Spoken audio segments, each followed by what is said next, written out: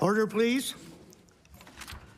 Before we begin our daily routine, the topic for late debate tonight has been chosen and has been moved by the member for Dartmouth North.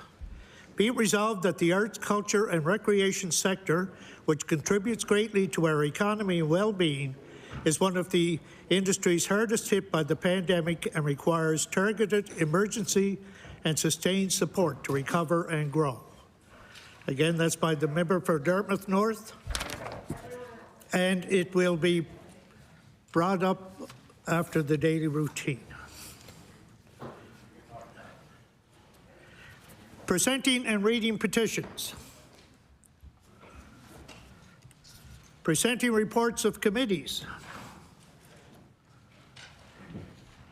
Tabling reports, regulations, and other papers. The Honourable Leader of the New Democratic Party.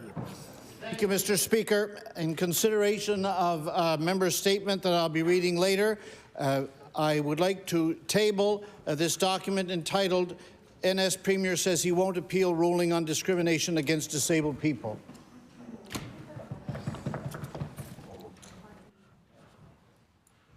The report is tabled. Statements by ministers.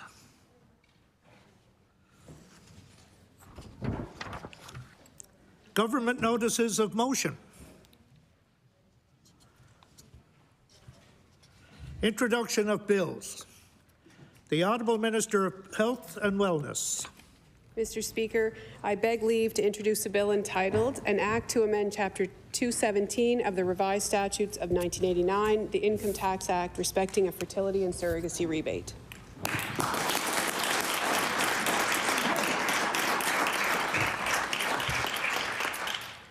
The Honourable Minister of Health and Wellness begs leave to introduce a bill entitled An Act to Amend Chapter 217 of the Revised Statutes of 1989, the Income Tax Act respecting the fertility and surrogacy rebate.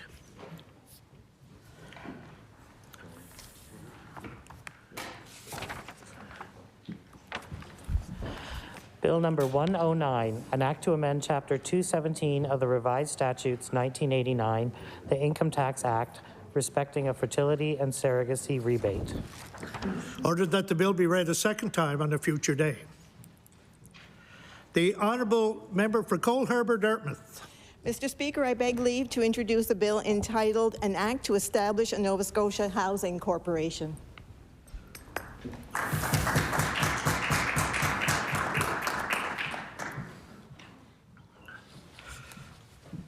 The Honourable Member for Cole Harbour, Dartmouth begs leave to introduce a bill entitled An Act to Establish a Nova Scotia Housing Corporation.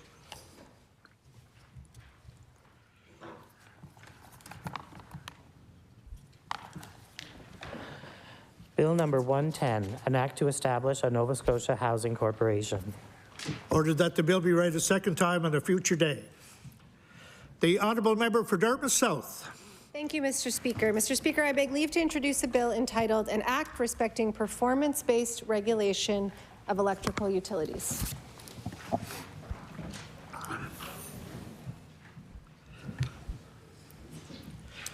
The Honourable Member for Dartmouth South begs leave to introduce a bill entitled An Act Respecting Performance-Based Regulation of Electrical Utilities.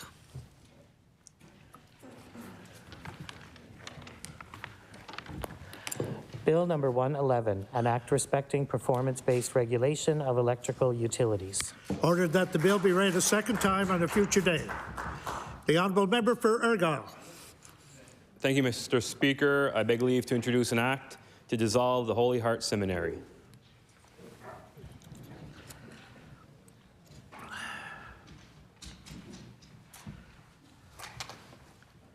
The Honourable Member for Argyll begs leave to introduce a bill entitled An Act to Dissolve the Holy Heart Seminary.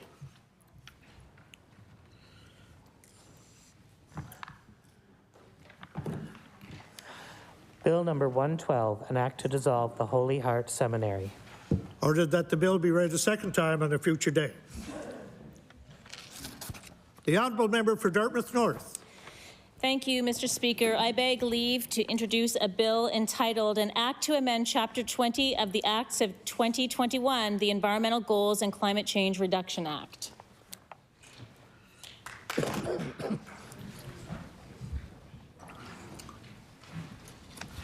The honourable member for Dartmouth North begs leave to introduce a bill entitled An Act to Amend Chapter 20 of the Acts of 2021, the Environmental Goals and Climate Change Reduction Act.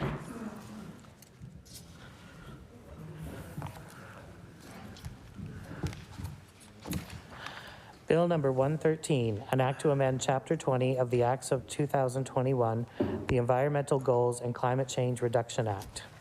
Ordered that the bill be read a second time on a future date.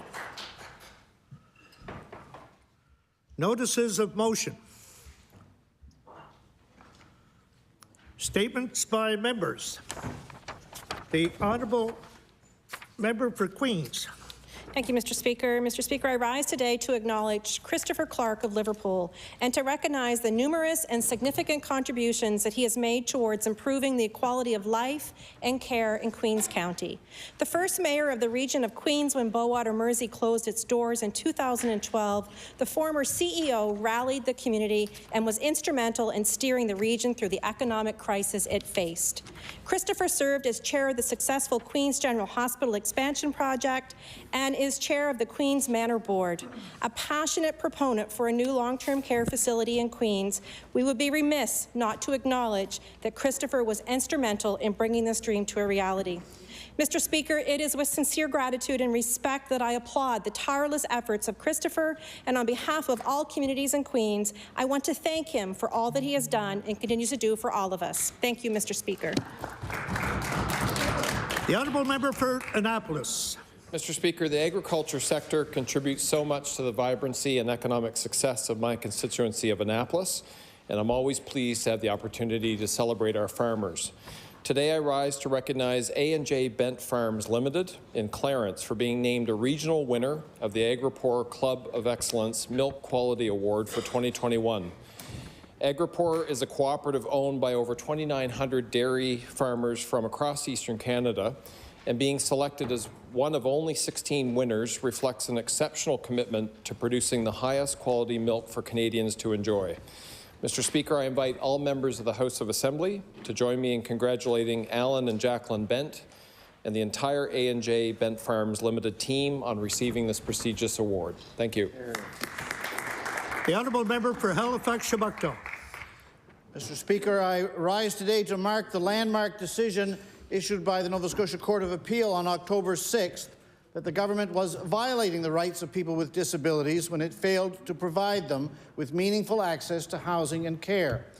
I have previously tabled an article published by CTV News entitled Nova Scotia Premier Says He Won't Appeal Ruling on Discrimination Against Disabled People. That article reads, the Nova Scotia government won't be appealing a recent court decision that found there was discrimination against people with disabilities who had sought services and housing in the community.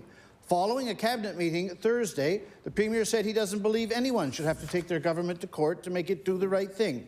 He said his government has heard the Court of Appeal's message loud and clear, unquote. I ask the House to join me in observing the importance of this ruling and of this subsequent government commitment. Thank you, Mr. Speaker. The honourable member for Dartmouth East. Thank you, Mr. Speaker. Mr. Speaker, I rise today to recognize Mathieu Cataford, James Swan, and Jake Furlong, the respective September 21, November 2021, and December 2021 Halifax Mooseheads Scholastic Players of the Month. These hockey players are all students at Prince Andrew High School and have been commended for their dedication to their academic studies. As a grade 11 student, Mathieu maintains a 97% average, while James and Jake, grade 12 students, both maintain an average of more than 90%. There is no shortage of achievement amongst these players, whether they're on or off the ice. Mathieu, James, and Jake are responsible individuals who diligently take charge of their academic and hockey careers.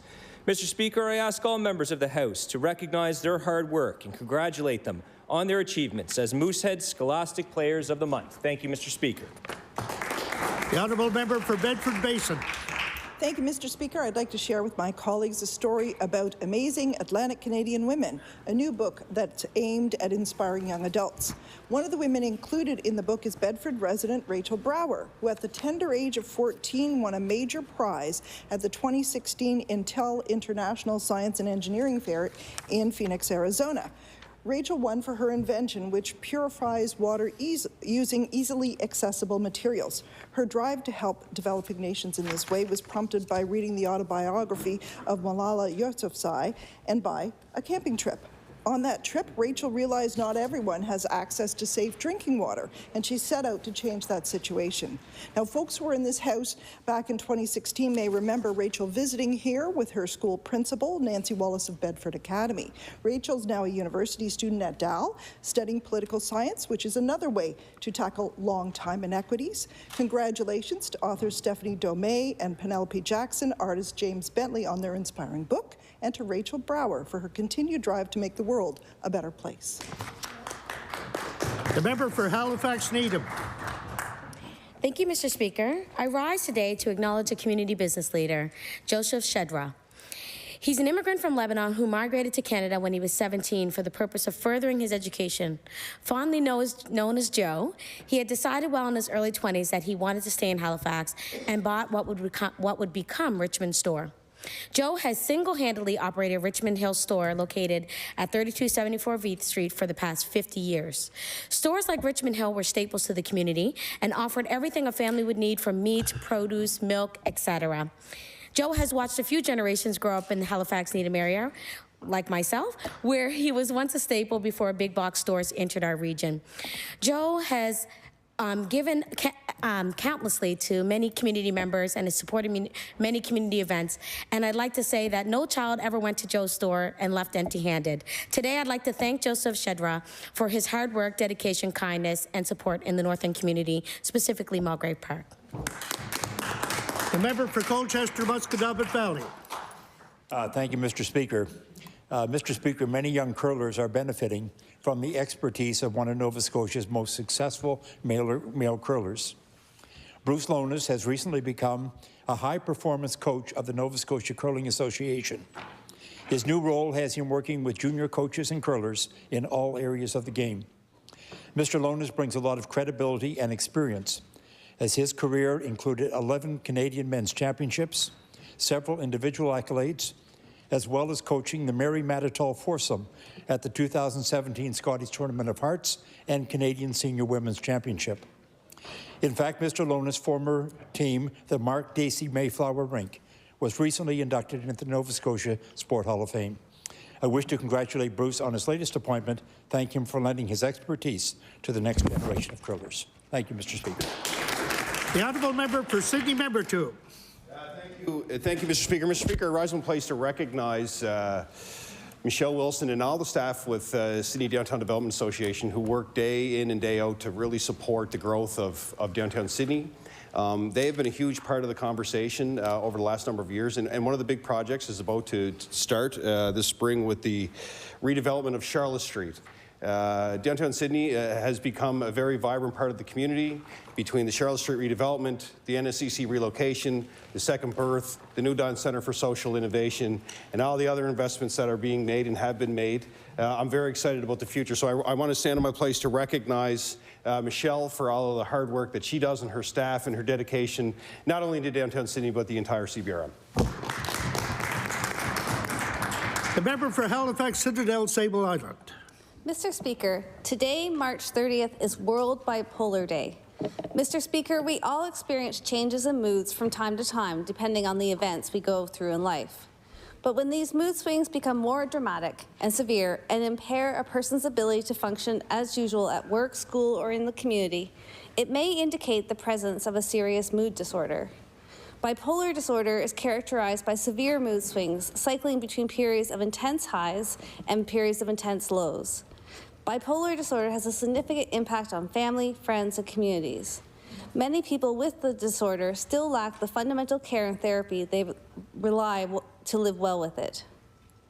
This World Bipolar Day, we can connect and remind folks that they are not alone with what they're going through. By using the hashtags Bipolar Together and hashtag World Bipolar Day, we can unite to educate, empathize, and empower others. Mr. Speaker, I ask all members to recognize the contributions of Nova Scotians who live with bipolar disorder and to commit ourselves to creating a province where systems support the well-being of all. The honourable member for Argyll. Mr. Speaker, I rise today to recognize a local author, George Muse, on his new book, Teach Your Children. Mr. Muse is a retired school teacher who, in his 33 years of teaching, witnessed the results of bullying firsthand. With 4 grandchildren in the school system, he hopes to contribute to the battle against bullying. His book clearly brings to light the seriousness of bullying in our schools.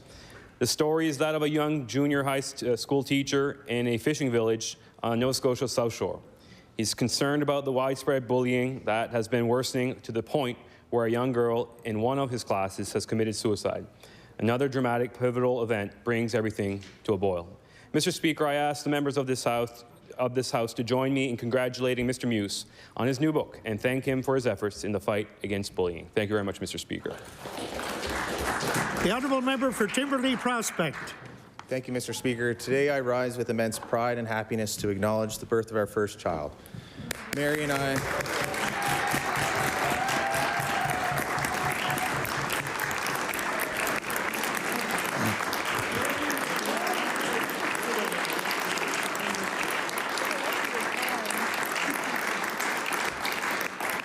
and she's watching right now. Mary and I were overwhelmed with pure joy as we welcomed Freya Rose Rankin on November 12, 2021 into our lives. This is a life-altering journey, and although life has been more hectic in our household, we also know parenthood is the single most significant role we will ever have, and I've had some important roles as of late myself. We are excited to welcome the smiles and giggles, to sing songs, to recite nursery rhymes, and to soak in all the first moments, milestones, and new discoveries. We are looking forward to teaching the valuable lessons of love, compassion, empowerment, and service, the characteristics that make us human and are the basic qualities that bond us together as a community. What an awesome experience to look at the world through the eyes of Freya as she begins to explore the world and take pride in learning how to do things on her own. Mr. Speaker, I've always been motivated by using politics as a vehicle to create change and a better future. And fatherhood strengthens my drive and ambition to ensure our daughter lives with all Nova Scotians in a safe, inclusive, more just society. Mr. Speaker, I'd like the members of the House to join me, which they already have, in celebrating the arrival of our most precious and newest member of the family. Thank you, Mr. Speaker.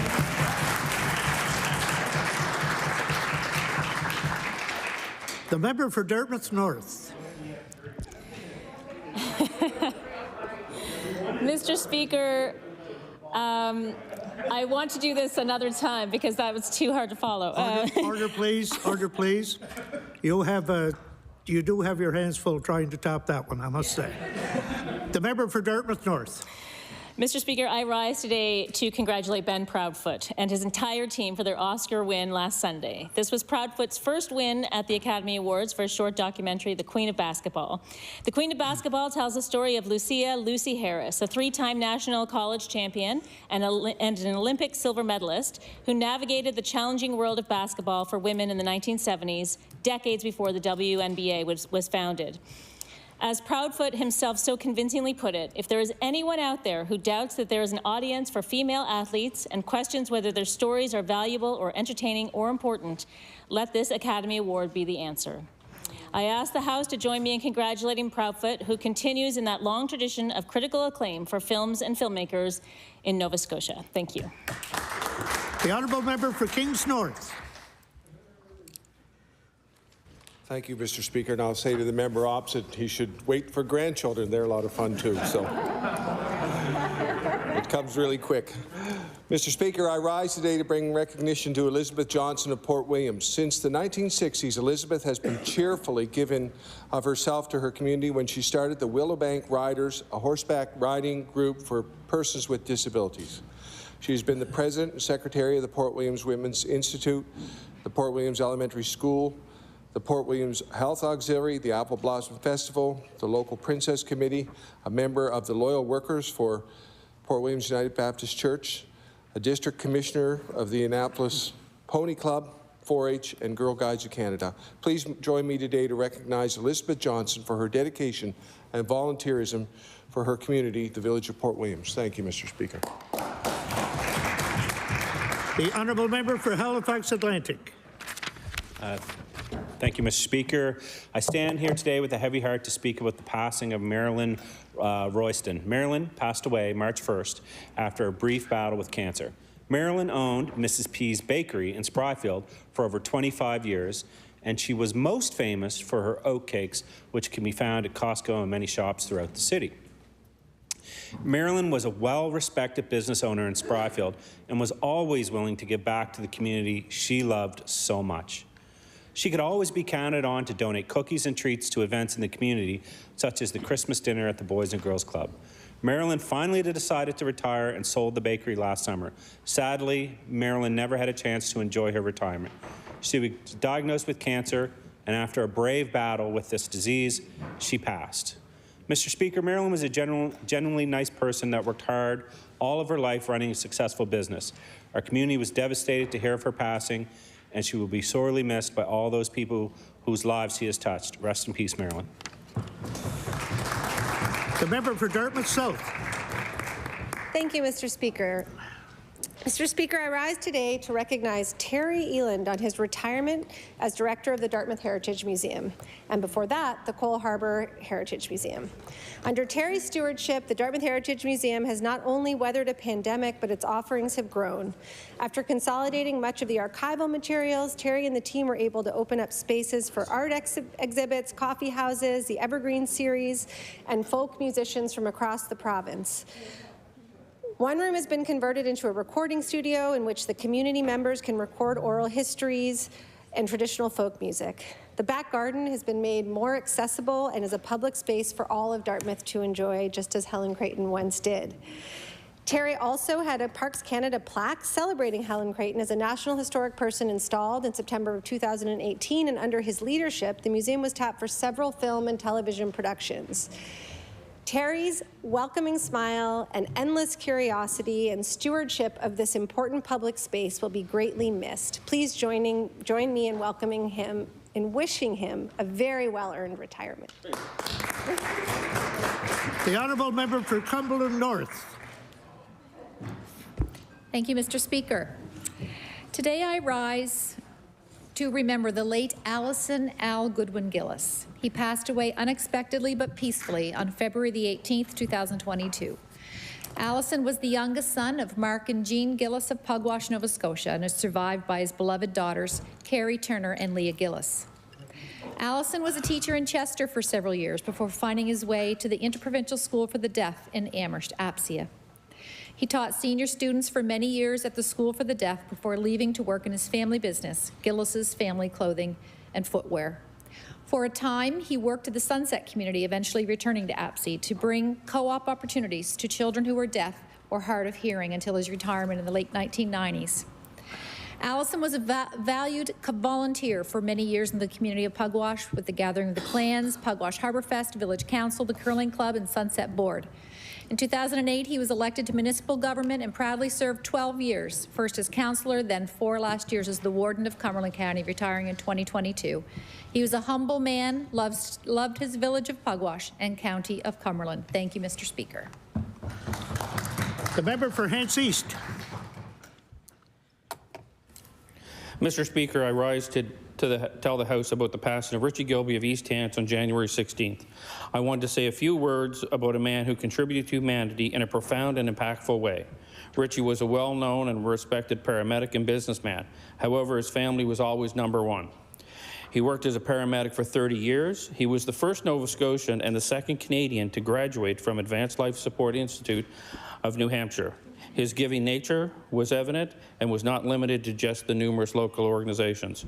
Richie also traveled to Trinidad and Tobago, where he helped incorporate a modern ambulance service and volunteered his time in Haiti with helping with the hurricane relief. Richie will be tremendously missed by our community, his wife of 18 years, Suzanne, and his 2 girls, Brianna and Megan. Mr. Speaker, I would like to offer my sincere condolences to his family, and may his memory live through his acts of kindness. Thank you, Mr. Speaker. The honourable member for Cole Harbour. Thank you, Mr. Speaker. Mr. Speaker, I stand in my place today to welcome all teams participating in the Canadian Police Curling Association Championship. This year's event is being held here in Halifax and hosted by the Nova Scotia Police Curling Association at the Mayflower Curling Club, April 1st to the 10th. Myself and the member from Cole Harbour, Dartmouth, are proud to support this event. The Canadian Police Curling Championships are the oldest and longest-running police sporting event in Canada. The first national championship was run in Winnipeg, Manitoba in 1956 and has run every year since until COVID halted the event in 2019. So we are pleased that they are able to start having this event again, and an added bonus to have it here in our own city. Over the years, the host team, Nova Scotia Police Curling Association, has raised money and made donations to numerous charities. For many years, the donations went to the Special Olympics in 2010. They changed their charity of choice to Tourette Canada. They also donate to the Rally Point Retreat, who supports their brothers and sisters who suffer with post-traumatic injuries. Thank you, Mr. Speaker. The Honourable Member for Cape Breton Centre, Whitney Peer. Thank you, Mr. Speaker. Today, March 30th, 2022, marks the grand opening of the Cape Breton Youth Project space on Townsend Street in Sydney. I wish to congratulate Madonna Doucette, the Cape Breton Education Coordinator, Mitch, Stefan, and Bradley, the community educators, and Jenna Reddick, the BIPOC Support Services educator. Mr. Speaker, I have the pleasure of knowing these incredible and caring individuals.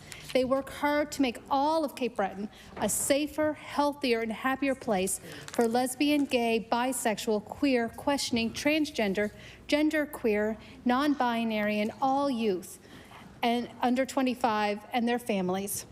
The Cape Breton Youth Project provides programs and services and fun nights from Port Hawkesbury to Glace Bay and every place in between. Their services and programs are much needed and have saved countless lives. Thank you, Mr. Speaker. The Honourable Member for Inverness. I would like to recognize a woman from Port Hood who during the pandemic helped bring happiness to a great number of people. She did so with her good humor, warm nature, and culinary skills. Mary Janet McDonald launched her Facebook Live program, Tunes and Wooden Spoons, shortly after COVID-19 emerged as a threat to the health of Canadians. While a great number of people worried about what the future held, Mary Janet offered a safe venue on Sunday afternoon where she taught baking skills online, not to mention provided conversation with guests and live music. Mary Janet's kitchen knowledge is now collected in the national bestseller, Tunes and Wooden Spoons, Recipes from a Cape Breton Kitchen. Please join me in congratulating Mary Janet for her success and thank her for helping to keep spirits high and stomachs full during the pandemic. The member for Halifax Armdale. Mr. Speaker, today I would like to recognize the award-winning Stoneheart Bakery. Stoneheart is more than just an amazing bakery. They are a social enterprise that has provided a work-based training program to hundreds of bakeries in Nova Scotia. Stoneheart Bakery also one of the only kosher certified bakeries east of Montreal. Mr. Speaker, I would like to thank Stoneheart for bringing so much business to the Halifax Armdale riding over the last 40 years and for training so many of the province's best bakeries. And I will ask a member of this House to go and grab some bakeries before you go home. Thank you, Mr. Speaker. The member for Halifax Needham. Thank you, Mr. Speaker. I rise today to acknowledge Doug McDonald, who was the Executive Director of Ward 5 in Halifax Needham for 49 years. Doug has been a fixture in this nonprofit organization that offers children's services such as breakfast programs and daycare services, food bank, community services, and more. He was instrumental in the support of St. Joseph's MBK School as well. Doug showed exemplary leadership skills and worked tirelessly to help those in need, including many seniors who lived in the area. Doug provided mentorship, set policies and procedures, and also got Ward 5 through hard financial times when there was a threat of closing. Doug would go out of his way to ensure seniors receive seniors lunch at Ward 5, taking the van out each day to pick up those seniors that couldn't make it in on their own. I would like all the members to join me in congratulating Doug McDonald on his long and successful career and wish him and his family the very best in his retirement. The honourable member for Lunenburg West. Thank you, Mr. Speaker. Mr. Speaker, South Shore Public Libraries are celebrating their 50th anniversary this year. With 4 branch locations in Bridgewater, Greenfield, Liverpool, and Lunenburg, as well as a renowned mobile service, this public library brings the magic of books and important educational and inclusive initiatives to every corner of Lunenburg and Queens counties. Events are being planned throughout the year to mark this incredible milestone, and there's a lot to celebrate. In August 2021, the library replaced its old school bus-style mobile branch with a new state-of-the-art bookmobile, loaded with features including Wi-Fi and a lift to welcome expectant moms, parents with strollers, and those with mobility issues. The new bookmobile brings the gift of books to rural Nova Scotia and is one of only 2 in operation across the province. Acting Chief Librarian Jeff Mercer believes that the new bookmobile is the perfect way to serve our rural areas and to nurture a lifelong love of books among young and old alike. Congratulations and best wishes to South Shore Public Libraries, staff and volunteers on all their successes and outstanding achievements over the past 50 years. Thank you, Mr. Speaker. The member for Bedford South. Thank you, Mr. Speaker. I'd like to congratulate and recognize small business owner Sandra Drover on her innovative and successful Fitcetera lifestyle clothing boutique. At the end of 2019, Sandra realized there was a huge void with the choice of sustainable and ethically made active, leisure, and casual everyday wear in HRM. Her vision is to offer affordable, quality clothing collections from a host of brands that are not only concerned with how a garment was made, but also how their production impacts the environment. Sandra believes that people should not only feel good in the clothes they wear, but should also feel good about the clothing they choose. She believes one piece of clothing at a time can make a difference and create a cleaner environment through the clothes we wear. Thank you, Sandra, for your sustainable and environmentally conscious approach with your business. Wishing you nothing but the best. Thank you. The member for Halifax Citadel Sable Island. Mr. Speaker, I would like to acknowledge Nick Harris of the University of King's College, who has received one of 11 Rhodes Scholarships awarded to Canadians this year. Nick has been a member of the Halifax community since 2018 as a student at the University of King's College and Dalhousie University. He is the immediate past president of the King's Student Union. The Rhodes Scholarship offers Nick the ability to continue his academic career at Oxford University, where he will pursue a Master of Political Philosophy once he completes his honors degree in Political Science and Law, Justice, and Society. Nick is the 33rd King student to receive this scholarship. Mr. Speaker, I invite all members to join me in congratulating Nick, as well as the 10 other Canadians who received Rhodes Scholarships this year. The honourable member for Guysborough-Tracadie. Thank you, Mr. Speaker. Mr. Speaker, I rise today to recognize the Guysborough Memorial Hospital Foundation. Since its early days, the foundation has been supporting the Guysborough Memorial Hospital with fundraising for equipment purchases and education of staff. They even own a home in the community to provide accommodations for physicians. Mr. Speaker, during the past number of years, the foundation has also been directly involved in the physician recruitment process. Members attend recruitment events in and outside the province and promote Guysborough as a perfect place to practice family medicine. Their commitment to ensuring the family practice and hospital have physicians available has been a priority, and their efforts have been quite successful. Guysborough has just welcomed 3 family physicians, and our community is grateful for the role that the foundation has played in bringing these much-needed doctors to the area. Mr. Speaker, I ask that the House recognize the Guysborough Memorial Hospital Foundation and their ongoing commitment to health care in our community. Thank you, Mr. Speaker. The member for Northside Westmount. Thank you, Mr. Speaker. I rise today to celebrate the life of Florence Dalsey Jessam. Dalsey passed away November 23rd, 2021 at the age of 85. And those who knew Dalsey knew that she was an avid political mind. Dalsey was a member of the Cape Breton North and Northside Westmount Liberal Association and ran many, many elections over the years. Dalsey supported me in everything that I've done and ran my office in 2006. And I know she's looking down here now, very proud of where we've come. Dalsey has 4 sons, Thomas, Archie, Murray, and Lauren. And Dalsey was a widow at the age of 36. So, Mr. Speaker, again, I would like to stand here and thank Dalsey for all of her years of contribution to Nova Scotia, and I ask the House to celebrate her life. Thank you. The member for Dartmouth North. Mr. Speaker, I rise today to honor the life and generosity of lifelong Dartmouth resident Sean O'Regan, who died suddenly earlier this month. Sean was part of a 3rd generation of his family to be involved with O'Regan's automotive group, and he was named president and CEO in 2008. He often said that you could not be a success in a failed world. And so today I'd like to focus on some of the many ways that Sean O'Regan sought to improve our world. Described as having limitless generosity, he and his family had a major impact on the Dartmouth community through gifts to the North Grove, the Dartmouth General Hospital Foundation, and Churchill Academy, a Dartmouth school for students with learning challenges. A supporter since its inception, Sean gave 16 years to Churchill's board of directors. He also gave his time and knowledge to l'Arche, Children's Wish Foundation, the Heart and Stroke Foundation, and other organizations.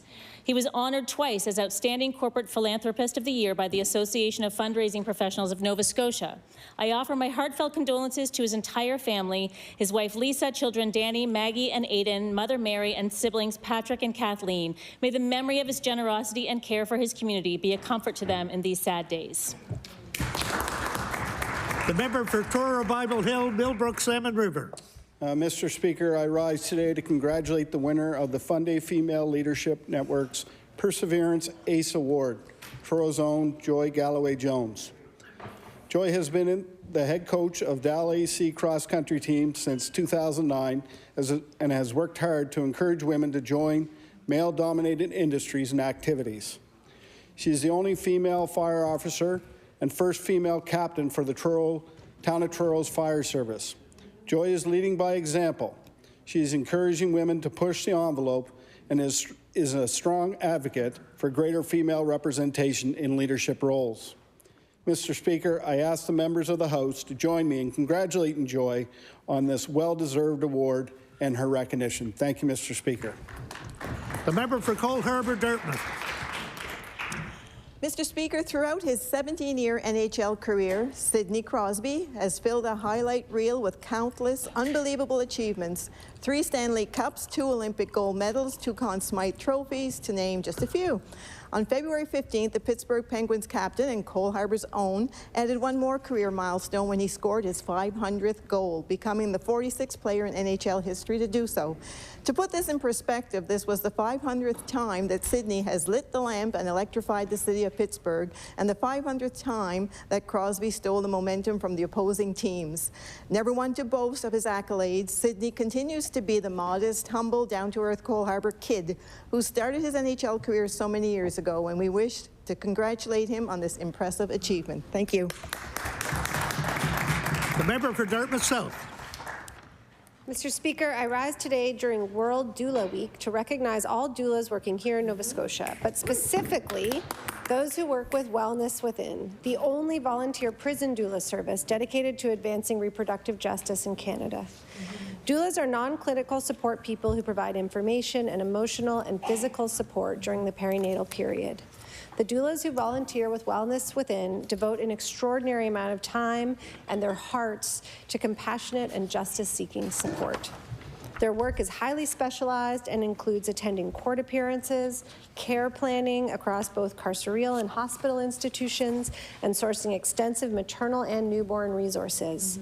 Thank you to Wellness Within and their incredible doula team for their service to people experiencing pregnancy and postpartum in the criminal justice system. The member for Hants West. Mr. Speaker, I rise today to bring recognition to Danny Dill. He is an example of community spirit through and through. Since 1979, Dill's family farm can boast they have the world's largest variety of pumpkins and welcomes thousands of visitors to the farm each year. Danny's hard work does not end at the pumpkin patch. He also sits on numerous committees such as the Agricultural Society, the Pumpkin Fest Society, and the Windsor Hockey Heritage Society, to name a few. This year in particular, Danny stepped up and accommodated the Nova Scotia Ski Club with the use of his fields because if he can help anyone, he will. Mr. Speaker, it is my honor to thank Danny Dill, a diehard Bruins fan, for being an active member in our community and drawing tourists from around the world. Big things can grow from small beginnings because of people like Danny. Thank you, Mr. Speaker. The member for Clayton Park West. Mr. Speaker, I rise today to recognize... Order, please. The member for Clayton Park West. Thank you. Mr. Speaker, I rise today to recognize student leaders of the tutoring group Power of 10, Mirelle Barsom and Victoria Jackson. Power of 10 at Halifax West originally was founded by student Hannah Bureau and was meant to help students who are newcomers to Canada with their learning and assist them with building self-confidence and connecting them with other students. The tutoring group is supported entirely by volunteers. The current student leaders, Mirelle and Victoria, have been very innovative. They have expanded this program to bring students from different ages, cultures, and ethnic backgrounds together. And that, Mr. Speaker, brings our community together. Mr. Speaker, I would ask that the House join me in recognizing the Power of 10 student leaders, Mirelle Barsom and Victoria Jackson, and thank them for their incredible work. The member for Cape Breton Centre, Whitney Pier. Speaker, I rise to acknowledge Barbara Palmer and Cody Leadbeater for their creation of a 40-piece puzzle mural painted on the BGC of Cape Breton building in Whitney Pier. Cody came up with the concept, stating puzzle pieces represent how the club brings youth together in a positive way. The pieces connect like a family, thereby connecting the club and the community together. Barbara worked with the club members and the staff before painting the 100-square-foot artwork. Her work represents how the club connects with youth and the community, the values and programs and social movements that are important to the club and the community as a whole. Barbara's artistry captured the essence of the club, its dedication, the staff dedication, the hopes and dreams of all the youth. Thank you, Mr. Speaker. The honourable member for Eastern Shore. Thank you, Mr. Speaker. Mr. Speaker, I rise today to recognize Team Paul Fleming, who recently represented Nova Scotia at the Tim Hortons Brier in Lethbridge, Alberta.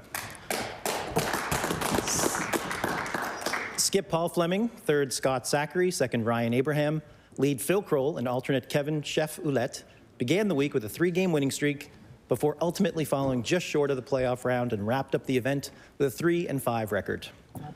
These decorated athletes are no strangers to our National Men's Curling Championship. For Paul, this was his 11th Brier. Phil competed for the 7th time and Scott for the 6th. Mr. Speaker, there's no question this team put their best efforts forward and represented our province with pride and dignity. I would also like to formally congratulate Scott Zachary for winning the Ross Hartstone Trophy.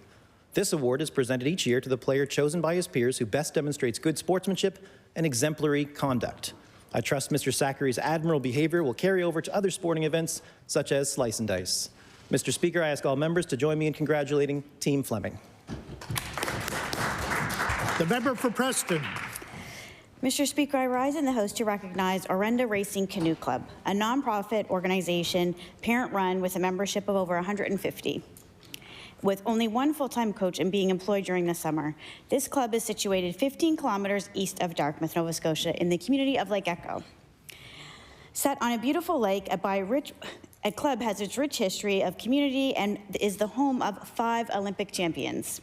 So, since the formation of the club in 1977, the mandate and objectives have been to provide a much-needed facility to a growing community, to contribute to a place where children and youth could look upon on their own to experience the activities in community. Orenda Club offers year-round services for athletics and is a summer full-time month program for kids 6+. I'd like to recognize Orenda Canoe Club for their contributions to the success of the Lake Echo community. Thank you. The member for Colchester North. Thank you, Mr. Speaker. Mr. Speaker, I rise today to congratulate Eugene and Ruth Morrison on their 60th wedding anniversary. Mr. Speaker, I met with Eugene and Ruth last Saturday. Eugene took great pleasure in recounting the challenges he faced in acquiring a marriage license at age 19. The happy couple who reside in Brookside were married by a justice of the peace in Pictou during a snowstorm. It was the wedding that almost didn't happen. Mr. Speaker, I ask all members of the House of Assembly to join me in congratulating the Morrisons on their milestone anniversary. Thank you. The member for Clare. Thank you, Mr. Speaker. Mr. Speaker, every day entrepreneurs decide to take the next step and expand their businesses into new ventures. After bringing back a neglected 5-acre apple orchard, Denise and Derek Flynn purchased in Carberry, Denise decided to take the next step and use the orchard's apple to make cider. After a couple of years of preparation that involved taking a cider-making course and building a cidery on their property, the Carberry Cider Company produced its first cider, the fresh apple cider, from some of the orchard's 18 varieties of apples. The cider and 2 new seasonal flavors are now available through the owners at the local restaurants as well as the local farm markets. I ask that all members join me in recognizing the entrepreneurs like Denise and Derek Flynn for taking the extra step to expand a small agricultural operation into manufacturing new products. Thank you. The honourable member for Antigonish. Mr. Speaker, I rise today to acknowledge the great work done by the Antigonish Kinsmen Club. Kin Canada is an all-Canadian service organization made up of dedicated member volunteers who serve as our community's greatest needs. Kinsmen Radio Bingo on 98.9 XFM Radio has been one of the organization's many successful fundraisers for many years. Proceeds from their fundraising go back to deserving groups in the community. Saturday night Kinsmen Radio Bingo was particularly enjoyable and helpful during COVID restrictions. Many people in Antigonish continue to enjoy Kinsmen Radio Bingo every Saturday night and have established the weekly routine of playing as a family. Recently, the Antigonish Kinsmen Club made a $10,000 donation to CACL in Antigonish. I ask all members of this House to congratulate the Antigonish Kinsmen Club for their dedication to our community. Thank you, Mr. Speaker. The honourable member for Yarmouth. Thank you very much, Mr. Speaker. Yarmouth's Laurie Barron has been named the Maritime Junior Hockey League's Head Coach of the Year. This is the 3rd time the Yarmouth Mariners General Manager has received this award during his career. He previously received it in 2012 and 2018. Laurie Barron led Yarmouth to the best record in the Eastlink South Division for the 5th straight year at 25-8-4-1, and the Mariners also have the 2nd best goal differential and allow the 2nd fewest goals in the league. I ask this House to join me in congratulating Yarmouth's Laurie Barron on this impressive and prestigious award and wish him much success in the future, as well as the team. Go Mariners, Mr. Speaker. The member for Kings West. Thank you, Mr. Speaker. I rise today to recognize another valued volunteer in Kings West doing great things for our communities. Heather Morse is a retired educator and principal with a passion for community volunteering. She currently serves as chair of the Western Kings Community Health Board, where she has been a member since 2017. Heather is committed to the health of the community and food security in particular. She has filled many roles throughout her time on the Community Health Board, including working on the Kings County Food Council, reviewing grant applications on the Wellness Fund Committee, assisting in school food initiatives in Berwick, and participating in the Community Alcohol Partnership. Heather also volunteers with the Kingston Greenwood Mental Health Association, Valley Restorative Justice, and is on the board of directors of Nourish Nova Scotia. Mr. Speaker, I'd like to ask all members of this House to join me in thanking Heather for her dedicated leadership and volunteerism. Her work has certainly made a difference in Kings West. Thank you, Mr. Speaker. The honourable member for Bedford Basin. Mr. Speaker, I'd like to express my appreciation for Dr. Lisa Barrett, the Dalhousie infectious disease expert who has led Nova Scotia's testing efforts throughout the COVID-19 pandemic. Dr. Lisa has been a go-to source for media, both local and national, for commentary on the pandemic, and no wonder she studied under Dr. Anthony Fauci. Dr. Lisa saw early on the need for widespread testing of the population, and she and her team mobilized volunteers to welcome clients, administer tests, and even check the results on rapid tests. As a result, Nova Scotia was catching between 10 to 20% of the cases during COVID-19 through these rapid tests. And I can tell you, relatives and friends in other provinces looked on this effort and our results with envy. And she did all this while treating COVID patients in hospital too. So I want to thank Dr. Lisa Barrett for her determination, her grit, and just being an inspiring role model for all the girls and young women who see her at the forefront of testing efforts in this province. Dr. Lisa has made and is making a difference. Thank you. The honourable member for Waverley Fall River Beaverbank. Thank you, Mr. Speaker. Although Christmas is a few months behind us, this is worthy of consideration. Christmas was especially bright for many residents in Fall River and beyond due to a creative and talented homeowner who produced an amazing light and musical performance for all to see. 3,500 lights covered Sean Anderson's house and lawn and were programmed by him, designed the colors, patterns, and brightness. With the addition of an FM transmitter, visitors watched and listened to the brilliant 4-song display from their cars. In addition to the light show, donations were collected for the Lions Club Christmas Express, filling 2 truckloads of food and items for families in need. Mr. Speaker, please join me in thanking Sean for spreading Christmas joy to the many families of Fall River and area and creating an event that was unique and very COVID-friendly. Thank you, Mr. Speaker. The honourable member for Timberlea Prospect. Thank you, Mr. Speaker. I rise today to recognize Dakota Clayton, a resident of Beachville. To celebrate African Heritage Month, Dakota, one of Nova Scotia's few black audiologists, is giving the gift of hearing. Dakota created a contest to donate a free pair of hearing aids to a member of the black community. Hearing health is connected to not only your ability to communicate with others, but also to your overall quality of life. Hearing properly impacts people socially and emotionally. There are so many Nova Scotians who do not have access to good health care, let alone access to hearing services. Research shows the average Nova Scotian experiences hear loss for 7 to 10 years before seeking any kind of treatment. Listening is demanding, and people who struggle to hear properly often isolate themselves socially and pull away from the things they love to do. Studies also link hearing loss to cognitive problems and increase the risk of dementia. Being able to hear properly is a quality of life issue and provides a level of independence. Mr. Speaker, I'd like the members of the House of Assembly to join me in thanking Dakota for his life-changing initiative to help a community member connect and communicate effectively with family and friends. Thank you, Mr. Speaker. The member for Shelburne.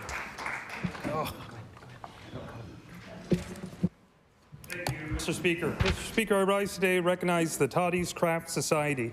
Toddy's was established in 1977 to foster interest in 18th century crafts and to financially support the growth of a historic complex at Dock Street in Shelburne. Since its inception, the group had donated at least $150,000 to various waterfront projects, including upgrade to the Old Guild Hall, the Cox Warehouse, the Tourist Bureau, Orderly Room, Market Square, Ross Thompson House, Dory Shop, and Founders Days. In 2021, $15,000 was donated to the Shelburne Fire Department, and this year the Society will support major work planned at the Coyle House. Many wonderful volunteers who have contributed, including most recently Mona Fogd, Judith O'Brien, Ellen Miller, Holly Renaud, Donna Jeffrey, Verna Roche-Williams, Linda McLaughlin, Lauren Hesse, Claudia Lawrenson, Pierre Tremblay, Shirley Crockett, and Jermaine Osborne. Mr. Speaker, thank you. And yeah.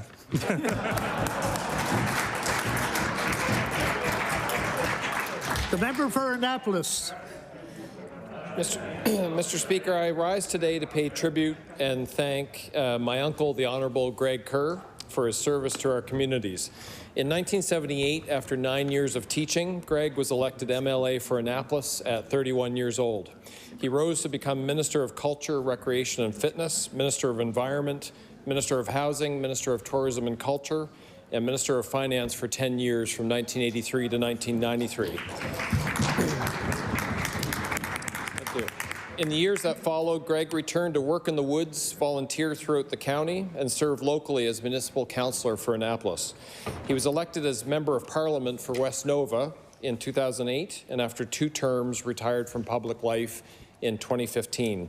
I welcome everyone to congratulate Greg on his many years of service to Nova Scotians with all 3 levels of government as municipal councillor, MLA, and MP. Thank you. The member for Chester St. Margaret's. Thank you, Mr. Speaker. Mr. Speaker, I rise today to recognize the Chester Playhouse. As far back as 1938, the Chester Playhouse has provided a home to theatre and culture in Nova Scotia. I am thrilled to announce that the Chester Place is expected to reopen by spring of 2023, only 2 years after the building was heavily damaged in a fire. Supported by this provincial government, the municipal government, and the federal government, and an incredible fundraising drive from the community, which contributed $500,000. Like the Phoenix, the Chester Playhouse is rising from the ashes and will once again be a leader within this province in delivering Nova Scotia arts and culture. I call on the members of this house to join me in congratulating their board of directors and all those who supported the Playhouse in this incredible rebuild. Thank you, Mr. Speaker.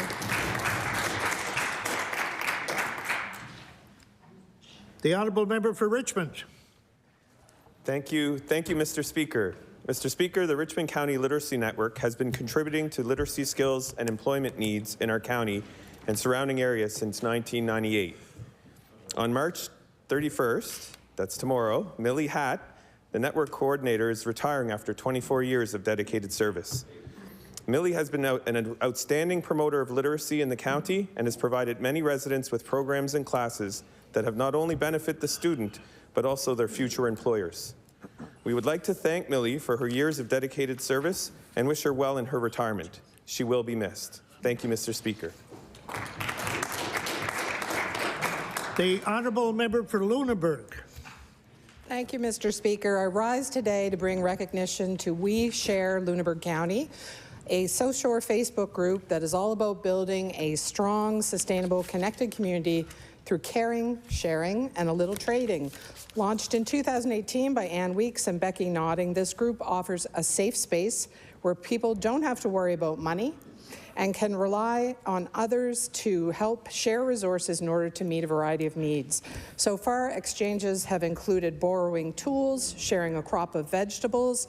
Seniors will trade an item they no longer need in return for a service. Young families with newborns save themselves the expense of purchasing new. In one instance, a member left the hospital in order to move into a new apartment, and within a week had a fully furnished apartment. Thank you to We Share. Order, please. The time allotted for statements by members has expired. The time is now 2 o'clock. We will begin question period that will end at 2:50. I recognize the honourable leader of the official opposition. Thank you, Mr. Speaker. In the first few days of this House, I know the Premier's been hearing about the cost of living crisis. I'm sure he's hearing it in the streets with inflation at a 30-year high, fuel prices at record levels, and power rates about to increase. Mr. Speaker, considering these runaway costs, is the Premier prepared to admit that we are in a cost of living crisis in Nova Scotia? The Honourable Premier. Thank you, Mr. Speaker, and I thank the member for the observation that I think pretty much the entire world has observed that a cost of living is going up. Inflation is up. We've had incredible stresses on the supply chain and all kinds of things happening in the world, wars, things that we couldn't even imagine taking place are taking place. Yes, the cost of living is going up. Yes, Nova Scotians are under incredible pressure, most definitely, as are all Canadians, all North Americans, and citizens of the world, to be honest, Mr. Speaker. The Honourable Leader of the official opposition on his first supplementary. Thank you, Mr. Speaker. Well, isn't it ironic that the Premier admits that there is a cost of living crisis, yet his finance minister tabled a solutions document yesterday in the House that doesn't have support for the majority of Nova Scotians who are battling this, Mr. Speaker. I'd like to ask the Premier if he does believe Nova Scotia is facing this cost of living crisis, when will we see the solutions, because they certainly weren't presented yesterday. The Honourable Premier. Au contraire, Mr. Speaker. They were presented yesterday. They were presented in the weeks leading up to yesterday. We didn't wait for yesterday, Mr. Speaker. We got going within weeks of getting elected into office when Nova Scotians looked at what was available to them to govern this province in August. They spoke very loud and very clear that they liked the solutions that this party was offering. And I will tell you, Mr. Speaker, I'm hearing from them every day that they are impressed with the speed at which we are delivering on the solutions we promised them. The Honourable Leader of the Official Opposition on his final supplementary. Thank you, Mr. Speaker. What we did see is relief only for corporations, Mr. Speaker, to the tune of $200 million tax cut, Mr. Speaker. We didn't see support for the majority of Nova Scotians the way that other provinces have come out proactively. Quebec, giving everyone under $100,000 relief. British Columbia came out with something for everyone that has vehicle insurance, Mr. Speaker. Even New Brunswick has come out, our neighboring province, giving tax relief to people that need it most, Mr. Speaker. My question for the Premier, compared to the rest of the country, why is he letting Nova Scotians fall further behind with the cost of living crisis? The Honourable Premier. Well, thank you, Mr. Speaker. And in the flurry of announcements we were making, the incredible amounts of investments we've made in support of Nova Scotians, by the way, including $13 billion in yesterday's budget in support of Nova Scotians. The honourable member may have missed the support we put out for Nova Scotians last week to recognize the immediacy of the issues, support for food banks, support for home heating, all to go with rental initiatives. Mr. Speaker, there's a lot of work to do in this province, but Nova Scotians can see very clearly we are the government to get it done. The Honourable Leader of the New Democratic Party. Thank you, Mr. Speaker. Yesterday, in question period, the Minister of Community Services provided the House what she called a friendly reminder that she had been mandated by the Premier to fight poverty.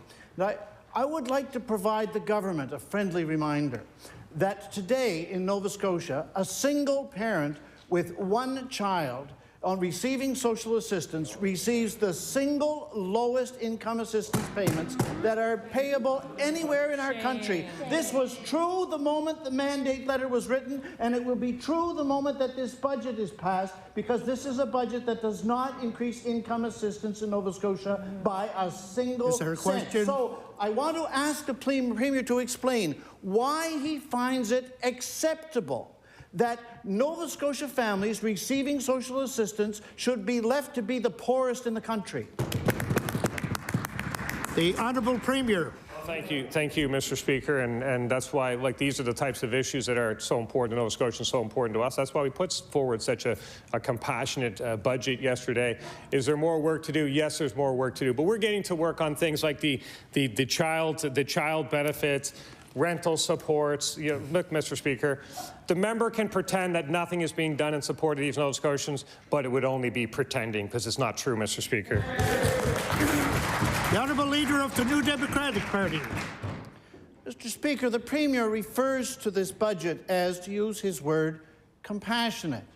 I don't think, however, that it qualifies as compassionate to have a budget that leaves a single income assistance recipient receiving a total annual income of $7,920 in the midst of a 5.7% inflation environment, which is going to knock $400 off of that in the course of the next budget year. So I want to ask the Premier, why, if they were so compassionate in this government, did they not have enough compassion simply to index income assistance to inflation? Yes.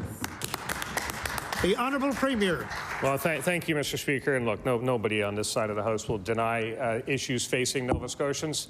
We'll let that for the two prior governments before us, three prior governments. They've ignored the issues. We won't ignore the issues.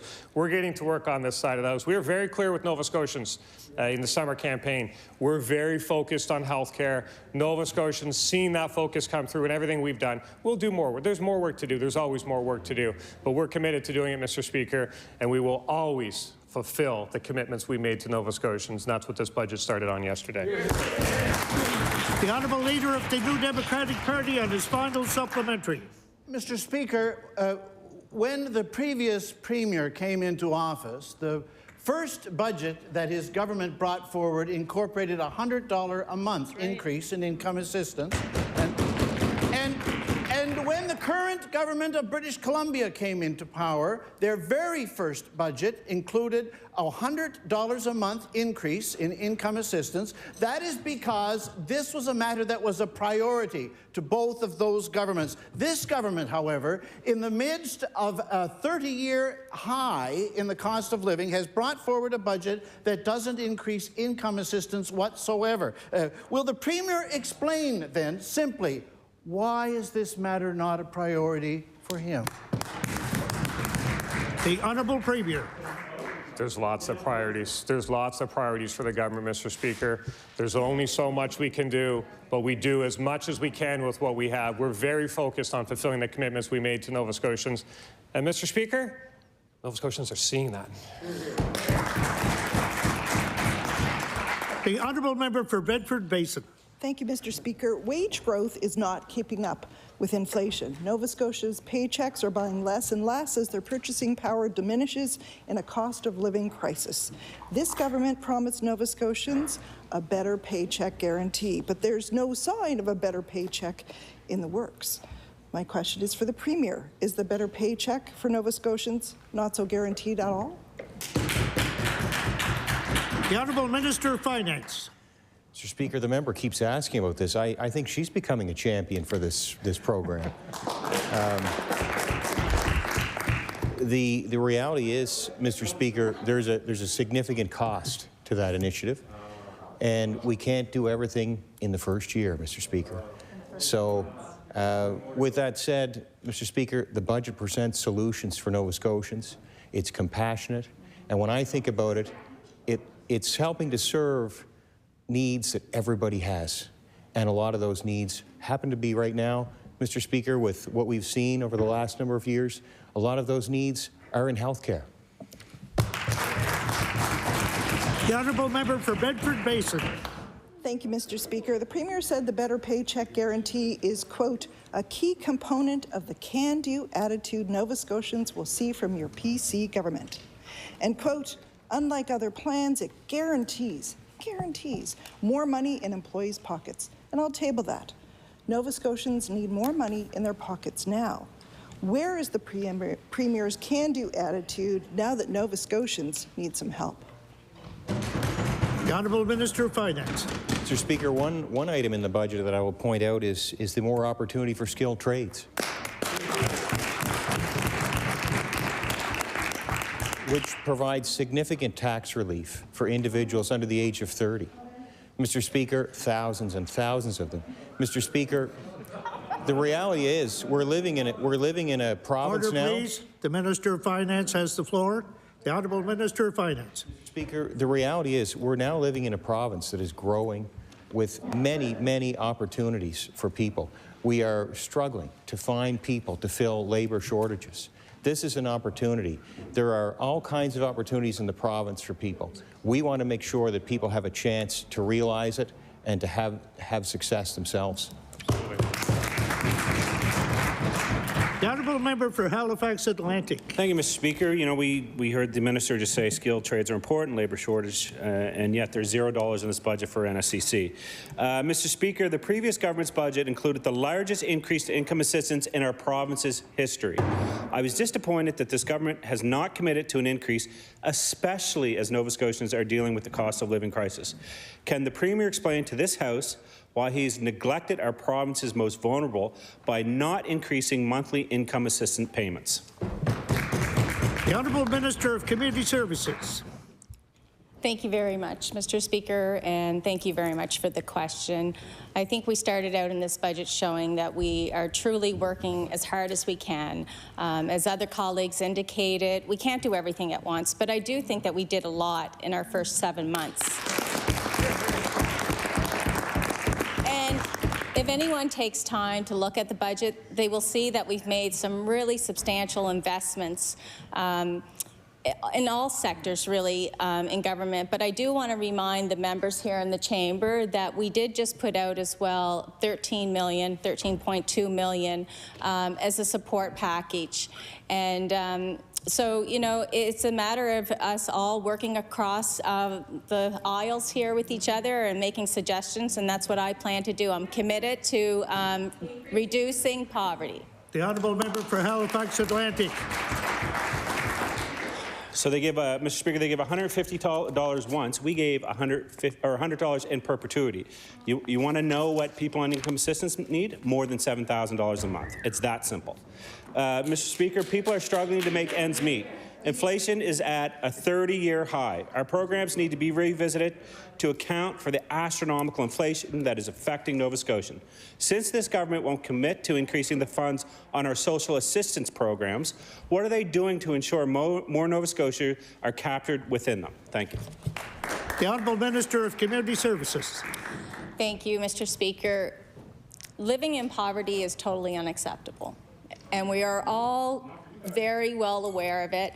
I commend the government for increasing it by $100. That was substantial, and it absolutely has helped a lot. I think what we need to realize, too, is those people living in poverty also access a number of programs that assist them. And just for a reminder, because I think a lot of people have a misconception of how the $13.2 million was rolled out. So we're getting that out to individuals this week. But, Mr. Speaker, if you are on income assistance and you have 3 children, each of those children get $150 too. So it's not per case, it's per person living in the household, okay? The honourable member for Northside Westmount. Mr. Speaker, the weight of the cost of living crisis is also crushing our small businesses. They've been waiting for an economic recovery plan since September, but the Premier fired the Economic Growth Council with no backup plan for recovery, and no plans to get our small businesses out of the red and back into the black again. So my question is for the Premier: when will small businesses see a plan for economic recovery from this reactive government? The Honourable Minister of Economic Development. Thank you, Mr. Speaker. Thank you for the question. The continued suggestion that there is no plan for economic recovery is ludicrous. Our recovery plan is based on the same trail that we will blaze, that we have outlined in various mandates letters across a few departments based on growing Nova Scotia, a trend that is already well underway, attracting people to the trades, increasing local consumption, and supporting our businesses to become more efficient and to expand. The member for Northside Westmount. Mr. Speaker, to suggest that there's an no economic recovery plan is ludicrous is ridiculous.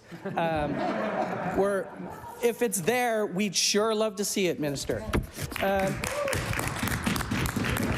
Mr. Speaker, businesses across this province are still struggling. From Sydney Mines to Yarmouth, small businesses across this province are concerned about rising costs. As a matter of fact, 66% of businesses are still below normal revenues. Over 2 in 3, or 66%, had to take on debt in the pandemic, and 15% of those are afraid they'll not be able to pay that back. I'll table that. So, Mr. Speaker, my question is for the Premier. How many more small businesses will have to close their doors before they see any support from this reactive government? The Honourable Minister of Economic Development. Mr. Speaker, and to the member opposite, our conversations and our support for small business continues every day. It includes $12 million specifically for tourism businesses. We are ever mindful, and no one has to tell us that there are businesses that are holding on by their fingernails. One of the biggest movements forward was the reopening of society and the lifting of restrictions, which is a cautious process. We will continue to work with public health to appropriately get people and therefore our economy moving, and we will help businesses to get through this period. The member for Dartmouth South. Thank you, Mr. Speaker. Mr. Speaker, my question is for the Premier. This April, our province will mark the 30-year anniversary of a decision that continues to impact every Nova Scotian in this province. That's right. It's the decision by a previous PC government to privatize Nova Scotia Power. Since then, Emera has made billions in profits, and Nova Scotians, plagued by rising power bills, poor service, and an unreliable grid, watch as executives rack up millions in bonuses.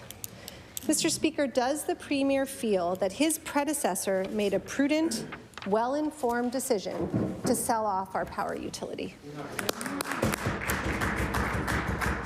The Honourable Premier. Thank you, Mr. Speaker. I'll answer on behalf of the Minister of Energy. The member may not be aware, but the largest power rate spike we saw in this history was in a brief window of time when the NDP government power rates went up 25%. But I will assure the member that we on this side of the House understand the importance of protecting ratepayers, and we will do exactly that. The Honourable Member for Dartmouth South.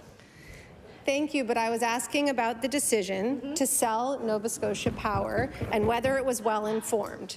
When it comes to dealing with Nova Scotia Power and its recent application to raise power rates and impose fees that would decimate the solar industry, and I'll table that, the Premier said, quote, no option is off the table, unquote. So I take his comments at face value, but asked directly about returning Nova Scotia Power to public ownership, the Premier said he would, quote, run some numbers, and I'll table that. This is exactly what was not done in 1992, when there was no analysis done at all to justify the decision to sell Nova Scotia Power for a pittance.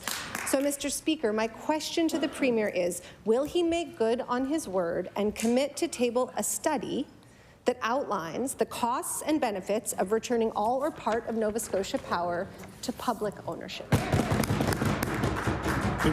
Before I recognize the Premier, I'm going to ask that the word he not be used, that it will the Premier or wherever the question is intended. Thank you, the Honourable Premier. Thank you, Mr. Speaker, and I appreciate the concern over rates in the province and speaking about an analysis of the numbers. I wonder if the former NDP government did an analysis when they saw rates go from 12 cents a kilowatt hour up to 15 cents a kilowatt hour. I will assure Nova Scotians. Order, please. The Premier has the floor. I will assure Nova Scotians that our primary. Order, please.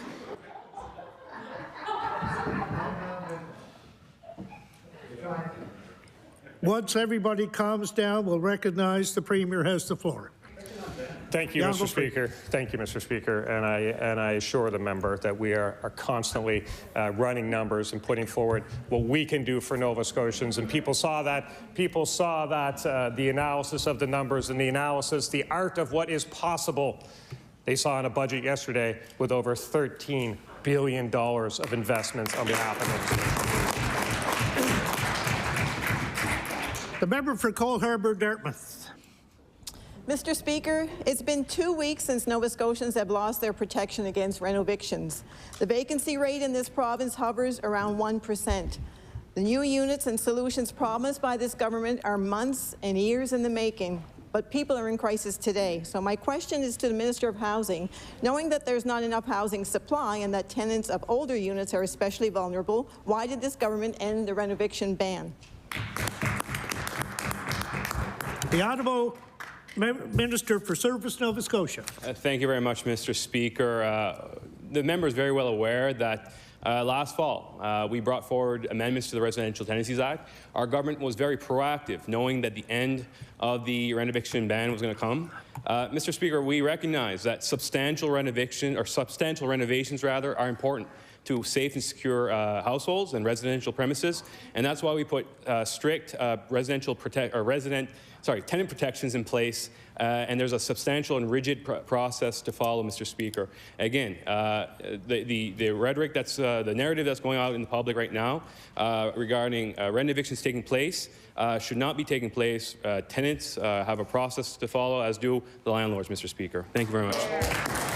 The honourable member for Cole Harbour Dartmouth. The rhetoric in the public, okay. We know that rent caps incentivize rent evictions. How are Nova Scotians expected to find affordable housing when investors are chasing them out of every affordable unit that they can find? This compassionate government has lifted the ban on rent evictions while maintaining the rent caps. This is a dangerous combination which is seeing vulnerable Nova Scotians on the street and losing the place they've called home for over 30 years, and I'll table that. My question is for the Minister of Housing. This government is not offering any safety and stability to these Nova Scotians. Will you act now with speed on the rent eviction and reinstating the rent eviction ban, because housing is health care? The Honourable Minister of Service, Nova Scotia. Mr. Speaker, please allow me to take this opportunity to outline the process for all members that all members voted in this Assembly last fall. Mr. Speaker, if tenants and landlords do not mutually agree to a rent eviction process, then the landlord must apply to the Residential Tenancy Board, demonstrate the need for vacant possession, demonstrate that they need a building permit for the renovations. Again, Mr. Speaker, they are substantial renovations. It's not simply changing a window or a light fixture, Mr. Speaker. And that's why this government took action last fall to bring tenant protections regarding compensation for tenants and penalties against landlords who do not follow this process. Thank you very much, Mr. Speaker. The member for Bedford South. Thank you, Mr. Speaker. Mr. Speaker, with the rent eviction ban being lifted, seniors living in older, affordable rental units are receiving eviction notices, kicking them out of their homes so they can be renovated and put back on the market, in some cases, for double the rent. In Dartmouth, a 62-year-old retired hospital worker who lives on a pension was rent-evicted twice from 2 different buildings. Former units of $700 and $725 put back on the market for over $1,400. I will table that document as well. My question for the Minister of Service Nova Scotia, it appears, with the rent eviction ban being lifted, how many more seniors and Nova Scotians will find themselves out of house and home as a result of this decision by the government? Thank you. The Honourable Minister of Service Nova Scotia. Again, Mr. Speaker, as I noted in my previous response, there is a process to follow. There was some question regarding the number of applications made since the ban was lifted last week. Mr. Speaker, there was 5 applications made prior to the ban being lifted on the 21st. Since then, there was another 7. Mr. Speaker, none of these applications have made it through the hearing process, Mr. Speaker. So as any application through the residential tenancy process, there is a process to follow. Mr. Speaker, again, it is for substantial renovations to ensure the safety of the premises for all Nova Scotians. Thank you very much, Mr. Speaker. Before we go any further, it's been noted that some members are on their phones. So I'm going to ask that that not happen during question period, especially. The honourable member for Bedford South. Thank you, Mr. Speaker. Mr. Speaker, right now, today, there are over 2,800 low-income seniors waiting for affordable housing. Even more concerning than that is that seniors were not mentioned once in the Premier's housing plan, and 0 funds were earmarked for seniors on fixed incomes. Of course, there are many. My question for the Minister of Municipal Affairs and Housing: how many of the new 373 affordable units in Dartmouth will be earmarked for seniors? The Honourable Minister of Municipal Affairs and Housing. So I'd like to thank the member for that question, and we're very concerned about housing across the spectrum, and the 373 units that we've announced will be managed by the developer, by the landlord when that time comes, so that how the distribution of who lands there will be up to them. There's a requirement for the landlord to confirm the income level and manage that. So this is who actually ends up in those units. A year and a half, hopefully, a year and a half from now, when those units are built, will be up to that. But as far as it goes, Mr. Speaker, in public housing, we have a substantial program for seniors on multiple levels, including keeping seniors in their own homes, which is helping them with furnaces and roofs and that, and we have a substantial number of seniors in our public housing. So we're doing a lot for seniors, Mr. Speaker. I'm going to ask once again that the questioners and the ministers please try their best to keep their response and questions within somewhere near the time limit. The honourable member for Northside Westmount. Thank you, Mr. Speaker. In October, this government announced that they would be creating over 1,100 new affordable housing units, and I will table that. It gets better. In the Affordable Housing Commission January progress update, the release states that this government will produce 1,139 more affordable housing units. And I'll table that. And it does get better. However, yesterday, the Minister of Municipal Affairs and Housing stated that the province actually only plans on creating 714 affordable housing units. I'll table that. I know there's lots of great mathematicians over there, so can the minister help me do the math here? How did this government go from promising 1,100 new affordable housing units to 1,139 units, but now only delivering on 714? The Honourable Minister of Housing. Oh, Mr. Speaker, I'd like to thank the member for that question, and I would just like to state there's no intention to mislead on the numbers, and numbers get stated one way or the other. The fact is, and again, right off the top of my head, I believe that we were creating, in the initial announcement last fall for $35 million, which we've committed to the Affordable Housing Quick Start program, which I'll remind you was initially a $25 million Quick Start program, but in the fall, we topped that up by $10 million.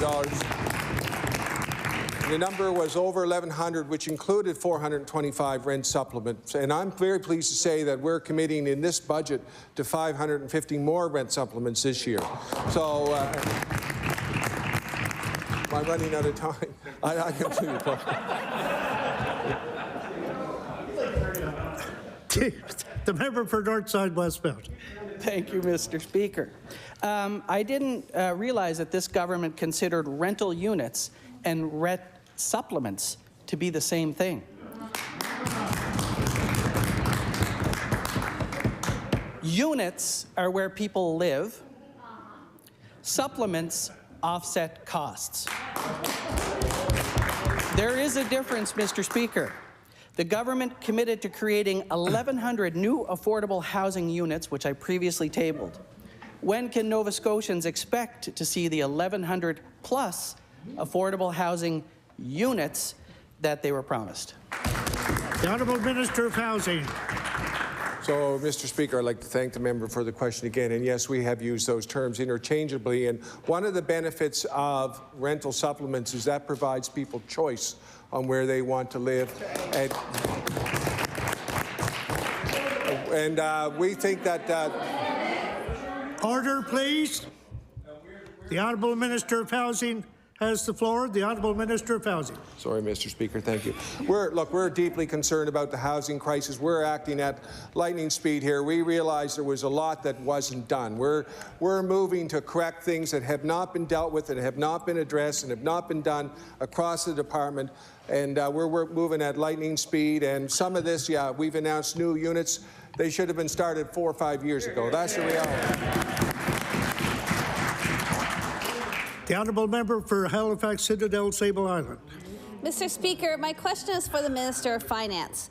A recent national survey of ACOR members, and I'll table that, found that 80% of respondents who took out a payday loan did so to meet everyday living expenses, such as rent, groceries, utilities, or car repairs. These loans overwhelmingly impact people who are already financially vulnerable. In Nova Scotia, the maximum interest rates on payday loans are as high as 443%.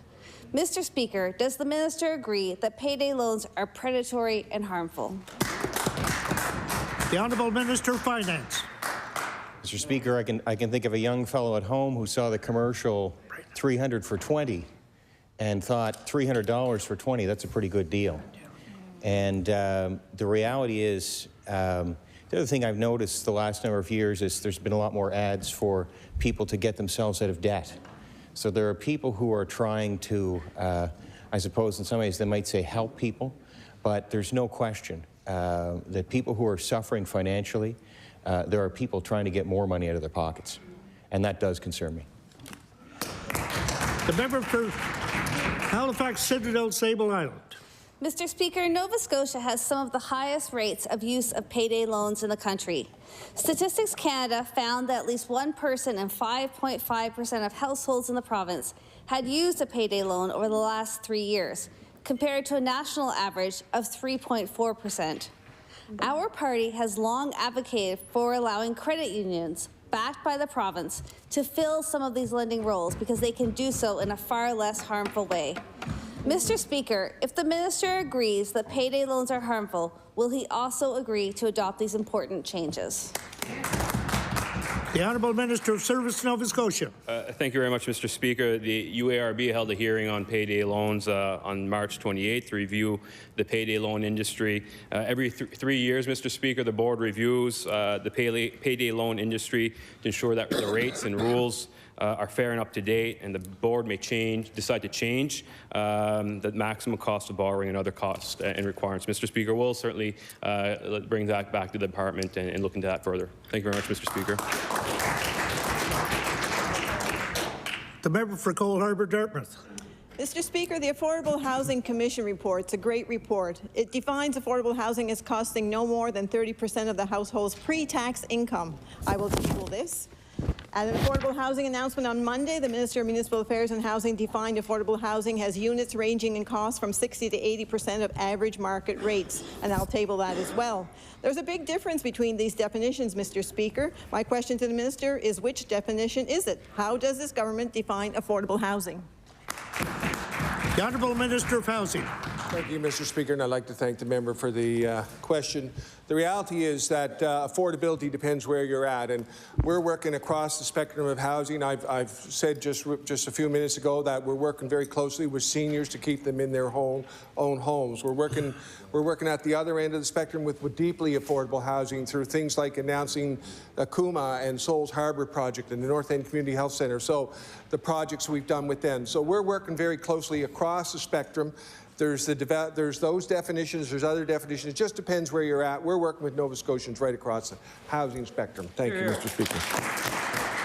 The Honourable Member for Cole Harbour, Dartmouth. Mr. Speaker, let me take him back to market rates are rising rapidly, meaning that under this government's definition, affordable housing prices will also rise rapidly. When asked what would happen if someone couldn't afford 60 to 80% of average market rent, the Minister of Municipal Affairs and Housing stated low-income earners could also apply for a provincial rent supplement. I'll table that. Is the minister saying that in order to afford the Progressive Conservatives' affordable housing that you will also need to have a rental supplement? The Honourable Minister of Housing. Thank you, Mr. Speaker, for the member for the question. So, Mr. Speaker, the reality is we're deeply concerned about affordability across the whole spectrum. We're working at lightning speed to do things that have not been done, that's been left behind by the previous administration, in my opinion. We're picking up where they didn't do it. We're reacting to that, and the reality is that we realize the challenges, and all of these programs are going to assist Nova Scotians. It should, as I said previously, it should have been started 3, 4, 5 years ago. Supply is a huge factor, the lack of supply. We're working at lightning speed to address all those things.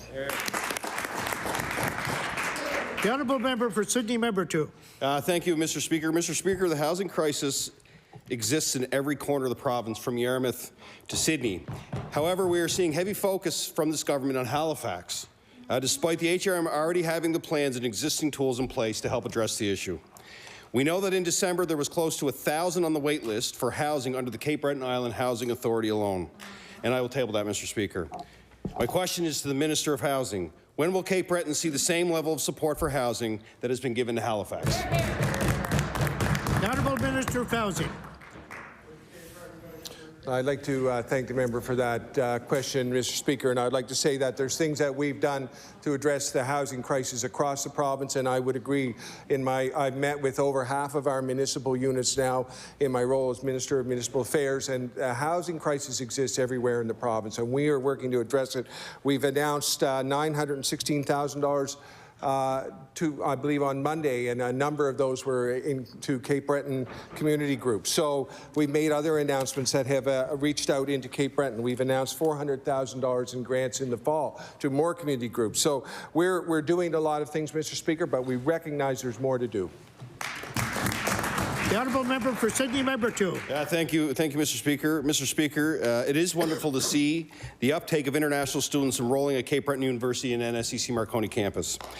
Given the housing crisis in CBRM and the rise in need for student housing in the area, why was Cape Breton excluded from this government's plan for new NSCC student residences? The Honourable Minister of Housing. Thank you, Mr. Speaker. And again, as I will say, we are working at lightning speed to address all these crises. And we realize that there are needs across the province. We've had many different areas that have NSCC campuses also reach out to us that want them, and we will address the housing crisis as we can. We've announced three new builds for NSCC, and we will continue to work on that too. The member for Cumberland North. Thank you, Mr. Speaker. The Chignecto Isthmus feasibility study was released to stakeholders on March 18th. And the people were really happy to see, finally see the results of this $700,000 study that was first started back in 2018. As we know here, the Chignecto Isthmus carries $35 billion worth of goods through the trade corridor, which goes through Cumberland County and the town of Amherst every year, and it's being threatened due to rising sea levels as well as an increase in severe weather storms. My question for the minister responsible for the Chignecto Isthmus is, will there be a Nova Scotia team that includes local politicians, CN, Nova Scotia Power, landowners as well? Will there be a communication plan that gives quarterly results to the local community? Thank you, Mr. Speaker. The Honourable Minister of Public Works. Thank you, Mr. Speaker, and I thank the honourable member for the question. It's too early to tell right now exactly what that list will look like, but what I can tell the honourable member is that we certainly will be reaching out to stakeholders, like stakeholders were reached out previously when they were going through the study, and certainly I would expect that community members and any stakeholders would be approached, and this Chignecto Isthmus will be discussed with. The member for Cumberland North. Thank you for the response, and I know in the meeting that we had on March 18th, CN was not invited to be part of that and hadn't been contacted in over 2 years. They were very concerned about their lack of inclusion in this, as well as local landowners that read the study. They felt there were some errors in the study. I also was concerned about sort of the lack of urgency at that meeting shared. There is a need right now to replace the abateau on the Missaguash River, similar to the abateau that was replaced on the La Planche River about 5 years ago. And so we would love to see more urgency. Certainly we do not want to see what happened in British Columbia happen here. So can the minister share, is there money earmarked in this budget? And if not, when will we expect to see that? Thank you, Mr. Speaker. The Honourable Minister of Public Works.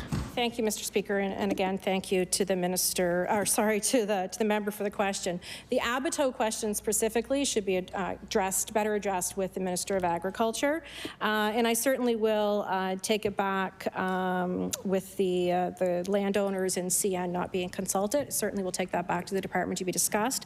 But what I will tell the member is that we certainly understand the importance of this Chignecto Isthmus, and we will continue to work with our federal counterparts and also our counterparts in New Brunswick at Transportation to make sure that we're expediting this project as we go forward. The member for Bedford South. Mr. Speaker, Nova Scotians my age and younger are coming to the realization that owning a home is becoming almost impossible, first-time home purchase. I spoke to somebody last week who said, I've given up on it. I had a flyer in my mail yesterday about home prices in Bedford up $150,000 on average in a year. And Mr. Speaker, this government has not provided any clear solutions to this huge pressing problem for young Nova Scotians. So my question for the Minister of Housing is, what is his department doing, if anything, to help young people looking to purchase their first home? The Honourable Minister of Housing. So, sorry. Thank you, Mr. Speaker. I'd like to thank the member for the question. So one of the things that we are doing is we have just recently announced the executive panel on housing 9 special planning areas. So we're seeing we're taking part in really in partnership with HRM to work very closely with them to see the increase in supply. And we recognize that this is fundamentally a supply issue. It's driven up housing prices in ways that we could have never expected. And we're very, very cognizant of that, very, very concerned about that, and working hard to increase the supply of housing. Thank you. The member for Bedford South. Mr. Speaker, I appreciate the minister's response, and as I mentioned a couple of days ago, it is important that we have more housing supply. However, if the cost of housing is so out of control to begin with, and I don't think anybody expects it's going to go back to where it once was, the out-of-pocket costs for first-time homebuyers are absolutely prohibitive. And if you do not come from wealth, if you do not have parents who can gift you tens of thousands of dollars, I really don't know what you're supposed to do. And so I would ask the minister, has he given any real consideration to working with the federal or municipal governments on some out-of-pocket fees and taxes that could perhaps lessen the burden for first-time homebuyers so that the dream of home ownership does not die for a generation of young people? Thank you. The Honourable Minister of Housing. Thank you, Mr. Speaker, and I would like to say that I agree that home ownership is incredibly important. One of the things that I did, which we did not announce at the time, but last fall, we increased the amount of the first-time home buyers, the amount that they could apply for. So we upped it in HRM, and we upped it across the province in HRM from $280,000 to $300,000 home, and across the province from $240,000, I believe, to $280,000. So we've increased those limits. We realized there was more to do, but we did that in the fall. And as I said, when I became minister, I realized there was a lot of things waiting to be done, and we're addressing those. We're doing those things. Thank you, Mr. Speaker. The Honourable Member for Bedford Basin. Thank you, Mr. Speaker. The cost of living crisis is hitting our seniors hard. Seniors cannot make the ends meet on their pensions with this increased cost of living. Many are actually returning to the workforce. In fact, Statistics Canada reports that over the last year, older workers have increased in both their labour force numbers and employment rates. And I've tabled that. My question for the Minister of Seniors and Long-Term Care: how many more seniors will have to set aside their hard-earned retirements just to keep pace with this cost of living crisis? The Honourable Minister of Health and Wellness. Thank you, Mr. Speaker, and I am pinch hitting for this Minister of Seniors and Long-Term Care today. So we have taken some steps to support seniors in living in their home with the $500 grant to support them and, making sure. What's that? Ensuring that they do have some extra money in their pockets in order to have some renovations and things done in their home. And I know if the minister were here, she would be able to outline several more topics for you, but unfortunately, I cannot yet. The Honourable Member for Bedford Basin. Mr. Speaker, in this government's platform, they promised they would be there for seniors, but they've missed the mark on this one. It turns out the solutionists have no solutions to support our seniors during a cost of living crisis. There's no new programs there's no new services and no new incentives. Mr. Speaker, not all seniors are ready for long-term care. Not all need home care. In fact, most seniors are still active and contributing to the economy, but they need some financial help now. My question for the minister: what does the minister think? Why does the minister think dignity only applies when you're going into long-term care? The Honourable Minister of Health and Wellness. Thank you. I don't think that that is the attitude of this government at all. We have invested very heavily in healthcare, in seniors, across the spectrum, and I would disagree. The Honourable Member for Bedford Basin on a new question. Thank you, Mr. Speaker. We know times are tough for many Nova Scotians, especially for our seniors. 1/3 of seniors who rent or pay a mortgage are struggling to make ends meet, and I'll table that. These seniors are having to make difficult decisions, like whether to fill their grocery cart or whether to make their mortgage payment. Mr. Speaker, these seniors need help, and they need it fast. So far, we're not seeing any solutions. Can the Minister for Seniors and Long-Term Care please indicate where is the plan to help seniors make ends meet in a cost of living crisis? The Honourable Minister of Housing. So, thank you, Mr. Speaker. And on behalf of the Minister of Seniors and Long-Term Care, I just want to point out that in housing, we have very significant programs to help seniors stay in their own home. They're income tested, but they apply for them, and we're focused very heavily on roofs and furnaces. I want all members of the House to know that in October of this year, and again, something we didn't announce, we had my executive assistant on the housing say, we're short on our housing repair plan. We got people who don't have their roofs, can't be fixed. And I said, we'll put more money in. We did in last year's budget, and we will continue to do so. We'll continue to help people, seniors in particular, stay in their own homes. The Honourable Member for Bedford Basin. Thank you, Mr. Speaker. The Seniors Care Grant and the program that the minister referenced, in which I've increased money to myself at times, it's a drop in the bucket for what our seniors need now.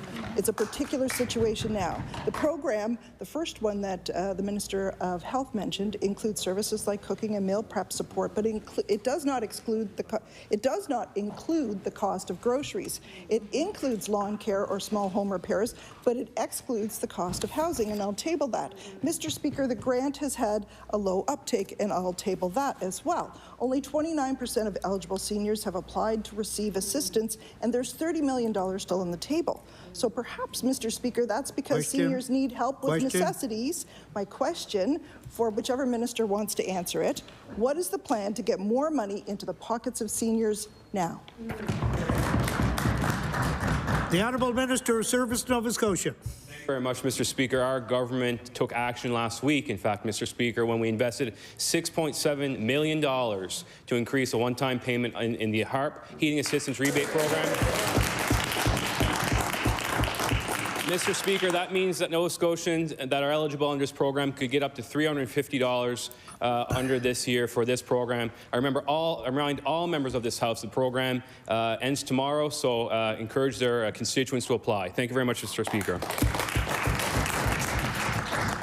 The Honourable Member for Sydney, Member 2. Thank you, Mr. Speaker. Mr. Speaker, in Glace Bay, 72-year-old Mary has had to give up most things that she loves, from her favorite hobby to going to church, as she struggles against the rising price of food, gas, housing, and other services. And I'll table that. We are in a cost of living crisis in this province. The cost of gas has increased 31%. The cost of food has increased 7.3%. And the cost of shelter is almost 6% higher. Helping our seniors can't be a one-time payment, and we didn't see any new help in the solution-tabled budget yesterday. My question to the Minister of Community Services: how many more seniors have to turn to food banks, default on their mortgage or rent payments, or miss payments on their utilities before this government acts? The Honourable Minister of Community Services. Thank you very much, Mr. Speaker, and I really appreciate the question. No level of poverty in Nova Scotia is acceptable. We're all working hard to decrease the level of poverty in Nova Scotia. As my colleague mentioned, last week we did put out a $13.2 million support package that would... Order, please. The time for oral questions put to ministers has expired. I recognize the House Leader of the Official Opposition. There's me without my paper in front of my hand. Thank you, Mr. Speaker. It's good to be back. See everybody. We'll now move on to opposition business. First bill we're going to call is Bill 97, the Social Safety Net Security Act. Bill 97, the Social Safety Net Security Act. The Honourable Leader of the Official Opposition. Thank you, Mr. Speaker, and it's timely that we bring a bill forward with the cost of living crisis. This bill, entitled the Social Safety Net Security Act, I believe is a compassionate bill, Mr. Speaker. We hear that word a lot from the government, especially as they describe their budget. And this bill will undoubtedly help a lot of people, especially people that need help the most, which is what I think we're all here for. As Liberals, our caucus believes in increasing that safety net, Mr. Speaker, and I think in the election campaign, the Progressive Conservatives very much tried to campaign to tell people that they believe in increasing that safety net too by supporting some of the programs that we put in place like signing the child care agreement, like the pre-primary program that's in place. And the budget does speak to honoring those commitments and acknowledging and accounting for the cost pressures for those programs to fulfill those liberal programs that were put in place. It is in my view and my belief in politics that the first thing that governments should consider when there's occasion to spend is to help people, to expand that social safety net. And we witness this happening right now nationally with the expansion of the dental care program and the pharmacy program, now that all the provinces have finally signed on to the child care agreement. Those are the next logical steps for us as a country. And I do believe that when the economy does well, or there's financial room presenting itself, that we have to target that precious public funding to people that need it. So we're asking, ultimately, that the government take a step and look at reviewing existing programs that we have in place and help people and act. It was talked a lot about in question period today, the fact that people, unimaginable in the price increases today, that people are only able to get $7,000 a year and try to make ends meet. I asked the question, is a $29,000 income for a single person living in a home the appropriate threshold? We talked a lot about HARP and the one-time payment that's going to be sent out to Nova Scotians. Is that threshold still the appropriate one, given that that program was created years ago, long before these cost pressures come in place? Is the threshold for the two-income people in a home just above $40,000 appropriate for today? Is that enough support for people with their home heating costs? Can we agree that it is not, and that those income levels ought to be right-sized? In this case, in this bill, we're advocating a 30% increase. Can we not agree that the payment going to recipients in these programs needs a boost to keep up with the price that people are paying at the pump, that they're paying at the grocery store, their heating costs, rent, which is escalating, and pretty well everything else? And do we not just go through a campaign that was in large part about who could spend more? And do we not see an increase of federal transfers recently with the budget update, which put the last budget, our budget, into surplus? We have population growth. We have GDP that's growing because of population growth and more provincial revenue. The government and the ministers are the only ones that can take this on and make this happen. The most pressing objective for the government in a cost of living crisis needs to be how you ensure people don't fall farther behind. And I see no urgency nor compassion to do that, Madam Speaker. I know this bill won't be supported, but I do sincerely hope it highlights the need to review these programs to my colleagues. Different thresholds for different programs. You might want to increase some more than others, but they need to change. We are in a vastly different scenario than we were even when we were last in government. Since the new government came in power, we've had multiple waves of a pandemic. We now have record inflation and the highest fuel costs ever. So the argument that we should have done more, I'm sorry, but circumstances have changed. Not giving any increase to income assistance right now is effectively a de facto cut to families that are on income assistance.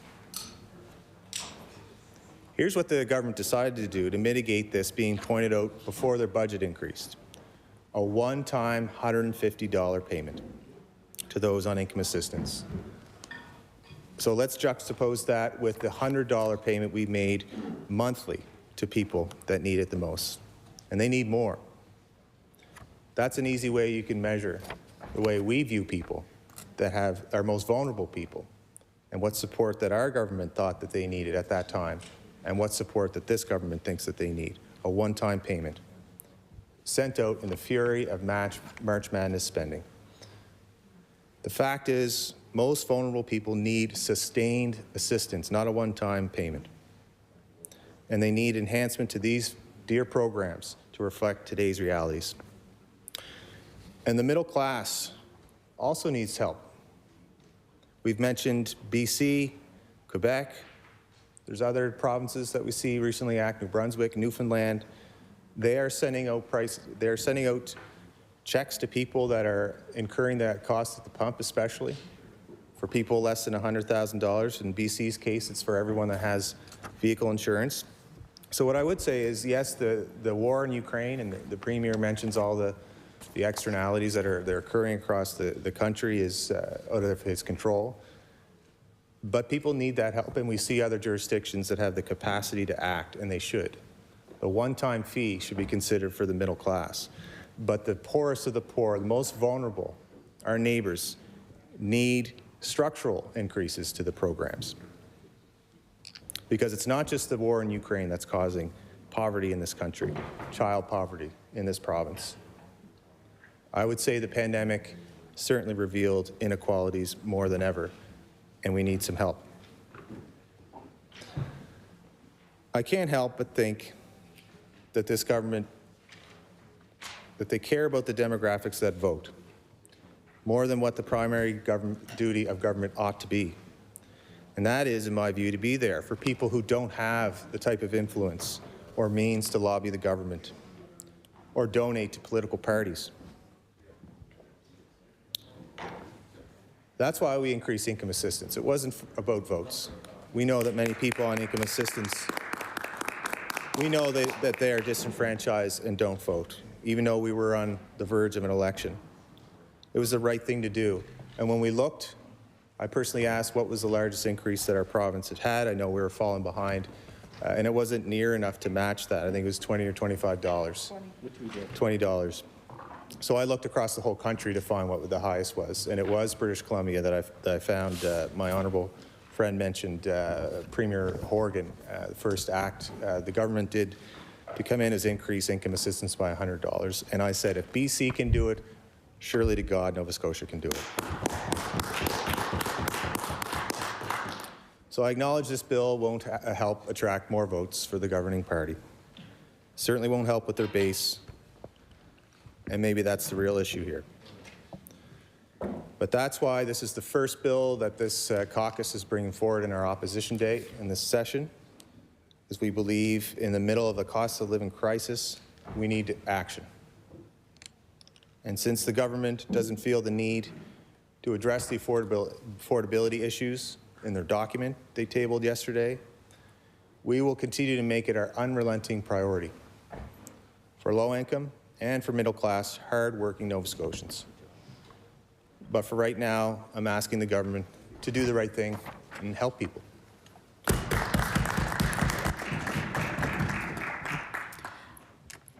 I recognize the member for Cape Breton Centre. Thank you, Madam Speaker. No one in this House would disagree that Nova Scotia's social safety net is inadequate. It is a fact. We're all familiar with the statistics. 1 in 5 children living in poverty in Nova Scotia, 1 in 3 in Cape Breton. And if memory serves, about 1 in 5 seniors are also living in poverty in Cape Breton. It's absolutely shameful. As my colleague from Halifax Needham shared yesterday, there are at least 50,000 Nova Scotia families in core housing need. But even without statistics, every MLA in this House is well aware that there are many people slipping through the cracks. Our constituency offices see and hear from them every day. People who are living paycheck to paycheck, people who can't afford to buy groceries and keep the lights on, and people who can't find a place to live. And speaking of places to live, in my constituency, I hear of people who are living in conditions with black mold creeping up their walls. There is rain spilling through their roofs, snow coming in from under the doors. And there are people in my constituency living in shelters or couch surfing, essentially homeless, Madam Speaker. A recent CBC article reported that more Nova Scotians are turning to food banks. And as the cost of living rises in our province, between August 2021 and January 2022, Feed Nova Scotia saw 50% increase in new people approaching food banks, and I will table that. Madam Speaker, nobody should have to rely on food banks to receive their groceries or to put food on their table. What Nova Scotians need is a raise, Madam Speaker. They need help. They need so much more than what this government is giving them. Having a full-time job is no guarantee to making ends meet today in Nova Scotia. Certainly not with a minimum wage that is about to hit $13.35 an hour. When we know that the Canadian Centre for Policy Alternatives, that a living wage in our province ranges from $18 to $22 an hour. That is, regionally, living wages rates released said $21.30 for Annapolis Valley. That is Annapolis, Kings, and Hants counties. $18.45 for Cape Breton. That is Cape Breton, Inverness, Richmond, and Victoria counties. $22.05 Halifax, Halifax County. $19.20, that's in the northern, that's Antigonish, Colchester, Cumberland, Guysborough, and Pictou counties. $21 an hour, that is Digby, Lunenburg, Queens, Shelburne, and Yarmouth counties, and I will table that. The CCPA has weighed in on the Conservatives' budget and has found it lacking in overall strategy to address income inequalities and the cost of living. Director Christine Saulnier said, and I quote, "What does it say when one income tax cut that has no evidence that it will make any difference will cost as much as $100 million, which is roughly equal to the combined and critical important investments in affordable housing, the Nova Scotia Child Benefit, and the support for persons with disability." And in the words of Leslie Frank, primary author of the Nova Scotia Child and Family Poverty Report Card, quote, "Families are deep in poverty in our province, needing many thousands of dollars more per year to reach the poverty line. Madam Speaker. Catherine Levinson-Reed, a CCPA Nova Scotia researcher and associate and CBU professor, whom I've had the privilege of working with, wrote, I quote, it could have addressed the housing crisis by making a significant investment in permanent and actual affordable housing instead of continuing to subsidize those who use housing for profit maximizing. This investment goes furthest if it is in nonprofit community-based sector that has been doing the heavy lifting for decades and not in 20-year deals with the private sector. And I will table that.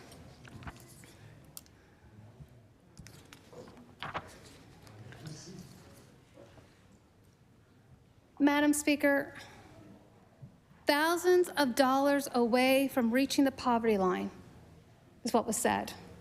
That's just reaching it. Reaching the poverty line. That's just to get them at the line where they're not really considered in poverty, but are in poverty. Never mind enjoying a decent quality of life or, heaven forbid, thriving. Bread and roses, Madam Speaker, bread and roses. But that's just it.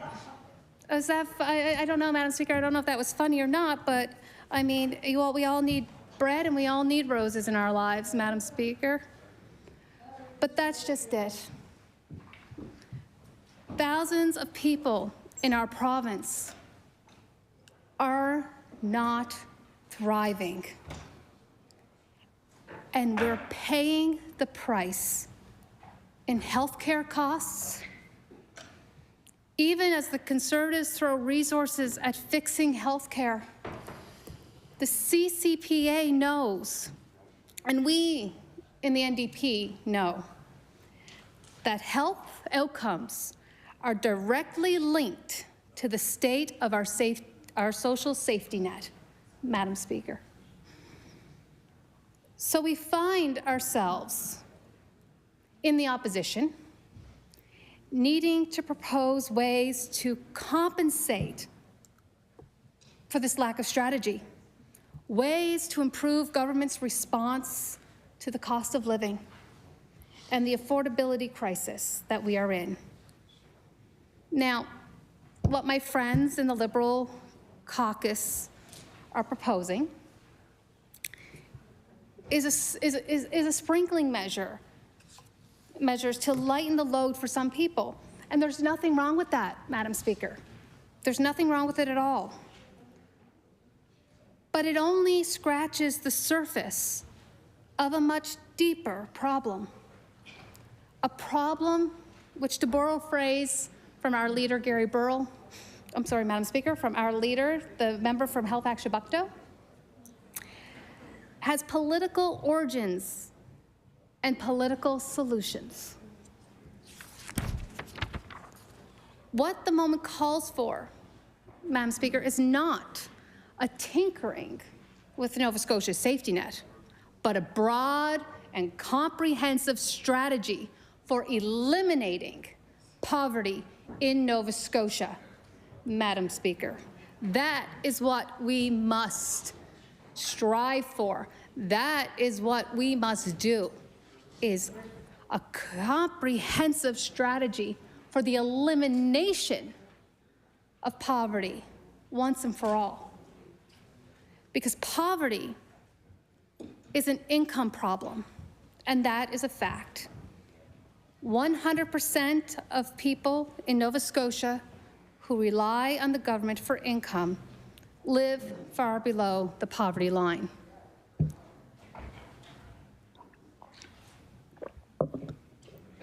A serious approach to eliminating poverty needs to look at household budgets and where things aren't adding up.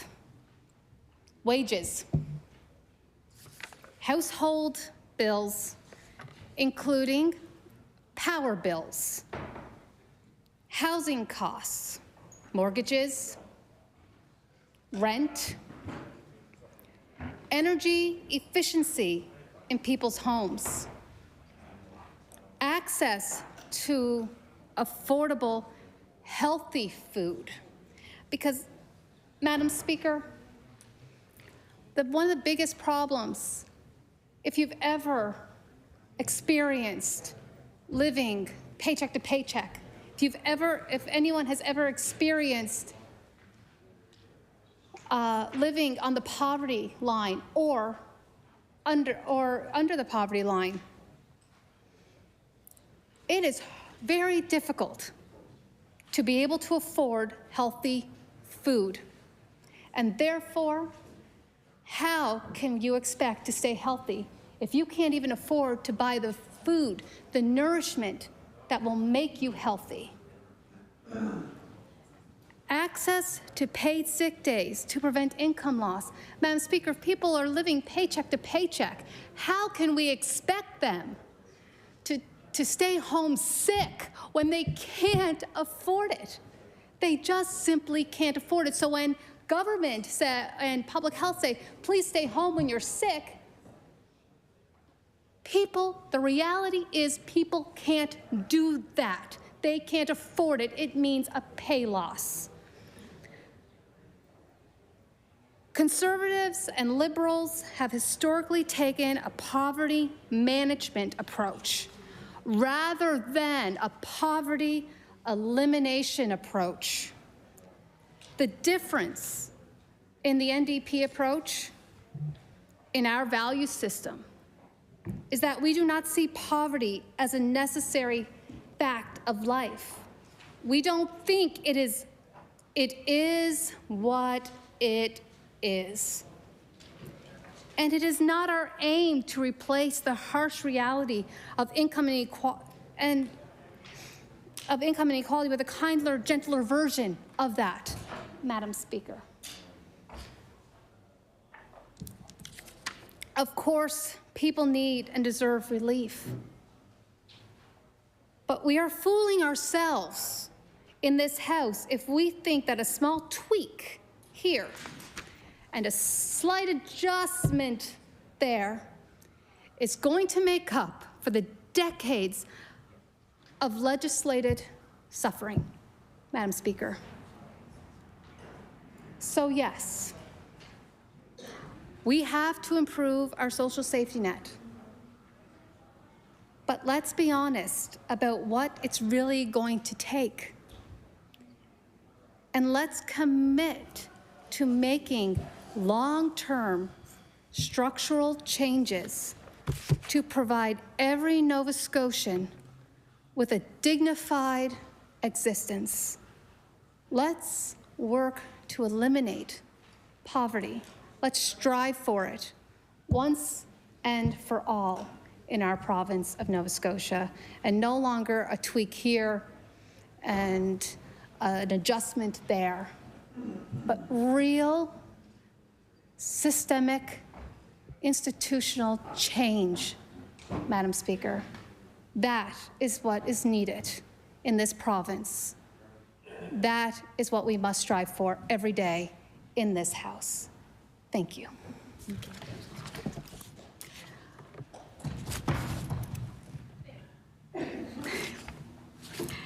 Recognize the honourable member for Pictou West. Thank you very much.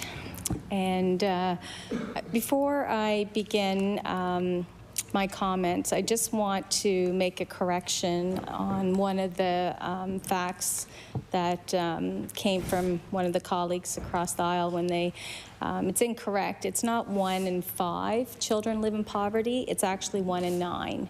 And that is the most current market basket measure that's been taken. So 1 in 9. It actually, I give credit actually to the Liberal Party for helping to get to that number. One of the things, Madam Speaker, that you're not going to hear from me is that I'm not going to point fingers who's to blame for poverty. As I mentioned yesterday, we all should be bearing the shame to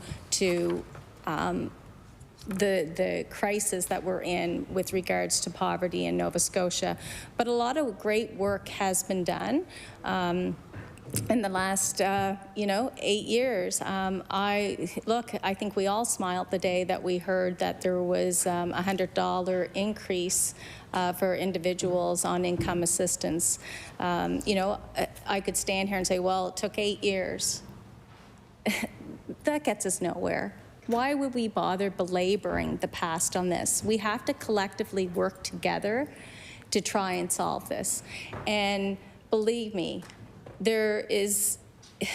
I lay awake at night thinking about this, but it's going to take all levels of government. It's going to take, individuals to help. And there's a lot of individuals helping as well. But, I just want to, thank the member for introducing this bill. It's an important bill. And it's a private member's bill. And again, just to indicate that it is the Social Safety Net Security Act. And our government does believe in a strong social safety net and to improve the lives of vulnerable families and individuals experiencing poverty. This goes beyond income to a range of different programs and policies that build security and inclusion for Nova Scotians. As mentioned earlier, poverty is a very complex issue, and I am learning more and more each day. It is frequently intergenerational and systemic, and it is often rooted in trauma, racism, or issues relating to mental health and addictions. But I want everyone in this chamber to know that this government and myself personally am totally committed to trying to reduce poverty. And I see a member across the aisle from Halifax Atlantic shaking his head. I guess he doesn't believe that I'm sincere in wanting to reduce poverty. But I am. And that's why, again, I mentioned I'm not pointing fingers at anyone, because anyone that wants to join the team and helping, we need you. We need you as government, and we need you as individuals helping. As outlined in my mandate letter, as Minister of Community Services, I will work across all departments to establish a 5-year target for the reduction of childhood poverty in Nova Scotia. The most recent data from the Canadian Income Survey shows there has been a notable improvement in the Nova Scotia child poverty rate since 2019. Nova Scotia has the 5th lowest child poverty rate in the country, down to 5.5% in 2020 compared to 10.9% in 2019, and down from 20.7% in 2015. And again, Madam Speaker, as I said earlier, a lot of that credit is to the Liberal Party, and I have no problem giving credit where credit is due. I share this data with the caution that the numbers have been affected by the income supports provided, though, by the federal government through COVID-19 relief programs. Putting more money in the hands of low-income families is the most immediate way to reduce childhood poverty. This is why our government is adding an additional $12.5 million in funding for the Nova Scotia Child Benefit for families with low incomes below $34,000. When fully implemented by the end of 23-24, this will result in total funding of approximately $16.6 million. This benefit is a tax-free monthly payment to families to help with the cost of raising children that are 18 years of age and younger. This increase will mean families with a household income below $26,000 will receive $1,275 per year per child. For families with income between $26,000 and $34,000, the increase is $1,275 for the first child and $637 for the additional child. This is an important increase for families to help them deal with the rising costs of meeting basic needs and to help ensure their children can participate in school activities like any other child in Nova Scotia. We acknowledge, Madam Speaker, how the rising cost of fuel has impacted the cost of transportation, home heating, food, and basic goods. Current global events have introduced significant issues to dealing with this crisis, and basically what's happening globally is the basic living is being driven up, and we have to ensure that we are looking at child poverty, but as well as all individuals and all demographics. As a direct result of this, our government is providing $13.2 million to vulnerable Nova Scotians to help them address these costs. The support package announced last week includes a one-time payment of $150 to all current income assistance recipients, including disability support program participants receiving income support. This means a single parent on income assistance with 3 children would receive $600. Payments were processed yesterday, and are being distributed by direct deposit or check. Within days, those funds will be arriving in the mail or in the bank accounts of Nova Scotians. This investment will assist 35,416 people who rely on income assistance and 2,794 disability support program clients. We are also helping Nova Scotians heat their homes with an additional payment of $150 to all recipients of the Heating Assistance Rebate Program. This is in addition to the standard rebate of up to $200. This is a huge help for more than 45,000 households who saw their heating bills rise with the cost of oil. That payment is expected to be made by the end of April. We are also making sure our food banks are able to meet the needs of vulnerable Nova Scotians. A total of $1.2 million will be distributed across the province to 140 banks. Again, this comes at a crucial time, and we are responding to that need, as well as over $200,000 is given out to approximately 10, 12 other food banks that are not associated with Feed Nova Scotia. My department also has a role when it comes to housing Nova Scotians. Through the Integrated Action Plan, government was able to provide eviction prevention and diversion funding directly to community agencies. This funding is for one-time financial interventions to prevent a loss of housing. Funding for this initiative was made by and available to Shelter Nova Scotia, Cape Breton Community Housing Association, and the Mi'kmaq Native Friendship Centre to deliver directly to clients. In addition, early this year, service providers in 8 communities across the province were each given $20,000 for a one-time financial intervention to prevent loss of housing and support access to safe housing, including emergency hotel stays. We entrust community agencies to make decisions that make sense in individual circumstances, and I can tell you they are making a difference. The use of the money is flexible in order to meet immediate clients' needs. For example, this could be a car repair if a family is worried about losing their housing to pay repairs to a car, and other instances that would come up that we may not think about. Investments in our youth are fundamental to breaking the cycle of poverty that manifests generation after generation. We know there are a number of measures required to help children in low-income families, and we all want everyone to achieve success. Within the Employment Support Service Program, young people are supported through many programs to meet their needs, whether it be social, mental health, or finding employment. These programs are successful, Madam Speaker, and many are using them. They have access to skills, upgrading, training, education, and job opportunities to help them achieve the independence that they are all seeking. To strengthen our commitment to young people, the province is investing in an additional $415,000 to expand the Afrocentric Youth Development Initiative. And this is a great project that we're very proud of, and such a worthy investment. This began as a pilot project in 2020 and was extended throughout 21-22 and will now become a permanent program because of its success.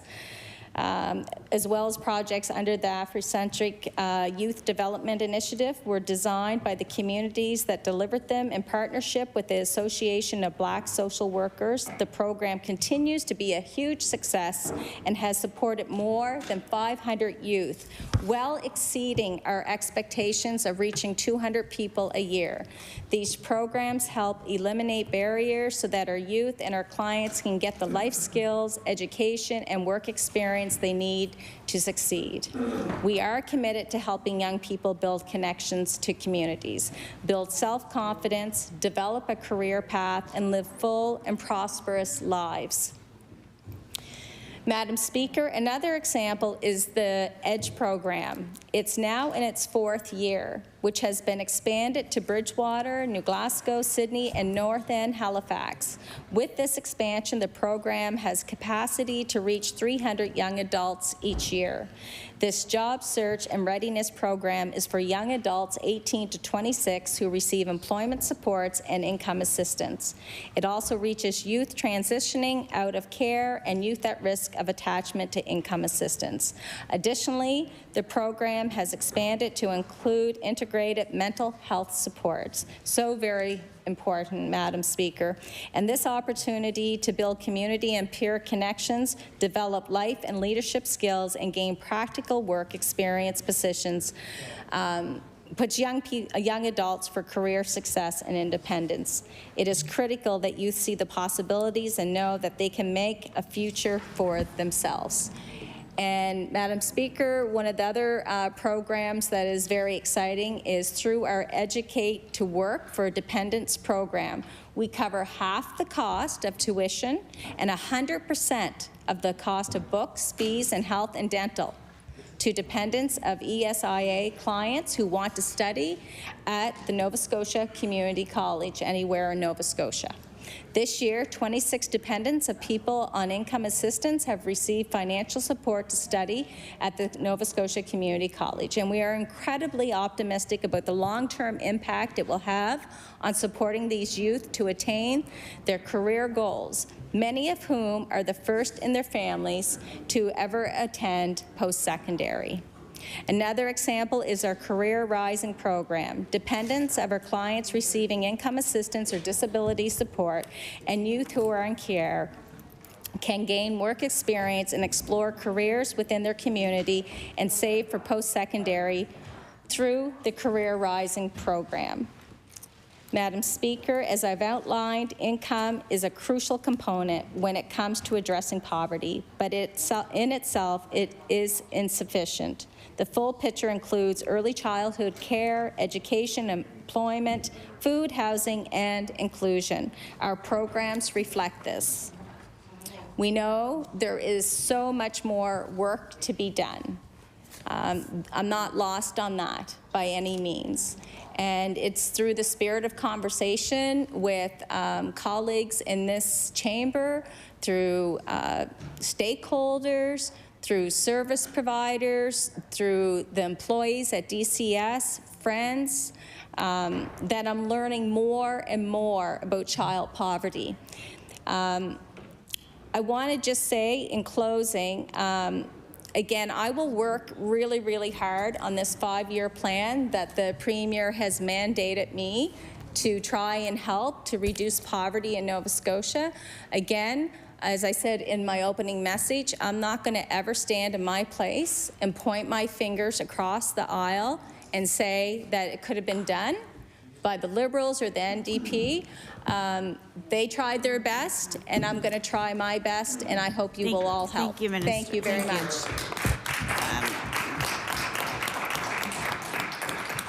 I recognize the honourable member for Atlantic Halifax.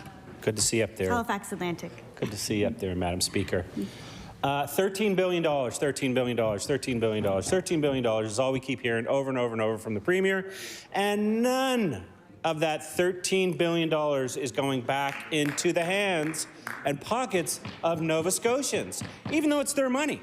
They're acting like they're doing this great service for Nova Scotians by spending $13 billion of Nova Scotians' money. Nova Scotians' money that are being spent. I heard the government over there, they just stood up and they said, courage. It's going to take courage. It's going to take courage. You know what's going to take courage, or what it would have taken courage, is voting for a budget that gave people on income assistance a $100 raise instead of voting against it. And the members over there, when they were in opposition, voted against a budget that would give people on income assistance the largest increase in Nova Scotia history. And there's no explanation for that. They just act like it didn't happen. What else will take courage is actually, instead of standing here and quoting all these numbers and facts that, quite frankly, I just heard the government say $13 million for food bank, or was it $1.2 million for food bank? Sounds shiny, Sounds nice. It's less than $1,000 per food bank. Less than $1,000 per food bank, which actually for most of them isn't even their rent. Isn't even their rent. So I'm going to take the response from the government and I'm going to pull it off Hansard. I'm going to have the video and I'm going to show people in my community and other people that I talk to that are living with poverty, and I'm going to show them the response about, we know there's more to do, we know we haven't done enough, we have all these programs, maybe you should go get educated, because that's what I kept hearing. Here are these programs to get educated. These are things we're doing. Like, go get educated. Go get educated, and you'll get a better job. We heard that over and over and over, and it's a bit of a theme. Well, there's lots of times for the members to speak. The minister, and both ministers, if they want to get up, there'll be time. I hear things like stakeholders and just political and bureaucratic terms. But you know what I didn't hear? I didn't hear when I went to the homeless encampments here in HRM across this province. You know what I didn't hear? Nobody over there visited it. I spoke. If the Minister of Community Services has chirped me twice, if you want to release your schedule when you actually went there, I'll be glad to look at it. Because I spoke to the people on the ground, I spoke to the volunteers, I spoke to the people working there, Madam Chair, and you know what they said? No one. No one. No one. And in fact, we sat here in this legislature and we heard them talk about how they were going to deal with homelessness in the fall, and the Premier's expression was, winter's coming, don't worry, we'll deal with it. Those people lived through the winter in tents. In tents. And there wasn't a place for them to go.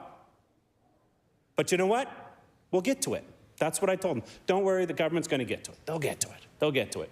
You know, the other solution that they have is one-time payments. Do you know what's not one time? Month over month living with poverty. That's not one time. It's not.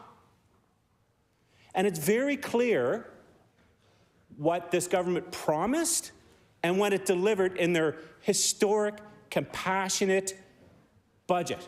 A 4% increase in health care. Historic increase in health care. Do you know what else? If you're so concerned about health care, do you know what else is good for health care? Eating healthy, having a roof over your head, not living in poverty. There is nothing in this bill to address it. Basically, I'm going to tell the government, in this budget, third time. This is the third time. This is the third time. Third time I've been interrupted by the government. Third time. Madam Speaker, this budget, the solutions budget, the compassion document that they put forward has nothing in it. $150, I'm going to tell the government what $150 gets you. Less than a full cart of groceries for a family of 2 or 1 at Sobeys or No Frills. When's the last time you went grocery shopping? When's the last time you went grocery shopping? You know what they're going to do? Gary, the leader of the third party knows. He should stand up. He'll give you all the prices. When's the last time you bought chicken?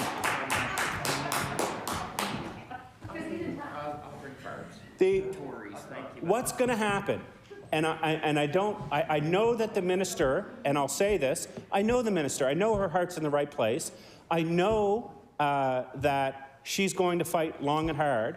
But I know that we fought long and hard to get that $100 increase.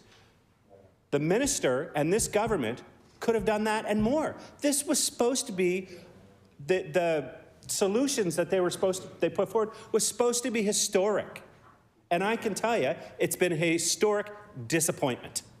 An historic disappointment. Because the fact that they cannot connect poverty to health care is mind-blowing. Is mind-blowing. Nothing for people with type 1 diabetes. Nothing for people, seniors who have to deal with hearing aids. Nothing. Nothing for seniors pharmacare. Nothing to increase community services and the funding that they get. And I challenge each and every one of you to try to live off of $7,000 a year. You cannot do it. You cannot do it. You know what happens when you have a family living on less than in poverty? Those kids don't get to play hockey. You know what they don't get? They don't get to play sports. They don't get the same opportunities that everybody else gets because they can't afford it. And a lot of times, you have both parents working.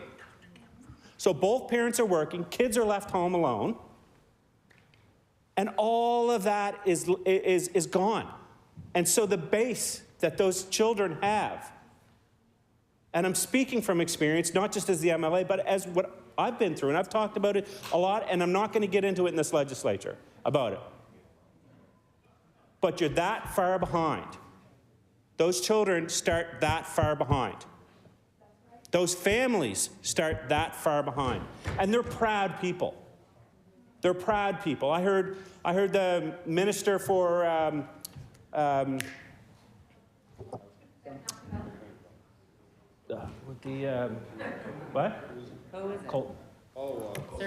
Service Nova Scotia. And the Minister for Community Services commented about, do you know what? Renovictions, only 5. There's only been 5 applications on renovictions. I heard earlier, that was the comment that was made. I heard it. And I'll tell you, come to my community. Come to some of the members over here community. Look in your own communities and ask people, are you being renovicted? Are you being kicked out? They'll tell you straight out, yeah. Well, why aren't you going to Service Nova Scotia? First of all, I don't have the time. Second of all, I have children. Third of all, I don't have the flexibility that you guys have. I'm not working a 9-to-5 job. I'm working 2 jobs to support my children, to support myself, so you can tell me when I can go there. And on top of it, they feel like they're up against a system, a monster, they don't know, they're so afraid, the people that I've spoken to go up against these landlords. Because guess what? These landlords own thousands and thousands and thousands of units right across Nova Scotia. So what's going to happen? The member from wherever owns an apartment building. I get kicked out of that apartment building. They own a whole bunch over here. Guess what's going to happen? You're not going there.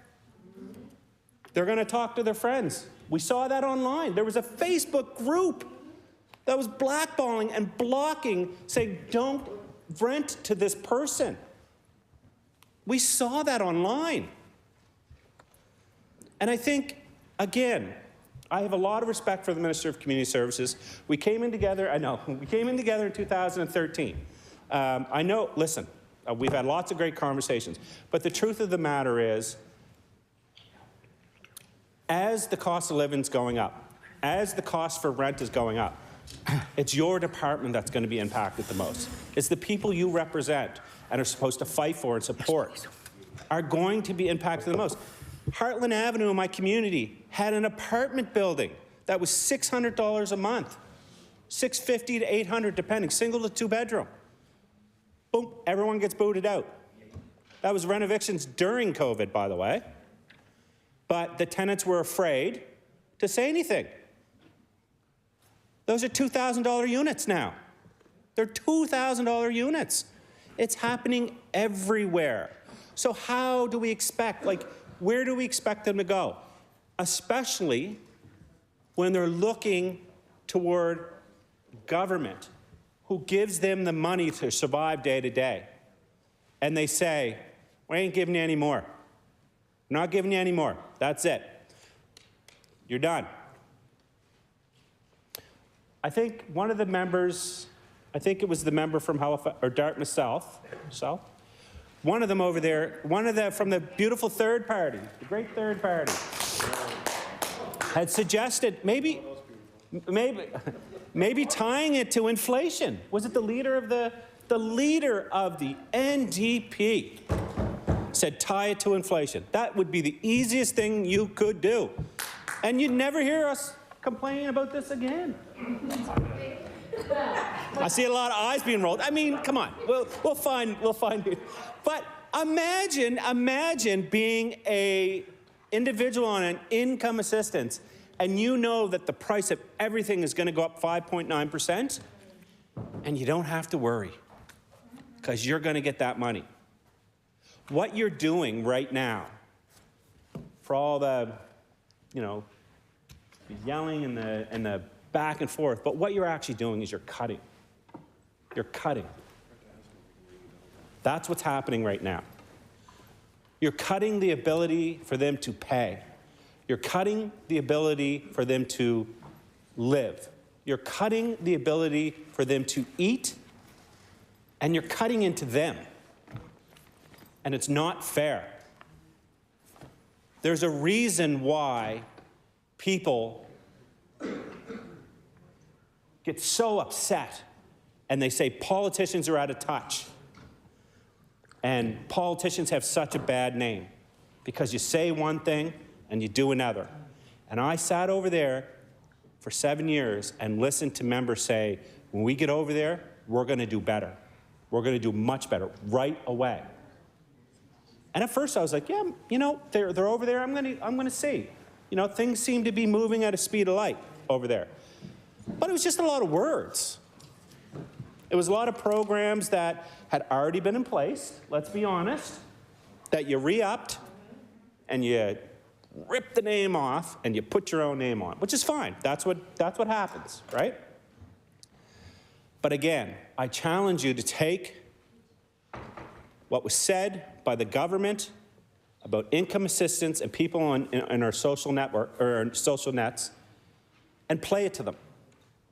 And just see firsthand how they would react to what was said. Wait and see, it's coming, we'll think about it. They're doing fine. 12 million, 3 million, 5 million, 14 million, all these numbers. They're shiny and they're nice, but none of them are trickling down to people who need it the most. And none of them are trickling down to working class families and middle class families. And I actually heard the Minister of Finance, and I called in. He was on the Todd Vino show a couple of months back, and he'd just been freshly minted as the Minister of Finance. And what did he say? Well, I don't know about the Better Business Guarantee. I don't know if it's going to happen. I don't know when it's going to happen. Well, Mr. Finance Minister, this was one of your big promises. Listen, it's complicated. Well, it didn't seem complicated during the election. No. Well, when do you think it's going to come? I don't know. It could be years from now. I don't know. We'll give them a better paycheck years from now. I don't know. We'll figure it out. And I'll give the Minister of Finance. I'm not an accountant, as your leader reminded me of in the last session. But I'll tell you this. There's a way to put money back into people's pockets, and it's not giving money to companies and corporations and say, please give it to them. Please give it to your employees. It's cutting taxes. It's getting rid of fee after fee after fee. It's putting that money that you're taking out of their pocket to build your beautiful $13 billion budget, which does nothing for Nova Scotians, and putting it back in their pocket. And I hope that the Minister of Community Service is sincere when she said she wants to work with us, because I know, speaking to people, there's lots of ideas out there. Thank you, Mr. Speaker. The honourable member for Dartmouth South, with 7 minutes left. Thank you, Mr. Speaker. I just wanted to rise and say a few words about this bill. I would say that we support the spirit of this bill, if not necessarily every detail of the content. But I do want to say why I think something like this bill is a good idea. And since I am addressing my remarks mostly to the government, who get to be the final arbiters of the passage of legislation in this chamber, I'll make a healthcare analogy, because we want to talk about healthcare. And so, to me, the $13 billion, the money that has been quickly deployed to help folks with the cost of living, I would say that is a Band-Aid. And Band-Aids are important. If you're bleeding, you need a bandage. You can't just walk around bleeding. But often, if you're bleeding and you need to be bandaged, you really ought to go into an emergency room and figure out what's actually wrong. And so, I think that this is an example, one of many examples actually, in the budget and in the announcements we've seen from this government of an approach towards an issue which does offer a remedy. So there is some action taken, but it's a Band-Aid, it's not a surgery. And so I think, you know, what we often stand up and talk about over here is the need for systemic solutions to systemic problems. And when we're talking about poverty, that is the ultimate systems failure.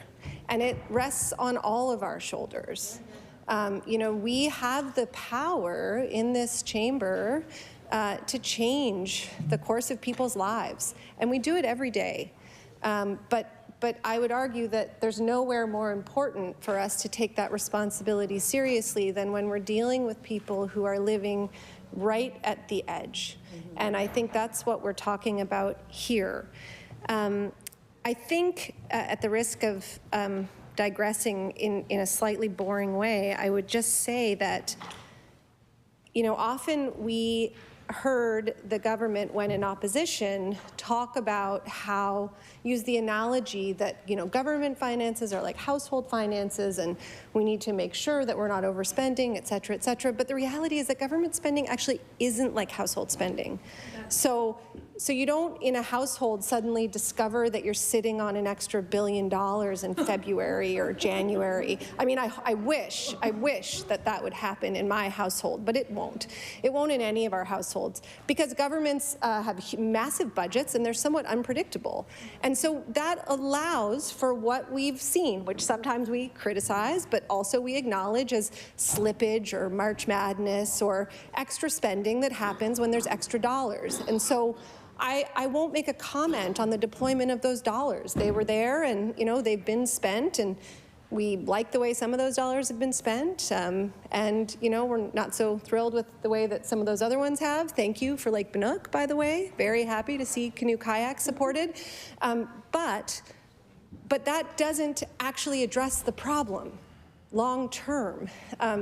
Inflation rises. The cost of living is rising. And so when we talk about what can be done, yes, in a 5-year plan, I'm sure lots of ideas can come from a 5-year plan.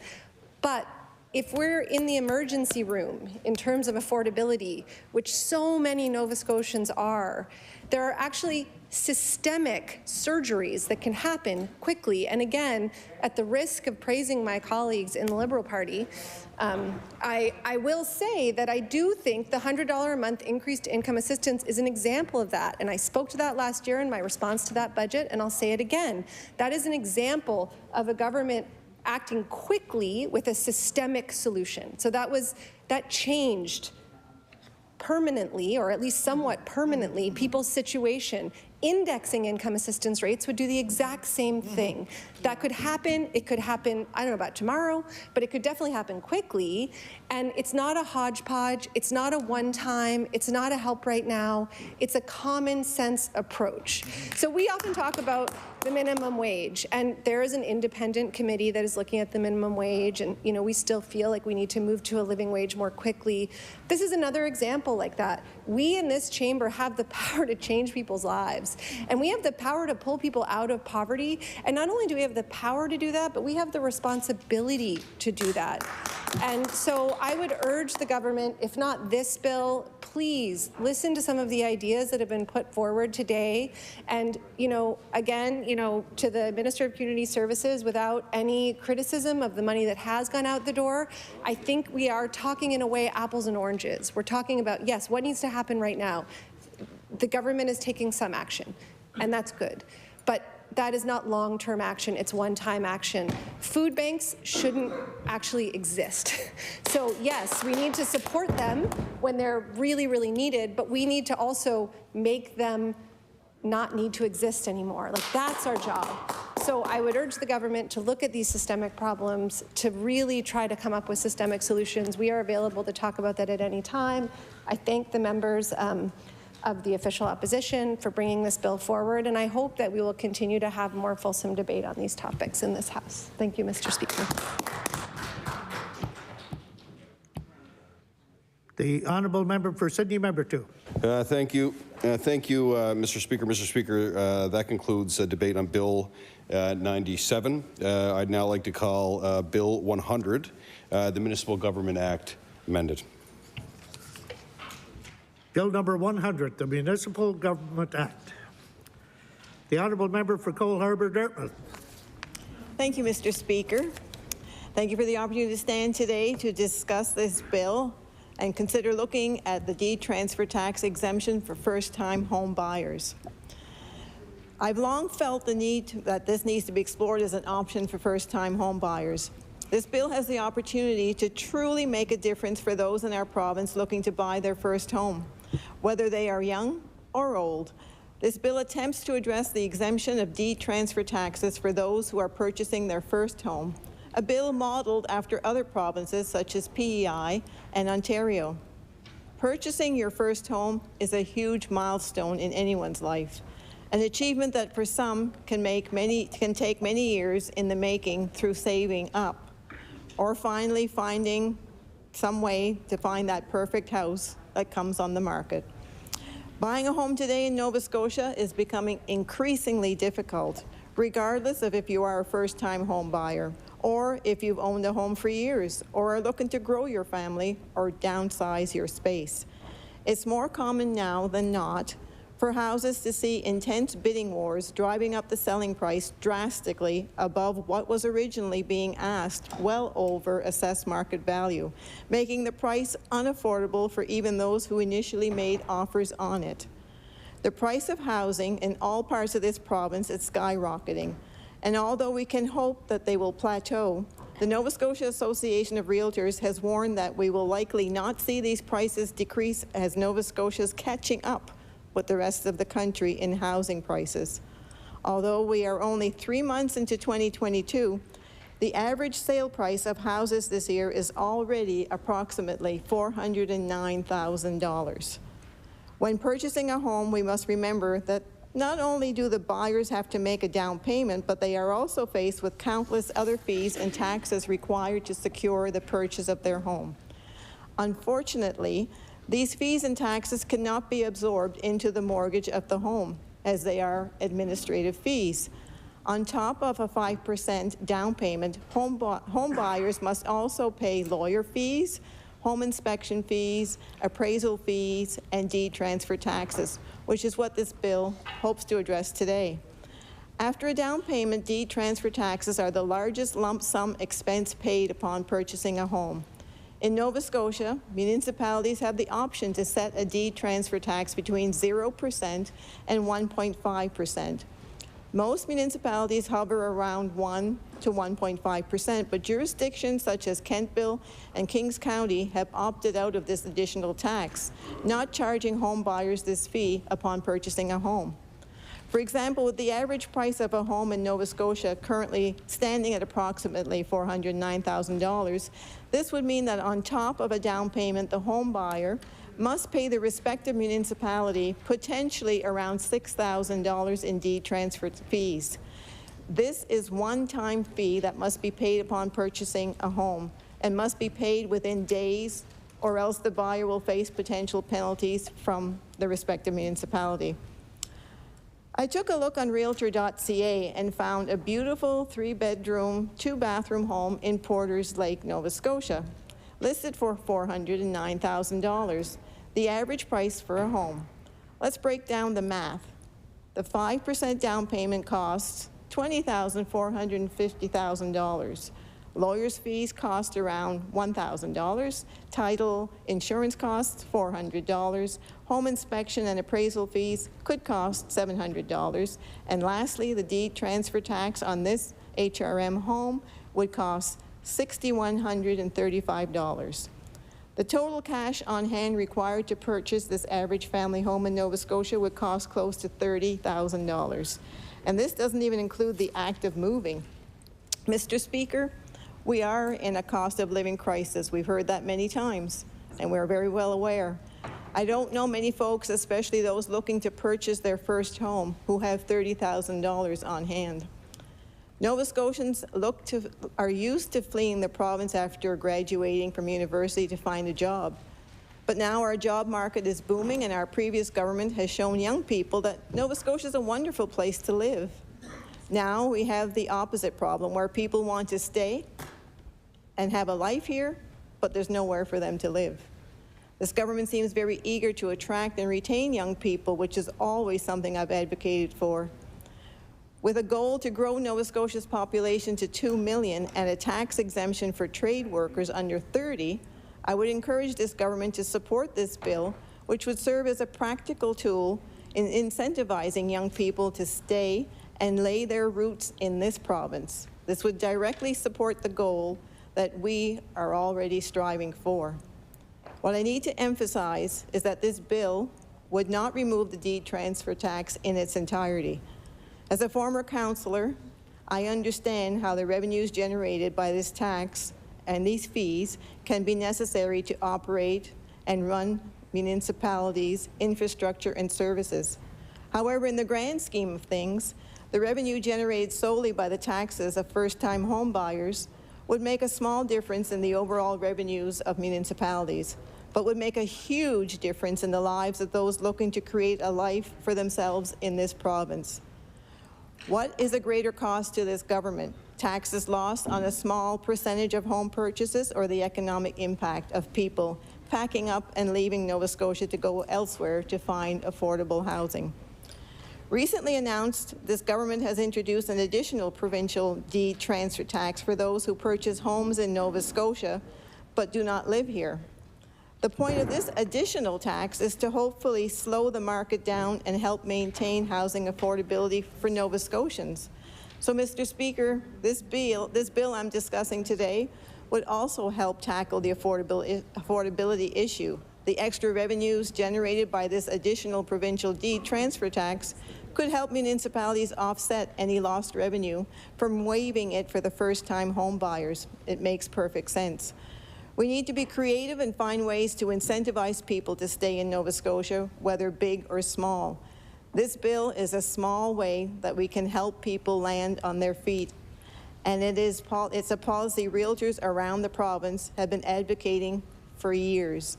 I urge this government to support this bill and help make life more affordable for young people in this province. Thank you, Mr. Speaker. I recognize the member for Halifax Needham. Thank you, Mr. Speaker. I appreciate the opportunity to speak to this bill. As I have said before, we all seem to be in agreement that we need to address the issue of housing affordability. What we may not agree on is the best way to do that. This bill, introduced by our Liberal colleagues, eliminates the deed transfer tax for first-time home buyers. I do agree that we need to make housing and home ownership more affordable.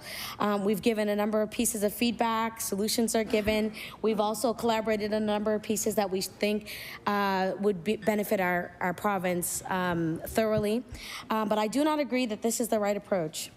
In March 2021, the International Monetary Fund, or IMF, issued a report on Canada's economy and pointed out home prices as one of the largest threats. In the report, the IMF warns that well-intended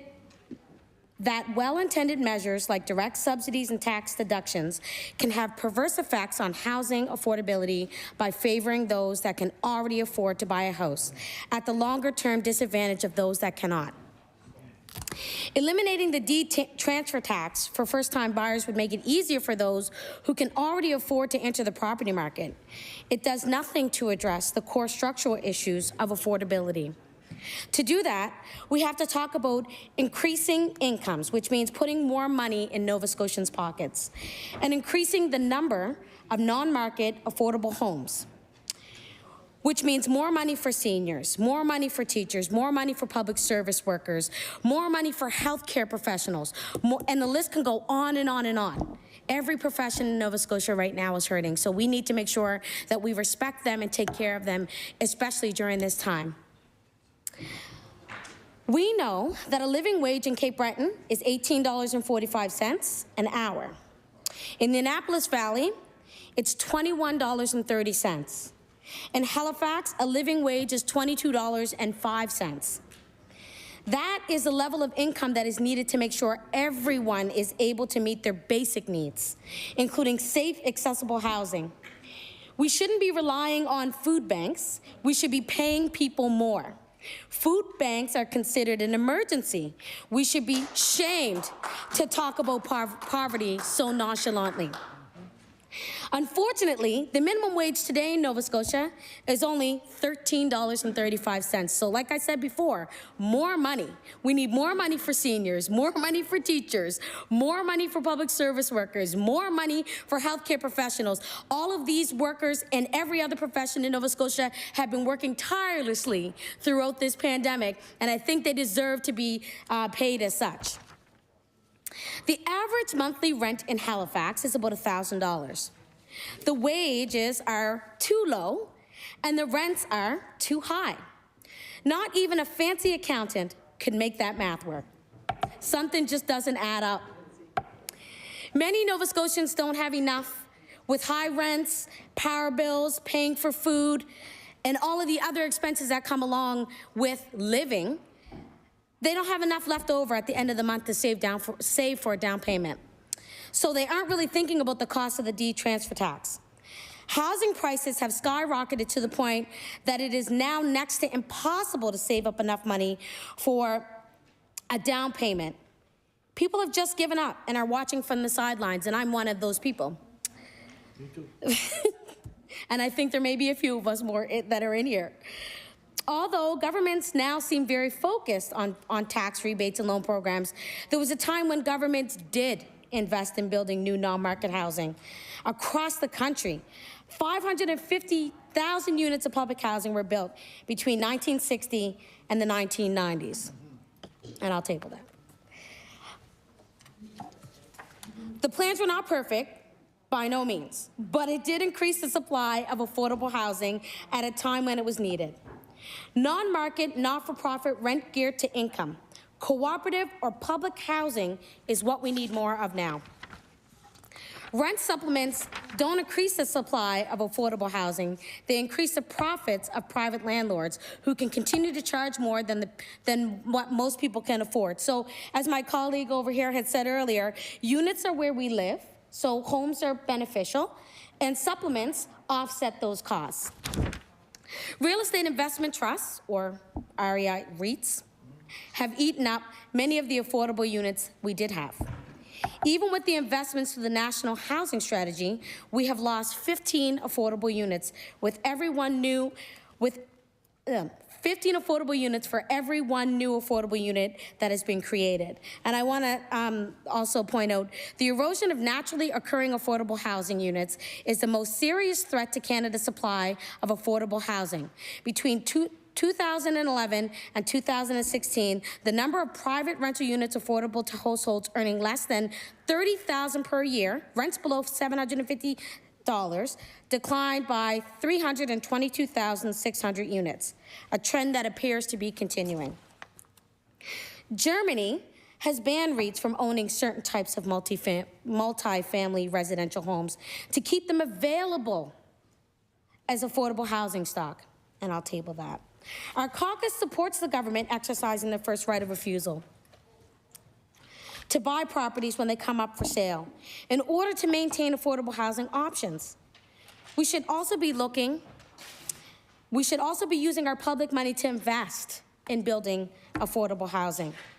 We can rapidly increase the supply of affordable housing by using the provincial budget to buy and build homes that can be affordable for generations, homes that are investments in our province and our communities and well-being of our families and neighbors. And as well as my colleague spoke on the other side there, we need to dream of home ownership.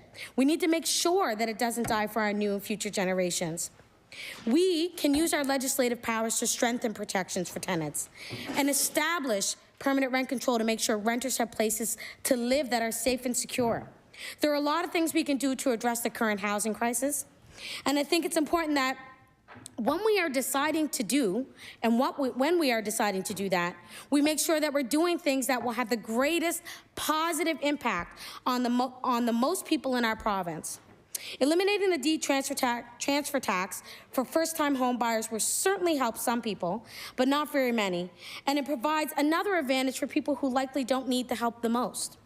Our caucus would rather prioritize other tools in our policy toolbox, but I also want to recognize that, in marginalized communities, it's extremely hard to save money. When you're on social assistance, it's extremely hard to save money because they're policing every dollar you make. So I will say that when we talk about, making sure that people are in affordable homes and have housing options, we also need to look at all people in our province. Most of those that are living in poverty or living beyond their means or can't afford to live. So we need to also recognize that, not just for those that are looking for a bit of a tax break. We definitely want to make sure that we are looking at all Nova Scotians to make sure that they have safe and affordable housing. Thank you.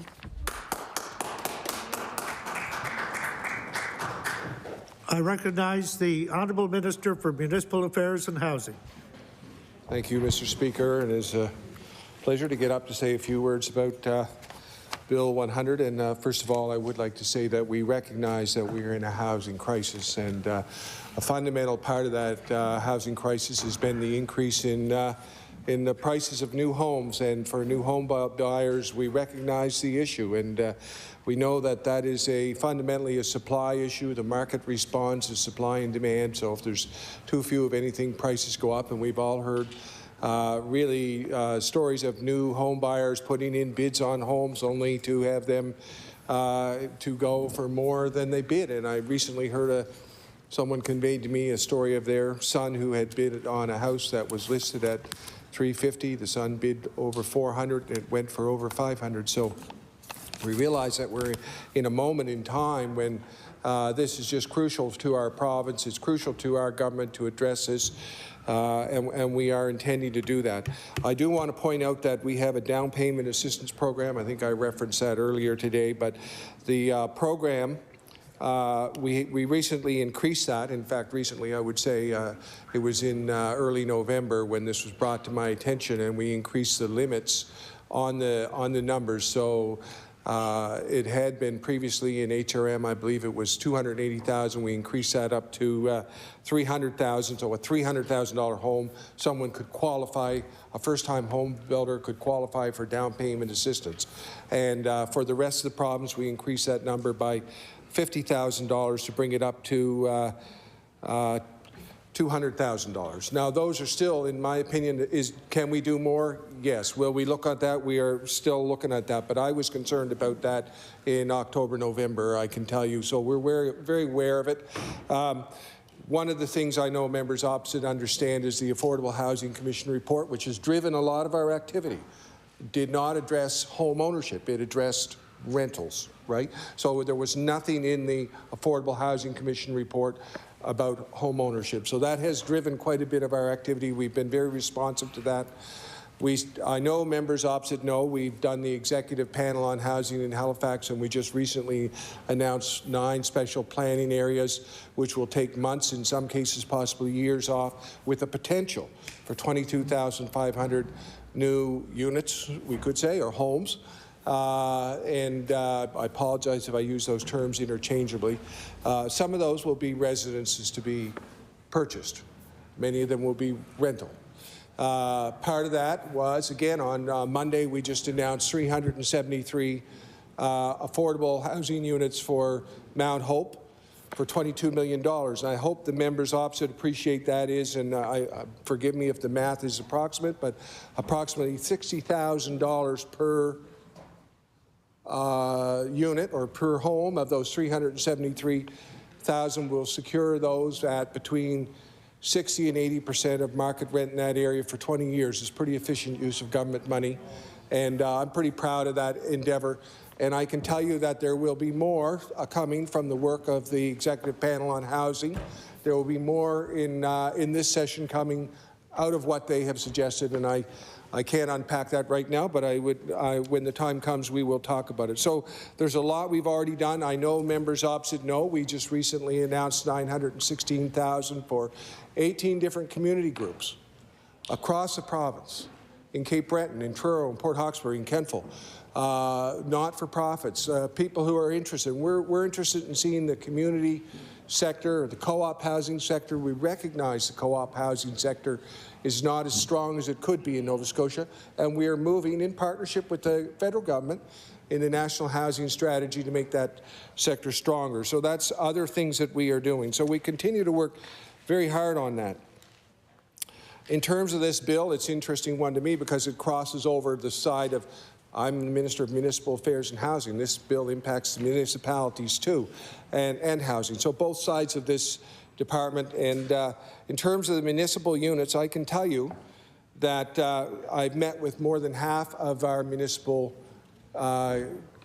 units, our municipal towns and not villages, municipalities and towns and regional municipalities. I've met with more than half of them, with like wardens and mayors and councillors. Some of those were by Zoom, some of them were in person. I think it's about 50-50. One of the issues that I hear from them is they don't want our good ideas downloaded on them. I can tell you that the municipalities are tight for money. They watch every penny, and they don't want our good ideas costing them money. So this is one which I have some reservations about, this bill, because this is a good idea on our part, which is asking the municipalities to pony up in terms of losing revenue on their side. So they might say, yes, Minister, we agree with you, affordable housing or new home buyer programs should exist, but if you want to do it, you do it. Don't tell us to do it. Furthermore, this bill would require them to manage it. And that is also like who's eligible and who's not. There are issues there, and human resources required to manage any new program. Some municipal units have quite strong ability to do that, and others just don't. So there are issues. But are there issues right across the province? I can tell you, the towns, every town across the province, every municipal unit across the province has seen their market change dramatically in the last 2 years.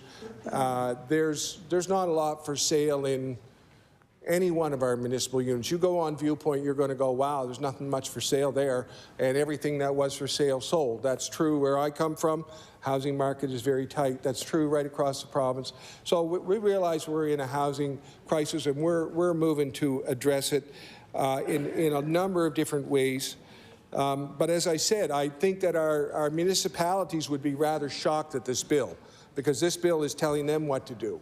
My goal as minister is not to do that. I want to work cooperatively with the municipalities. You may know that in my mandate I have a very challenging mandate as a minister to renegotiate the service exchange agreement.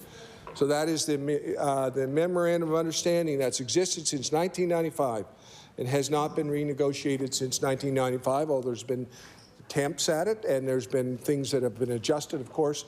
But this is a fundamental relationship between the province and all of these municipal units.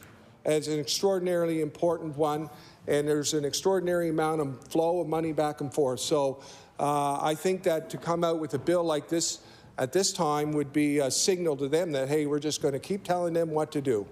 And I don't want to be in that kind of relationship with them. I see very much this is a partnership with our municipal units as government. We have a partnership with the federal government, extraordinarily important to us, and a partnership with the municipal governments. And whenever I meet with them, I tell them, listen, I appreciate what you're doing. Many of our municipal councillors do so for very, very little reimbursement. They take it on the chin because the municipal level can be very personal.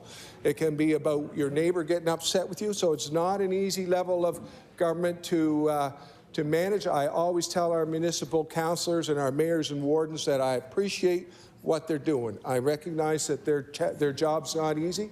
So I think that putting forward a bill that says to them, hey, you do this because there's a problem here, and hey, you manage it because there's a problem here is not the right tactic.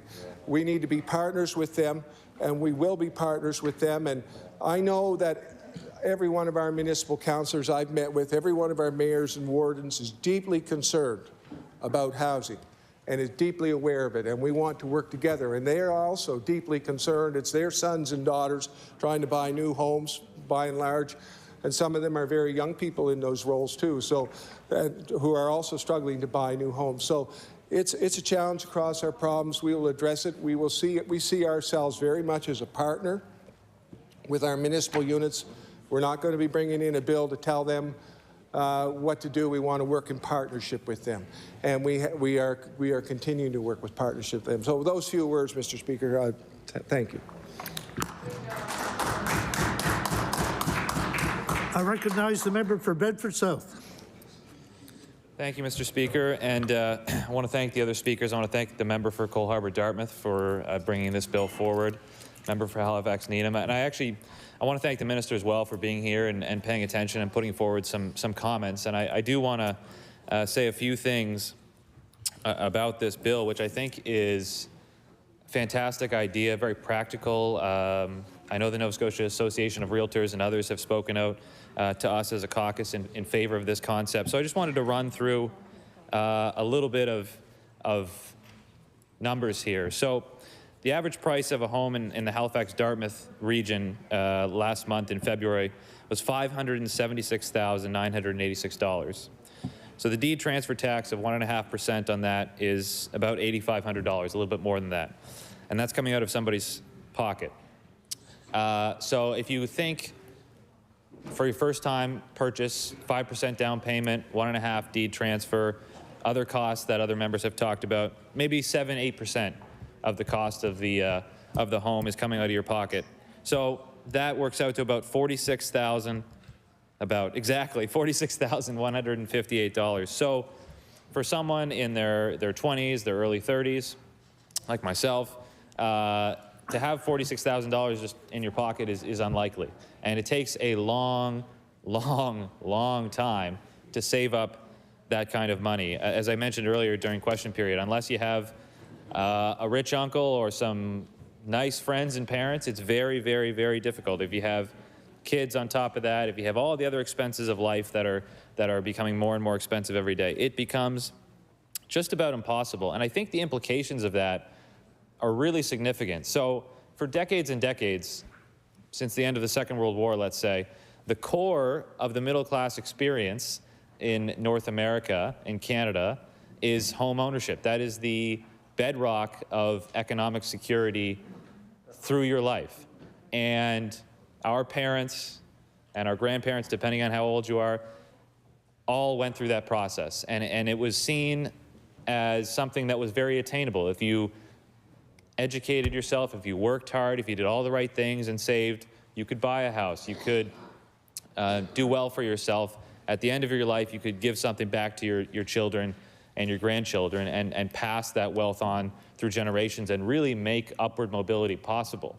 And when that initial step of home ownership is taken away completely or delayed for 5 or 10 or 15 years, that cycle is broken. And you may not see the impact of that broken cycle for years or even decades, but it's real and very significant. And it concerns me a lot. Obviously, I'm in that younger demographic, and as I mentioned earlier, I had coffee with a friend of mine the other day. He's maybe 29 or 30, I think, and he just said to me straight up, I've given up.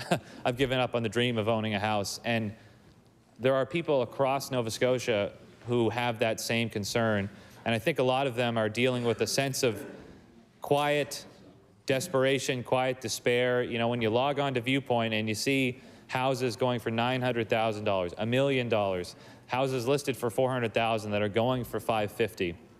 I mean, that is depressing in a lot of ways. It's very difficult to see, and it leaves you without hope, and it just has a really negative impact on people's health and the economy of this province as well. Thank you. And there's a couple of other points I wanted to make here that the minister was talking about. He talked about the cost of this to municipalities and the fact that he doesn't want to dictate to municipalities. And I appreciate that, and I know that the cost is a concern. However, governing at the end of the day is about making choices. And I was interested yesterday to note that the government has chosen to put in place a 5% deed transfer tax on non-residents, which I think, if I'm remembering correctly, was going to raise about $15.5 million. So,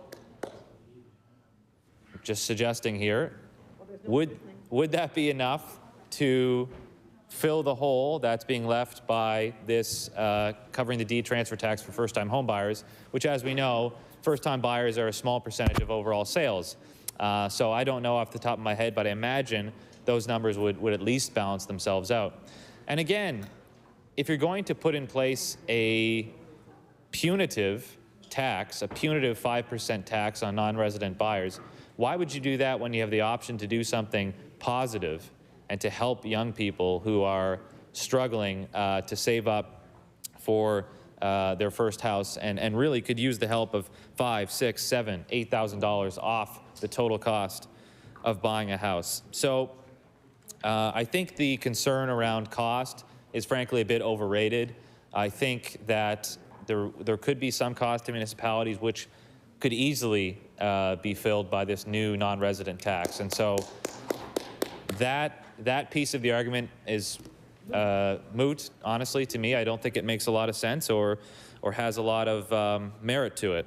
And again, the minister talks about supply, the premier talks about supply. That is true. No one disputes the notion that there is a supply issue in our province, which is why we need thousands of more units, and that has been announced, and I look forward to seeing that happen across HRM, and in particular in my riding, as I mentioned earlier this week, 9,800 units, tens of thousands of people.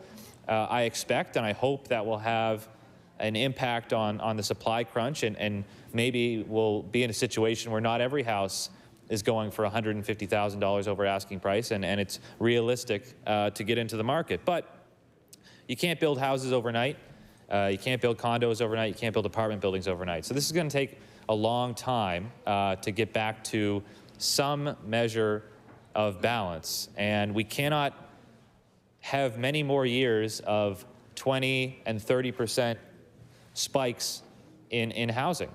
And again, I just want to reiterate the point that we talked about affordable housing. That's obviously a significant issue. But there's also a huge middle class that I think is at risk of being hollowed out here in HRM and across the province. And it's happening quietly, and it's not perhaps as visible, but it's a very, very real thing. And I just think, I know government doesn't like to take opposition bills or consider them, and you go on your business, and that's fine.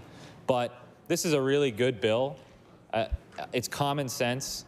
It helps people, which, as the member for Dartmouth South mentioned earlier, is kind of the whole point of why we're here. And I listened to the minister. I struggle to find a compelling reason why this bill wouldn't be considered. There's support for it within the industry.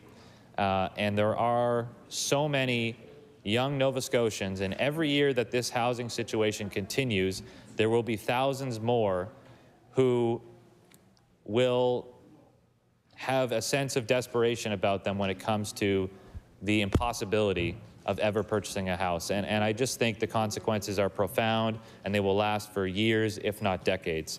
And so those are my comments. I don't mean to sound so down, perhaps, but I do think it's a seriously important issue that is being ignored far too often. And so I would ask and implore the minister and the government to give this bill the consideration it deserves. And with those words, Mr. Speaker, I will take my seat. Thank you. I recognize the leader of the New Democratic Party. Thank you, Mr. Speaker. One additional concern about this legislation is, of course, its impact on municipal revenues. We clearly understand the points that have been made that home ownership is something that is been kicked past the goalposts have been moved beyond vision for an awful lot of people.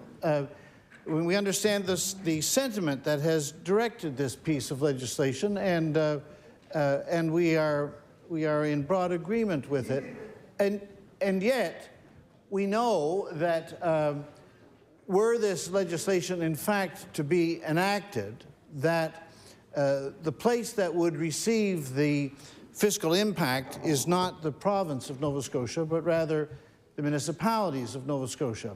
We know that in the tremendous variety of municipalities that there are in Nova Scotia, there would be some for which this would be a relatively minor consideration, that there would be others for which the impact would really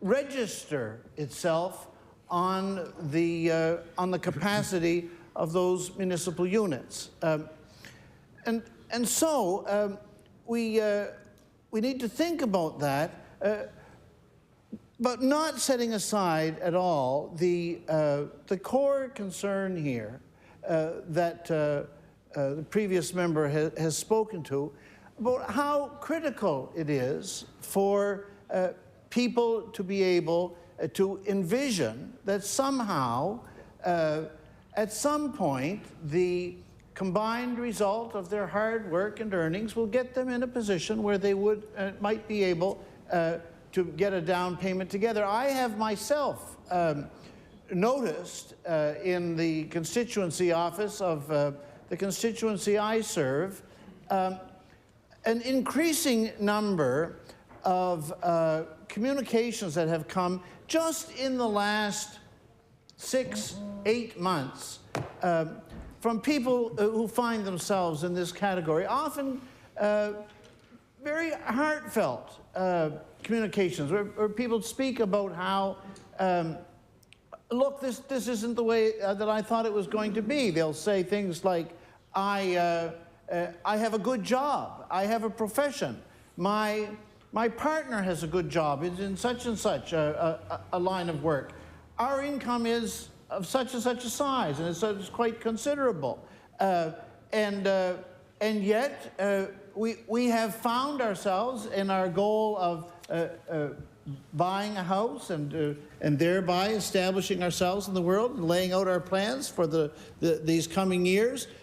We have found, as we have been outbid time after time after time, and as the amount of a down payment that we would need to be to have in order to be anywhere in the running for the places that we would like to be able to get a chance to buy, that this has moved more and more beyond us, and we wonder, people write, who is speaking for us? Is this a generalized concern for the government? There must be many people in our situation, as we know that certainly there are, and it is true that government must take this into account. I would say, in fact, in my own experience of communications with my own constituency office, that if I were to measure housing-related communications with our office, this particular issue, first-time home buying and the difficulty of it brought about by the overheating of the housing market, that this has in recent months come to occupy a larger and larger amount of housing-related correspondence. I'm quite sure that this has been the experience for other MLAs in the House. We can think back to a couple of years ago when there was the crescendo of communications with our offices around rent. We experienced how more and more of housing-related communications were about rent and about issues related to rent and about rent control, etc. And we know that with the temporary rent control, that issue has been brought into abeyance at least until the end of next year. And in that period, we have seen this concern. That what are people to do who have, in effect, as my colleague said previously, kind of played by the rules. The life picture that had been laid out before them, they have pursued as it had been presented to them, and they have seen it vanish and go beyond the extent of their grasp. And I think that we need to be very clear about this. that the core solution is not this kind of adaptation of taxation, which could have this municipal potentially negative effects. The core thing that is required is for the government to extend the supply of non-market housing. So the core issue, the problem that we face, Mr. Speaker, is the financialization of housing, the subjection of housing to the pressures of speculation in the market, so that the price of housing moves out of the realm of its, we might say, use value to those who be living in it, and moves into the realm of exchange value and what it can return on the speculative market. The only way, ultimately, to address this problem of the financialization of the whole housing sector is for government to become, as government was in the years up to the abandonment of this field in the middle 90s by the federal government, for the government to become, as the provincial government must become, serious players in the world of the provision of non-market housing. Now, when we say non-market housing, we need to add some precision about what we're talking about here, as we always need to add precision when we speak about affordability. I'll say first about affordability.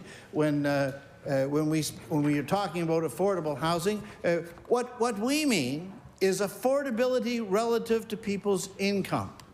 Not affordability relative to the market, because the market, of course, when it is overheated as it is at the moment, you can have a certain percentage of that market, and that's still at such a remarkable distance from people's actual incomes that being able to participate in the market is beyond people's capacity. But we know that there are many forms of housing where this isn't true. This isn't true of public housing. This isn't true of government-backed co-op housing. It isn't true of social housing. But in all of these forms of housing, the critical thing is that the ownership, the equity position is with the public, the people of the province. The great shortcoming of what the government has been announcing and bringing forward in these last recent days is that it is limited entirely to the private developer sector. So when we operate through the sector of private developers, what we are in effect doing is, as a government, renting or leasing for a period some affordable housing. But when the time of the agreement elapses, and this, I think it's normally 20 years, what happens is that the public of Nova Scotia is left with no asset whatsoever. So we invest enormous amounts of the money of the people of the province in order to address the housing crisis in a way which, in fact, does not bring the relief to the housing crisis that we want, because it does not create affordable housing relative to people's actual incomes, but only affordable relative to the market, and the gap is too great for people to participate. And we do that at the same time in a way which does not leave the public of the province, particularly particularly when the 20 years comes up, in a position where we will be the owners of the assets. So this is in fact what is required, for the government to step forward and take an equity position in non-market social public housing in order to establish affordability relative to people's incomes. And I'll just pause at that for a moment and think, how many people have we all known for whom the financial struggle of life was an almost unbearable load until the day they got into that rent geared to income unit. And when they got into the rent geared to income unit, where their housing was based on 30% of their income, perhaps maybe they hadn't got to the golden line of 65 where you could get OAS and GIS. But nevertheless, even though perhaps they were receiving a small disability pension, perhaps they were receiving income, so anyway, they have very modest income. But with rent geared to income, real affordability for housing, an enormous load was taken off their load. How many people I can think of over the years who finally were able to get into that rent geared to income unit, and you know, the next time you saw them, their teeth were all fixed up. It was wonderful. The next time you saw them, their glasses weren't busted. That's because they had some money for their glasses, and they had some money for their teeth, and they weren't eating badly either because there was some money left over for daily life. That's what affordability, real affordability, really means.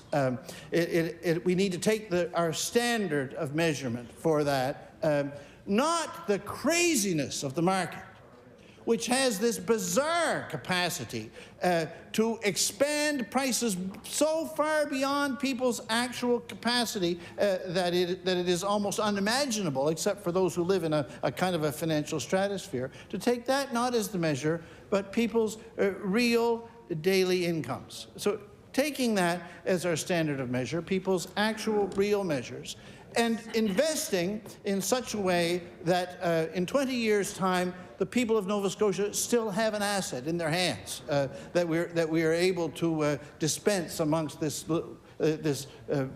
billion people that we've got in our province.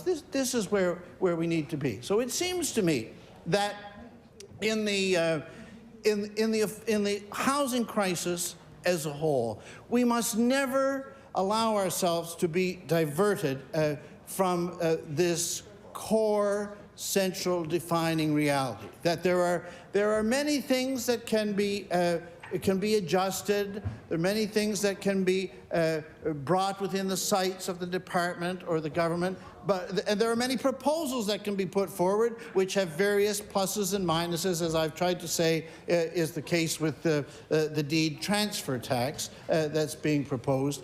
But fundamentally, what we can never, ever lose sight of is that it is a core responsibility of the government of Nova Scotia to address the housing crisis by intervening in the insanity of the housing market, which has moved the capacity for not just owning a house, but living in a house, often for many, many people, beyond their reach, that we intervene in that process, and that the government take up an ownership position in non-market housing, social housing, government-backed co-op housing, other forms of other than market housing, so that we can get serious about addressing what is the core fundamental problem around the financialization and the speculationization that is causing so much difficulty and such a deepening headache for the lives of so many of the people of our province. So this is the general position that I want to outline, Mr. Speaker, about this piece of legislation, understanding very clearly and agreeing very much with the points that have been made about how difficult it is for many, many people to see the goal of home ownership being kicked down the road farther than what they're able to be able to get a hold of, and at the same time understanding that we don't want to cause unintended consequences that will bring limitations about in municipal finances. The time for the Leader of the New Democratic Party has expired. The member from Northside Westbound. Thank you, Mr. Speaker. Thanks, Derek. Thank you, Mr. Speaker. I'm pleased to stand today and discuss this bill that's been put forward by my colleague from Cole Harbour, Dartmouth, Cole Harbour, Dartmouth, I'll get it at one of these times. I feel your pain, Mr. Speaker. And I'd also like to put my support behind this bill and thank the other speakers who have also spoken about the merits of this bill. A lot of you in here are of my vintage, or older, or beyond, and you know, we didn't experience the issues that today's youth are facing when it comes to home ownership. Back in my day, I was able to you know, get a job, had a decent job, and my wife had a decent job, and we were able to scrape together a modest down payment and be able to get into our first home in New Glasgow. And it was, you know, it was a modest home, but it was a 3-bedroom, lots of room to grow for when we had our child, and we were able to do that, and we were also able to afford food. We were able to afford gas for the car, and electricity for the house, and also oil to heat the house. And today, where we sit, we've seen housing prices skyrocket, and the asking price is just one small component of home ownership. There's so many additional costs, as my colleague from Bedford South had mentioned, with regards to actually getting to the home. So you have the money for the, you're able to qualify for the mortgage, but then it's the legal fees. It's the deed transfer tax. It's the fuel fill up. It's all of these extra added costs that tend to put home ownership out of reach for Nova Scotians. And one of my colleagues mentioned in a previous discussion about what is the plan for home ownership. How can we afford? How can young people afford a new home?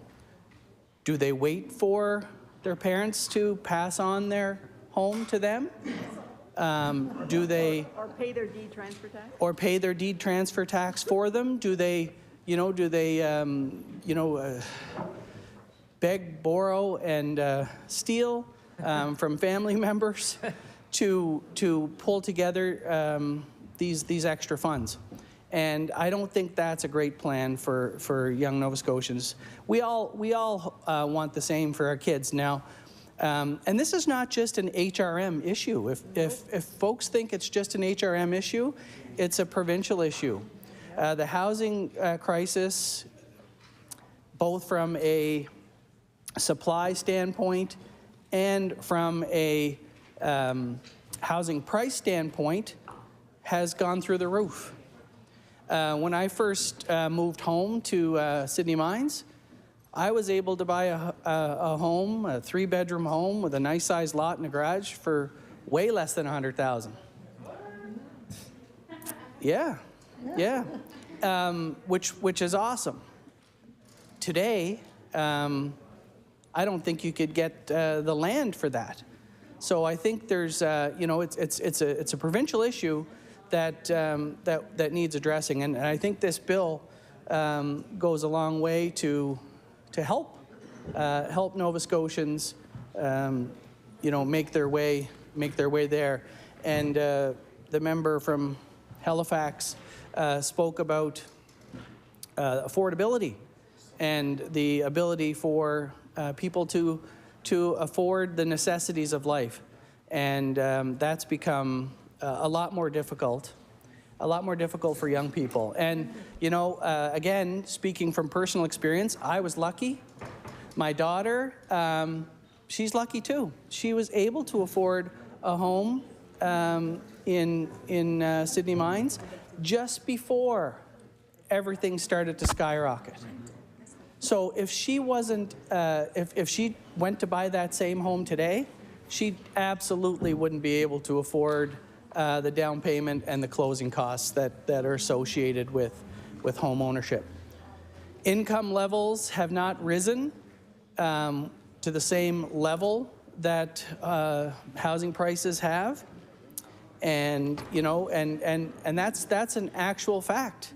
It's a fact that Cape Breton is a wonderful place to live, and as is all of Nova Scotia. We all love our homes. We all love our province. We all deserve and would love to be able to have our own piece of Nova Scotia.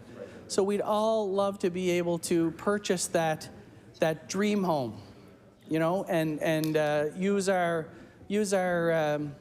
leftover funds to improve it and make it better for when we do get a chance to pass that on to our children way down the road, hopefully.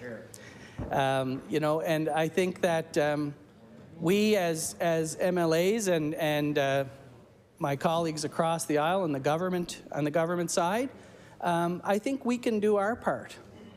We can do our part to pass legislation like this to help young people, to help them experience the joy and the empowerment and the pride in being able to purchase their own home. And right now, that's out of reach for so many people. So many people. And it's really unfortunate because, you know, when you're able to have that asset for when you retire, it's just you know, it's just a heartwarming feeling that you're able to establish yourself, and you know, when you get older, then you have that security there to take you into your retirement. You have an asset, and you know, I think this bill is an asset to Nova Scotians who really deserve to have that peace and tranquility of home ownership. There's nothing like that feeling of like you've arrived, you know, and I think home ownership, a great job. There's a lot of young families out there with kids with excellent jobs, excellent incomes. That's how they put down roots. And they want to, that's right, they want to put down roots. And it's really hard to put down roots when you can't afford the root cellar. And so if you can't afford your basic necessities of life, it's so hard to put those monies. And my colleague talked about the time it would take to actually put that $20,000, $30,000, $40,000 together to be able to facilitate a purchase such as an asset, especially with children. You know, children are very expensive. There are many activities. They are. Children are very expensive, and you know, I have one, and so I'm speaking from experience on that. Ask Ali how many. Yes, Ali would know. Children, or the member for Halifax Armdale would know that that children are expensive, but they're worth it. Children are expensive, but they're worth it. They deserve a home. Just like home ownership is worth it and deserving. We all deserve, we all deserve to be able to purchase a home. We all deserve to be able to afford the basic necessities to make that home a viable place for us to raise our families and to grow older. You know, and I think that our children and young people today really are working hard, and they're working hard to get there. That's right. They want to be able to be on their own, and they want to feel like they're not a burden on their parents. They want to get out of that basement, and they want to set down their own roots. Yeah, so they're responsible. They want to show their responsibility. They want to be able to participate in society, and they want to build a future. And they want to build strong assets that they can then, that they can show that for their kids, that they have those assets, and then their children can do the same. But right now in Nova Scotia, this is way out of reach. And I guess what I would do is ask the government side to please take a look at this legislation, because I think it's a great start for us to come to some common ground and help make Nova Scotia more affordable for our young people. We deserve, our young people deserve. They deserve it, and it's our job to help them attain those things. And Mr. Speaker, with those few words, I will take my seat. Thank you very much.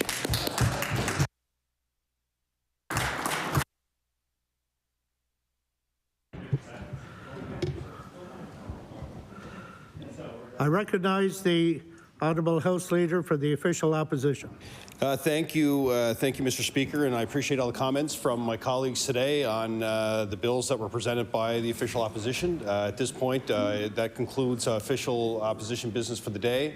I will now pass the floor over to the Government House Leader oh my God, I just forgot what I was going to say. Orders. To announce business for the upcoming day. Thank you.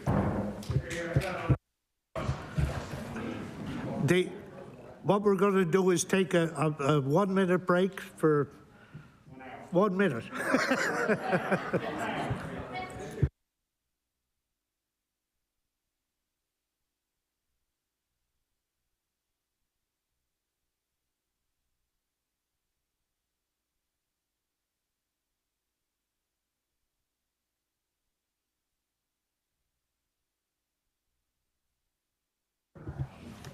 Order, please.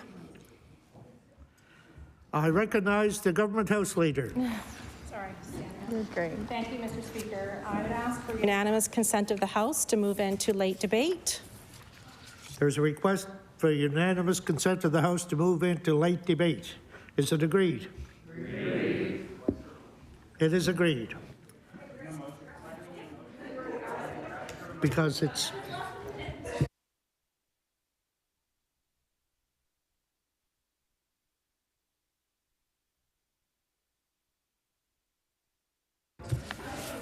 Just for to clarify the record, once late debate is over, we'll go back into government business. Okay? As long as everybody's clear on that for now. So the late debate topic this evening was presented by the member for Dartmouth North. Be it resolved that the arts, culture, and recreation sector, which contributes greatly to our economy and well-being, is one of the industries hardest hit by the pandemic and requires targeted emergency and sustained support to recover and grow. I recognize the honourable member for Dartmouth North. Thank you very much, Mr. Speaker, and I'm frankly devastated that I am speaking about this subject today. This is my 5th year as an MLA, extremely privileged to be an MLA. But gosh darn it, I'm awful tired of talking about arts funding in this House.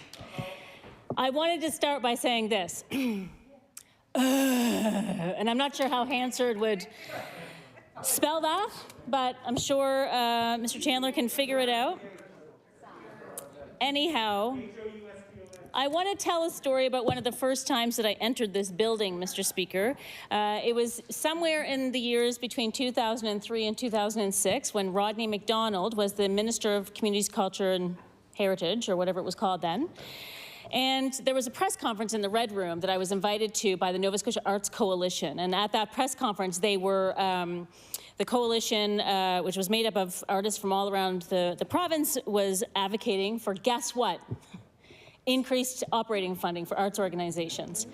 And I remember, thinking, oh, this is such a, beautiful room, and this is, but I knew how important the subject was. But, and I really thought that because the discussion was happening in the Red Room, in this important building, that there was going to be some kind of attention paid to the issue. This was early in my professional career as an artist, by the way, so I guess I was naive. And shortly after that, not only was there no increase in operating funding for arts organizations, but in fact, the minister at the time shut the doors of the Nova Scotia Arts Council, which was an arm's-length funding body, locked the doors, fired all of the folks that worked there, and that was the end of arm's-length funding in Nova Scotia, arts funding in Nova Scotia, for several years.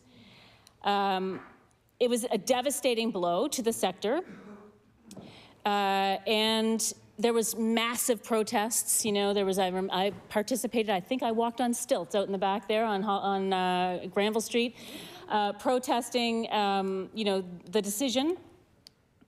And I would have to say that, over the years, and as a recipient of Arts Nova Scotia funding several times, in the ensuing years, that I would say that arguably the industry has never really recovered from that cut or that action. So that action by the PC government. And I really had high hopes for this new PC government, that they would see the folly in that type of action. I didn't have, much luck with my Liberal friends over here over the last few years, talking about this situation.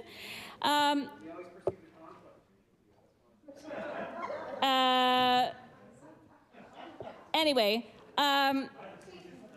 when we look at the resolution, Mr. Speaker, I'm not going to spend all my time talking about, poor artists and poor arts organizations, but I want to talk about it in a very real economic way. So when we look at the resolution that we are debating tonight, that Arts, Culture and Recreation Centre, which contributes greatly to our economy, is one of the industries hardest hit by the pandemic and requires targeted emergency and sustained support to recover and grow, that's what I want to talk about. So I know people in this House will take some issue with the resolution, that the arts and entertainment and recreation sector have been, one of the hardest hits. Well, the fact is that on this table that I'm about, or this chart that I'm about to table, it's a Statistics Canada table, Nova Scotia's GDP outlook by industry. The arts, entertainment and recreation industry, a sector, took a stunning drop of 46.7% in 2020. Because of the pandemic. I remember when things started to shut down in March of 2020. I had many friends in Billy Elliot, for instance, at Neptune, which was like, everyone was so excited about Billy Elliot coming to town. Jobs lost. I had a friend who was in a production at Neptune where they were just told at the end of one night, they had another week to perform or whatever, and at the end of a particular night, they were like, that's it, folks, go home. People who had counted on money throughout the, they had gigs all the way through the year, all gone. And for a while, of course, there was no bright outlook until the federal government finally instituted the CERB.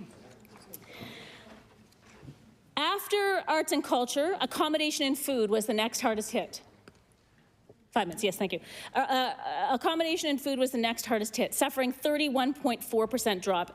And, we all have restaurants and the food sector or businesses in our ridings. We know that we've been trying to support them, but guess what? They are intricately related to the arts and culture sector in Nova Scotia. People know that when they go to take in art and culture, they also go in to take a meal or a drink somewhere afterwards or before. It's part of the culture of taking of art and culture in our province.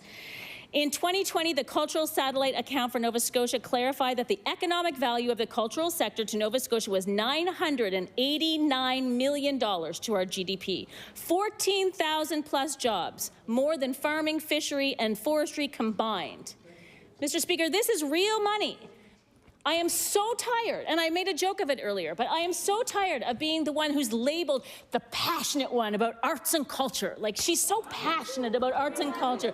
It's so sweet that she's, maybe you don't think I'm sweet, but that's what I get back. So It's not a fluffy industry or an elite industry. It's not for elite rich people. It's an economic driver in our community that contributes to not only, actual well-being from taking in art, but health and wellness and immigration and education, and all of these things benefit from the hard work that severely underpaid artists do in our province every day. Now, I will say credit where credit is due. Sorry, Liberals, I'd have to look back in my notes and stuff. But for now, for this government, I will say credit where credit's due. Obviously, we are very pleased about the investment in the film industry. This has been a long time coming. Yes, don't take up my time with your clapping.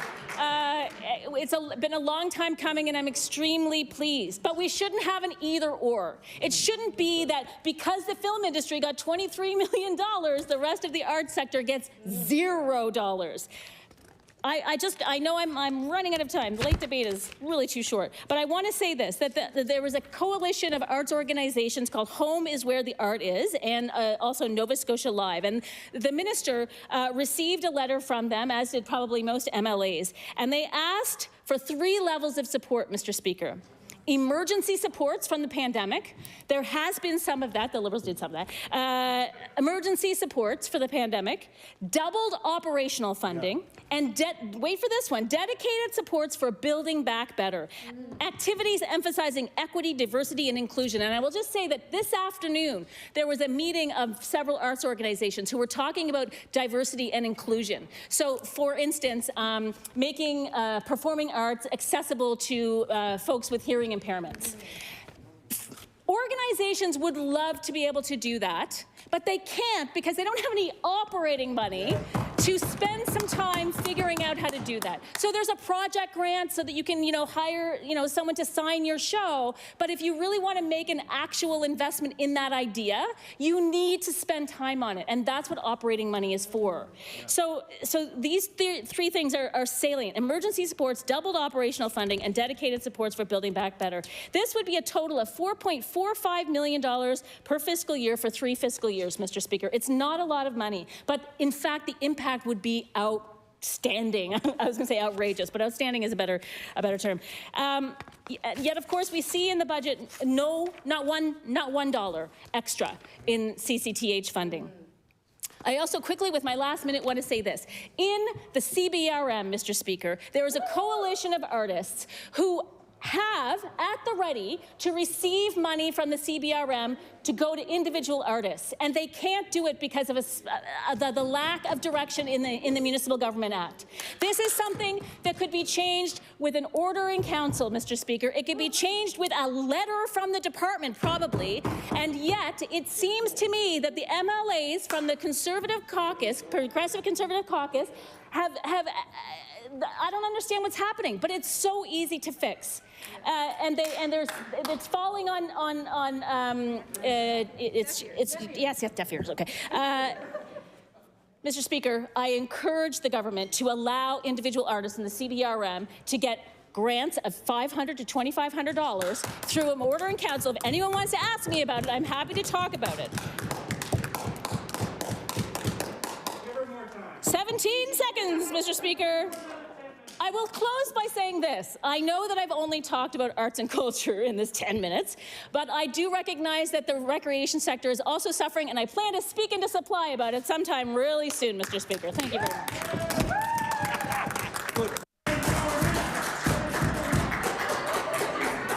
I recognize the member for Clayton Park West.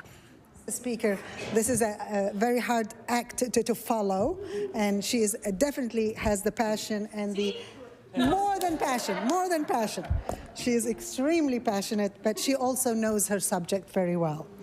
Mr. Speaker, I do believe all members of this House would agree that the arts, culture, and recreation organizations within our ridings are viewed as cornerstones of our communities.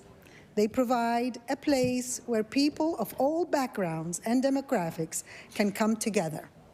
I have seen this firsthand at the Bella Rose, which is the center that serves my riding in Clayton Park West and the surrounding area.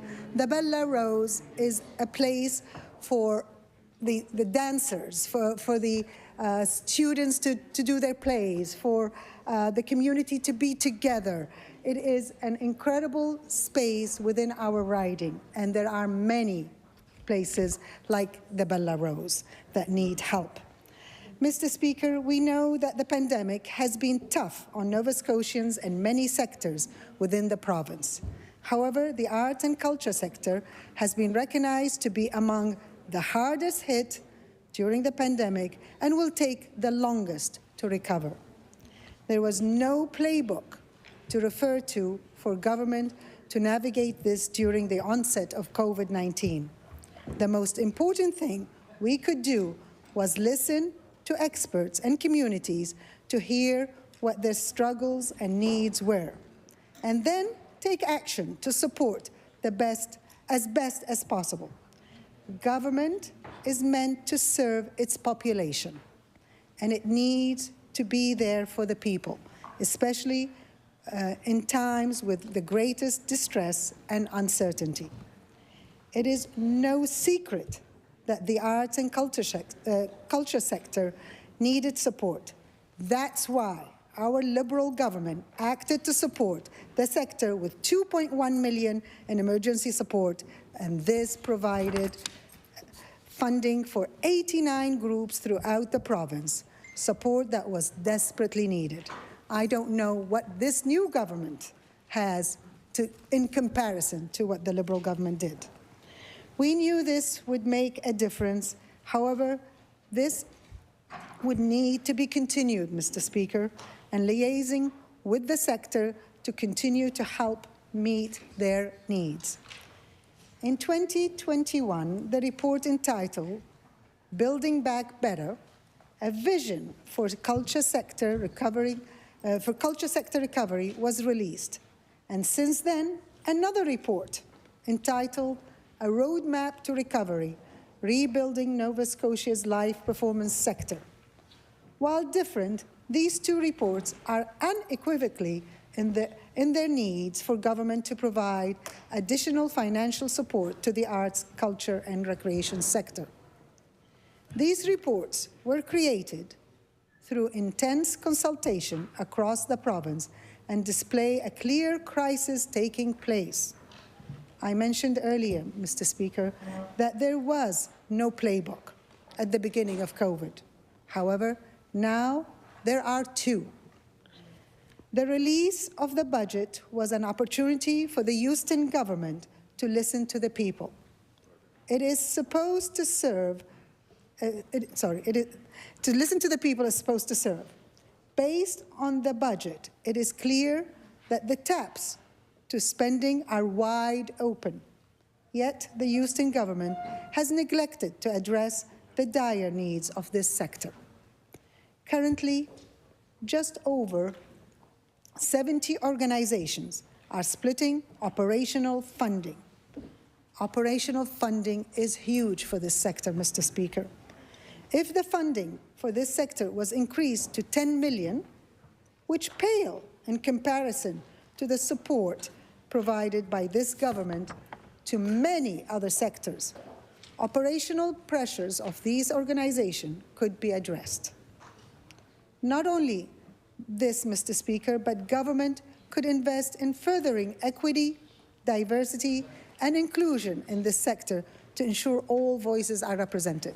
And my colleague from Dartmouth North was very clear about that.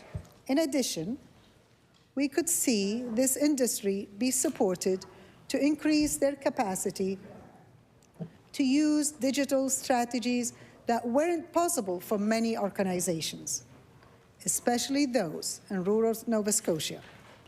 Further beneficial and needed opportunities in supporting advanced education in this sector could become a reality. The list of benefits goes on, Mr. Speaker. I realize that this government made promises on health care during the election, many of which have yet to be materialized. Mr. Speaker, I'm wondering why the government has not seen the direct correlation between this sector and health, especially mental health.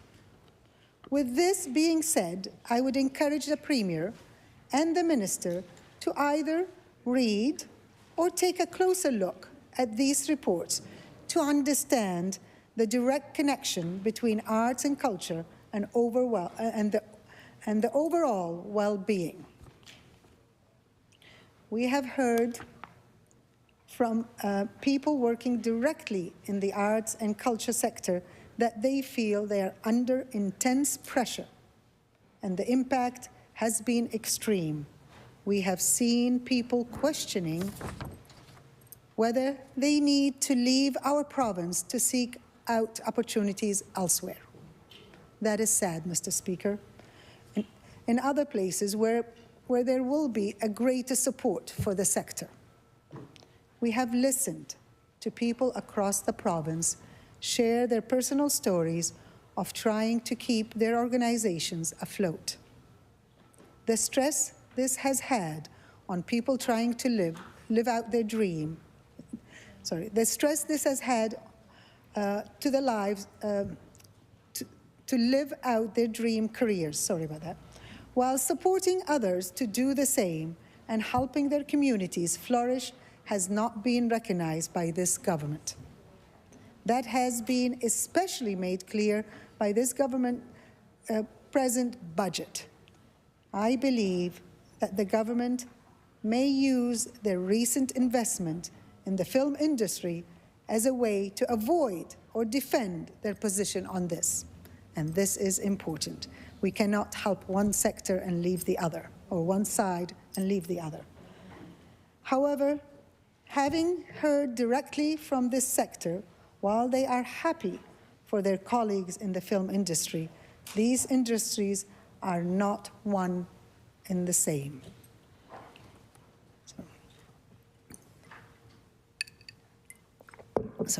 In fact, there's absolutely no new funding for arts and culture. This is after a direct offer from the Nova Scotia Live Performance Recovery Coalition to meet with the Finance Department regarding the budget went unresponded to. Mr. Speaker, this was a missed opportunity for this government to actually listen before trying to lead. Mr. Speaker, affordability has been a key topic this House session. Inflation is making it even more difficult for this sector to keep up. Nova Scotians turned to arts, culture, and recreation to help cope with the stress of the pandemic.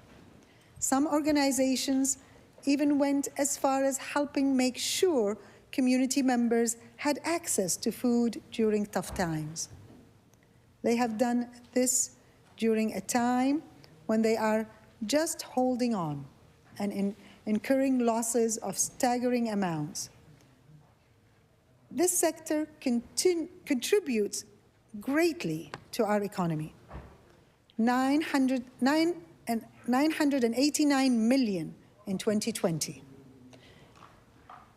The culture, as per the Culture Satellite account, and in that same year employed more than 14,000 people, as my colleague mentioned. The 14,000 people require a lifeline. They need help for recovery, and they need the support to build back better. I appreciate the member from, I look forward to hearing, I would like to close by reiterating from theatre like Highland Arts or the Savoy. These organizations have been here for their community and continue greatly to all aspects of the life of the province. Order, please. And it is.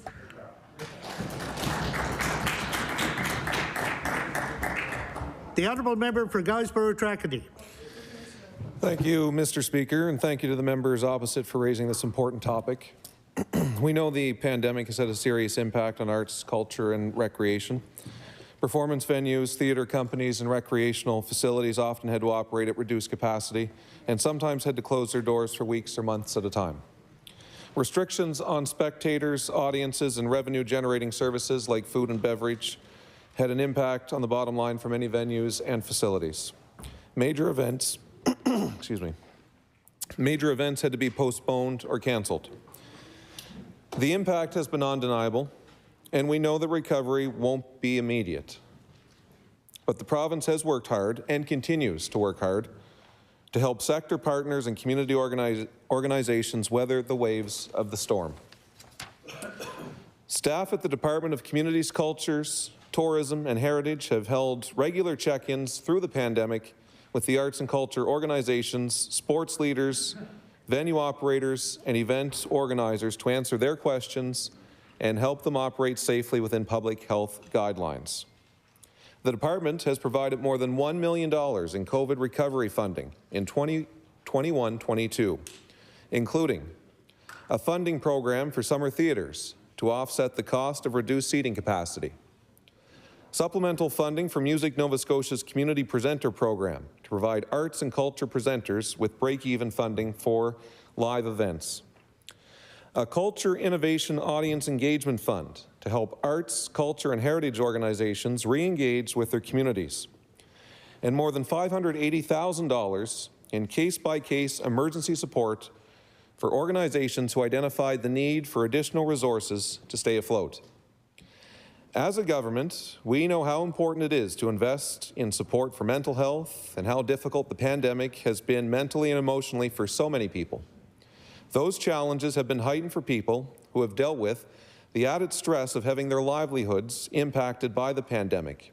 That certainly includes many artists and musicians who rely on live venues and performances to help make a living. Through the Culture Innovation Fund, Communities, Culture, Tourism and Heritage provided $50,000 to the East Coast Music Association Wellness Program. Focuses on the mental health and wellness of our musicians. And through the Festival and Community Development Program, the department helped 32 events find ways to operate during the pandemic, including the Makin' Waves Music Festival in Cape Breton, which was able to offer a COVID-safe, multicultural concert series that paired up-and-coming artists with headline performers. This government will continue to support arts, culture, and recreation as we recover from the pandemic. The province recently launched a confidence-building campaign to encourage Nova Scotians to get back out there, visit local businesses, and support arts and culture events in their communities. And we have made many long-needed investments in culture, sport, and recreation infrastructure to help these sectors rebound and thrive. Earlier this week, I was in Guysborough to announce a $400,000 investment to Mulgrave Road Theatre's Roadhouse Creative Centre. This multi-use performance space will be a huge boon in my constituency, and I can tell you that the local arts community is thrilled. This is the single largest government investment in Mulgrave Road Theatre's 46-year history. And I would be remiss if I didn't acknowledge my colleagues, my counterparts with the municipality of the District of Guysborough for providing the space that they're in now. As a government, we have shown our dedication to supporting sport and recreation. Within weeks of forming government, we delivered on our promise to implement a rink revitalization fund to help community rinks make the critical repairs and upgrades they need to remain sustainable. The first round of the $1 million fund supported 33 projects, and the department is reviewing applications now for the second year of the fund. We provided Sport Nova Scotia with $5 million in additional funding to support the Kids Sport program, purchase accessible equipment, and provide more programming for athletes with disabilities, so more people have access to sport and recreation opportunities. We've invested in projects including the Banook Canoe Club in Dartmouth, we heard about that earlier, the Hawks Field of Dreams in Cape Breton, the Inverness County Recreation Facility, and the Springfield Lake Recreation Center baseball fields in Middle Sackville. These community recreation facilities will be able to support events and provide more access to sport and recreation opportunities with government support. We have made significant investments in film and tourism, $12 million to support marketing and digital adoption for Nova Scotia tourism operators and providers, $15 million for a 5-year content creator fund that will benefit Nova Scotian directors, writers, producers, and performers, and $8 million toward a soundstage that will grow Nova Scotia's film industry and make it a year-round economic driver. All these investments will help benefit our arts, culture, and recreation sectors as we attract visitors and create more opportunities to showcase our unique cultures, performers, venues, and all that Nova Scotia has to offer. The Community's Culture, Tourism, and Heritage Business Plan for the coming year also outlines ways that the department will support opportunities for growth that arts and culture representatives proposed in their Building Back Better plan. Some of the key initiatives include working with staff at Labor Skills and Immigration to identify supports for increased training to meet growing labor demands in the creative sector, working with Environment and Climate Change to support opportunities in the creative sector to promote education and action on climate change, increasing equity, diversity, and inclusion across the arts, culture, and recreation sectors as we support COVID-19 recovery. Mr. Speaker, the past 2 years have certainly been challenging, and we know people across many sectors are still feeling the impacts. This government will continue to work with our affected partners, to listen, and to do all we can to help find solutions so Nova Scotia's arts, culture, and recreation communities can not only rebound, but grow and thrive. Thank you.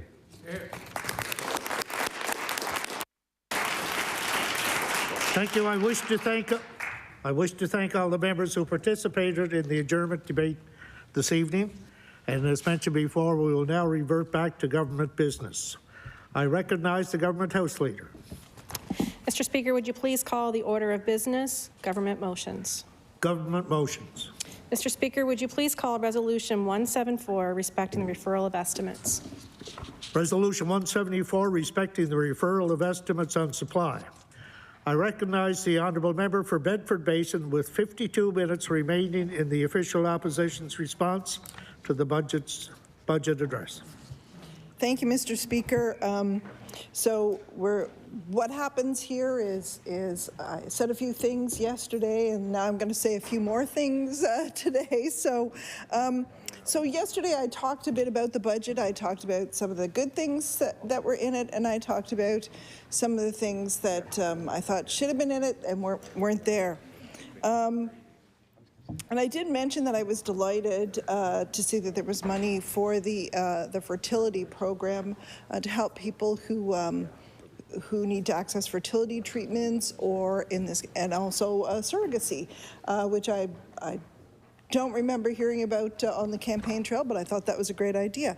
But I will just say that, I had the chance to go to the bill briefing today, and I guess one of my concerns about this is that, and again, I'm so pleased to see that there is money that does come back to people who need this important treatment. But by its very nature, by the fact that it is money that comes back at tax time, what it means is that for many Nova Scotians, this kind of treatment will still be out of grasp because you have to pay for it up front. And we really don't do that with any other medical treatments that I can think of, unless they're, cosmetic, that kind of thing. But so for many Nova Scotians, that $20,000 that you can get $8,000 back on, that will be beyond their grasp. And I guess an alternative would be to have it covered under MSI. I do want to commend the government on taking this step because it isn't something that's been covered before, but I do feel that it's important to note that there are many people who are unfortunately going to be excluded from being able to avail themselves of those services simply because they don't have the money ahead. And I should note I don't think I mentioned in the remarks yesterday about the 13 additional cancers that will now be covered for firefighters, both paid and volunteer, under WCB, as well as heart attacks. It's significant to firefighters. I have a firefighter in my riding who went through cancer treatment, and I just want to say thank you for covering those. It's important to our firefighters, to their families, and to all of us who actually count on them to be there for us when we need them. So thank you very much. But I do want to make clear that the government's able to do this because successive governments and the workers' compensation boards held fast until the plan returned to full funding, because for many years that plan was not even close to full funding. And this was tough on everybody. It was tough on people who had to administer it. It was also it was tough on anybody involved in it. It was toughest on the claimants because they could not get the coverage that they needed. And they haven't seen much added to their coverage over the last number of years, so I'm glad that the plan is in much better shape now. Because in the past, before any of us were sitting in this house, there was no discipline about that, and all kinds of things got covered, whether there was money or not. And the problem was with that you can end up with a plan that ends up being able to help no one if you don't watch what you're doing. So I'm hopeful on that particular front that we've turned the corner. And now that I've said some nice things,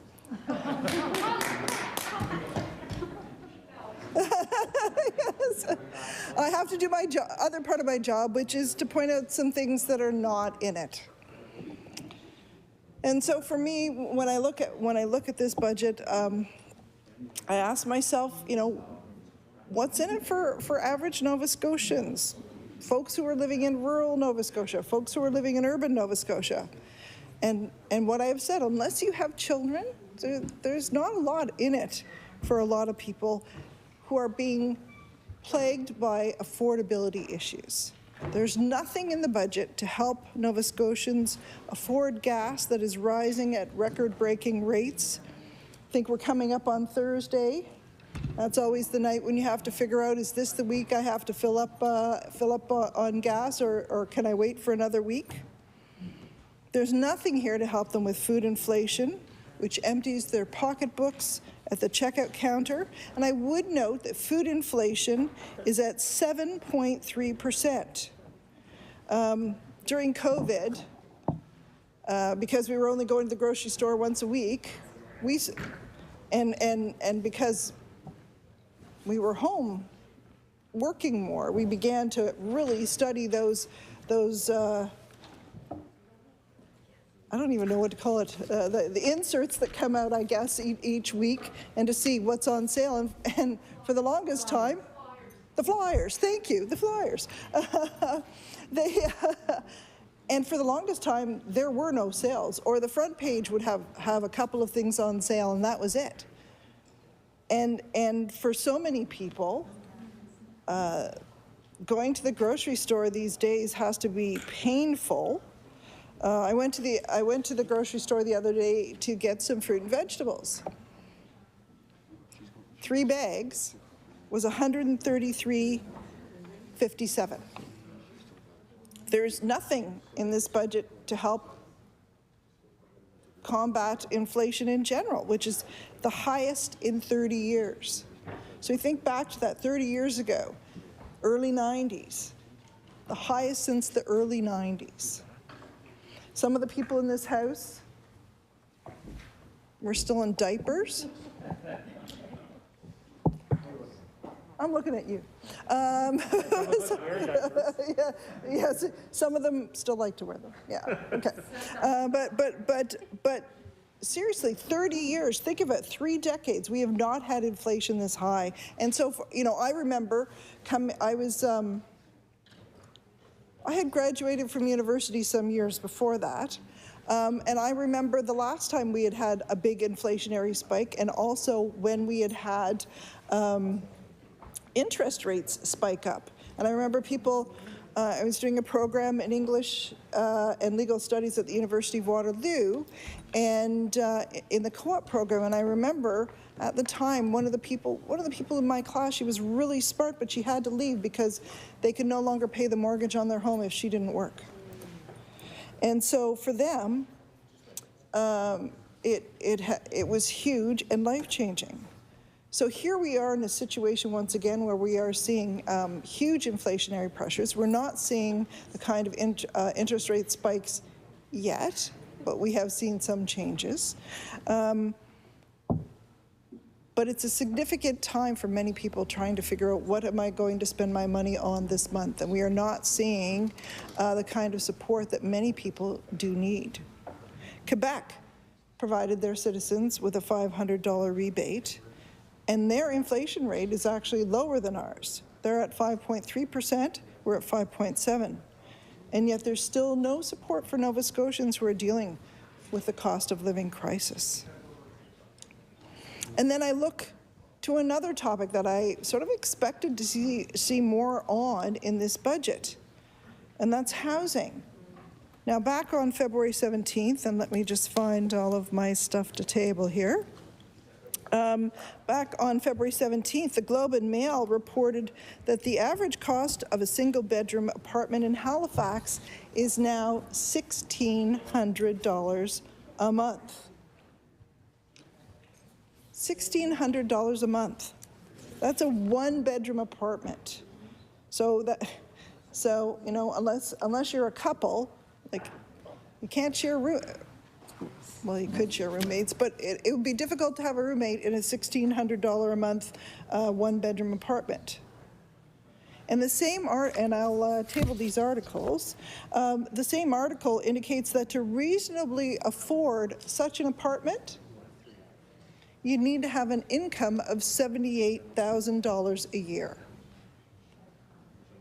And I would venture to say there are a lot of young people starting out who do not have incomes of $78,000 a year and who do not have, I don't know where they're supposed to live, and I don't know how they're supposed to save for a house, as we've been discussing.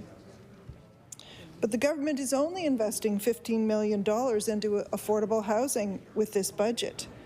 And we previously saw that the government spend $22 million on 370 units, by that costing only 252 affordable units would be budgeted in this year's budget. It's not nearly enough to deal with what we're currently dealing with. And as we heard today in question period, the housing crisis is not only in HRM. It may be more acute there, but it is actually everywhere.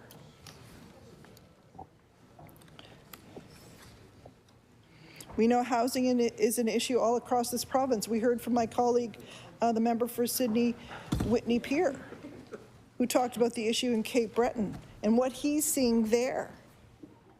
And I know from talking to my colleagues all across this province, because we have rural members and urban members, that this is an issue everywhere. We heard the member for Bedford South talk about what are young people supposed to do, and I did touch on this a little bit the other day. We did talk about that, and I don't know what young people are going to do when it comes to having a house, because really what my honourable colleague from Bedford did note is that for many people, having a home is actually a retirement plan. There are some people who pay off their house, and then when it comes time to retire, they sell their house, they take that money, and that's what they live off for the rest of their life. But if they're never able to do that, how is that going to work?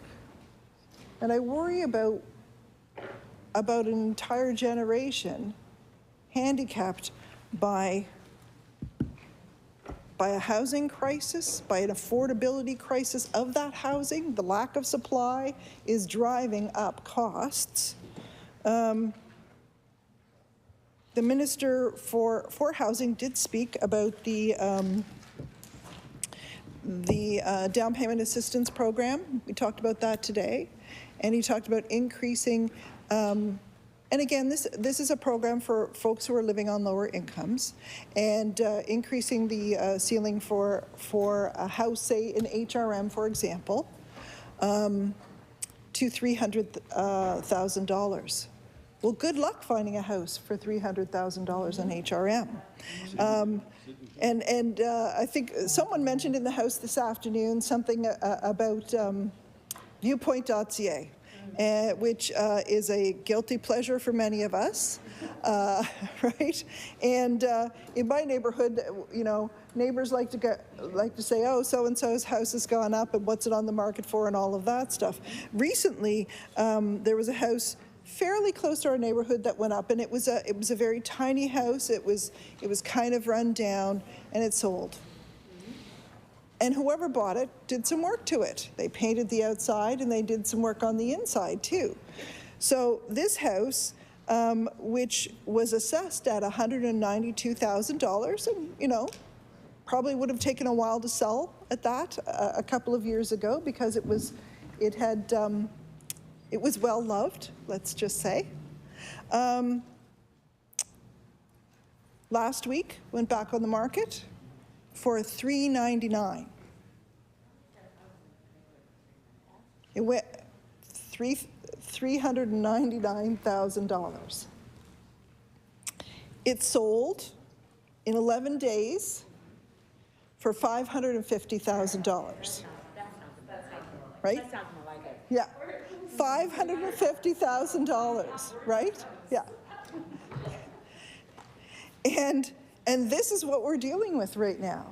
This is what we're seeing everywhere. And there is no relief in this budget to help with that. There's nothing here to help with that. So I don't know who's buying the houses, but what I do know is we do need to deal with this. Because if tiny little houses are selling for $550,000 on a very busy street, by the way, I might add, a very busy street, I don't know where people are going to live. And we keep hearing about, you know, we want more people to come to this province, and we do. But where are we going to put them? Where are we going to put them? At $550,000 for a tiny little home? I don't know who's paying these mortgages. I don't know how they can afford it. But it is definitely an issue, and it's something that this government is going to have to deal with in the coming weeks and months. Well, that's what I was just talking about. Yep, 300,000. Like, good luck finding a house for 300,000 in HRM. And then we move on to food. The Canada Food Report indicates that for the average Canadian family, the increase in food costs is going to cost $1,000 a year. And this is simply unaffordable for many Nova Scotians. Is there support in the budget to tackle food insecurity or lower food costs for Nova Scotians? Nothing. Was there an investment into a school lunch program? No. Was there maybe increased investment into the school breakfast program? No. And I have to tell you that I had a snapshot the other day from the mother of a school teacher, and she sent a shot of what she had to feed her entire class. It might have provided a school breakfast for one child.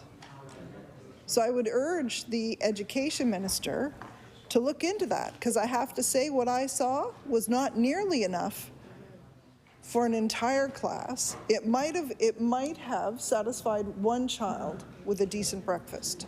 I was gobsmacked. And we all know it's tough to learn when you're hungry. That's why we invested all those years in breakfast programs. I just said that. Oh. Because children learn better when they're fed. And so we do want to know how those breakfast programs are working, because from what I saw the other day, they aren't. At least not everywhere. And then we turn to economic development. And we don't see anything in this budget for economic development. It has less than nothing because it cuts more than $50 million from this department in the middle of a cost of living crisis. Just when we need more support for our businesses, there's nothing. There's no program there. There's nothing for recovery at all. There's no support to our small businesses. When our economic development critic and I were in meetings before the budget, we talked to a number of different organizations, and we heard loud and clear over and over the need for support as we come out of COVID, if we're coming out of COVID. But that business needs support. Business is hurting. 67% of businesses had to take on debt in this pandemic. There is no debt relief for them. And I can't remember the exact percentage, but a good proportion of those, or I think it was the average, was over $100,000 of debt that they took on, right? And so they're trying to figure out, how are they going to pay this back? Are they going to be able to pay this back? And many of the businesses we spoke to, they thought it was going to take at least 2 years to pay it back, if they could at all. And I think it was around 15% said they really weren't sure that they were going to be able to pay back that debt. There's no help in here for them. 81% of businesses are concerned about rising costs, and this budget is offering nothing to address inflation for them. And you know, there were things that we heard too. We met one day with the Center for Women in Business, and what we heard was that some small investments to women entrepreneurs could have huge impacts. And you think about things like money to buy a laptop so you can move your business online, that kind of thing. Those could have been in here, and they're not a big ticket item, and it would have huge impacts. When an entrepreneur can move online, it makes a big difference. A big difference if they can sell, whether people are staying home because COVID cases are rising. But sometimes people just need a small amount of seed money. And it could be something as simple as buying a laptop or having someone do a website for you, that kind of thing. So programs like that would help our businesses thrive, that money is not here. And we had expected to see something for that. And I spoke earlier today about the Better Paycheck Guarantee Program that the Premier said was evidence of the PC's can-do attitude. That's not even in the budget. I mean, that was splashed all over the election documents. Does this mean we have a can't-do attitude now?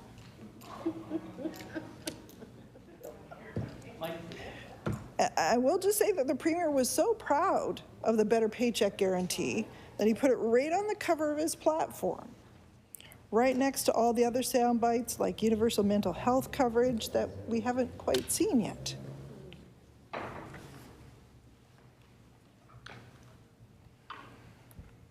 And the government likes to talk about poverty reduction. And there are some good measures. I want to be very clear. There are some good measures here, particularly to reduce poverty in families with children. There's good work done at DCS on supports for persons with disabilities.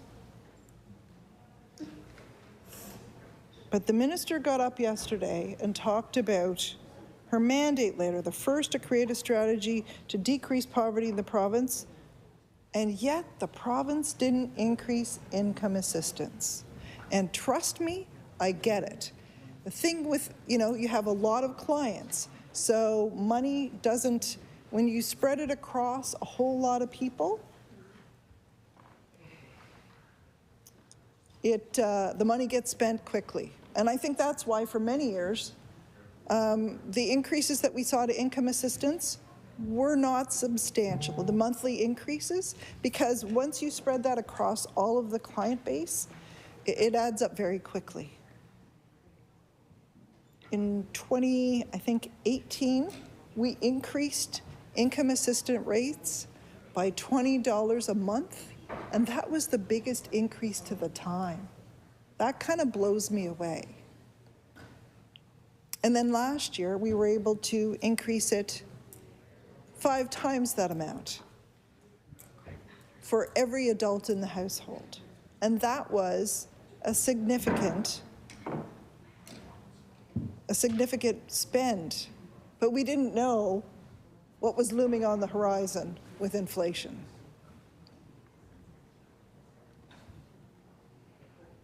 And at a time when inflation is at 5.7%, I would have thought that perhaps the province would have at least indexed income assistance to inflation. Even New Brunswick did that. So I hate to break it to folks in this chamber, but the fact of the matter is that with the cost of living rising, and as this government fails to grapple with it, poverty in this province is going to increase.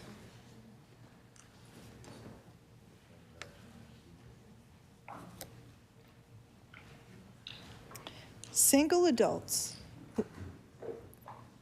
the majority of whom are living with disabilities, are often living on the lowest incomes in this province.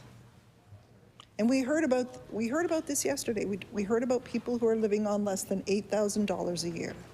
So if you don't have children, or if you don't have a partner, that's what you're living on in this province if you're getting income assistance. And Nova Scotia has been making progress on child poverty. The data often lags behind, so when you hear the poverty numbers come out, they're often from a couple of years ago, simply because that's when Stats Can releases the data when they get it from all across the country. So it takes a while to actually get the numbers. So in 2019, we moved from having the highest rate of child poverty in the country to having the 4th lowest. And we also had the lowest rate of single-parent family poverty in the country that year.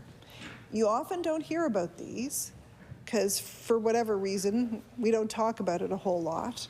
And then other groups take the numbers and put a different spin on them. But Stats Can actually reported the poverty numbers, I think earlier this month. And so we have them for a more recent year. In 2020, our overall poverty rate took a big drop from 12% in 2019 to 7.7% in 2020. And our poverty rate for couples with children fell from 9.2% in 2019 to 3.2% in 2020. And that's a result of some work across a number of different government levels. So I think about the federal government with their child tax benefit, and us with a number of different initiatives, and it could be anything from no longer counting maintenance support payments as income for a single mom who's on income assistance. And that can bring an additional $300 a month. That's huge in a family that never had that option before. And Statistics Canada reported that the poverty rate for couples with children fell from 9.2% in 2019 to 3.2% in 2020. And Stats Can, let me find my documents here. Stats Can reported that the poverty rate among children aged 17 and under in Nova Scotia has declined considerably since 2017. The rate back in 2017 was 20%, which kind of boggles my mind. In 2020, it was 5.5%. Only Quebec, BC, and Alberta had lower rates of poverty. And this is not to pat anybody. This is not to pat us on our backs. This is the reason why many of us sit in the House, because we want to make life better for our fellow Nova Scotians. So it's important that we continue on this trend. And that's why you're seeing, oh, I should table that, thank you. And that's why you're seeing concern from this side of the House, because we were making, yeah, sorry, it's a big pile there. We were making progress on this particular issue. There's so much more to do, but we were making progress. And I am concerned that by not increasing income assistance rates, we are going to backslide on that, and we won't know for a couple of years about those numbers, because, as I said, it's a couple of years along. And this is a really awkward sort of term that Stats Can uses, but non-elderly persons not in an economic family, or what the rest of us would call single people, who are not elderly, the poverty rate remains stubbornly high. Not just in Nova Scotia, but across the country. It's been declining in every province recently, though, except for Saskatchewan.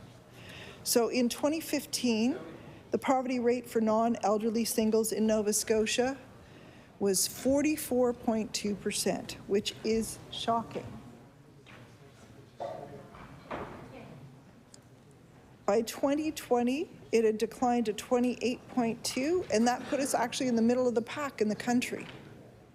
But it is these people who still face the highest rates of poverty, and it is these people who are particularly hard hit, by the rising costs in food, housing, electricity, and transportation.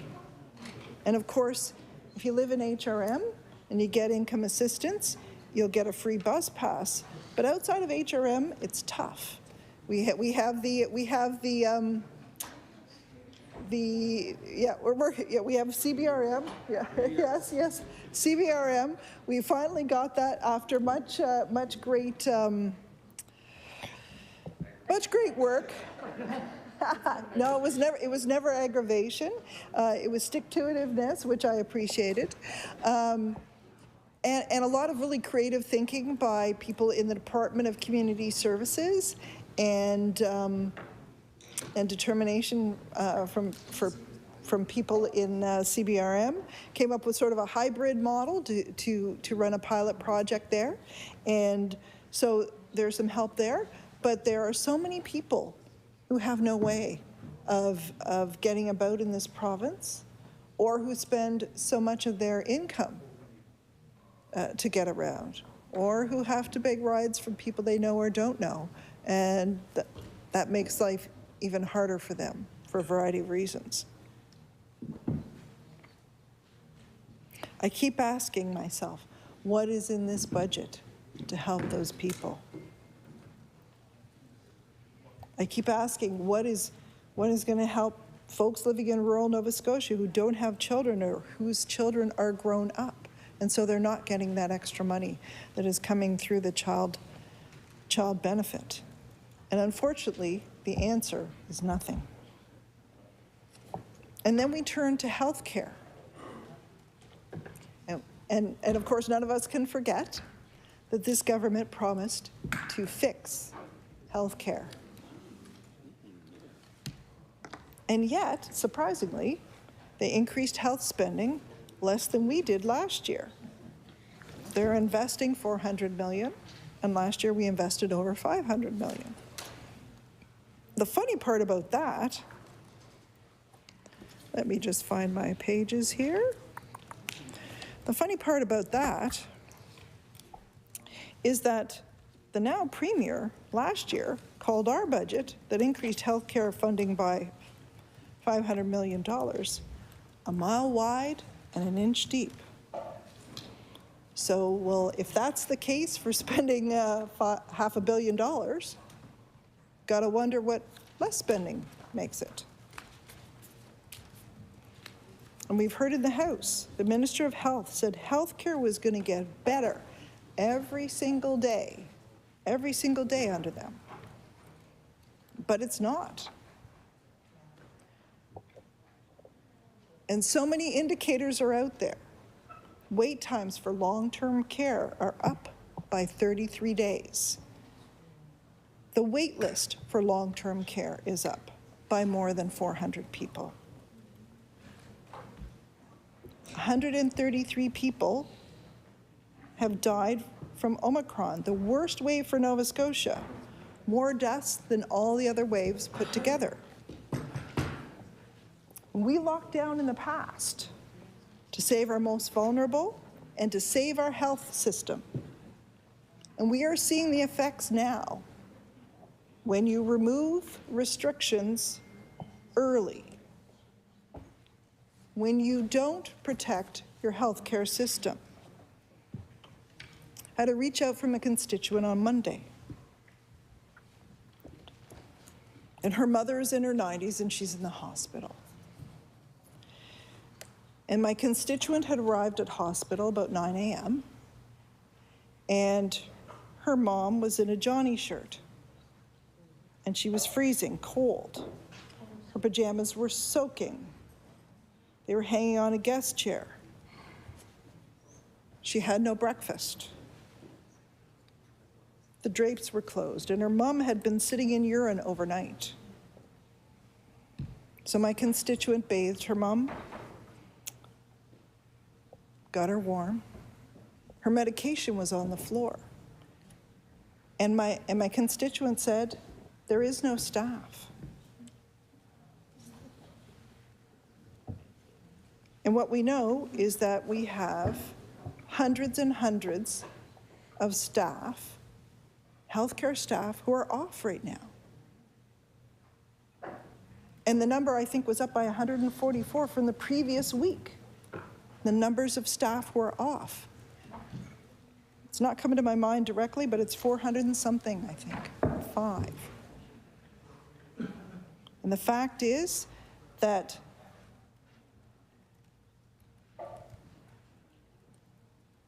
this is not dignity for seniors. This is a system in distress because the government of the day did not protect the healthcare system. And we're now short-staffed because all of these people have COVID and they're off. And then we think about the paramedics. Boy, we heard about the paramedics during the election. And the Premier said he cared about paramedics, said he'd fix code criticals. And there was an emergency debate in the House about it. This week there was another code critical in the Western Zone.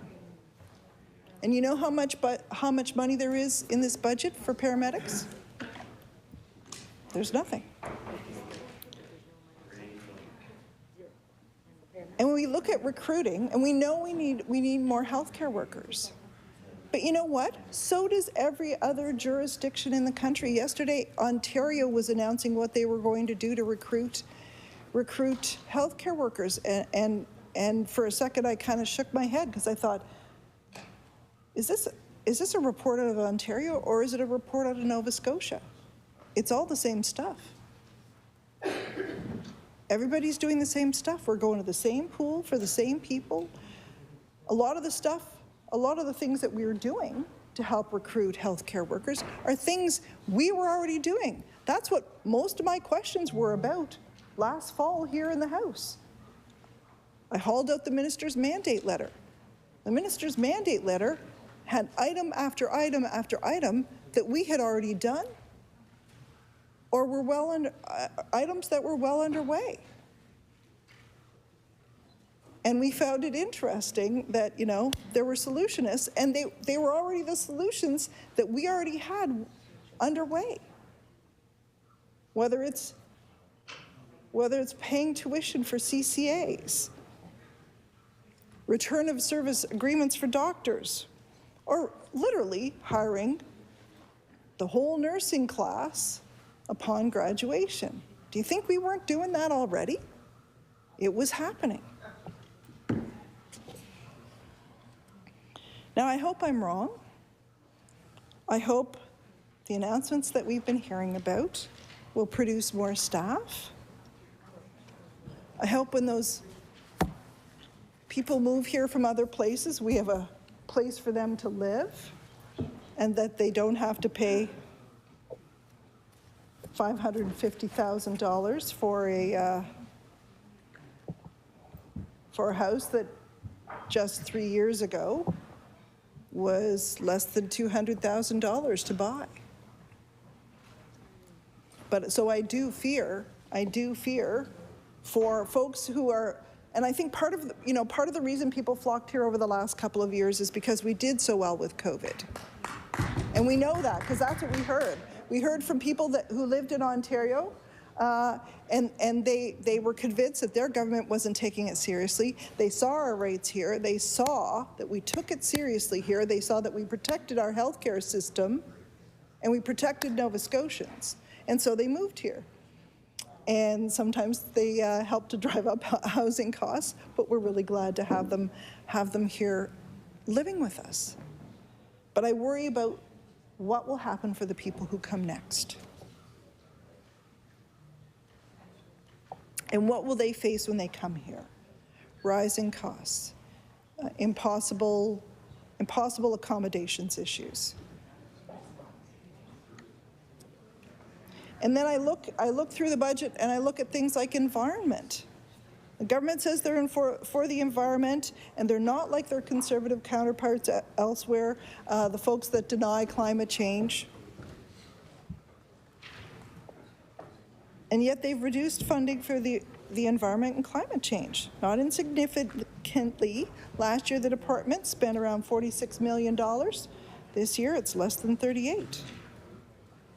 In the time of a climate crisis, that's unacceptable. And then I took a little delve through some of the supplemental details, and I see there's $400 million in restructuring. And for folks who aren't familiar with the process, restructuring is where governments will park money when they're not sure what stuff is going to cost, or they haven't finished figuring out a program, that kind of thing. But the supplementary details, it's like $400 million. It's a lot of money. We have no idea, no clue what that's about. That's nearly $500 million, and it's just sitting there, and we don't know what they're going to spend it on. It's a lot of mad money to just say, hey, that's great. You've got this pool of money over there and you're going to do something with, and that's great, and we don't have any idea what it's about. So, Mr. Speaker, back in August, Nova Scotians thought they were getting a health care fix. We've seen very little sign of it. In fact, by many measures, whether it's wait times, COVID deaths, emergency rooms, code criticals, whatever,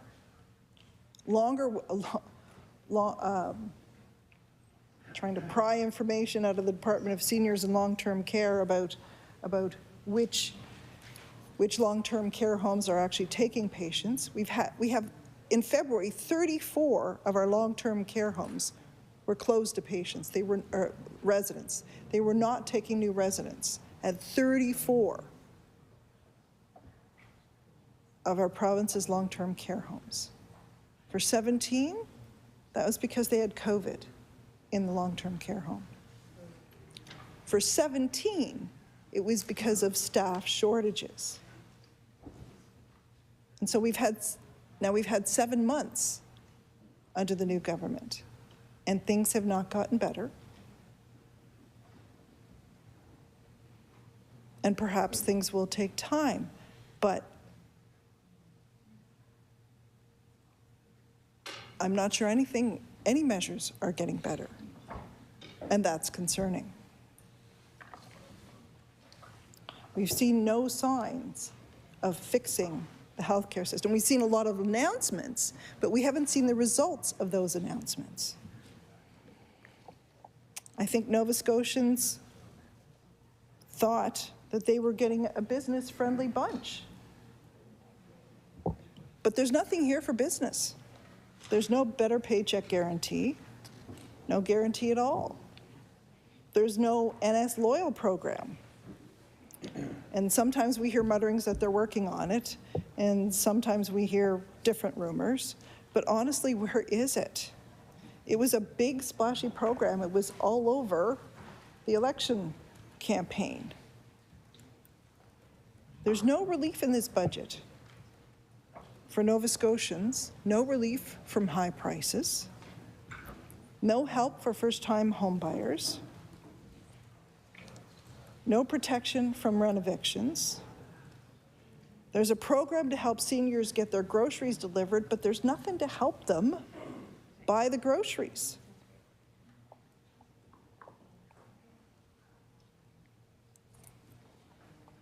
This budget is not helping many Nova Scotians.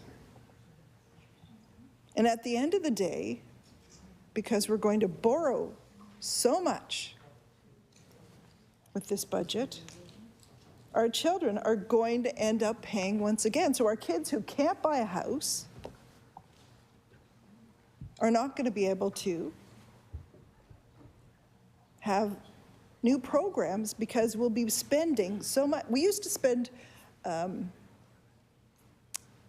billion a year servicing our debt.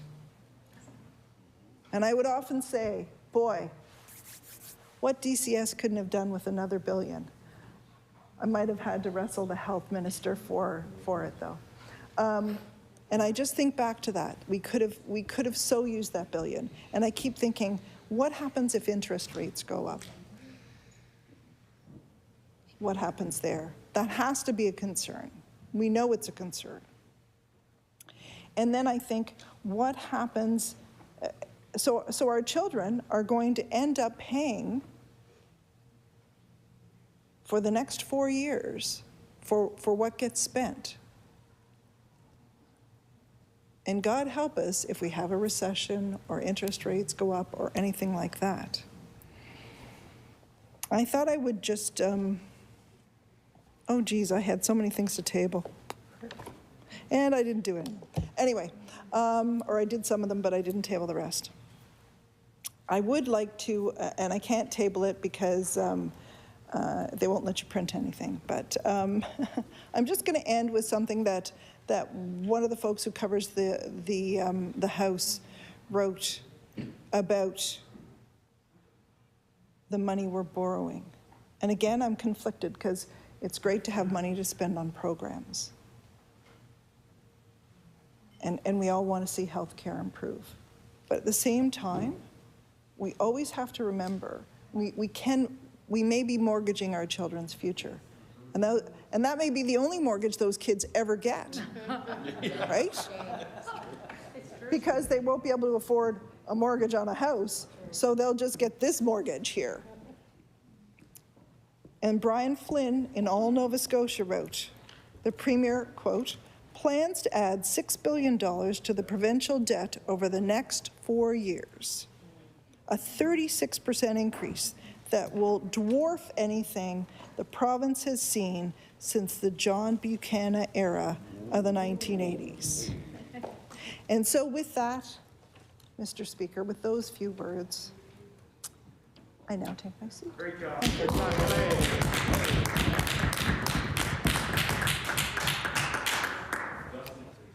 I now recognize the Honourable Member for Halifax Citadel Sable Island to respond to the budget address on behalf of the NDP. Thank you, Mr. Speaker. Mr. Speaker, before I begin, I'd like to take a moment to acknowledge that we are meeting on the traditional territory of the Mi'kmaq people. The landmass that we call Nova Scotia was never ceded or surrendered. We are all Tree people, and we must strive to meet these obligations. Mr. Speaker, I am pleased to rise today to give the NDP caucus's response to yesterday's budget. While there are a few items in the budget that I am pleased to see, overall, the budget leaves much to be desired and leaves many people without the supports they need. Mr. Speaker, the Conservatives call this a compassionate budget, but it lacks a real answer for the Nova Scotians who are facing a cost of living crisis.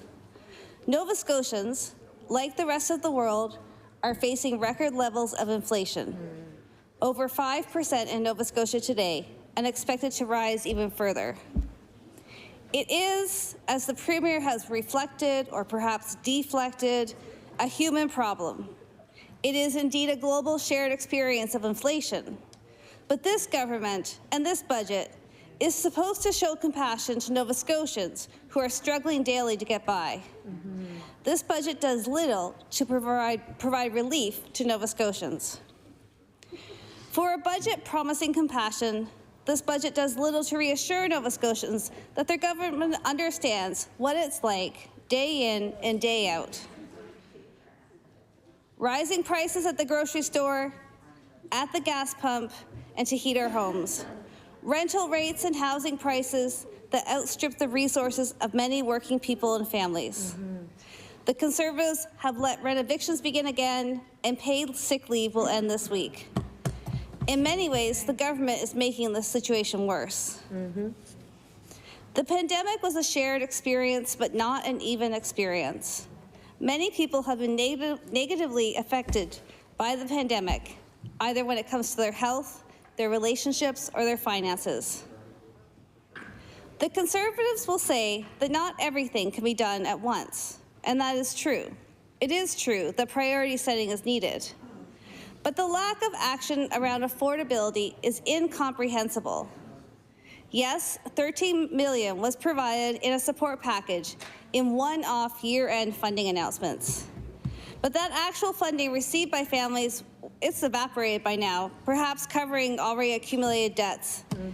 And this approach gives folks nothing to plan for upcoming expenses.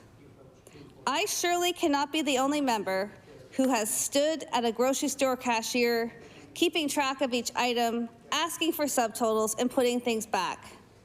Some of my earliest memories are of standing beside my mom doing this budget dance, stress emanating from her whole being. That's how we're asking our children to grow up today. Nova Scotia's income assistance rates have been inhumanely low, and they actually shrink in real dollars every month. We spoke this afternoon about the inadequate social safety net that is provided to Nova Scotians. 1/5 of our children are living in poverty, and 1/3 of children in Cape Breton are living in poverty. Have you ever worked or volunteered at a school breakfast program or lunch program? Children shouldn't arrive at schools hungry, with nothing in their backpacks for snacks or lunch. I know that all members would react with compassion in the face of this. Can we agree that we cannot accept poverty management any longer? We need poverty elimination. I am very proud of the work the federal NDP did to create the CERB and make sure everyone could make ends meet during the pandemic. Unfortunately, many of these supports have ended, yet most households have not properly recovered. The result is lower incomes at exactly the time that the cost of living has skyrocketed, putting a major strain on families. Another way the pandemic was not an even experience is around the impact on women and gender diverse folks, racialized communities, and other marginalized groups. For example, while the employment rates for men have largely recovered, employment for women remains higher than at the beginning. Unemployment for women remains higher than at the beginning of the pandemic. Given this situation, it is very odd that the government seems to have failed to conduct any gender-based or diversity analysis of its budget and how the changes will affect different people differently. Another item lacking in this budget is any idea of a multi-sectoral economic recovery plan. The NDP caucus has been calling for such a plan since the end of the first wave of the pandemic. The government should have brought everyone to the table. Businesses, community organizations, unions, environmental groups, First Nations organizations, and others to start working on sector-based economic growth plans. The failure to have all these voices at one table means that things are being missed and overlooked.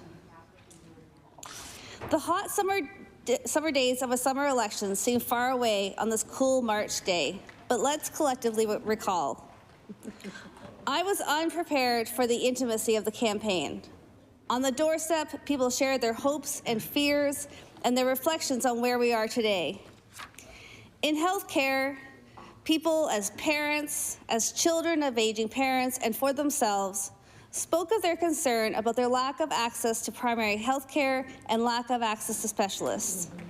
They worried about the now, and they worried about the what if. In the terrible what if of a health scare, would they be able to count on the system to respond in a compassionate and timely fashion? I also heard from diverse medical professionals who shared the fears of their own families' access to health care, their own access to the services they needed for their patients, and feeling like they were not practicing to their full potential.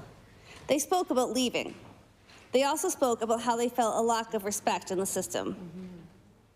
Over the years, and during the campaign, Nova Scotians in agony as their loved ones worsened during the, shared with me how their loved ones worsened during the long wait for mental health care. And Mr. Speaker, it was promised that health care would be fixed. In the face of fear and desperation, people put the trust in this government. Most people knew that it wouldn't be easy, but they are still waiting for a plan. I'm pleased to see that many of the budget items focus on health care, especially that the government is implementing a long-standing NDP proposal to provide 4.1 hours of direct care for every resident of a long-term care facility. That said, the Premier promised a plan to fix health care by March 31st, and we have not seen such a plan. The NDP caucus was also pleased that the government acted on increasing wages for CCAs. This was a positive step. We'd hoped that they would build on this in Budget 2022 by looking at the wages for paramedics, nurses, dietary and janitorial staff, all of whom are essential to operating our healthcare system. Unfortunately, there was nothing to increase the wages of our healthcare heroes in the budget. We are also disappointed not to see any mention in the budget of physician assistants and midwives. While there is new money to support the recruitment of health professionals, there is little to no action on integrating these important professions into our public health care system. Physician assistants would help ease the pressures of the doctor shortage, both in primary care and emergency care. Midwives could help reduce pressure on hospitals and primary care providers by providing high-quality care to people who are pregnant.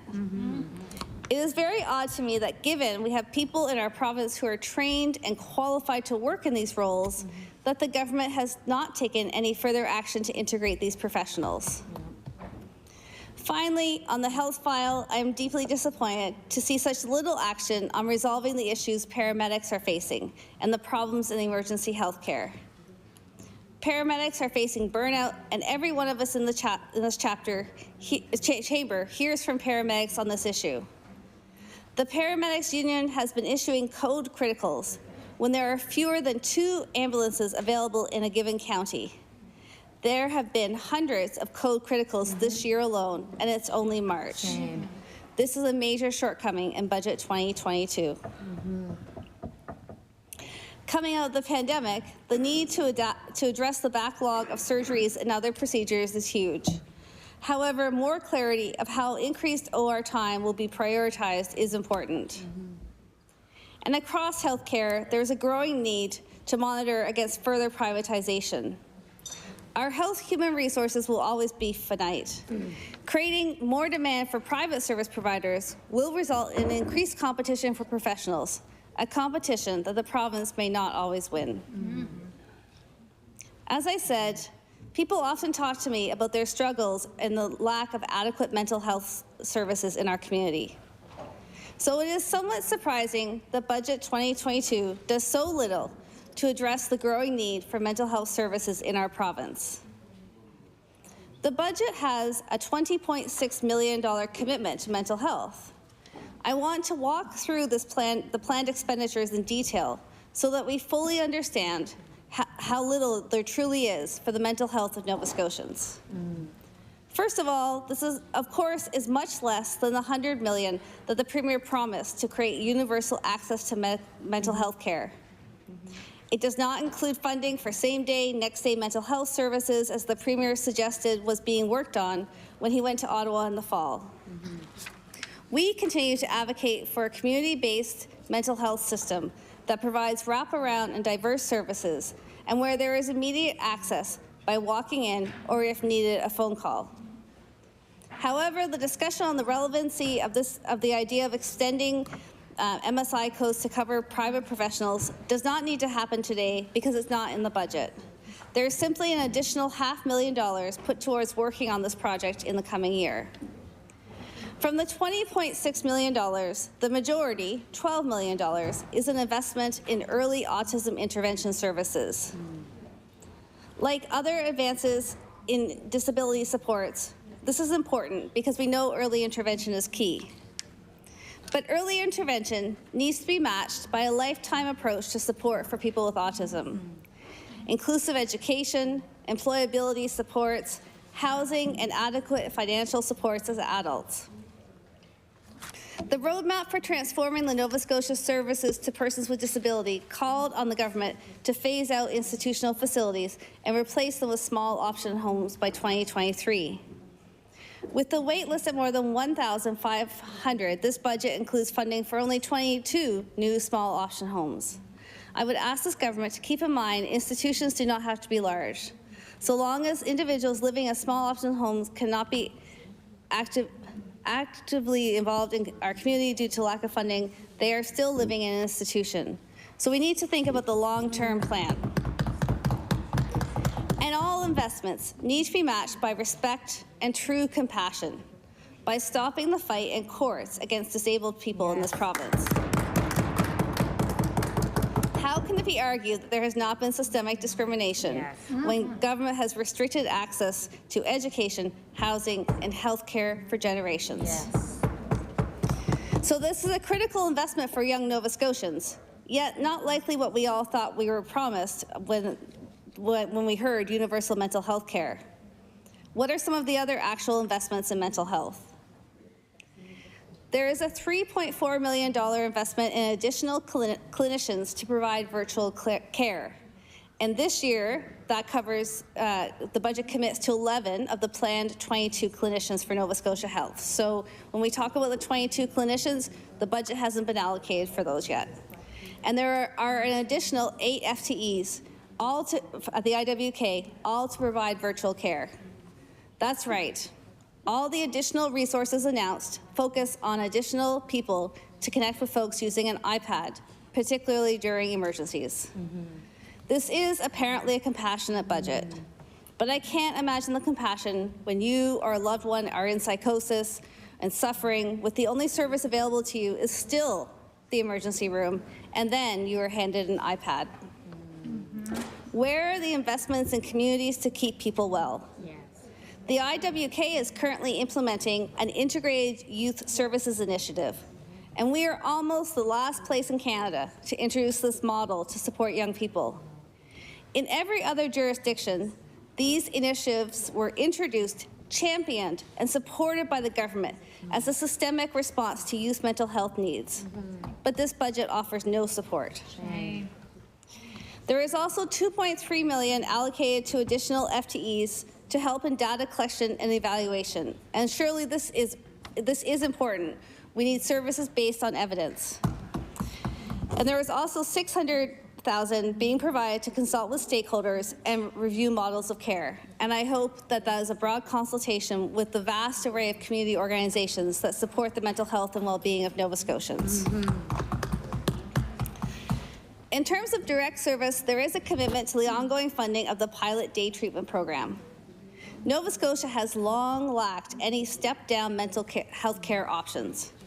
However, the current program is a small initiative, and it's not clear that it will provide adequate time or wraparound services to ensure success, and it's currently only accessible to folks in the HRM. I do applaud ongoing expansion of the withdrawal management delivery system. In many ways, this initiative is a great example of what we need. These services are located in the heart of communities, and there is no gatekeeper. You can truly walk in at any point in your journey. Connections with other services ensure wraparound services to support people to make sustained progress in their well-being. I'd like to turn to housing as well. In this budget plan, there also will not be a single new unit of DOM market housing built. Yet, the Conservative government will continue to give subsidies to wealthy developers. The NDP has been calling on the Conservative government to enact permanent rent control and commit to a clear plan to address the housing crisis. But they've allocated nothing for people trying to survive in an increasingly inaccessible housing market. The recent Dartmouth announcement promises affordable housing at 60 to 80% of people's income, far above the recommended level of 30%. The Conservatives promised they wouldn't wait to solve the housing problem, but an entire winter has gone by, and there are now more people sleeping in the streets than there were when the government took office in the summer. On Thursday, tomorrow, the overnight temporary shelter at the Pavilion in the Halifax Commons will close. Yeah. What happens on April 1st? I'm sure people would love to hear that plan. Especially in our ridings. I am deeply disappointed with the lack of action on affordable housing in the budget. Yeah. It shows an out-of-touch, disinterested approach to helping manage the real problems in Nova Scotia that Nova Scotians are facing. I am hopeful to see the commitments in the budget to inclusive education. I know the cost of not providing inclusive education. Just before the electoral campaign started, we as a family lost our young friend Adam, and whose story I've shared with you before.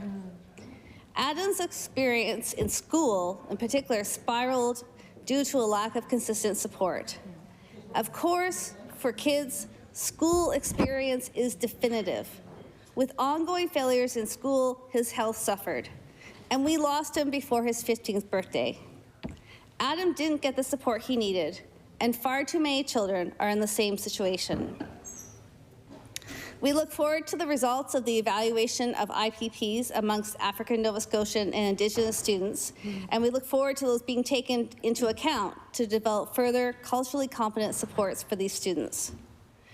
And overall, we need to move away from a year-by-year approach that forces children and parents each year to fight for recognition, for a plan, and for implementation. We need to support students with respect and dignity throughout their public school career.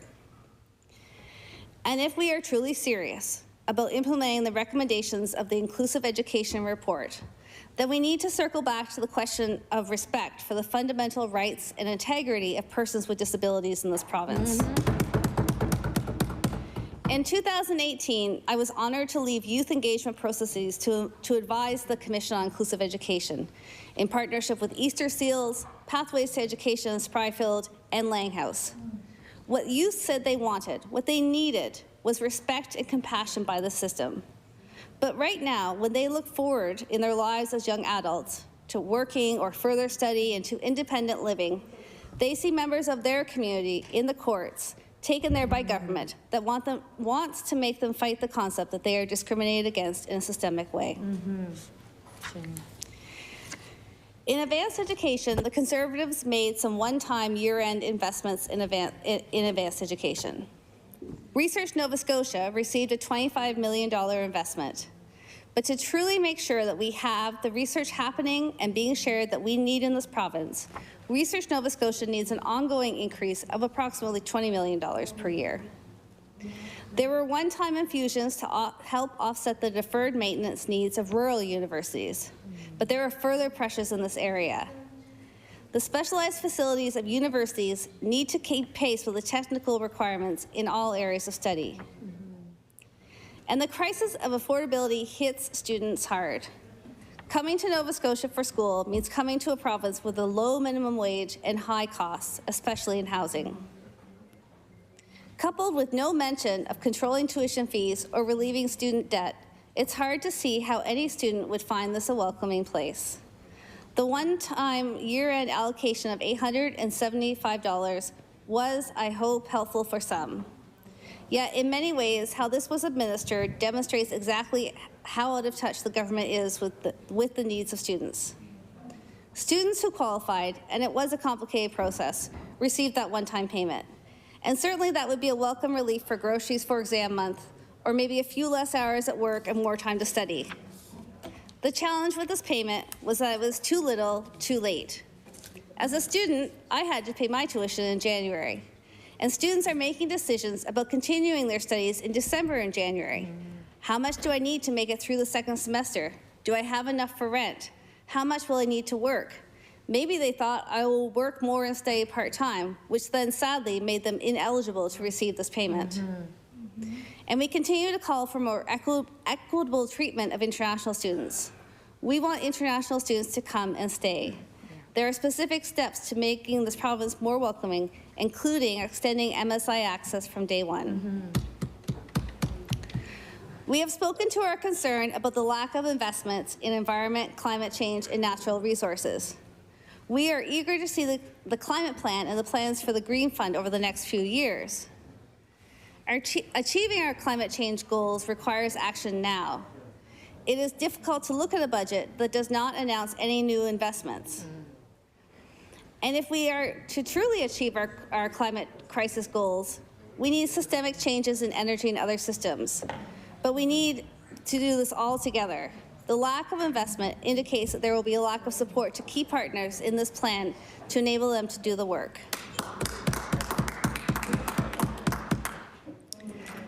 For municipalities, too, there is little in this budget. For funding and climate change, municipalities need support to hire staff, to engage in planning, and to construct and rehabilitate physical infrastructure. Municipalities also need support with projects to address other priorities of the government, including anti-racism initiatives.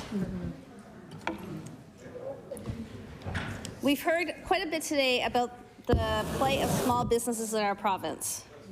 Small businesses kept the heart of our communities beating during the pandemic. Creative approaches to feeding and supplying us were usually done with a sense of civic duty, pride, and good humor. We saw the compassion of small business owners who tried desperately to keep staff on payroll and keep staff and customers safe. Most small and medium-sized businesses across Nova Scotia now hold an enormous amount of debt. They are also facing mounting costs and continued uncertainty from the global market. Finally, I just want to touch on arts and culture. And the honourable member from Dartmouth North provided an eloquent overview of the importance of the creative economy. Can you imagine a Nova Scotia without a creative economy? I cannot. I remember the thrill when we moved back from Ottawa, and I won't comment on Ottawa's level of creativity, and first hosted friends, old and new. And we realized that we had an amazing group of friends who gathered. They created music, words, performances, dances, and more. And another sector that suffered in the pandemic was the accommodation of food, again, as the Honourable Member for Dartmouth North outlined. So we know that the government sees the value of sector investments in film and television, sports and rinks, and the decision to move tourism into the department. But we can do more. We need a recovery plan that assesses how to support diverse parts of the sector. The investment in Nova Scotia film, in a sound stage and the Content Career Fund are important, but the live performance sector needs more of a boost. And unless we take action, there will be long-term effects on this sector. Mr. Speaker, I will wrap up my comments with a few final thoughts. I don't have an hour. Sorry. I want to talk for a moment about what was needed versus what was delivered in Budget 2022. One thing that was needed was action on the rapidly rising cost of living. What was delivered was very little. No help for people to buy their groceries, no help for people to fill their oil tanks, no help for people to put gas in their car, and no relief from some of the highest electricity bills in the country. Another thing that was needed, that is still needed, is getting people access to the mental health care they need. What was delivered was a broken promise on universal access. People who are struggling have grounds to be deeply disappointed in this government. Another thing that was needed was action on affordable housing. What was delivered in Budget 2022 is more of the same failed policies. More subsidies for developers, more rent subsidies, the end of the ban on rent evictions. But not one new non-market home will be built as a result of this budget, which means the housing crisis will only get worse. What was needed was broad-scale relief for people struggling to make ends meet. And what was delivered were regressive tax credits that will only be accessible to those who have resources in the first place. We are running a deficit that we need now, but without a plan for implementing priorities, we can't anticipate the financial plan going forward in an adequate way. Before I was a student of health systems, I was a student of public administration, so forgive me when I resort to technocratic solutions. When forced with enormous challenges, we do need plans. And yet here we are, 9 months in, the first budget that sets a path for this province, that cuts a path for this province that will be hard to turn off of. And it's still not clear how it all hangs together. So, Mr. Speaker, I will take my seat by saying that I hope to see more details from the government on their intentions, and I look forward to the estimates process, where I hope we will get some detailed answers from our colleagues on the other side of the House.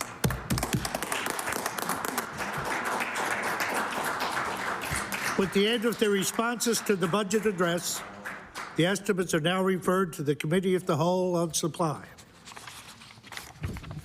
I recognize the Honourable Government House Leader.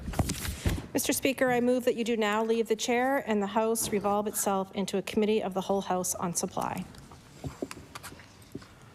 The motion is to resolve into a Committee of the Whole House on Supply and is now carried.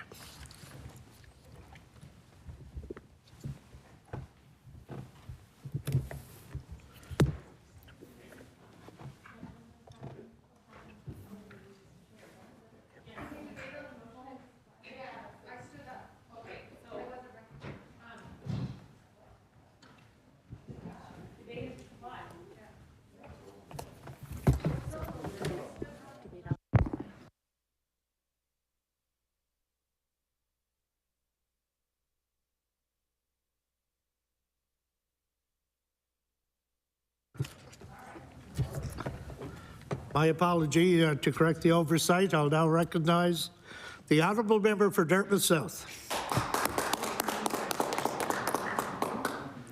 Thank you, Mr. Speaker. Mr. Speaker, I'd like to take this opportunity to debate into supply about why we are going into supply. The government tabled a budget this week, a budget that by all accounts they are very proud of. In the intervening days, there have been several positive cases of COVID identified in this building, and yet here we are at 6:38 on a Wednesday night in the middle of a pandemic, being asked to debate the budget line by line. We have at our disposal a cadre of well-informed, hardworking public service servants, and like us, they are away from our families, their families working extra hours, ready with not a lot of notice, as we all know, to assist their ministers in this effort. I have risen in this House now probably a dozen times to discuss the fundamental flaws that arise from the way that we choose to conduct democracy in Nova Scotia. And against the backdrop I just described, I will take this opportunity to do it again. And to start, I will point out that we are, for the first time in the memory of most people in this House, moving into this debate in supply without the agreement of the House. So both of the House leaders have asked that this debate be postponed. and have been told that that is not going to happen. So in light of the fact that we are discussing how to move forward in light of COVID, that this government has said that they would like to bring a motion to help us move forward, our response was, great, give us some time. Why don't we delay for one night the line-by-line debate on the budget that we know will pass? The government has spent hundreds of millions of dollars in the last couple of months doing what they think they need to do. There is no urgency at 6:39 on a Wednesday night on the 4th day of a sitting for us to be here in the middle of a pandemic. So why are we here? I can think of 3 answers. The first, the big question, why are we here? That I can't answer. I have my thoughts, but that would take more than 12 minutes and 28 seconds. So we'll bookmark that for when I'm trying to fill an hour sometime down the road. But the second, why are we here, is because our democratic process here in Nova Scotia is in need of reform. Absolutely. I have introduced several bills that I think would accomplish that, but I'm not here to talk about those bills because they're on the order paper. But what I will say is that here in Nova Scotia, we sit the fewest number of days of any legislature in Canada. We have no legislative calendar. We never know when we're going to sit. We never know how long we're going to sit. Fun fact, there used to be that we have sitting hours for, I'll just remind the government, we have sitting hours in the House of Assembly rules. We sit from 1 to 6 on Tuesday, on Thursday. We sit from 1 to 5:30 on Wednesday with 30 minutes provided for late debate. And we sit from 9 to 1 on Friday. And those were designed so that MLAs, who do a lot more than just come into this legislature, as we all know, can work in their constituencies, can do all of the other things. Ministers certainly have a lot of other work to do. Not all the work that MLAs do happen in this House, but the work that happens in this House is very important. Those rules used to actually be, needed amendment. So like if you wanted to contravene those rules, a motion would have to be brought, and it would have to be passed by, I think, 2/3 of the House, actually. That was, at some point, that provision was removed from the House of Assembly rules. And so now those rules are meaningless. And we saw, before we even sat, the hours called for this week were to 10 o'clock, 11 o'clock, and now we're here till 11:59 tomorrow, in the middle of a global pandemic, when the government says they want to address it. That is ridiculous. There may certainly be times when we need to be here late into the night. We all know this job is demanding, but the idea that in the first 4 days of a legislative sitting, we need to be here at 6:42 at night going line by line through the budget with public servants who probably don't even want to be in this building with COVID is absurd.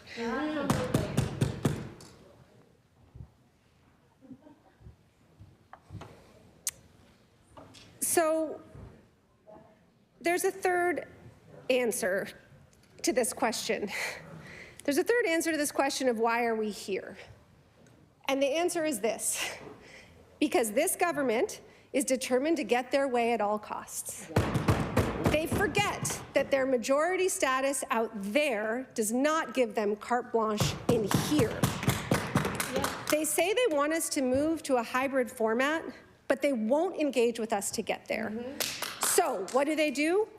Because we won't do things on their timeline, because we take seriously our responsibilities to our caucus, our constituents, the Speaker, and this Assembly, they keep us here longer as cases are rising because they can, and they would rather flex this ability to control their agenda than work productively across parties to determine how to go forward in this session. And Mr. Speaker, it is a bad decision, it is the wrong decision, and I am hopeful that it will be revisited. Thank you.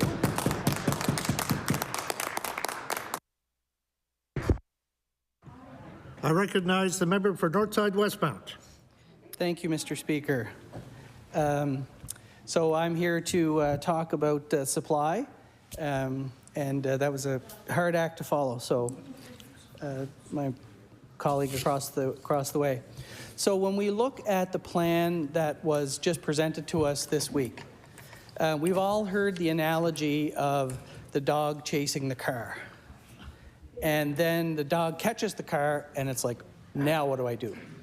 So when I think about the current government and the plan or lack of plan that's been put forward, that analogy was the first thing that came to my mind. It's like, okay, what do I do? I'm not sure what to do. So the plan that came forward was a plan about solutions for healthcare, solutions for not much of anything else. It was a plan about compassion. I didn't see much compassion in this document myself. I'm not sure what others saw, and I'm not sure what the public will see, but time will tell. So I want to go through a few items from the current plan and just talk about what I think is missing. Of course, there were some good things that were placed in this plan. There's no doubt about that. But there's also lots of things that are missing. So I just want to kind of give a little synopsis. And I'll start with supports for business. As I tabled earlier during question period, a document, and my colleague from Bedford spoke about 66% of businesses in this province are still not operating at normal revenue levels. That is a scary statistic. Another 66% of businesses had to take on debt over this pandemic. A lot of debt. And 15% of those businesses fear that they won't be able to pay back this debt. And what does that mean? Generally, that's it. It's over. Kaput. The businesses may close. There was nothing in this budget, so it appears as though we feel COVID is over. When we look at the Department of Economic Development, during this fiscal year, we way overspent what the estimate was. Way overspent. And the majority of that spending was to help businesses get through the portion of the pandemic. Then I look at the estimate that's put forward by this government for this fiscal year. We are still in a pandemic. That is evident, as my colleague just talked about. It's going to get worse. The budget for economic development is less than the previous estimate last year, even though the previous government and this government have overspent that line item to try and make businesses whole. Businesses are not whole. They need more help. So in order to do that, we need to spend money. So I'm a little bit worried about that. And, so in my opinion, on the small business piece, I didn't see any solution, nor did I see any compassion. Where we did see compassion is around big business. I think the stat quoted was somewhere around $200 million for big business. Wow, that could go a long way to help some of our small businesses in this province to not only recover, but to help thrive. So to help grow our economy, we all know that small business is the engine of our economy. Get people back to work and get people earning money and spending money in our province. The other thing that's missing from this document is an economic recovery plan. Now, I know it's been stated that it's across all the mandate letters about growth, about economic recovery. I didn't see it. But if it's that important, it should be in this document. So, as we stated earlier today, the first thing that happened, let's just fire the Economic Growth Council. We don't need them. Let's fire them. We don't need to grow our economy. We talked this week extensively about Plan A, Plan B, and Plan C. I'd just like to see a plan on how we're going to get out of this. So what does this message tell Nova Scotians? What does it tell small business? It tells them that good luck. Good luck recovering from this pandemic.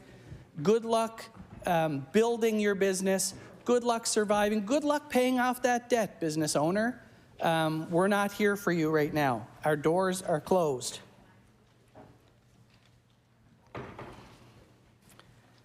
That brings me on to a major topic in this House so far this session, and I'm assuming going forward, and that's the issue of affordability. This would have been the biggest area where some compassion would have been welcomed. Again, I didn't see any solutions or any compassion for Nova Scotians in this document that are going to help them survive. Last week, the member from Halifax-Chebucto took us on a tour of the grocery store. And that tour was a very good example of what the average, everyday Nova Scotian is facing right now. I myself went to the grocery store the other day. If you want to try and eat healthy, I walked out of that store with one bag. It was a nice size bag. One bag, $100. One bag. Throw in some vegetables. As my colleague said, let's go along to the meat aisle. Throw a few items of meat in there, and you're over $100. But I would like to add to the member from Halifax-Chebucto, and I think he may have talked about this, but add in the cost of groceries with the cost of gas, the cost to heat your home, the cost to pay your power bill, which is going to go up by 10% under this government. There's nothing here for low and middle income families who are all struggling. There's no compassion, there's no solution. Sure, there's some one-time $150. Well, we know $150 is one trip to the grocery store, one bag and a half, based on my experience. A bag and a half of groceries, one time. What Nova Scotians need is help over a long period of time. They need help to live. Nobody is able to survive in the environment that we're in today. Paychecks are not rising, and that brings me to another point. The better paycheck guarantee. I think that might have even been on the campaign bus, if I'm not mistaken. That was a huge cornerstone for Nova Scotians. To build that trust with Nova Scotians, we are going to put more money in your pocket so that you are able to buy the things that you need and you are able to pay your bills. You would think with compassion and with solutions that would be the first thing, the first place we would want to hit is Nova Scotians in their pocketbook. We're hitting them there all right, but in the wrong way.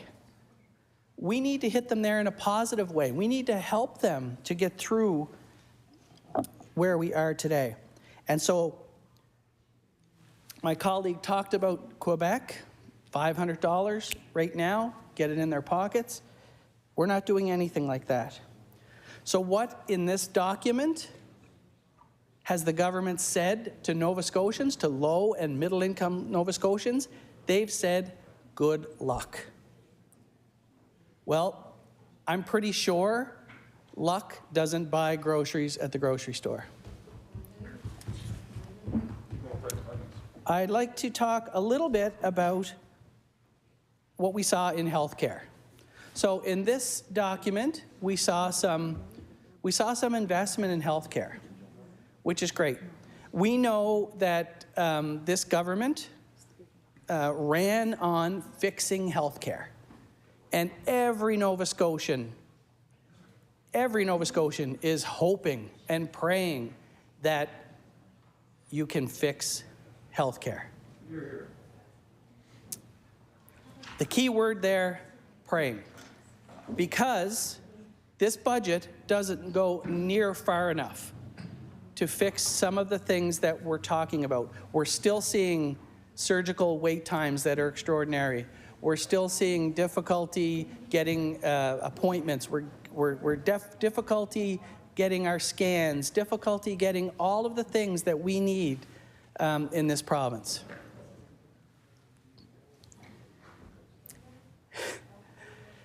This budget was supposed to be, and I think I heard the word at some point, transformational. Transformational. I don't see it. I'm sorry. I don't see this as a transformational budget. I see it as a status quo budget. Let's just put a budget out there, our first one, get our feet wet. So I don't see it. I don't think we should be using the words transformational. But when we talk about healthcare, there are many, many people in this province who are struggling. And I think about all of our citizens that are struggling with diabetes. And those citizens are struggling not only with the disease, but with the financial impact to purchase the materials and the tools that they need to manage their disease. I spoke with a young man in my office who's an advocate for people with diabetes. And he posted on my wall, "There's nothing here for me. There's nothing here." So please, when we're thinking about healthcare and we're thinking about all of the different aspects of this budget, let's help those who need it the most. Let's help people like those with diabetes. Let's help seniors. There's nothing here for seniors. There's nothing here for seniors at all. So while we saw some modest increase in the health budget, what really struck me was where there were cuts. Economic development, environment, fisheries, natural resources. Wow, I see a theme here. Things that are very important to the people of Nova Scotia. And we're significantly reducing the budgets in those very key areas. We all know what climate change is doing to our province. We all know that we need to be spending more money in the environment. We need to be spending more money in our resources. We need to be improving those areas. We need solutions. We need compassion. It's not there. But where we do see transformational growth, in the public service, we see growth in the estimates in public service and in restructuring costs, whatever restructuring costs are. 400 million for restructuring costs. It appears, the minister knows what it is because he just yelled it across, although I couldn't hear. But it's not about compassion. It's not about transformational. It's a slush fund. And he said, ask your colleagues about it. They'll know. Well, the restructuring costs that I see in this estimate are 3 times or 4 times greater than the previous government estimate.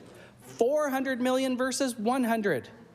So when we talk about growth, that is significant growth. In my last 30 seconds, I will talk about housing. We heard today about the number of units versus the rent supplement. We need more supply of housing. We need more affordable housing in this province. $15 million, yes, I agree. We need more, and it's not here. It's not here. Not enough is here. We need much more of that. And I'll be happy to see that when it comes. Order, please. And thank you. The member's time has run out. I recognize the I'm trying to figure out who got up first here.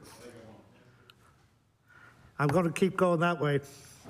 The honourable member for Waverley, Foul River, Beaverbank. Mr. Speaker. Mr. Speaker, I am pleased to rise in the House and speak to the 22-23 budget, Solutions for Healthcare, Solutions for Nova Scotians. So it is actually an appropriate name for the budget as it reflects many of the policies laid out in our election platform, Solutions for Nova Scotians. And Mr. Speaker, you know it's a good budget when the first criticism from the opposition was that they didn't like the photo on the front page, on the cover, with making reference that Premier Houston, as opposed to our finance minister, was on the front page. The truth of the matter is that we did try to get a picture of our finance minister for the front page, but he was working so hard on the budget with his head bent down, tapping on his adding machine. And the proof of that is that he has a spot. He has a spot on the top of his head from the light that was shining down while he had his head there.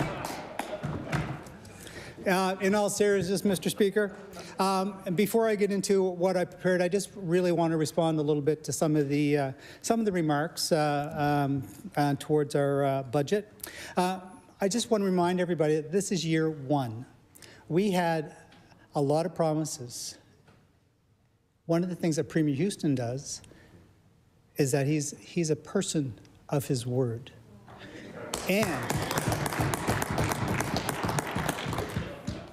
And some of the other things I hear, 13 billion, 13 billion, 13 billion. It's like, yeah, $13 billion. Not helping Nova Scotians? There's $13 billion being put back into the Nova Scotia economy, paying Nova Scotian workers, Nova Scotia infrastructure, highways, hospitals. The money is all going back to Nova Scotia. It's not going elsewhere. It's in Nova Scotia. I heard conversations and comments about a living wage and about protecting small businesses, and there's nothing for a small business. Well, let me guarantee you that if we take a living wage from where it is right now to $20 an hour, we will have more bankruptcies from our small businesses than have ever happened before. We need to ease into this on the plan that we have and listen to the Commission on it. And the other thing that's wonderful right now is that we are at pretty well a natural full employment. There's a job there for anybody that wants a job right now. Now, I do admit that not everybody can do all of the jobs that are available. In our consultations with Construction Association of Nova Scotia, I've been told several times that if you can find somebody that can put their arms out and carry lumber and walk with it to move it from place to place, it's $25 an hour. Easily. So there are jobs available for Nova Scotians. But you know what? This is my first year here. It's been quite an experience, and it's a learning experience for me. And I do understand that what the opposition is trying to do. But I'm going to go through some of the items that were in our budget. We have good things in our budget, Mr. Speaker. We've proposed good spending to help Nova Scotians. So this budget follows through a number of these commitments in our plan, including investing to increase staffing levels to a daily standard of at least 4.1 hours of one-on-one care per long-term care resident. This will ensure that our seniors have the care and the dignity that they deserve. Our government's budget also follows through on the More Opportunity for Skilled Trades program, starting a 2022 tax year. This program will return provincial personal income tax paid to the first $50,000 of earnings for eligible people under the age of 30. With historic investments in hospitals, schools, roads, bridges, and universities, we need to attract and recruit more trades professionals to complete these projects. Trades are not the only field facing incredible demand. I'm pleased that this budget will enable the department I lead, Advanced Education, to increase training for 200 nurses and alongside the Department of Seniors and Long-Term Care, establish the new work and learn model while waiving tuition for CCAs.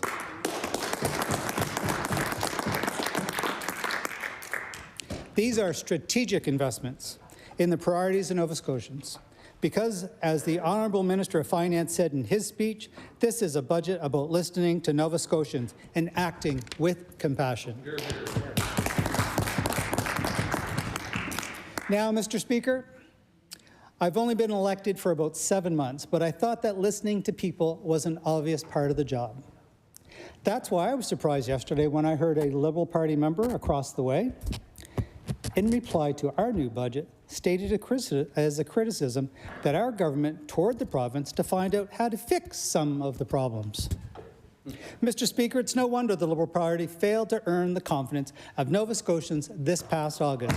If they think that listening to Nova Scotians is a mistake, perhaps it's also the reason that our province stagnated under their leadership.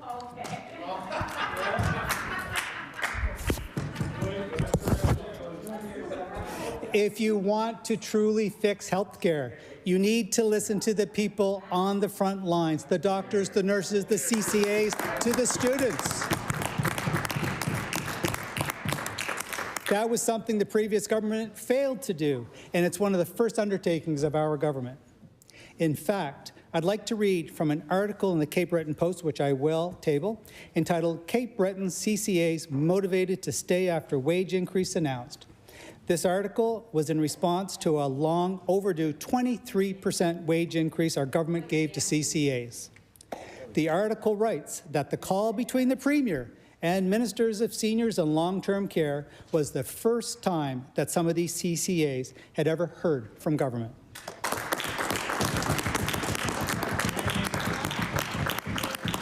One CCA was quoted in the article saying, "On the call with the Premier and Minister the other night, I had so much respect for Premier Houston for making himself vulnerable on a call like that." Another said that, and I'm reading from the article here, that it felt like Houston and Adams heard their concerns and took action, unlike other governments. I'll table that. I'd like this House to think about those quotes for a moment. They felt like this government took actions unlike other governments. That's the value of listening, and truly listening to understand the needs of those we serve. The work this government has done to improve the lives of CCAs is important because it addresses a vital component to staffing that has been neglected for years: retention. While that is but one example, that is what this government has demonstrated in our budget: that we are listening and that we are taking action. Another good example for this government's listening and taking action is that after the Premier had a call with nursing students, we immediately eliminated the gap in student assistance support for those in accelerated nursing programs.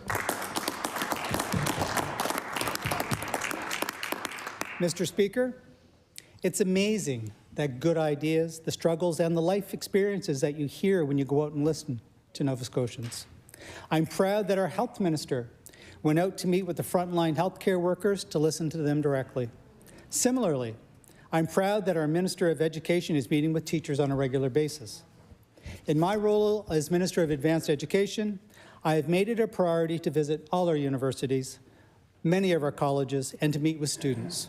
Not only the regularly scheduled meetings with student leaders, but going into classrooms and listening to those whose voices are not often heard. There's no doubt, Mr. Speaker, that this budget is about listening. Just look at the investments in housing. $15 million more for affordable housing programs. 2.7 million more for new rent supplements associated with quick start investments, and investments to build 3 new NSCC residences as part of developing a student housing strategy. This budget is also proactive and addresses problems at their roots. As a former educator for 28 years, I know firsthand that students are hungry and who don't have enough support at home are not able to learn to their full potential in the classroom. That's why I'm pleased that this budget invests $12.5 million for the Nova Scotia Child Benefit to support reducing childhood poverty.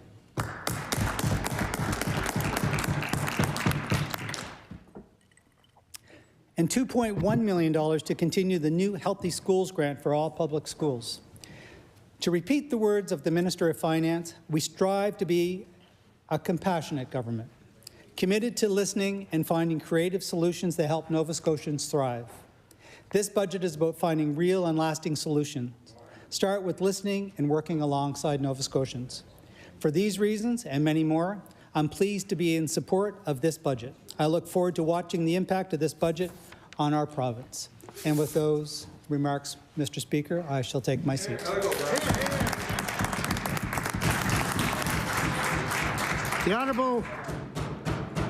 The Honourable Member for Sydney, Member 2.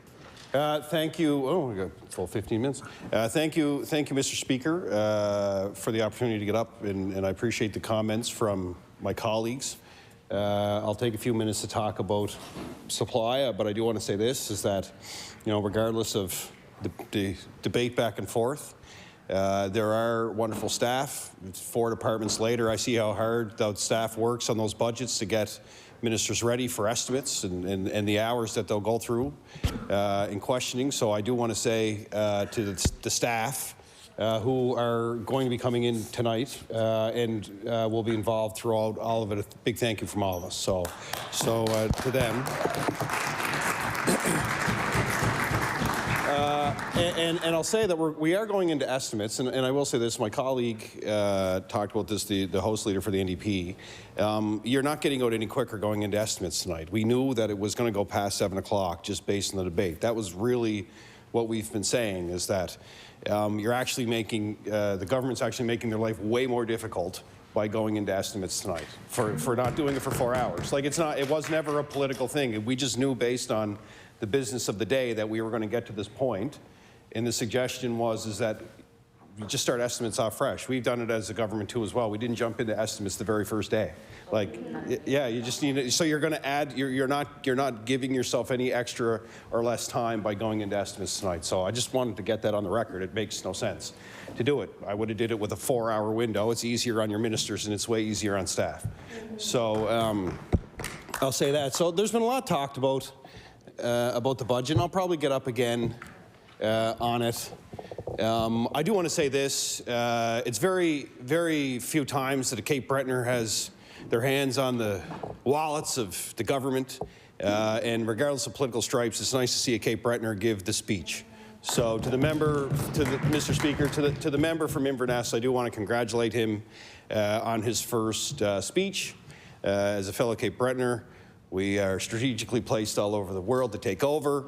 We now have one as Minister of Finance in the province, and I do want to congratulate him. I know how much it meant to him, and I know how much it meant to his family. So I want to say that to the Minister of Inverness. So I wasn't expecting to get up tonight, but here I am, and I'll give some broad comments about the budget and what I've seen now that I'm back. It's not the same watching it through YouTube than you get the real life experience here, but I'll say that hey, there are some good things in the budget. I'm not going to deny that. I think the work that Carolyn and the fertility advocates have done is amazing. That was a conversation that I was involved with for many months with them before the election.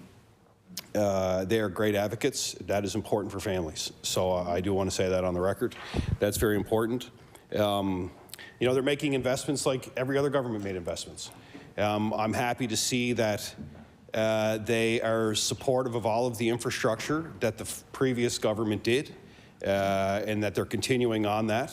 For Cape Breton, those were the largest decisions on infrastructure investments in history, period. No other time since the last 4 years has Cape Breton seen the investment and the commitment from government that they did.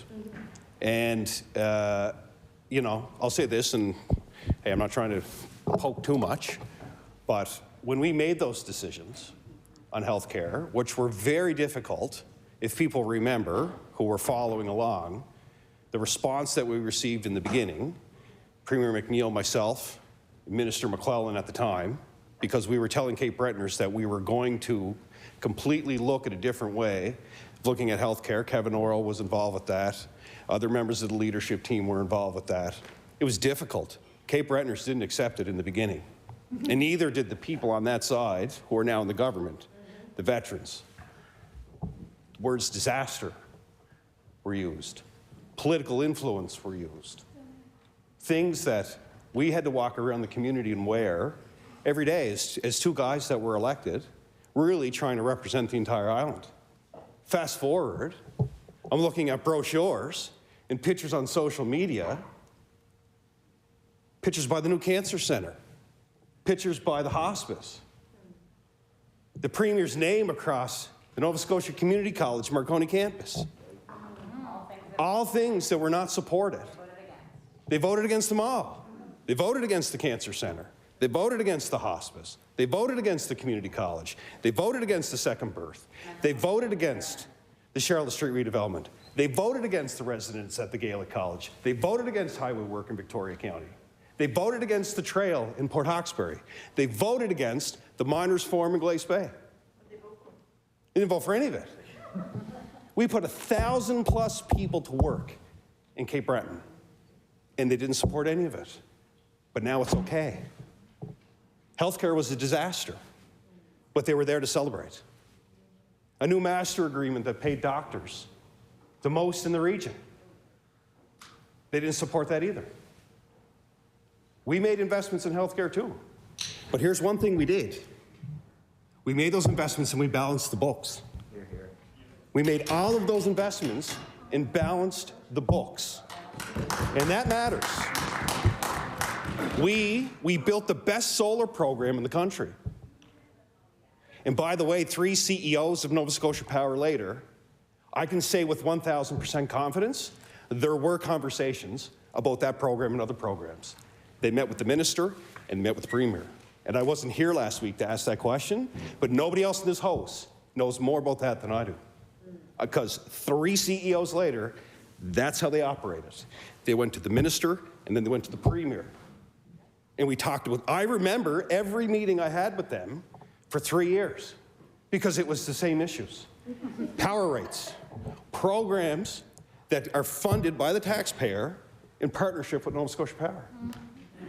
3 CEOs, same people came in.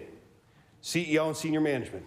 Meet with the minister, we go across the street, we meet with the premier. So when I hear, and I'm watching this online, that people don't remember their meetings, or they don't remember what they're talking about, I know the difference. I absolutely know what you talked about. I got it all. I remember it all. Just we talked about it. That's why, in my opinion, they never ever went to the UARB on solar, because they knew how much solar meant to us. And we told them how much solar meant to us. And that's why we kept building. If you look at the statistics from 2017 to 2021, we went from here to the best program in Canada. So Mr. Speaker, I'll stop there on some of the Cape Breton stuff. I'll finish on the Cape Breton stuff. Some of the announcements that they've made are very good. The work that they did to finish the job on the ball field in Dominion, I want to give credit to the member from Glace Bay. He was very classy in his announcement, recognizing the former government for the work that we did. So to him, I know how hard he worked on it. To the member, the Minister of Mental Health and Addictions, I know that he had lots of conversations with Cape Breton University around the announcement that was made this past week. That's important infrastructure for CBU. I will say this isn't the government.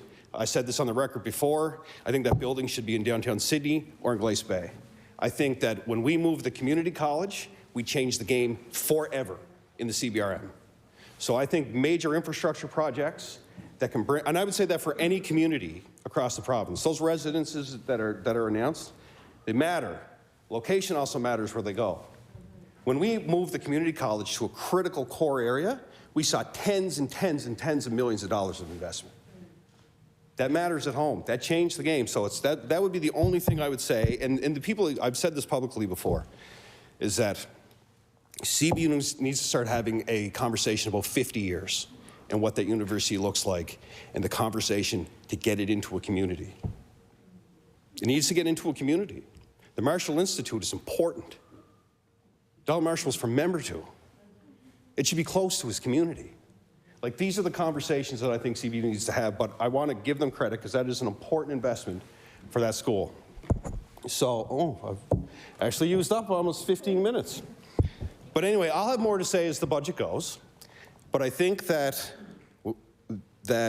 what I really will be watching, everybody knows my heart's in Cape Breton, right?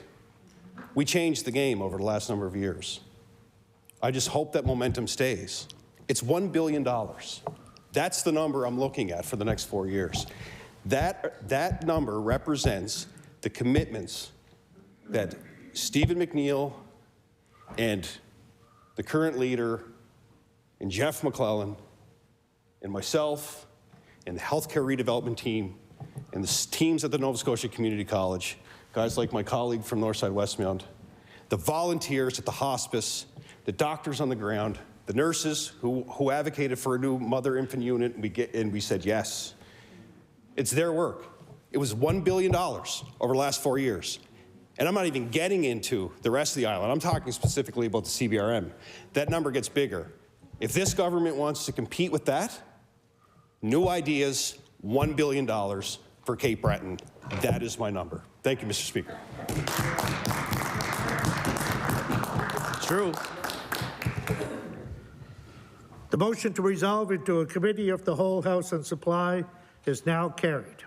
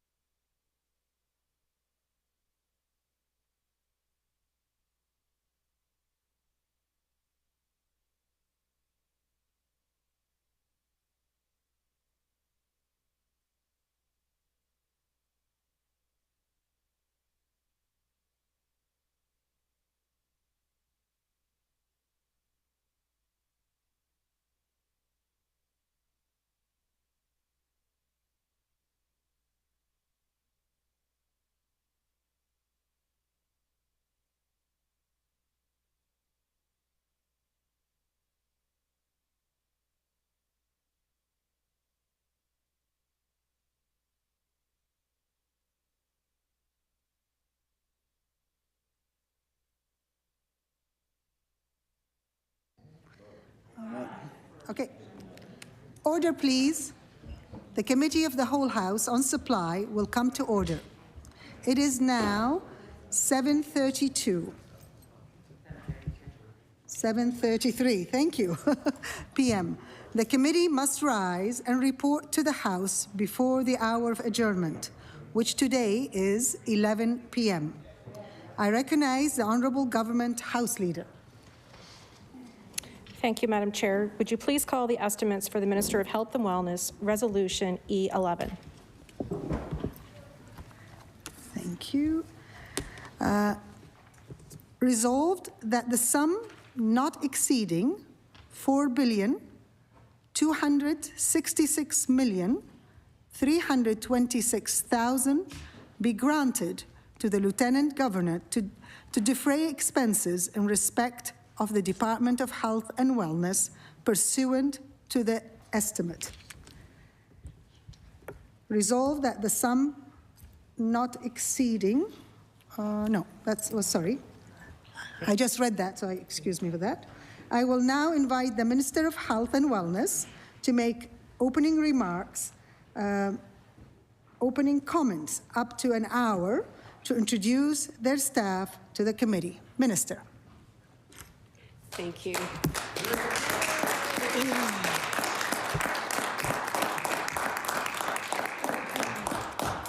Good evening.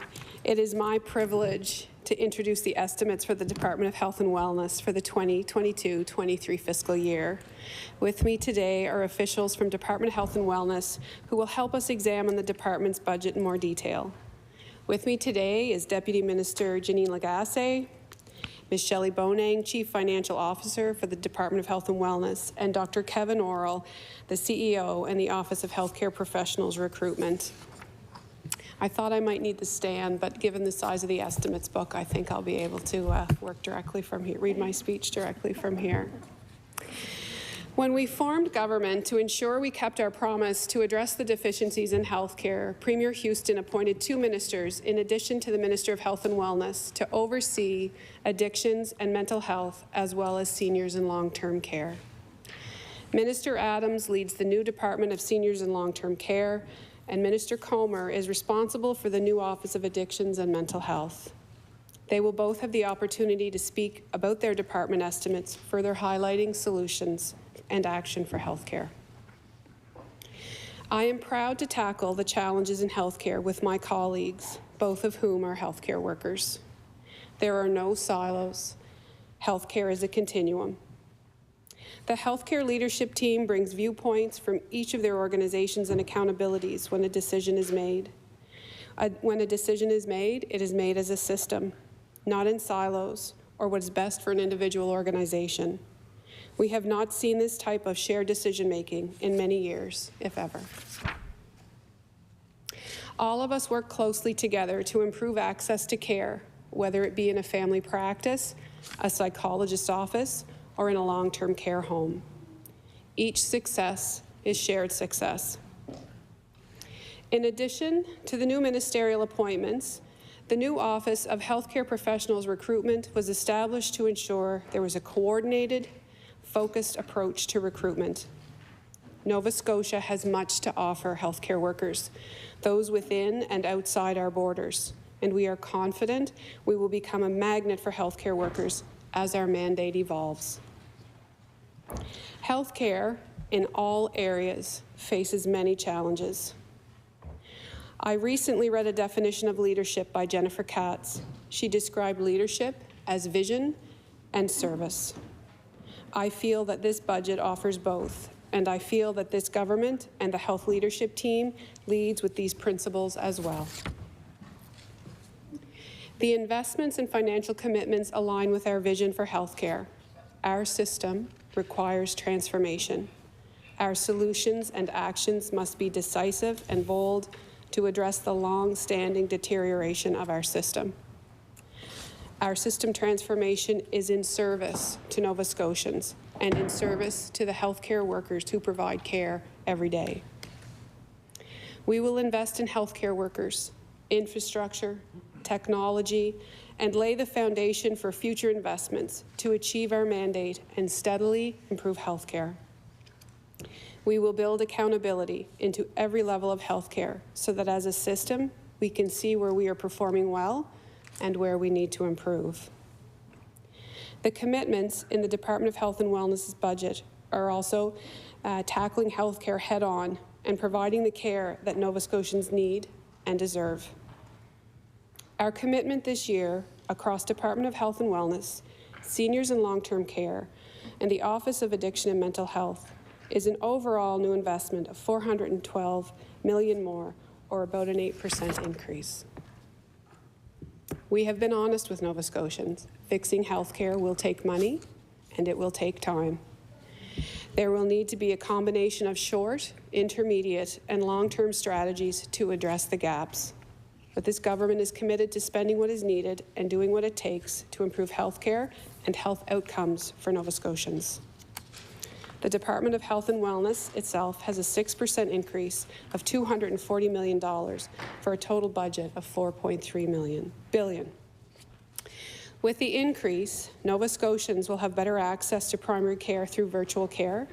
We will tackle surgical wait times in a meaningful way, expand training opportunities for nurses, and continue to oversee vaccinations and our evolving pandemic response. We will actively and aggressively recruit people to healthcare, all the while highlighting not only our investments in the ongoing transformation in healthcare, but also the attributes of our province and the warm, welcoming, and unique communities that members of this chamber are privileged to represent. One of the first things I did after being named Minister of Health and Wellness was to tour many of the province's healthcare facilities and talk to hundreds of frontline workers. We traveled in 2 teams. Deputy Lagasse, CEO of Nova Scotia Healthcare in Oldfield, and I were one team, and the Premier, Dr. Orrell, and Janet Davidson, the Administrator of Nova Scotia Health, were the other. We traveled this province from Neils Harbor to Yarmouth, talking directly to healthcare workers about their experiences, their frustrations, and their ideas.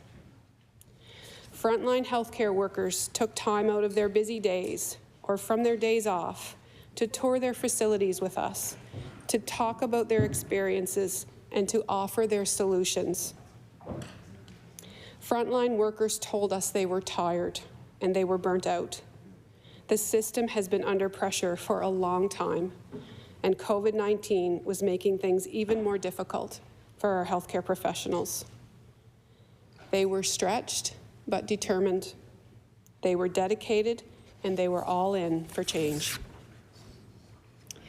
I want to thank the healthcare workers who talked to us, who pitched the Premier with their video submissions, and to those who wrote heartfelt comments and emails for their courage in bringing these shortcomings and the solutions forward. While healthcare workers talked about their experiences, they also brought the conversations back again and again to their patients, to the Nova Scotians they serve, and how changes could not only improve the care for their patients received, but how the system could function better overall.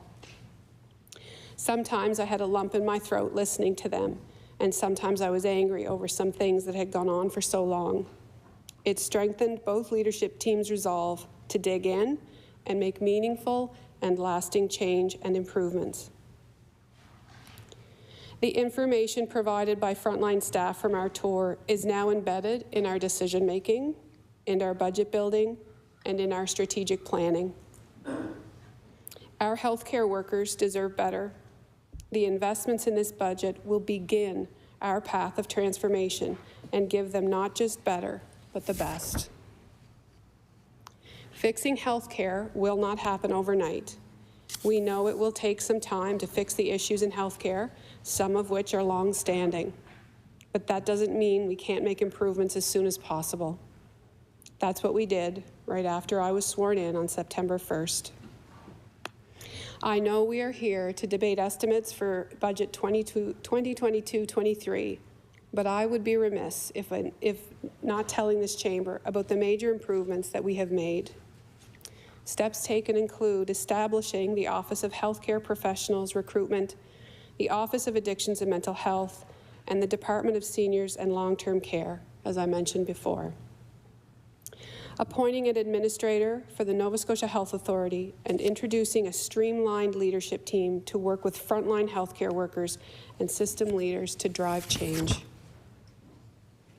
Offering jobs to all graduating nurses in Nova Scotia for the next 5 years, and developing a nursing mentorship program to support our new graduates as they transition to practice. Opening urgent treatment centres in North Sydney and Parsborough, which have received rave reviews from people during their exit survey, and the North Sydney Urgent Treatment Centre has been so successful they have added an extra day to their schedule. We have added new transfer vehicles and staff to double patient transfers and enable paramedics to focus on emergency responses. Expanding virtual care to everyone on the Need a Family Practice Registry. Launching a recruitment campaign to attract healthcare professionals and creating a team of navigators to connect healthcare professionals with the information they need to support their move to Nova Scotia. Completing extensive work at Dartmouth General Hospital under the new QE2 New Generation project. Piloting an innovative clinic co-led by a nurse practitioner and a pharmacist. We hit the ground running, and we have not stopped. Our bias is to action. Some of those improvements came right from the ideas or issues that we heard from healthcare workers on the tour. I'll expand on one of the examples above. Our paramedics are working flat out. They miss breaks and meals and work overtime. Many had COVID-19 or COVID-19 scares and had to miss work. Recruitment has been difficult during the pandemic, so to help free up paramedics to focus on what they do best, respond to emergencies, we expanded the patient transfer system.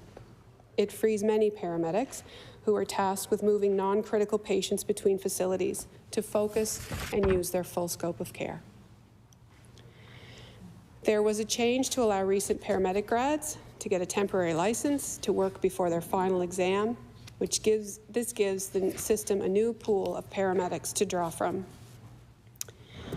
There was a change in the EHS call center to move to civilian model. Previously, this was staffed by paramedics, but the Fitch report recommended this model as its best practice in North America, and Nova Scotia was one of a handful of jurisdictions that do it this way. Not only does this free up more paramedics, it allows us to staff chronic vacancies, which will help support ground operations. We need to be innovative and look at all options when solving healthcare problems. The pandemic has presented us with unprecedented challenges. For 2 years, we have been on this journey, and we have encountered 5 waves, all different. While there were some learnings that we could carry forward as we moved through each wave, each one presented our healthcare system with different challenges. Each time, Department of Health and Wellness, Nova Scotia Health, IWK, and healthcare workers rose to meet these challenges with dedication, resolve, and grit. I can assure you, as someone who worked in the first 18 months of the pandemic in the front line, there were many difficult days. The most recent Omicron wave presented us with a new variant that was more contagious and had a shorter incubation period. It arrived in our province in December 2021 with little to no warning and on a grand scale. Despite being 20 months into the pandemic, there is no quit in the healthcare team. The staff at Department of Health, Nova Scotia Health, IWK, and healthcare workers across this province were nothing short of heroic in their response. We had to move quickly, more quickly than we had before. Since the beginning of Wave 5, there have been 37,000 Nova Scotians with confirmed cases of COVID-19. We had to pivot quickly to understand this new variant and its impacts in our communities. As always, Dr. Strang and the team in public health provided us with expert guidance as we navigated yet a new stage of this pandemic. We owe him a great debt for his constant stewardship and expertise, but also for the sacrifices he has made on all of our behalf. In addition to dealing with the community spread of COVID-19, pivoting our contact tracing and testing strategy and navigating system capacity issues, Public Health, Department of Health and Wellness, IWK, and Nova Scotia Health worked tirelessly to stand up mass immunization clinics and immunized over 300,000 Nova Scotians in January and early February in 2022. Many of these people were redeployed to help out in the field. They did contact tracing, delivered vaccinations, and other key work. Many others worked tirelessly over the holidays and beyond to ensure adequate testing, PPE, and vaccination that were available to Nova Scotians. There was nothing held back. I would like to thank and acknowledge those folks who came out of retirement or had skills to assist with the latest COVID-19 response. I would also like to acknowledge the family members of everyone working in healthcare. You too have made many sacrifices over the past 2 years while your loved one responded to the pandemic. As we continue to transition through this pandemic, and we must recognize COVID will be amongst us for a very long time, we must continue to work closely with public health to monitor the situation as well as establish our new normal living with COVID. A simple thank you will never fully capture our gratitude for the tremendous effort put forth to manage this new variant. The response, again, was nothing short of heroic. Part of the necessary work to transform our healthcare system is to address systemic racism. We must acknowledge historical wrongs and the systemic racism that has been part of our healthcare system. In the spring of 2021, the Department of Health and Wellness created a new division of equity and engagement. The division's mandate within the department is to identify and remove systemic barriers impacting the progress, well-being, and overall sense of belonging for staff, and in particular, our equity-seeking staff. We must acknowledge, identify, and correct the inequities that have created poorer health outcomes for many communities, particularly our African Nova Scotian, First Nation, and immigrant communities. The Division of Equity, Diversity, and Inclusion will ensure community voices, strategic partnerships, and lived experiences to continue to inform and shape the government's vision for a more equitable health system for Nova Scotia. We are ensuring an increased partnership among the department, Nova Scotia Health, the IWK, and our system partners to create health equity. Staff leaders for equity have now formed a table examining health inequities in the system and effective ways to address them. We are also taking a holistic approach to equity involving other key stakeholders from inside and outside the department. You cannot make progress without having communities involved, and their voices need to be heard and acted upon. These conversations are underway and are yielding great insight and ideas. We need to do better. That is clear. We are launching the collection of race-based data in June of 2022. This voluntary program will improve care to racialized communities by having data that will help us understand the different care needs of the communities. We will create a health equity framework in partnership with our stakeholders. In this budget, we have increased funding to the Nova Scotia Brotherhood Initiative so they can expand their valuable work in providing culturally appropriate care for men of African descent. A sisterhood initiative will begin this year as well. We are expanding support to the Newcomer Clinic to support the health needs of immigrants and newcomers. Minister Comer recently provided funding to Dutch-Agamic to support mental health initiatives in First Nation communities. There is much to do, and we are committed to listening, learning, building relationships in order to address health inequity. Budget 2022-23 has a funding plan for, oh, I might have missed a page. Do I need? Okay, sorry. Budget 2022-23 has funding to a plan for a central intake office for surgeries to make allocation of operating rooms more efficient. This investment will complete 2,500 additional surgeries at the QE2 Health Sciences Centre this year, expand operating room hours, add additional beds to Dartmouth General Hospital, and increase surgeries in Cape Breton. This will go a long way to reducing the backlog and the long waits people are experiencing, exacerbated by the pandemic. Nova Scotians will have more access to care by expanding Virtual Care Nova Scotia. Each person on the Need of Family Practice Registry will get immediate access to virtual care.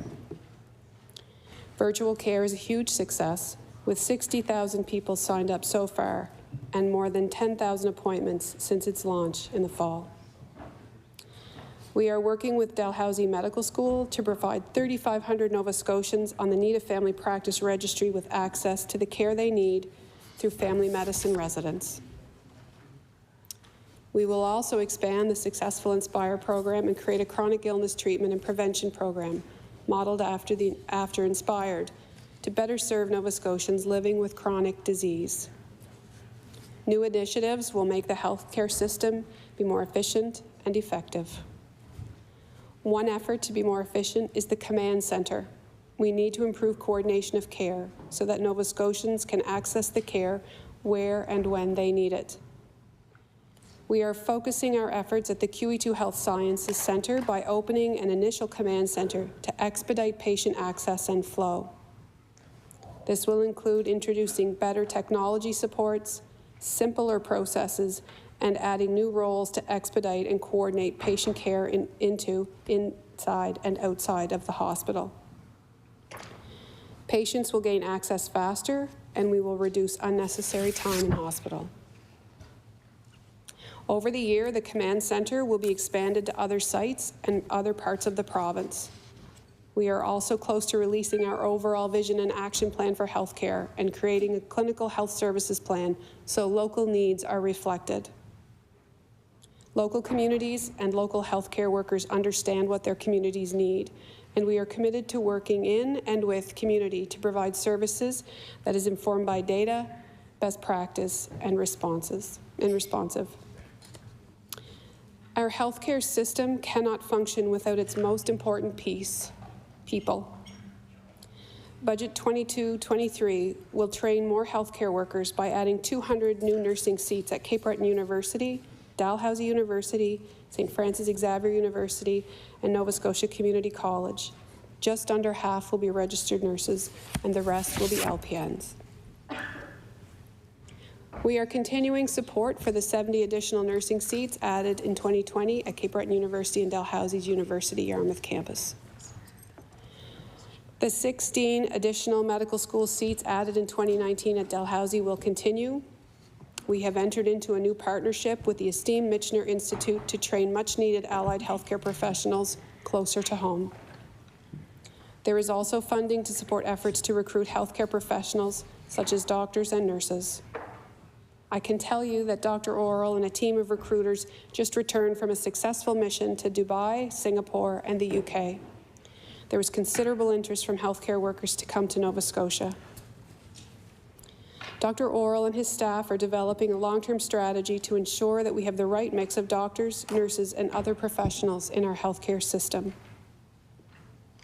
I would also like to tell you about our two major redevelopment projects. The QE2 New Generation and the Cape Breton Regional Municipality Healthcare Redevelopment are generational projects that present a once-in-a-lifetime opportunity to rethink and rebuild the way we deliver healthcare. The projects are well underway and will set Nova Scotia up with modern, well-equipped facilities for decades. Budget 22-23 will invest $464.6 million to support the QE2 New Generation and the CBRM healthcare redevelopment projects. Other facilities will not be ignored. The budget also provides $122.6 million for construction, repair, and renewal of other hospital and medical facilities. We heard loud and clear that aging infrastructure and equipment that is well past its expected years of service must be updated. Investing in state-of-the-art equipment and modernizing facilities not only supports staff and patients, but is a key recruitment tool for our province moving forward. In closing, I want to assure the members of the Chamber and Nova Scotians that we will give everything we have as a government to improve health care. This is no small task. It will take time and it will take money, There will be bumps along the way, but we are committed. The system has been allowed to deteriorate for a long time, while the complexity of healthcare has been increasing. Healthcare today is complex, and the use of technological advances and innovation has advanced treatments and intervention. We are now using robotics for surgeries. We are using virtual care in our homes and in our facilities where patient and practitioner could be hundreds of miles apart. We are leveraging professional scopes of practice. We are looking at digital solutions to streamline the patient experience. Our diagnostic imaging is becoming more and more precise. Our healthcare professionals have changed too. Their options are wide, and the possibilities for their careers are very different than for those of us who started many years ago. It is inconceivable now that when I graduated from nursing school 30 years ago, there was absolutely no work. I worked as a CCA for 6 months before I was able to be employed on a casual basis for 6 years before I had full-time work. Our system must transform and continue to respond as advances are made. We must be innovative, flexible, and resilient. What hasn't changed is the compassion and the dedication of our paramedics, our nurses, lab techs, CCAs, physios, OTs, social workers, ward clerks, physicians, or the folks who work in facilities management, laundry, dietary, medical records, and every other department in healthcare. We have the finest healthcare workers in the world. This budget lays the foundation for the work ahead. It is a budget of compassion and hope, and built on the voices of patients and healthcare workers who have shared their stories and experience with us and offered us suggestions and solutions. While there are challenges, I want to assure members of this chamber and Nova Scotians we have much to be proud of. Nova Scotia Health recently hosted a 2-day health innovation showcase on February 22nd and 25th. Over the course of these 2 sessions, we highlighted many innovative clinicians and innovative partnerships. Before the event, there was a PowerPoint that scrolled through many of the innovative clinicians. It was uplifting, it was encouraging, it was hopeful. Our healthcare system is brimming with competent, passionate innovators who will make a huge difference to patient outcomes. I want to echo the Premier's sincere commitment that we will transform healthcare. There is a committed team of leaders and healthcare workers who are working tirelessly. Thank you, and I will now take my seat, and with the support of my colleagues, we'll answer your questions.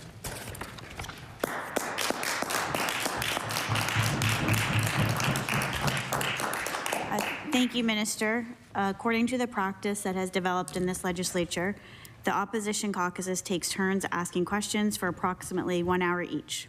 During a caucus's turn, the members within a caucus may take turns examining the minister on the estimate resolution. Only the minister may answer questions. Caucuses are also expected to share time fairly with the independent member. To begin the examination, I now recognize the official opposition. Member for Fairview Park. Thank you, Madam Chair, and I'd like to thank the Minister for her opening remarks. You're going to have to bear with me a little bit. This is my first time, so it might be your first time. It might be the Minister's first time, but it's also my first time. It's the first time asking questions in this chamber, and so, I mean, I was a page, but all I did was pretend to be paying attention while leaning against those yeses. So, not that our pages are doing that. I'm just saying that myself. I was a renegade. I was not paying attention at all. Anyway, sorry. Don't want to chew up too much of my time. I have a number of questions. Obviously, this is a fulsome budget. This is a huge department. We have our current government who campaigned on healthcare, so lots of campaign promises, lots of things to dissect. I will try and do it as succinctly as possible. I don't envy the minister, and I hope to not be a part of 27 hours. Was that minister for the former ministers? I believe it was 27 hours. I think that might be a record. I have no intention of doing that to you. So we'll try and be as succinct as possible. So I want to start with this hour. I'm going to talk about recruitment and retention. So as of March 11th of this year, the Nova Scotia Health Authority has 2,021 vacancies. Of those, 170 are physician vacancies, which include 86 family medicine and 84 specialists, as well as 248 licensed practical nurses, 1,383 registered nurses, and 50 nurse practitioners. The IWK has 3,100 positions, including 6 physicians and 56 nursing positions.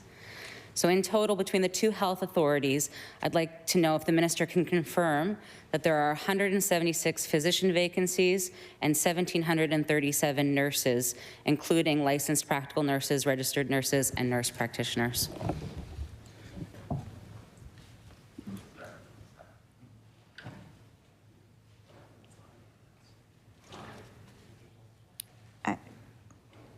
I recognize the Minister for Health and Wellness. Thank you. Oh, I have to stand, sorry. Okay, so the numbers are always changing, so they are fluid, so I can't tell you to the exact number that they are exactly that, but they would be around that. Those are the latest numbers that we have.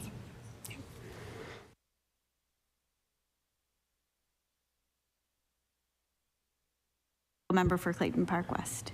Fairview Clayton. Fairview Clayton Park. I know, it's confusing because she's sitting next to me, but.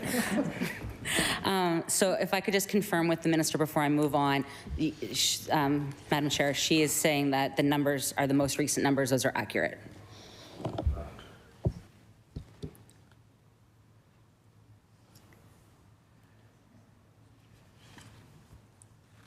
I recognize the Honourable Minister for Health and Wellness. Those numbers are current to last week. Yep. I recognize the Honourable Fairview Clayton Park. I appreciate that. I appreciate last week. That's cool. I'm curious how many NSHA and IWK staff are currently on a leave of absence and if they are accounted for in those vacancies and those numbers.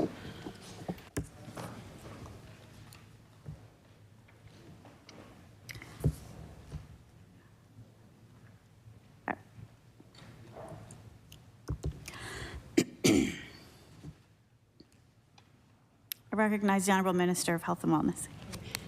So those are all permanent vacancies and no temporary vacancies are reflected.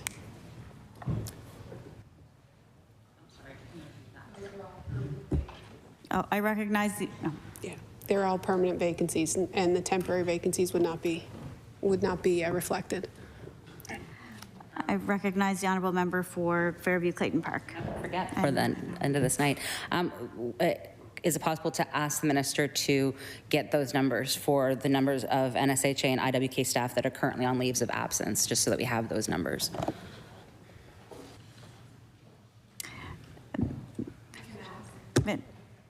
Minister of Health and Wellness. Yes, we can ask for those numbers. Yeah. Member for Fairview Clayton Park. Thank you, Madam Chair. I'm wondering too if the minister doesn't have these numbers tonight, if we could just, speed up time. If you could get these numbers as well, which is how many NSHA and IWK staff are currently on sick leave due to COVID-19. Recognize the Honourable Minister of Health and Wellness. Yes, we'll be able to bring that. Yep, today. Today? Mm-hmm. Yep. The Honourable Fairview Clayton Park. That's great, thank you. And with that, how many of these vacancies are due to retirement? And how many new patients will be added to the Need of Family Practice Registry as a result of those retirements?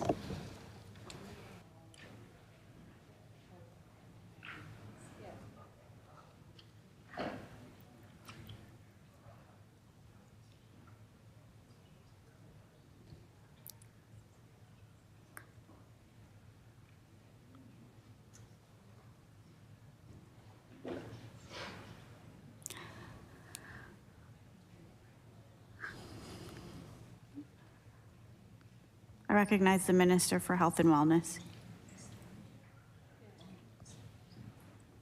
Oh, guess to say that. Recognize the Minister for Health and Wellness. So physicians are independent practitioners, and because they're not employed by an organization are not required to let us know when they are going to retire. So we do make our best effort to anticipate that. However, sometimes those cards are kept close to the physician's chest. So we are aware that there are a number of physicians, getting close to retirement age without making too many assumptions, and it would depend on the size of their practice in regards to how we would anticipate the number of patients. So the practices across the province are different size, so it is very difficult for us to anticipate, other than seeing by age gradients where those folks are. We are aware of 3 physicians who have indicated that they are ready to retire, and Dr. Earl has been working with them to find replacement. Member for Fairview Clayton Park. Thanks. Maybe we'll just stay on this a little bit. So, family doctors, family practices, they're individual businesses, they're their own entity.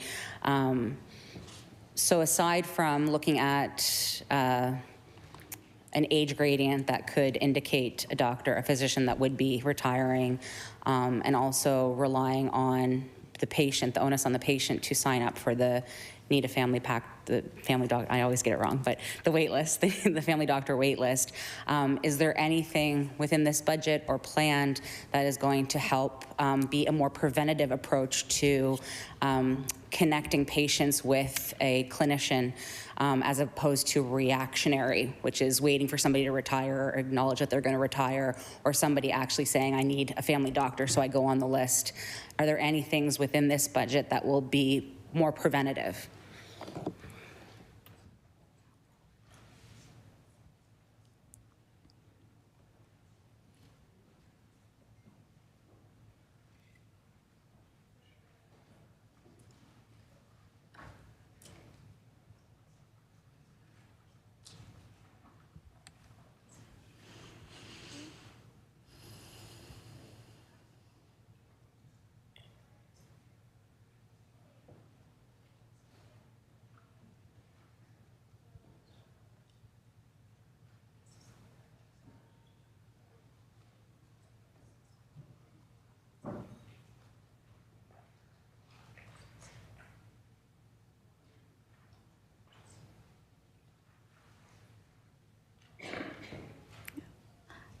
Recognize the Minister for Health and Wellness.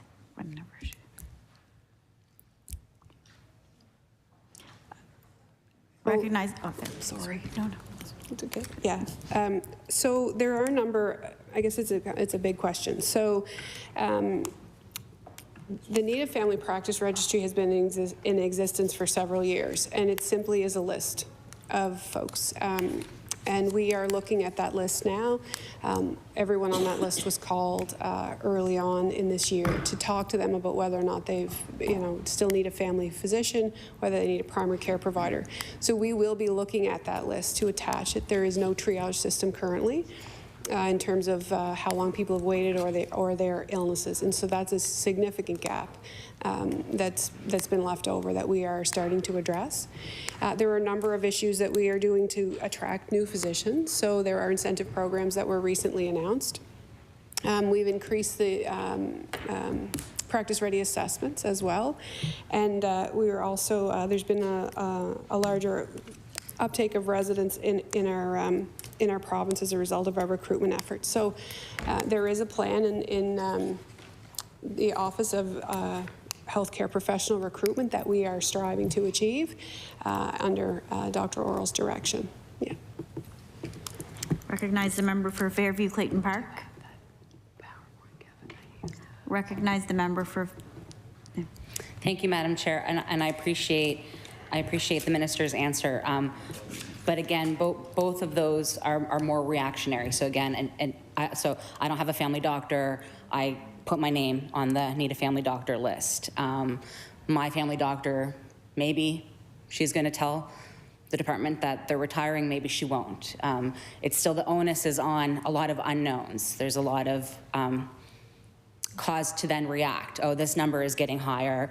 All of a sudden, this doctor's retiring and they haven't found somebody to take over their practice. So again, my question is more about if there is a plan to not rely so much on the existing numbers that you know, but if the minister, Madam Chair, can be proactive in saying, okay, we're going to, instead of being shocked by the number, we're going to prepare that the number is going to be this.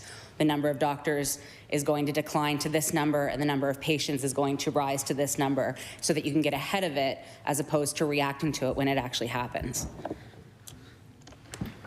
I recognize Minister for Health and Wellness. So we do know that there are approximately 89 physicians that are over the age of 65 in the province, and 189, sorry. And so we are working, they have various size practices. We also know that when we have physicians who perhaps are of that genre, of that age group, that their practice may look a little bit different than their younger counterparts, or their more, their newly minted physician counterparts. So looking at the fee-for-service model versus when we have them on alternative payment plans. So we do know that that will actually increase the number of physicians that we require in the province. So our fee-for-service physicians tend to have a higher caseload. Again, we are, you know, anticipating these, but we can't ask people when they're going to retire. So we continue to recruit. We need to fill the vacancies that we have and attach the patients on the family practice registry, need a family practice registry now. But while people are on that list, we are waiting, we are increasing access to care. So we have increased virtual care. We have set up urgent treatment centers in 2 locations in the province. We have started an innovative nurse practitioner and pharmacy-led clinic as a proof of concept, and hopefully we'll expand that. So while we do know that we need practitioners, what's important is that people have access in their communities when and where they need it, so that they aren't always defaulting to the emergency room and they are getting care in a timely fashion. So those are some of the actions that we're taking to offload the system and make sure patients have access while they sit on the need of family practice registry. Recognize the member for Fairview Clayton Park.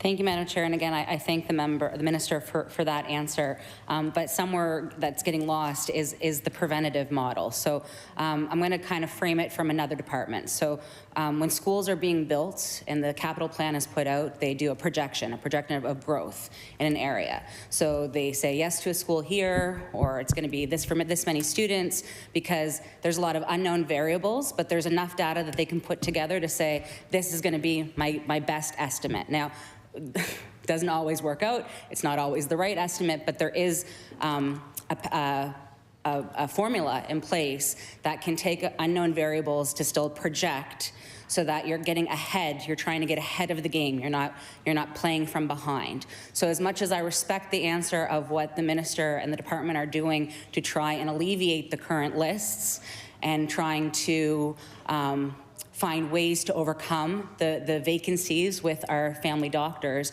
my question really is there a formula? Is there any sort of process where the unknown data, the unknown variables can be put in to say, we know that we're going to need, you know, we're going to have 10,000 people on the list in 5 years' time. So we're gonna start looking for those doctors, because the doctors are different.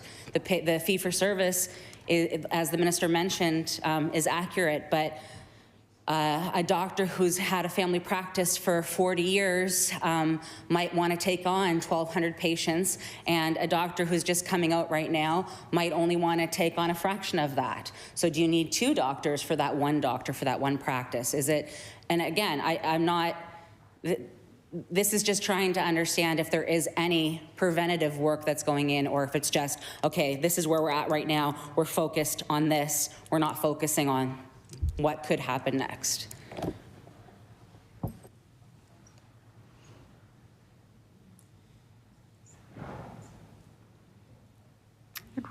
Recognize the Minister for Health and Wellness.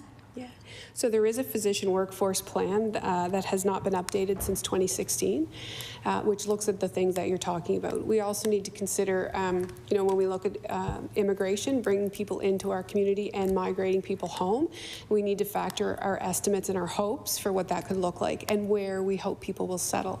So the work is now with a data scientist, and it is in process, and it's tedious work, and it requires some modeling, so it is underway currently. Yeah.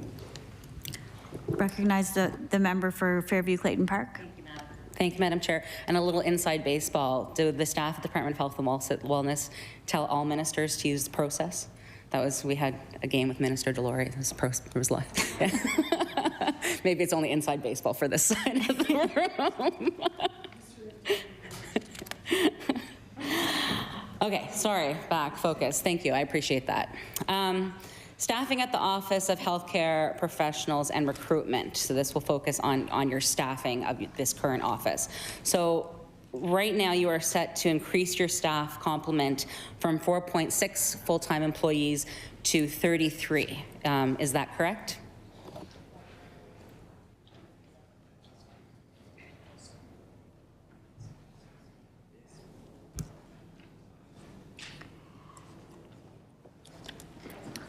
Minister of Health and Wellness. It is correct. Member for Fairview Clayton Park. Thank you, Madam Chair. Are the staff from Department of Health and Wellness Physician Services team being integrated, or are these net new positions? Minister of Health and Wellness. These are net new positions. Recognize the member for Fairview Clayton Park. If the minister has this information, or if she could get it for me, is this in addition to the FTEs in the physician recruitment team at the NSHA?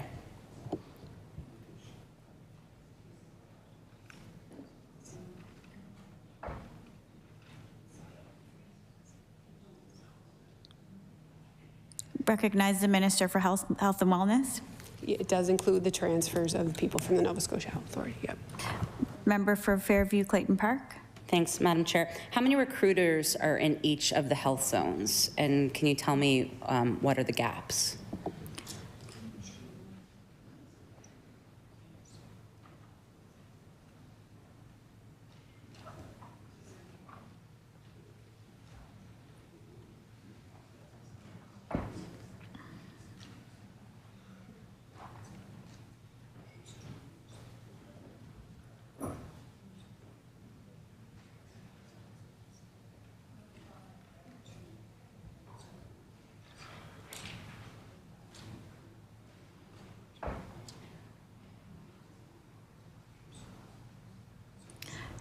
Minister for Health and Wellness. Okay, so there is a total team of 13. I'm hoping my math adds up. So there are 8 recruiters, 2 in each zone. There's 1 Dal resident recruiter, and there's an admin and a manager recruitment position, and they report to Dr. Nicole Boutlier. Member for Fairview Clayton Park. Thanks, sorry. Take notes, not as fast. Madam Chair, I would like to ask the minister how many physicians was the department able to recruit this year, so both domestically and internationally.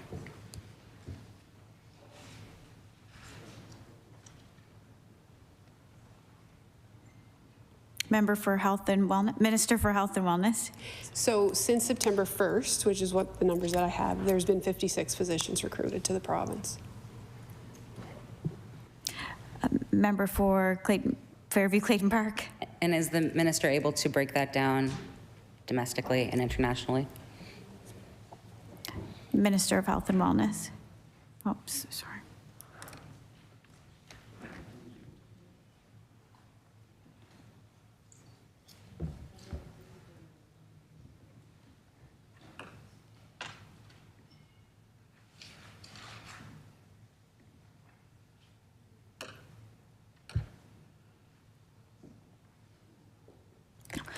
Minister of Health and Wellness. Yeah, so Dr. Orr will get that. He doesn't have it off the top of his head. Recognize the member for Fairview Clayton Park. I'm curious, Madam Chair, how many of these recruited doctors are family physicians and specialists?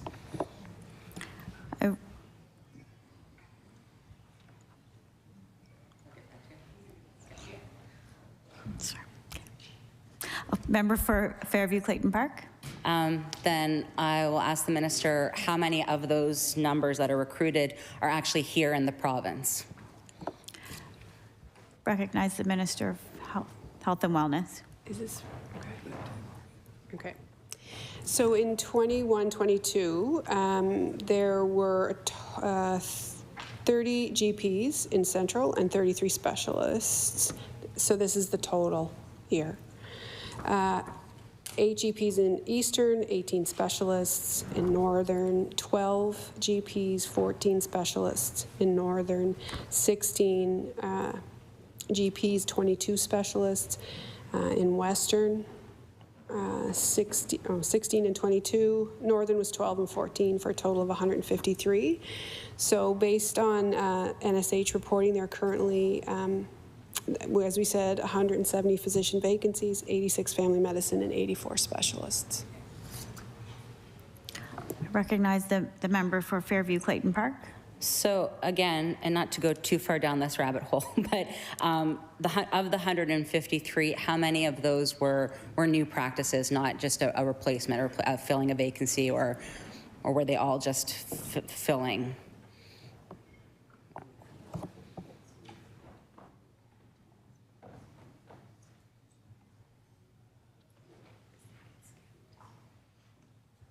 Recognize the Minister for Health and Wellness. Yeah, so they were filling gaps, and I would say for the next period of time, until that list is gone, we really, all of the next physician recruits that we have, particularly in family practice, will be filling those gaps, right, until that list is exhausted. And of course, with our specialists, for the most part, we don't tend to go above core. So we need there to be a vacancy in order for us to recruit to that vacancy. So we don't tend to have kind of slack or surplus in the system. Recognize the member for Fairview Clayton Park. Thank you, Madam Chair. I'm wondering if the minister can give me the targets per health zone for 2022-23.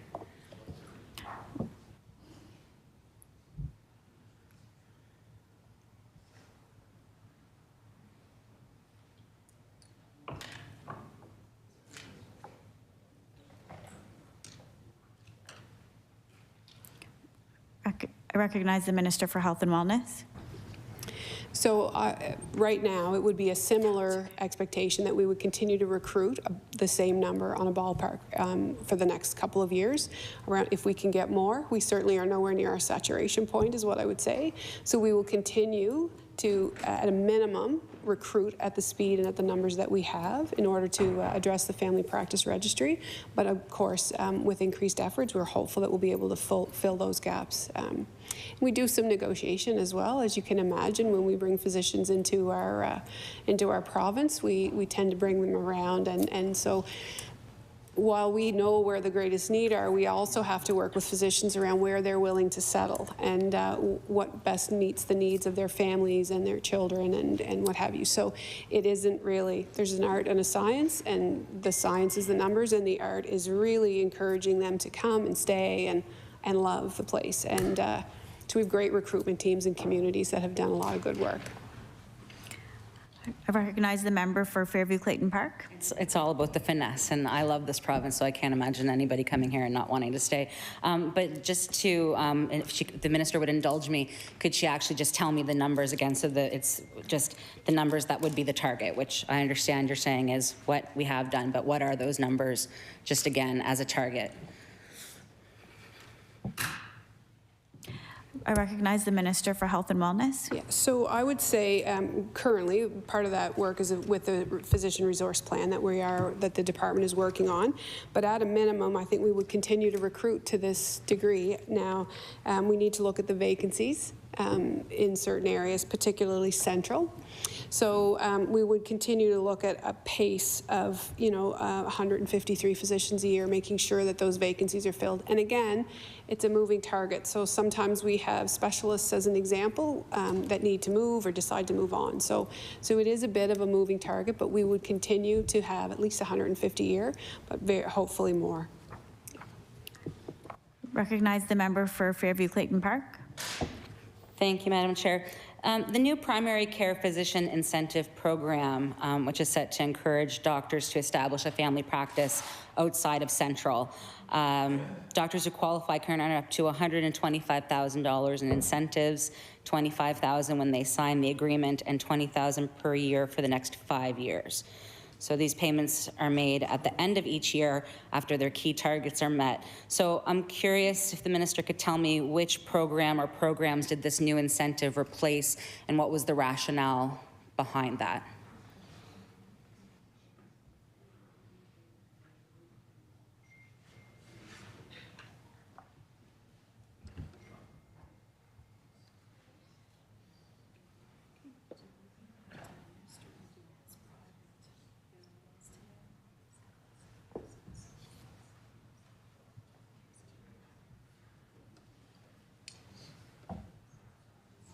Yes.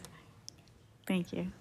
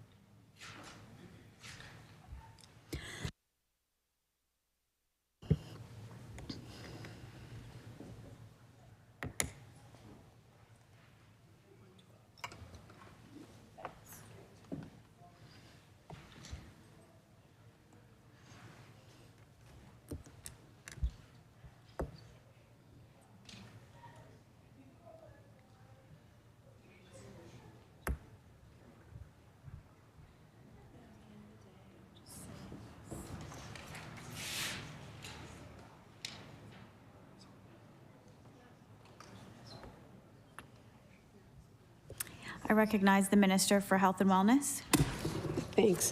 So the new physician incentive programs replace the tuition relief program that we had previously, and the debt relief. And the reason was that there was poor uptake in terms of those programs. We felt that this was a better option to recruit, and so that's why the incentives. And there was a great deal of confusion as well amongst folks in terms of how they accessed it and how they used it.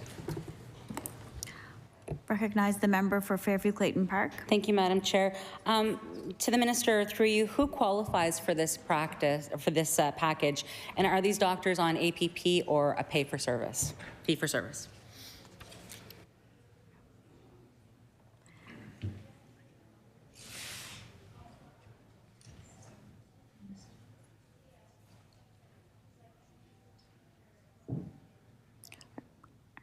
I recognize the Minister for Health and Wellness. So the physicians that this would apply to would be physicians who are recruited to communities outside of HRM, with a few exceptions around the Eastern Shore. They have to be within 10 years of graduation in order to access the incentive. I think that was the most. Oh, they get to choose, but for the most part, like they can choose which source of income they would prefer. It would probably depend on the type of practice that they had. Recognize the member for Fairview Clayton Park. Thanks, Madam Chair. So part of this is that the payments are made at the end of the year after key targets are met. I'd like the Minister to let us know what are the key targets. Recognize the Minister for Health and Wellness. So there's our line.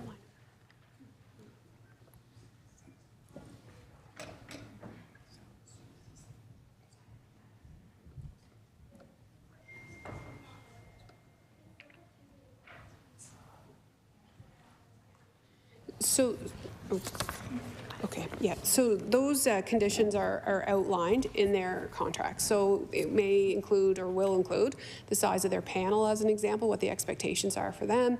It may include the number of hours that they work. So that would really be dependent to a degree on the contract that they negotiated. I recognize the member for Fairview Clayton Park. So just that I'm understanding, the key targets would be dependent on the individual, not on the program itself. Through you, is that correct? I recognize the Minister for Health and Wellness. Yeah, so each practice is different. So there would be key targets like the size of the panel. It would be different for specialists, and it would be different for family practice physicians. It would also it would depend on in an APP, how many hours we expected them to work, whether they needed to. So there would be a variety of different contracts based on the needs in the community. So it isn't always a one-size-fits-all. We may ask that they provide some after hours or evening hours, as an example. So we have to look at the needs of the community. There would be minimum around panel size, and there would be minimum expectations around how much they would work, and their pay would reflect that, particularly in an APP. So if you're going to work a half time or you're going to work three-quarter time. So it would outline the hours that were associated with that amount of money. And then fee-for-service could have a different approach. And it would also look at complementing the practice that they were going into, as well as community needs. So you know, there is minimum standards. Again, to the art and the science, it isn't just one size fits all, and there is some leeway in terms of the negotiation with physicians when they come in. Recognize the member for Fairview Clayton Park. Thanks, Madam Chair. And I do apologize. As I said, I'm new to this department, so I'm just a little bit unclear as to how a person could have key targets that, like, what are the key, like, so there's no key targets. There's a key target meant for each individual. There's no, how do you know that they've met their key targets if you don't have a set of key targets that are meant to be met?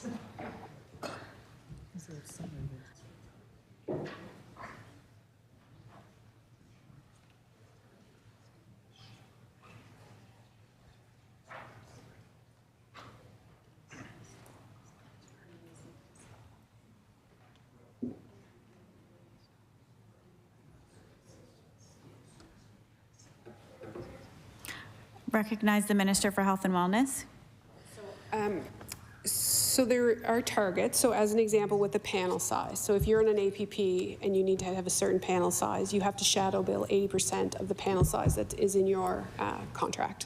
And that would be audited, right, through a variety of different ways. And with a fee for service, because you are billing for each of the visits that you have, that also, there's capacity for us to audit that as well through the department when you do your billings.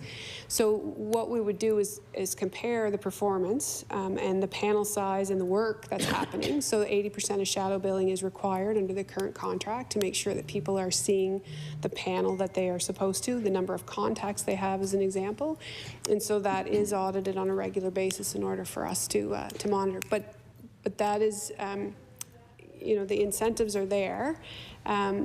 You know, when you come in, you qualify for that regardless of what the process is, but over the years we do monitor that your APP and the funding that you receive is actually front-facing, patient-facing hours. I recognize the member for Fairview Clayton Park. Thank you, Madam Chair. And maybe, I know that the minister referred to minimums that have to be met. Maybe we could, if we could have what those minimums are, that would be great. I recognize the Minister for Health and Wellness. So a full panel for a physician currently coming into the province is 1,350 patients. We may have some physicians, as an example, when we're doing the resource plan, that carry a patient care assignment of 3,000 patients. So it's not one for one in terms of the resource planning, but the minimum expectation is that that a physician would have 1,350 patients. I recognize the member for Fairview Clayton Park. I'm curious, Madam Chair, what the estimated cost for this incentive program in 2022-2023 will be, and what's the return on investment?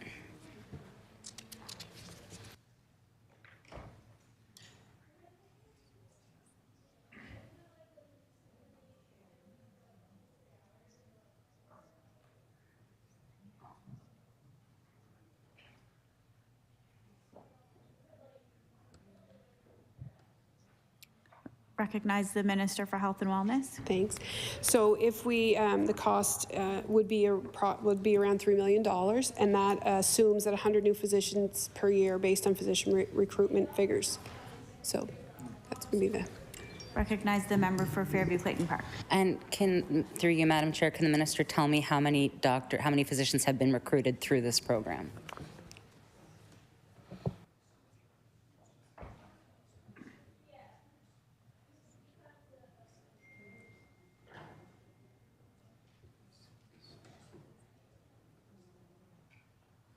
Recognize the Minister for Health and Wellness. So this is a hot off the press incentive program. So it's been in place for only several weeks, and there's one person who has been recruited since that time who's been able to sign their contracts. While there are many who are talking with the department, there has been one person, in the last several weeks.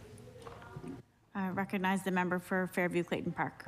Thank you, Madam Chair, and thanks to the minister for that answer.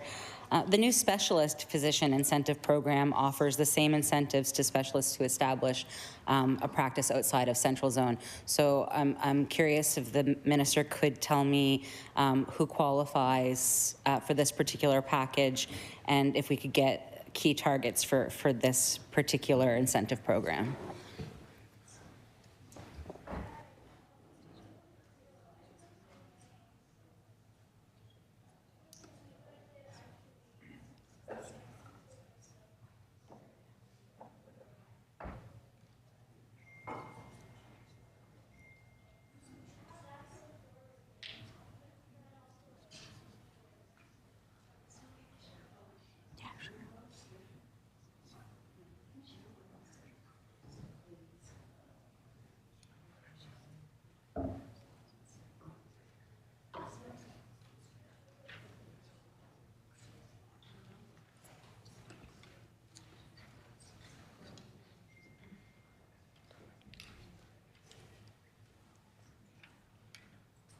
I recognize the Minister for Health and Wellness.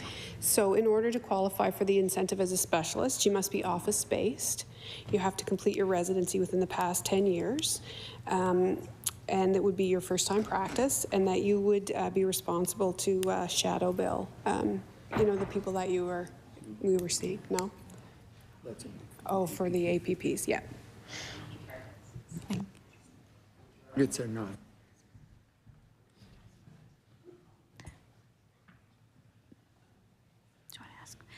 Member for Fairview Clayton Park. And just again, so in order for this incentive program to be actualized, so for a specialist to receive their incentives, what would be the minimum key targets if this is something like the other program where it would be more of less of a one-size-fits-all? Recognize the Minister for Health and Wellness. So these are incentives like recruitment bonuses. So you get them because you came, right? So you get the first amount of money because you took the job, and then at the end of every year's service, you get the bonus of the 25,000. 20,000. So it's not tied to performance. Your salary would be tied to the performance, not the incentive. Recognize the Honourable Member for Fairview Clayton Park. That makes sense, thanks. What's the estimated cost for this program and return of investment?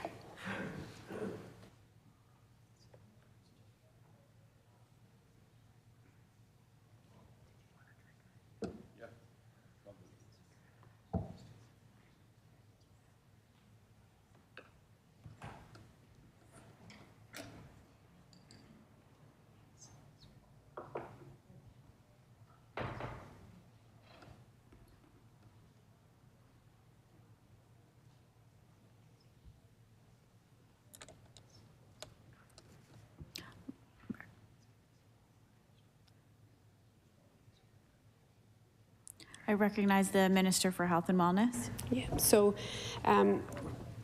the total cost of the incentive packages for specialists and family practice physicians is the $3 million. So it's half and half. Yeah. Recognize the Member for Fairview Clayton Park. And how many doctors so far have been recruited through this incentive program? Recognize the Minister of Health and Wellness. 4. There are none yet. Recognize the Minister for Fairview Clayton Park. They're coming. They're coming. So with these two programs, they're new. What is the projected uptake? What do we think is, so we hope that they're going to do better than former incentive programs. That's why that's the decision that the minister has said why they were brought in. But what's the projected rate of growth that research has shown that these types of programs will be able to entice for specialists and family practice?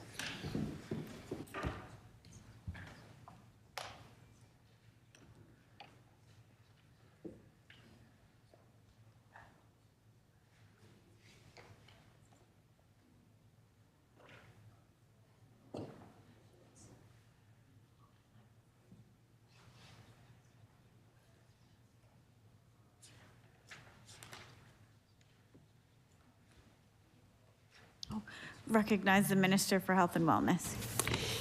So again, it is a bit of a it's not a very straightforward answer, I guess, is what I would say. So these incentives were put in place on the recommendations of physicians, right, and things that we felt would help from the feedback that we got. So we've put them in place to recruit to the number of physicians that we need. So we want to, move that list, finish that up, and to your point, as that workforce planning document is what are our future needs going to be around positions. So the reason that it was changed was we felt it would be more applicable to physicians, and it would be more of an enticement. And certainly with the new website that's been launched in terms of bringing physicians in, and that's one of the first questions that they ask. So we feel that it's generous. We feel that it because they're asking about it, we feel that it will be a good incentive tool, but we don't fully know yet. We know that we want to recruit to fill that list, obviously. So that I think it's a kind of a wait and see. see. We're going to see how it does, and we will absolutely tweak it as necessary because we want that list to go away. I recognize the member for Fairview Clayton Park. Are these incentive programs used anywhere else? Is there any sort of a benchmark that can be given in terms of success rates for them if they're in another jurisdiction or something similar?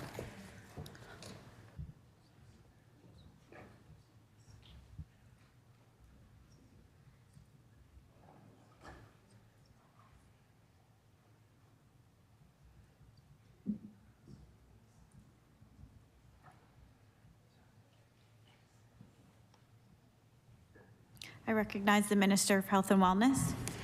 So what you'll see if you look across the jurisdictions provincially, that a number of provinces have implemented signing bonuses and similar programs. So we are competitive with all of those programs, and so they've shown benefit, of course, in other places. And aside from the financial pieces, we have worked really hard along the recruitment piece to sell what Nova Scotia has to offer. So it isn't, I mean, I know it feels like it's always about the money, but it isn't actually all about the money. So we, in a number of communities, have community-based navigation teams, and so we often say that you know, we're responsible in health to recruit the physician, and these community navigators that are often employed by the municipalities are there to recruit the families and show them what Nova Scotia has to offer.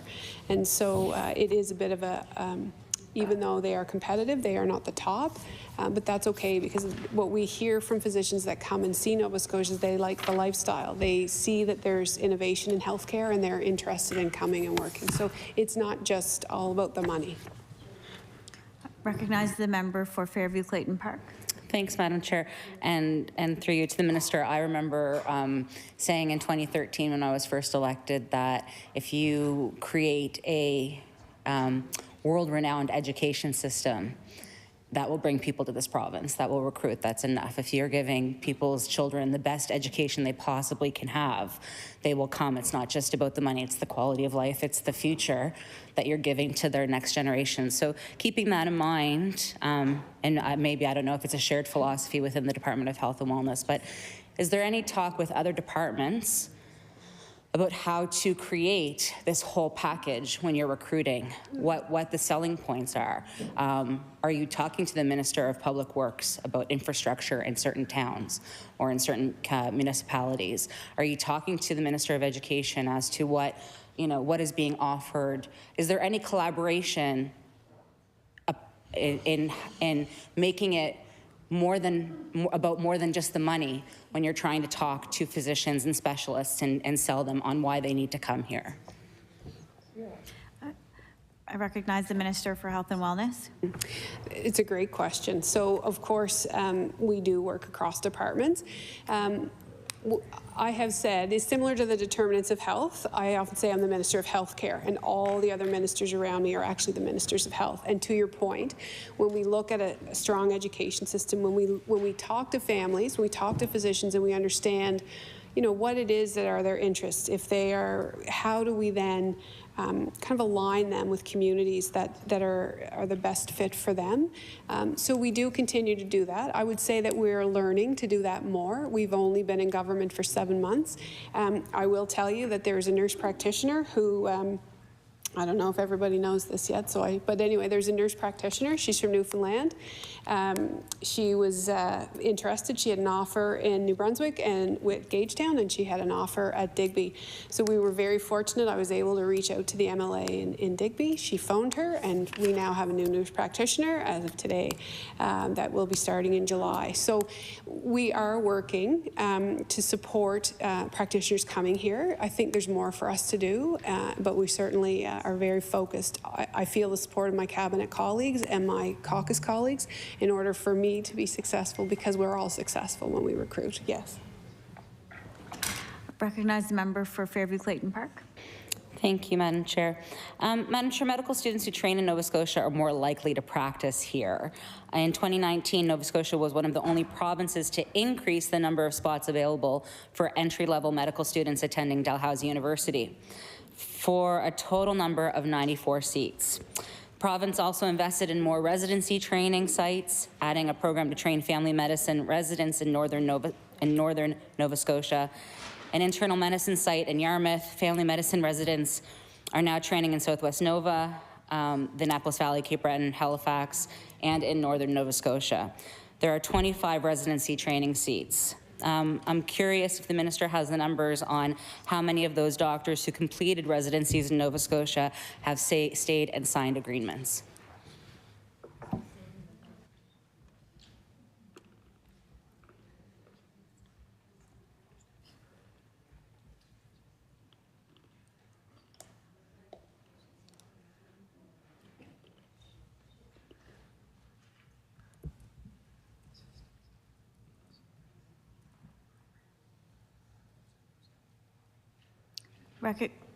Recognize the Minister for Health and Wellness. Yep, so I'm going to answer a previous question that you had for me. So it's around the current leaves of absences. Yep.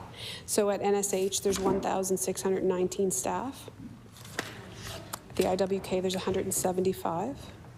In terms of COVID absences today, IWK had 113 actually on Monday, as of Monday, and Nova Scotia Health Authority had 735.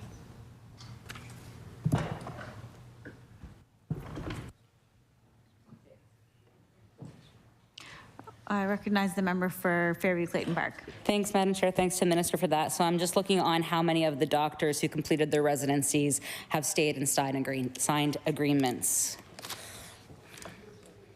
Okay. So I'll ask my next question. Still around these. Is there anywhere in the budget that I might have missed or any talks to expanding seats and residencies through Dalhousie?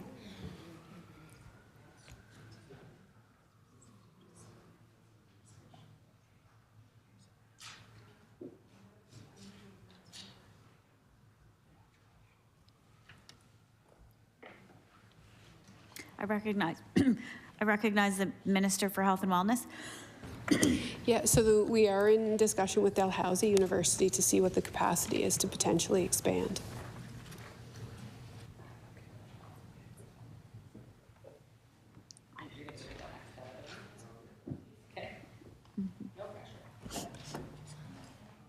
Oh, I recognize the member for Fairview Clayton Park. Thanks, Madam Chair. Since I don't want to waste my last 10 minutes for now, I'll move on to nurse recruitment and retention while the deputy is getting me the information. How many nurses has the department been able to recruit this year? What is the breakdown per health zone? And what are the targets per health zone for 22-23?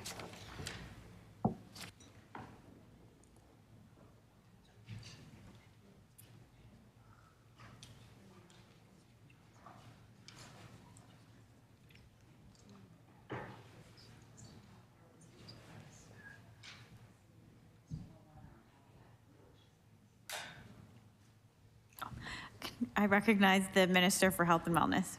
So we actually will reach out to the health authorities. They manage, so the Office of Healthcare Professional Recruitment would be more at a strategic level in regards to the nurses because they are employed directly by the Nova Scotia Health Authority or the institutions where they work, and they are in a contractual unionized agreement. We would actually have to get those numbers from the Nova Scotia Health Authority. Yeah, we will. Yeah.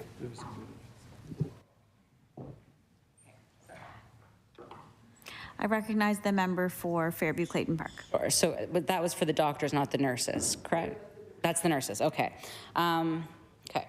So the government, Madam Chair, is adding 200 more new nursing seats across the province and 120 more practical nursing seats at NSCC. So I'm curious if the department knows how many of these seats are anticipated to be filled by Nova Scotians.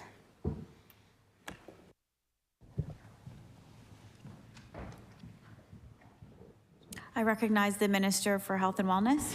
So I don't actually know. The universities would hold the list. So in a way, of course, we want to train Nova Scotians. The wait lists for the nursing programs are significant, particularly in the LPN program.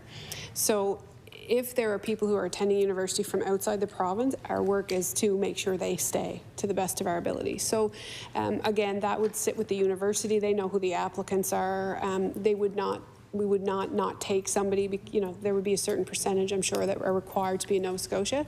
But the key will be that in their second year, they're offered a job, and they know that if they want to stay in Nova Scotia, there is work here available to them, and we want them to stay. So there's no shortage of work. Recognize the member for Fairview Clayton Park. Thanks, Madam Chair. So I'm curious, apart from a job, the offer of a job, are there any other incentives that will be given to new nurses who choose to stay in the province?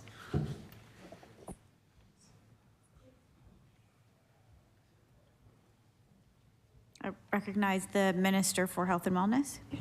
So currently, the Nova Scotia Health Authority does offer sign-on bonuses, and the not so much the IWK, but we are working, to better understand what the needs of folks are and what would actually be the best approach to retain them. So those hard to recruit to areas specifically, I know that there are sign-on bonuses available to the nurses, and sometimes relocation bonuses as well. And it has actually attracted. There was a woman on CTV News not that long ago. She bumped into one of the reporters when she was walking, and she'd actually come from Ontario. She was mid-career, closer to the end, and decided that she wanted to get out of Ontario, and her last 10 years would be spent here. So she was going around different areas of the province that did offer recruitment and sign-on bonuses to see what would best fit her lifestyle. She wanted to have things, she just wanted a little slower pace outside of work. So they are having an impact. I recognize the member for Fairview Clayton Park. Thank you, Madam Chair. The Nurse Practitioner Education Incentive Program was first announced in July of 2018 to increase the provincial supply of nurse practitioners, particularly in areas of great need within primary health care. The incentive covers the salaries of registered nurses while they attend the Dalhousie University Nurse Practitioner Program on a full-time basis.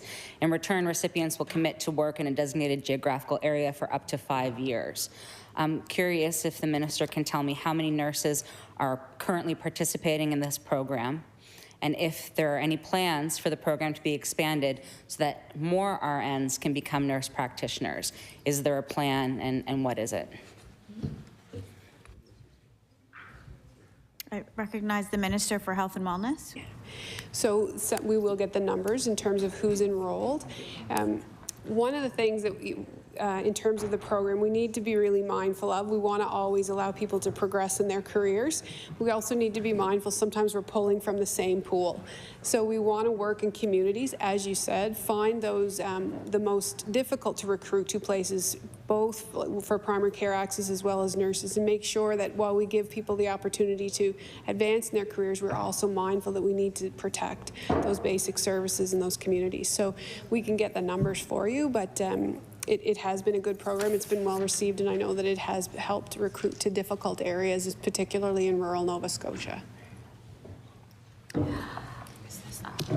I recognize the member for Fairview Clayton Park with approximately 5 minutes left. Thanks, Madam Chair. So just maybe if the minister can kind of expand on that a little bit, so I understand that the balance, you don't want to, we have shortages in registered nurses, we have shortages in GPs. We don't want to. You need to raise everybody up. You need to make sure that we still have registered nurses. So I understand that. Is there a dedicated plan on how this is going to, how you'll proceed with this to make sure that you're allowing people to get professional development and move on to where they want to be without then doing a disservice to are already, I don't know how, like, it's not, you're not like, you don't want to, we need nurses, we need LPNs, we need GPs, we need all of these things. So how do we make sure that taking from one pile to help the other isn't going to just deplete that pile?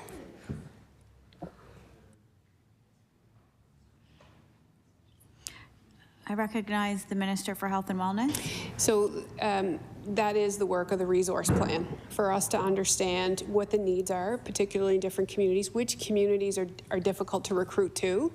In areas where it is difficult to recruit to, how do we bring people through a community? So are there people already in healthcare that we can move forward? Are there people, as an example, working with education? Are there people in community that we can train in those hard to reach areas and move them through a trajectory of professional care? So the work of that resource plan is simply that, to understand what is the best use of services and how do we plan for the population and the expected population growth.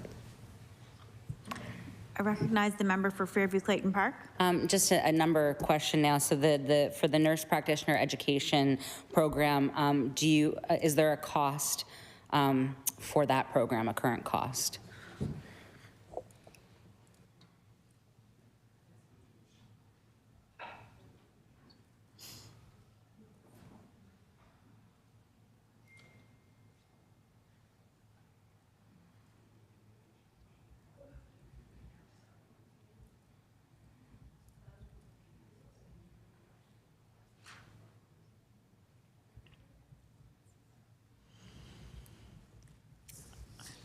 I recognize the Minister of Health and Wellness for Health and Wellness. So we'll have a look for that to see what the number is. Yeah.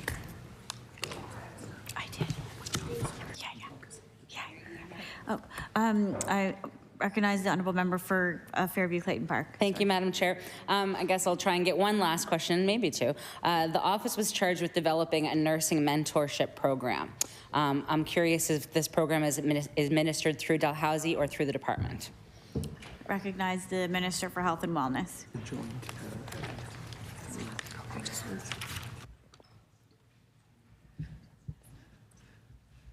Recognize the Minister for Health and Wellness. Yeah, so actually, this is a very exciting program for me. So, okay, well, yeah. So this is a very exciting program. So it is going to be co-administered. So it is partially, it's in a joint with the Department of Health and Nova Scotia Health Authority, and it's such an important part for us to take new graduates who are transitioning from student to practice and providing opportunity for them to have mentors. In a dream world, while we want to have nurses available, we think that there's a really great opportunity here, particularly for our retired nurses in the province to come back, who maybe don't want to work on a full-time basis, but have so much to offer. And certainly in my career, they have been the nurses that have pulled me up. They teach you to think differently. They teach you how to time manage. So it's a really exciting part, and it will be, it is a joint effort between Nova Scotia Health as well as the office and Department of Health to see how we can best support these new nurses, because we know, particularly during the pandemic, that a number of nurses were considering leaving the profession because they felt overwhelmed. I recognize the member for Fairview Clayton Park. I will have a couple more of these questions for my next hour, but maybe if you have it offhand before the time elapses, do you know the cost for this mentorship program? I recognize the Minister for Health and Wellness. Details on the MP.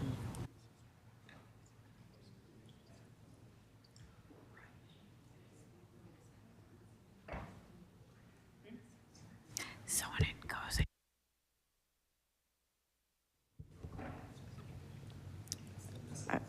Order. It is now time for NDP's turn. I recognize the honourable member for Dartmouth North. Thank you very much, Madam Chair, and thank you to the Minister and to all of you for being here. I just wanted to start, I've been listening for the last hour and I have all the kinds of questions that are related to what you've all just been talking about, but I'm gonna try to stick with my script a little bit, but just had a couple of initial comments. And the first one is, of course, that I wanted to echo the support and the thanks of the healthcare workers in Nova Scotia, and particularly, well, forever, but the last couple of years, as you've pointed out, has just been sort of unprecedented stress and commitment. I think about all of the workers at the Dartmouth General, of course, which serves my community, but also like the pharmacists who vaccinated my kids up in the lot in Primrose and, that kind of thing. And like everyone who's been on guard basically through this whole thing. At the beginning of the pandemic, the Dartmouth General Foundation had a thing where like at 7 o'clock, folks were encouraged to go out onto their doorsteps and, cheer for the healthcare workers, and it was a really meaningful and big important thing. And then even just recently, my colleague and I and the member from Dartmouth East went over to the hospital to like hand out Lysol wipes to the workers on behalf of the foundation, and just to have a chance to actually like be like, hey, thanks for everything, here's some wipes. And it just seemed so, inadequate, but also meaningful, to have that time to say thank you. And I also just want to say that I appreciate the minister's experience as a nurse. And I really do feel, and I'll try not to say that I think she's passionate, because I already complained about being called passionate earlier myself. But no, but the fact that you have real life experience in the healthcare system, she has real life experience in the healthcare system, it counts for something. And so I just want to start with that. I also want to say, when you were talking about retired nurses, coming out to mentor. I've heard from a friend who is an emergency room nurse that this is particularly needed, I think, in emergencies where it's such a high stress environment, and that there was a time when there was lots of nurses in emergency rooms or emergency departments that had lots of experience, and then they sort of left, not en masse, but like in a course of a couple of years, and there's been very little ability for new nurses to be mentored. But I think of my own mom, who nursed for, she trained as a nurse when she was probably 18 and then stopped nursing when she had her first child, which was 60 years ago. And so, but she's still a nurse, and I really do think that nurses are in it for life. And she did end up doing other sort of hospital related work later, but I think it's a really special and important profession, and I'm deeply grateful for nurses. I want to start actually by just asking about the healthcare tour, the tour across the province. Whose idea was that? Was it the minister's idea? Was it the premier's idea? Whose idea was it? Because it's pretty good. I'm just curious. I recognize the Minister for Health and Wellness. Thank you very much. I will say it was the Premier's idea. So, but I have to tell you, in regards to the tour, it was a terrific idea. It was so meaningful for me. For me particularly, it helped me transition from being in healthcare to this role. And it was interesting. We went to different places on the tour. Often they would have to pull me out because I would sit down at the desk in a nurse's station, and you could just see. So the camaraderie of nurses, which Minister Comer can probably attest to as well.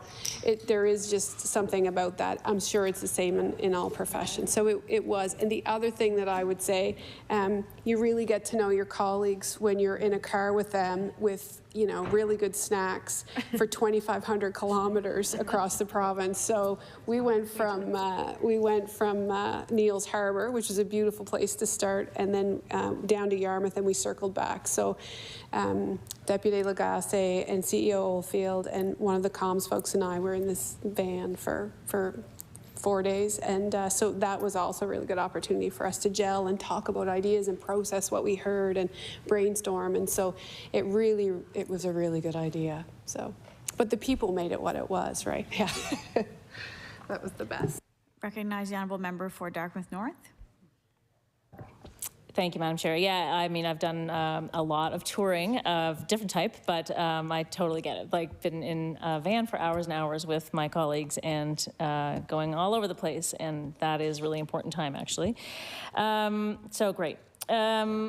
curious about the sisterhood program. I'm going to jump all over the place. I apologize, but the Brotherhood initiative I'm really familiar with because their office used to be next door to my office in Dartmouth North, and so you know, we often be sort of referring folks over to the Brotherhood office and hanging out with them when you know, things were quiet, and for a long time they've been talking about this, you know, the rumor that there was going to be an expansion. So I'm just wondering what that will look like. I admit that I don't know how far the Brotherhood reaches outside of HRM or Central Zone, and so I'm curious to know about its reach outside of Central Zone, but also, you know, what will the sisterhood look like? How many people are going to be employed? How many people are expected to be served by it? I will say that, you know, when I was canvassing in the election, one day I knocked on the door of an African Nova Scotian woman and, you know, asked her what her issues were, and immediately said, you know, like, my son doesn't have a doctor. And I was like, I have an idea for you. And I, you know, gave her the Brotherhood information, and I was like, that is such, like, that's amazing. That's an amazing program that I can just say, here, you can go and see this family practice, this primary care physician, and all kinds of other folks. So yeah, if you could tell us exactly what an expansion means, that'd be great. Recognize the Minister for Health and Wellness. Yeah, thank you. So there's a whole lot in that.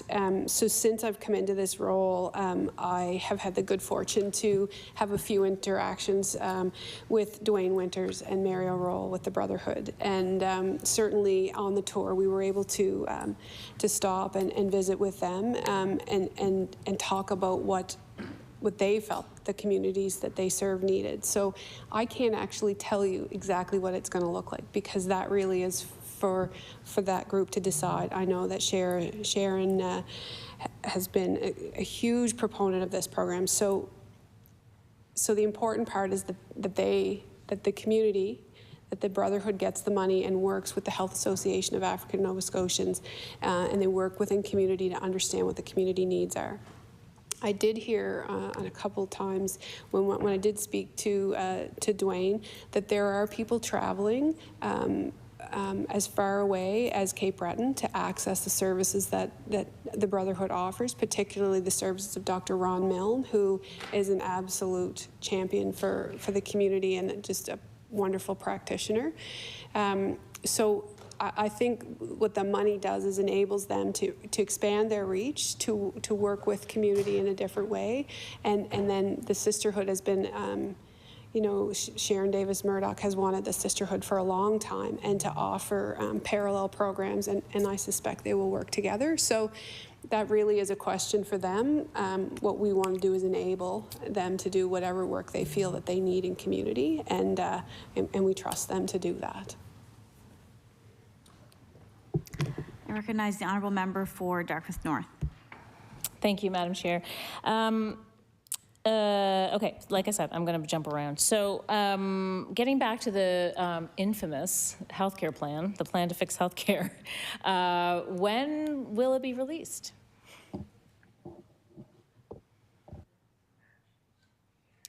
Recognize the Minister for Health and Wellness. So not tomorrow, but imminently. Imminently, yes, yeah. Recognize the member for Dartmouth North. Thank you. So just want to talk about the backlog of surgeries for a second, or a few minutes. You know, we talked about this, I guess, at public accounts. I can't remember when it was that we did. Was it public accounts last week? And you know, we know that. Oh yeah, no, that's right. Because we had the FOIPOP that showed that there was 27,000 people on the surgery wait list, and we know, especially for folks who are diagnosed with cancer, that you know, quicker surgeries obviously result in better outcomes. So you did talk earlier a little bit about the plan for surgery backlogs, but can you be more specific and outline kind of the steps that you're taking? And I guess a B part to that is, will there be a plan that's released to the public? Or at least some communication about what to expect?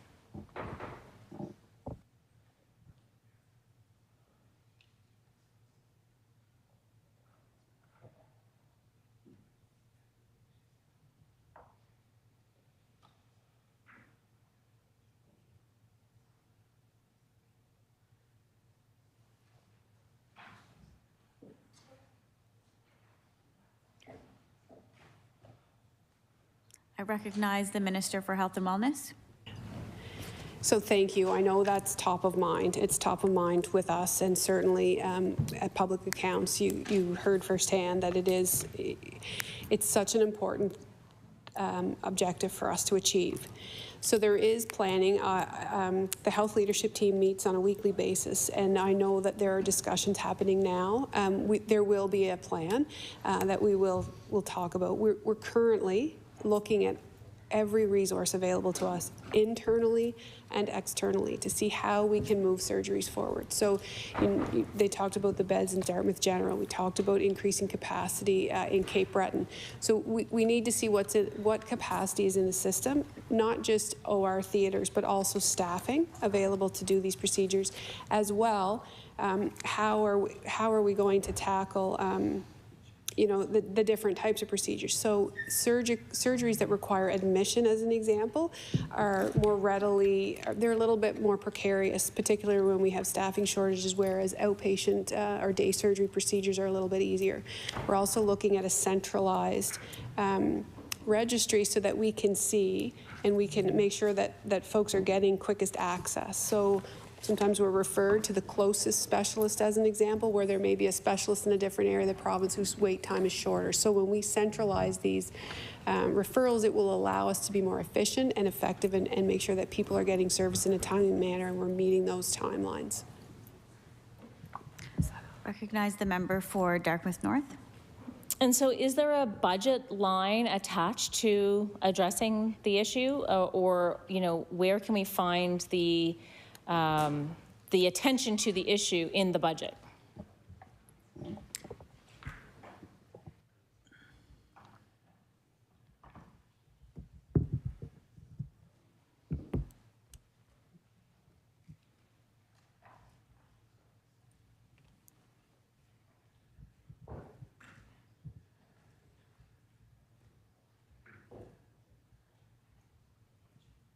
Recognize the Minister for Health and Wellness. Yeah, thank you.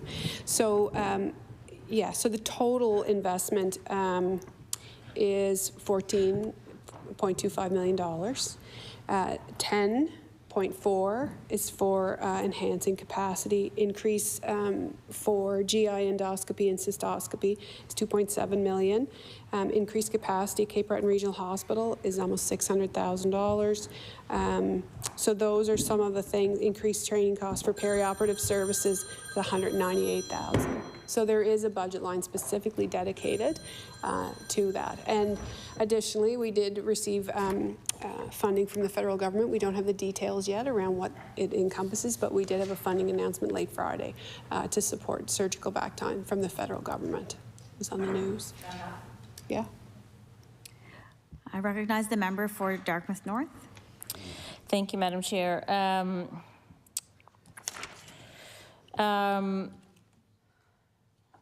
Do you have targets in place for addressing the backlog? So, 27,000 people, like the way you were talking about 100 doctors a year, is there a way to sort of tell if we're making progress or how quickly we're making progress?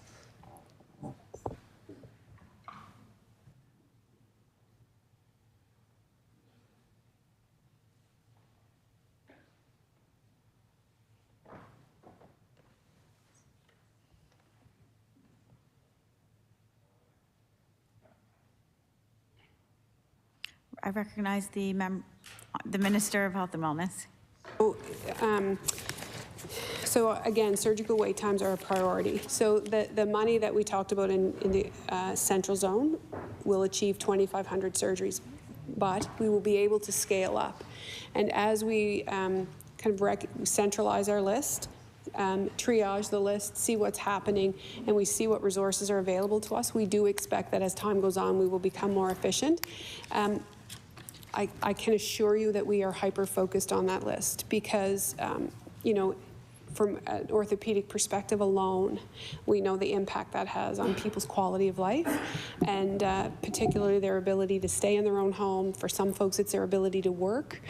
So we will be very hyper-focused on that list. And as we get the plan solidified, we will be reporting publicly how we're doing. I recognize the member for Dartmouth North. Thank you, Madam Chair. And you mentioned orthopedics, and we talked last week about the prehabilitation programs that, and I obviously Dr. Orr will be very familiar with this, but you know, in terms of the anxiety and the stress around waiting for surgery, that type of program can be very useful, not only for the actual prehabilitation, which is, you know, important for preparation and recovery, but in terms of kind of, you know, individuals hitting benchmarks or having something to do, frankly, while they're waiting for their surgery. And so I'm wondering if there's any money allocated to expanding the idea or that kind of program to other types of surgeries, you know, while folks are waiting. Recognize the Minister of Health and Wellness. So I couldn't agree more. My husband is actually a physiotherapist in one of the OACs in the province. So certainly we see the benefit. He, you know, can speak to the benefit of having those folks come in early pre-surgery. So there is some efforts in Cape Breton specifically around a clinic that would address some of the personal health factors, particularly around obesity, that could help offset some of the discomfort and strengthen folks until they're able to get their surgery. So that would be an example. We will watch that program and see, you know, in addition to our current OACs, how they're doing, and then, you know, look at the program again. Recognize the Honourable Member for Dartmouth North. Thank you, Madam Chair. We were told that there's really no way in the province to know how many people are waiting for a consultation with a specialist. I'm just wondering if you can offer any estimate about how many folks in the province are waiting for consultations with specialists.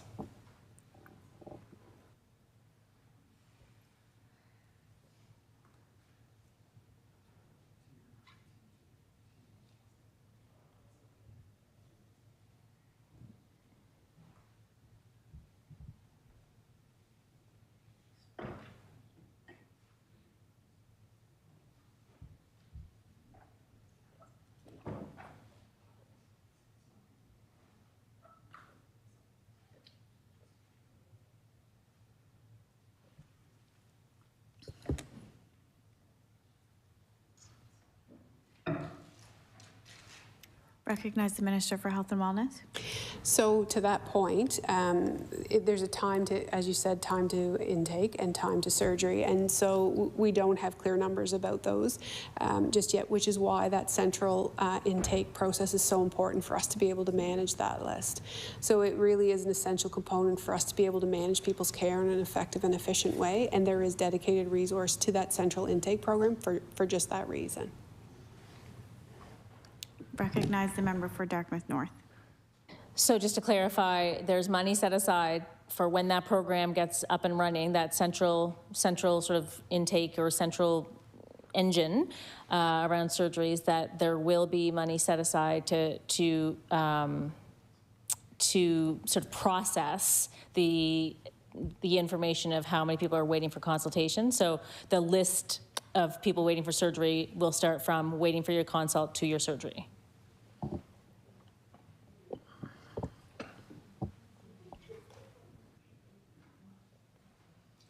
Recognize the Minister for Health and Wellness. So there is money set aside just for simply for that planning process to make sure that it is got the, you know, the technological support that it needs, so the planning piece is in place so that we can look specifically at those two benchmarks.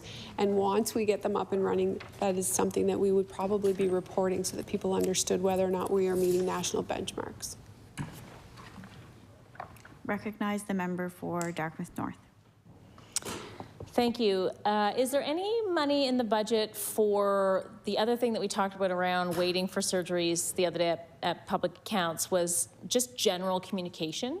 So even if there's not a prehabilitation portion of someone's sort of journey in the system, you know, a call every once in a while to say, just wanted to, you know, check in with you and remind you that your appointment's coming up in 18 months or whatever. You know, I'm being facetious, but like, is there money, well, it's kind of true.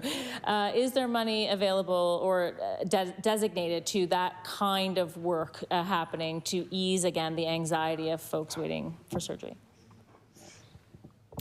Recognize the Minister for Health and Wellness.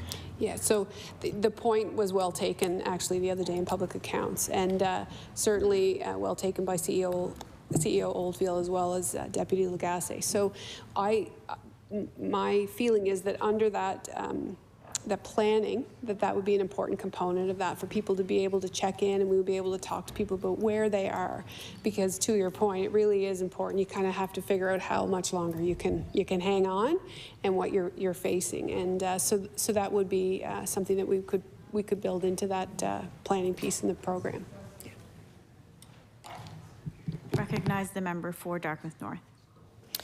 This is just something I've come up with, so this might be a tricky thing to know about, but is there any data or statistics in Nova Scotia about any correlation between surgery wait times and opioid dependency?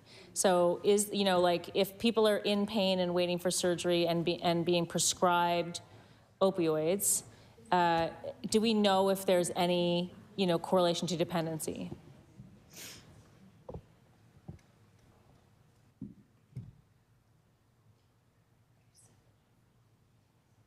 I recognize the Minister for Health and Wellness. Yeah, so currently we don't have that capacity in Nova Scotia. We aren't tracking that.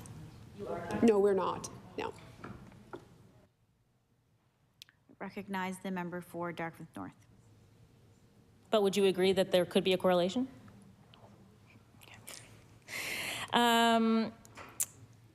So the budget commits $2.1 million to address the surgery backlogs due to COVID-19 at the IWK Health Center and to fund more cataract surgeries. That's a quote from the budget documents. Wondering, are these private contracts with Scotia Surgery and the Vision Clinic? And in the case of the IWK, is this budget line in addition to the announcement about pediatric surgeries at Scotia Surgery in December?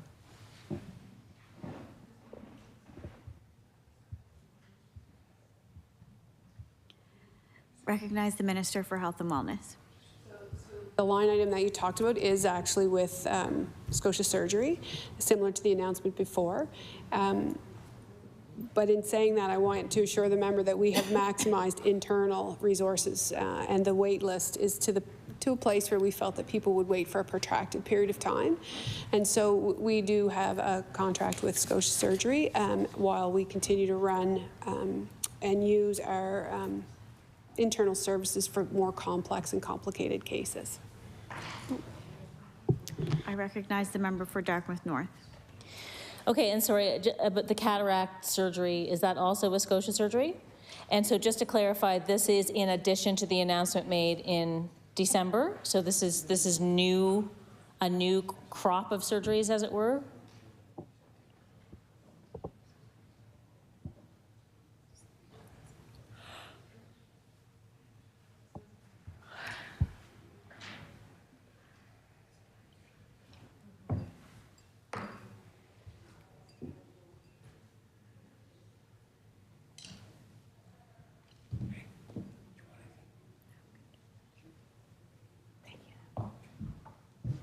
I recognize the Minister for Health and Wellness. It's a continuation of our contract with Scotia Surgery, but the cataracts are actually done at Halifax Vision Centre. I recognize the member for Dartmouth North. Great. I still didn't, I don't think I got an answer to my question, which is, in December there was like an announcement about pediatric surgeries at Scotia Surgery. Is this budget line, the $2 million, connected to that announcement, or is this another crop of surgeries? Is this more surgeries besides the ones in December?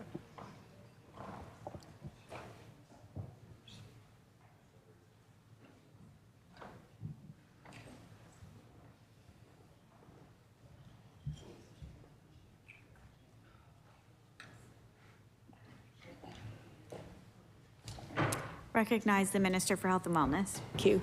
So the total contract is the 2.1. So 800,000 goes to Scotia Surgery and 1.3 goes to the Halifax Vision Centre. In this budget, it's like there was money before, and this is in this. This is new money. New money. Thank you. Yeah. Yeah. Yeah. Recognize the member for Dartmouth North. Thank you, Madam Chair. At public accounts last week, the CEO of Nova Scotia Healthcare in Oldfield left the door open for further privatization of health services. When we asked about the expansion of using private services, she said that all options are on the table. And, you know, at the time, I expressed my concern with that. And I know that lots of Nova Scotians are concerned about sort of a looming privatization or a continued privatization of our public services. I know you've just said that, you know, using Scotia Surgery for the IWK situation is because there really is no other option. But I'm just wondering if the minister, if you can explain what other examples, if you can explain with examples what other private partnerships are being considered for healthcare. So, you know, like the virtual care situation with Maple, that kind of thing. Are there other contracts being considered for other types of care in the health system? Is that? Recognize the Minister for Health and Wellness. Thank you. So what I want to reassure is that it isn't a privatization. These are all insured services. So once we maximize capacity within our internal systems, and we have too many patients, ethically, we have to look outside of our system in order to support people in being well, reducing their pain, making sure they can see, doing all of those things. So have access to primary care providers until we find a primary care provider for them, right, through virtual care. But these are all publicly funded, and so access is equal. We want people to be able to access that care and reduce wait times. So we will continue to look at what our options are, always knowing that we have, you know, excellent healthcare workers, excellent facilities. We're in the midst of redevelopments now. It may impact our capacity for a period of time. So we have to look at we can't leave a stone unturned until we get out of this crisis, and then we can readjust and see what options are available to us. But the folks that we work with provide quality, ethical care, and it is funded through Department of Health and Wellness. So it isn't privatized. It is available to the public as an insured service. I recognize the member for Dartmouth North. Thank you, Madam Chair. Yeah, well, I mean, I guess that's the question I'm really asking is, I mean, I understand the ethics of it, and you know, we're at capacity. We have an overflow of needs, have an overflow of patients, and people are waiting too long, especially children, you know. So I guess my question is, when the crisis is over, when all of the 100 doctors a year get recruited, and you know, and the surgery backlog list is gone, can you commit to us? Can you commit to Nova Scotia that, you know, the next step or the sort of I guess sister step is like a massive investment in the public system, so that we don't ever have to use private surgeries again, you know, like, so that people can access public health care, insured services in public institutions, you know, with people who are public servants, essentially.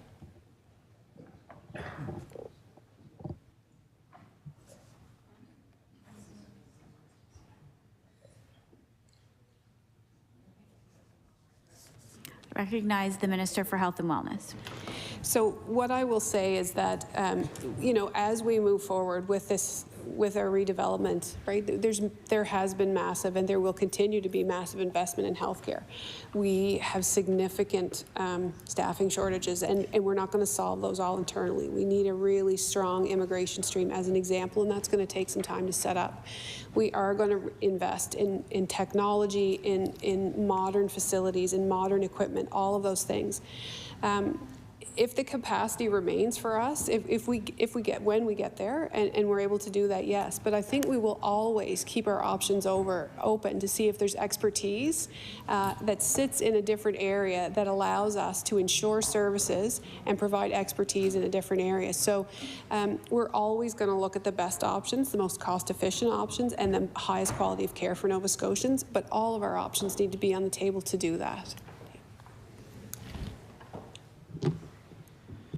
Recognize the member for Dartmouth North.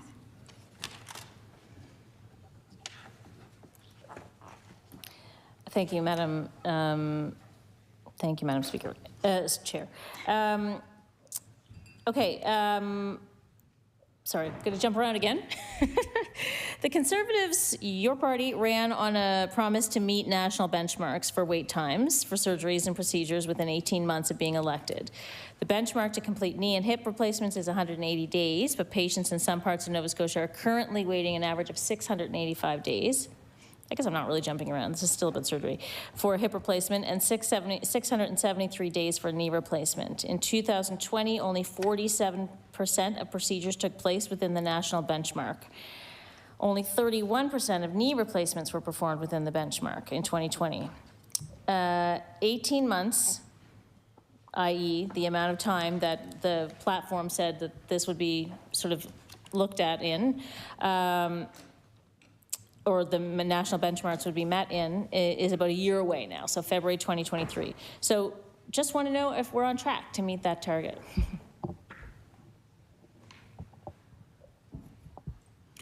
I recognize the Minister for Health and Wellness. Yeah. So what I will say is the work is underway, and we would love to meet that benchmark target. We're going to do everything we can in our power to meet that mandate item and make sure that we are within benchmark. It really is a priority for us because we know that people are uncomfortable, that the wait times are too long.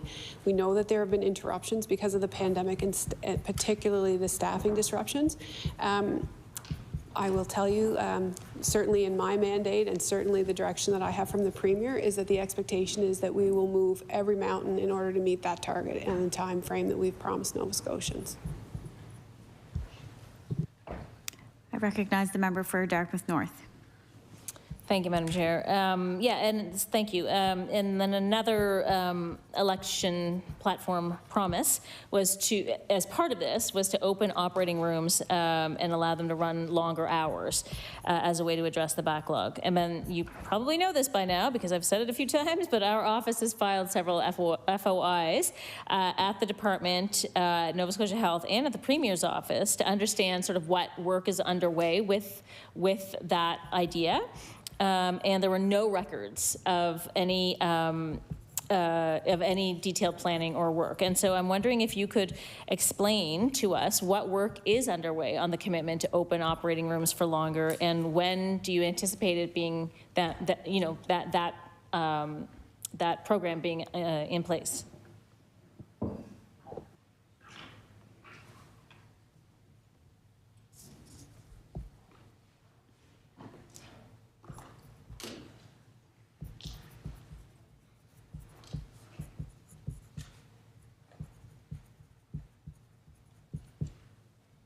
Recognize the Minister for Health and Wellness. Yeah, so certainly there is a line item that talks about, that indicates that there'd be $5 million to address surgical wait times and increase efficiencies in the ORs beyond banking hours. So there is money allocated to it.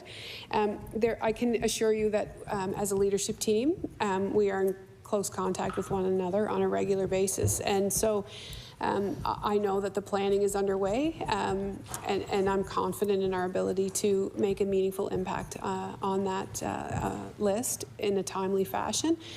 So I just want to assure the member there's money allocated to it, and I can assure you that it is top of mind for the leadership team. Recognize the member for Dartmouth North.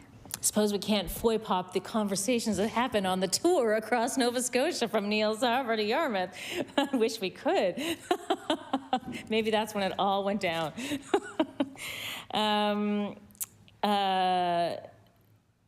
All joking aside, the national goal for cancer care is a 10-day wait. Records from last year described the following waits for various types of surgeries: 36 days for breast cancer, 46 days for lung cancer, 55 days for colorectal cancer, 84 days for bladder cancer, and 112 for prostate cancer. And the medical director of cancer care in Nova Scotia has warned that delays can lead to more aggressive illnesses. The Canadian Cancer Society has called on the government to create a public plan for clearing the backlog. Will the government be creating a public plan? Now, this is specific to cancer care. And can the minister please explain what the cancer-specific plan is to clear the backlog in tests, procedures, and surgeries?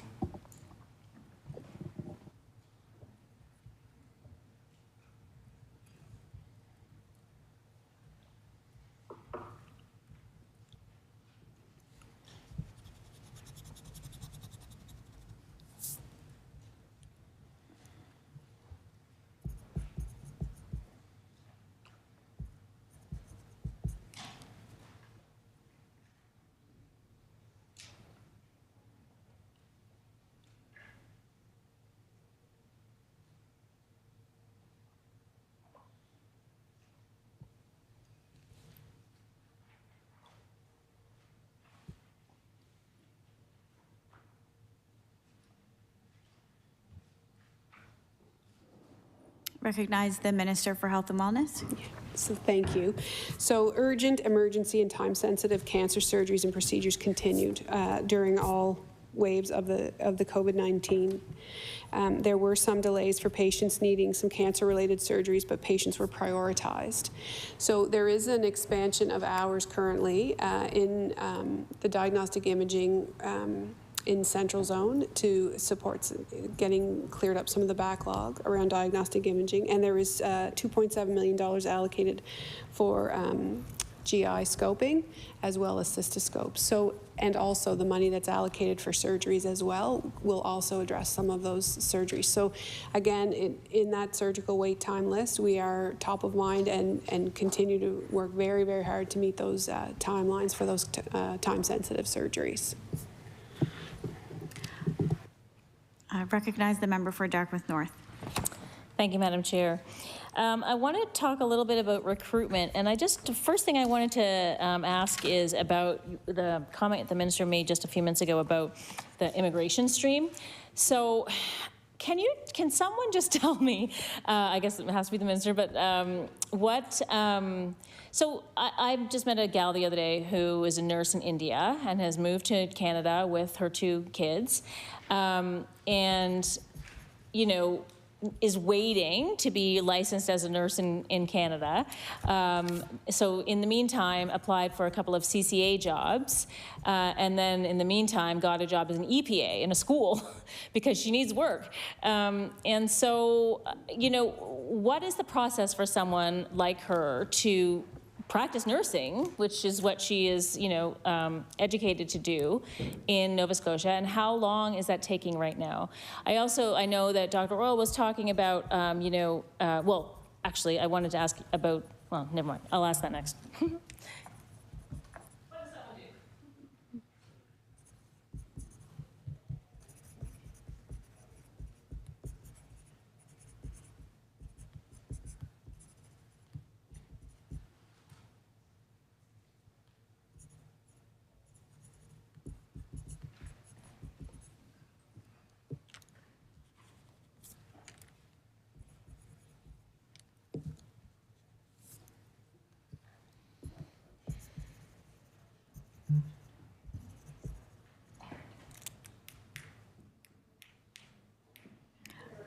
I recognize the Minister of Health and Wellness. Yeah, so it is complicated, is what I will say. If you're coming over to work, right, if you're coming specifically to work, you do need a work permit and you need a job offer. And so there are a number, and this is where the federal and provincial intertwines, right? So it is a bit complicated. Most people, almost everyone that comes in internationally trained, particularly like other than maybe our U.S. counterparts, they come in at a level that's different than where they trained. So registered nurses and LPNs will often have to come in and work for a period of time as continuing care assistants. There are some language proficiency requirements as well, and then there are some educational requirements. So they need to assess their training, make sure that it meets the criteria, and often there is a requirement that they take more education. So I taught as a nursing instructor in the distance nursing program at one of the universities, and last June was the first time in the 10 years that I've been teaching nursing in the distance program that I actually had all internationally trained students in my cyber class, in my distance class, which was really a different, I hadn't had that before. So what I will tell you is that immigration is going to be a key component of us addressing our workforce issues. And so we are working on a process. We're trying to understand how we can streamline it and support people from coming in, because we just simply cannot train and grow the workforce that we require in Nova Scotia in time. So immigration is a key strategy for us, and we continue to look at the barriers in order for us to see whatever way we can navigate it with and for people in order to bring them in a more timely fashion. But we recognize that it is it's a deterrent for people, and so we want to make it as easy as possible for nurses in particular to come and work here. Recognize the member for Dartmouth North. Okay, yeah, thank you. That's helpful. But and so I think I don't know. I only met this person the other day, but my sense is that she didn't come on a work permit. She must have come in some other way. And so, if you're not attached to a job when you get here, like, what is the process there? How do you get connected?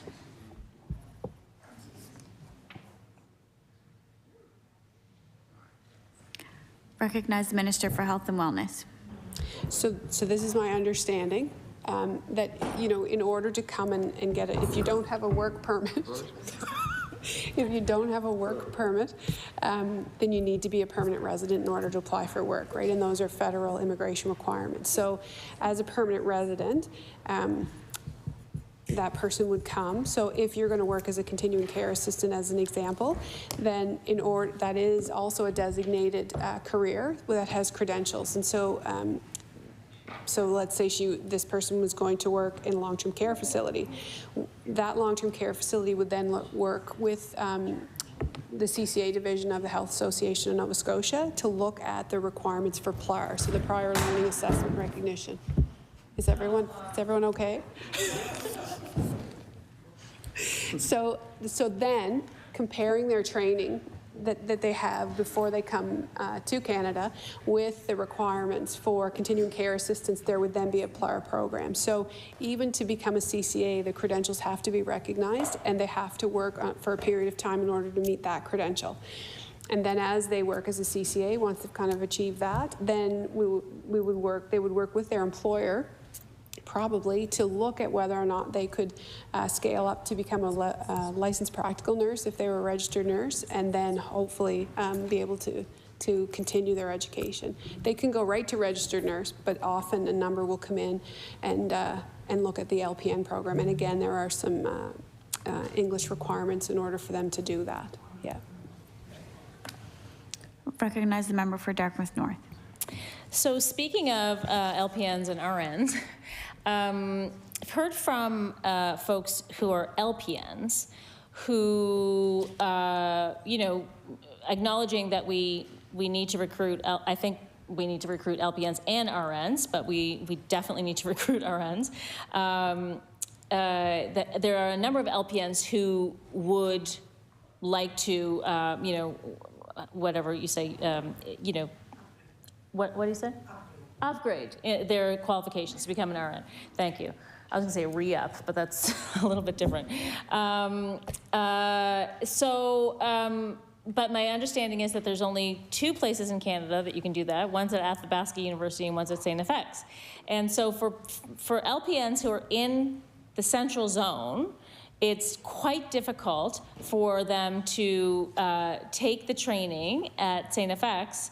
It's costly, it's out of the city. If they have jobs, if they have families in the central zone, it makes it really, really hard, and it's a real barrier. So I'm just wondering if there's any thought or plan to expand that type of upgrading education at Dal, for instance, or some location, even at, even to accredit Nova Scotia Community College, for instance, to do that upgrading so that folks in the central zone would be able to do that training. Recognize the Minister for Health and Wellness. So there are discussions about how we would be able to do that. Again, we always want people to be able to progress in their career, and we need, again, to that workforce plan that we're in the midst of developing, we want to ensure that we also need to make sure that we're constantly, if people are going to be on a career trajectory, which is terrific, we see it very often where people continue to upgrade, that we want to make sure that we have a steady stream of individuals backfilling the people who are moving along. So that is part of the workforce planning that we are doing. I didn't realize that St. FX was as unique as it was in terms of the program that they offered, but I do know that there have been some conversations about how do we enable people to move through that career path. Yes. Recognize the member for Dartmouth North.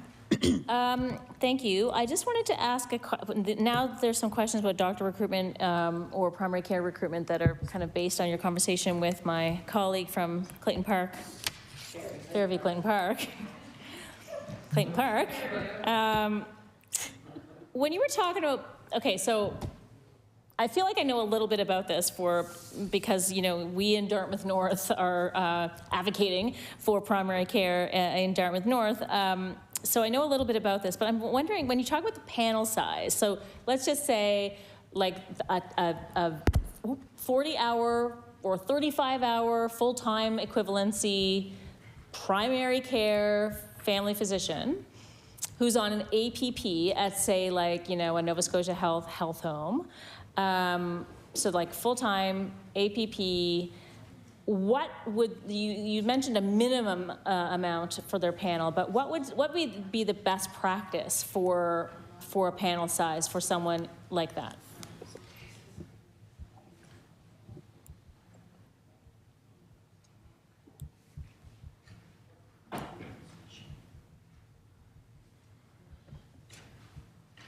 Recognize the Minister for Health and Wellness. So 1350 is the ideal for that person, and it was chosen so that people wouldn't have to wait for protracted or extended periods of time. Now, we all have different skill sets in time management and office management and all of those things. So if a physician wanted to take on more than that, we would be thrilled, right? Of course. And also, not all practices are the same. So how often I currently visit my family physician may be very different than somebody who has comorbid conditions. And so we want a practice that's diverse in terms of the needs. So they may be able to increase their numbers, particularly if they have young families, as an example.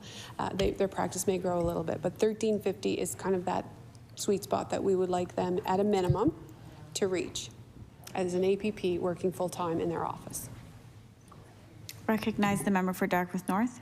Thank you. And is there a number that is too many for something like that? I mean, I get it. Like, I get that, we would love them to take on more, but then, how do you work out those metrics? And then all of a sudden, is 4,000 and people are waiting 6 weeks to see their doctor.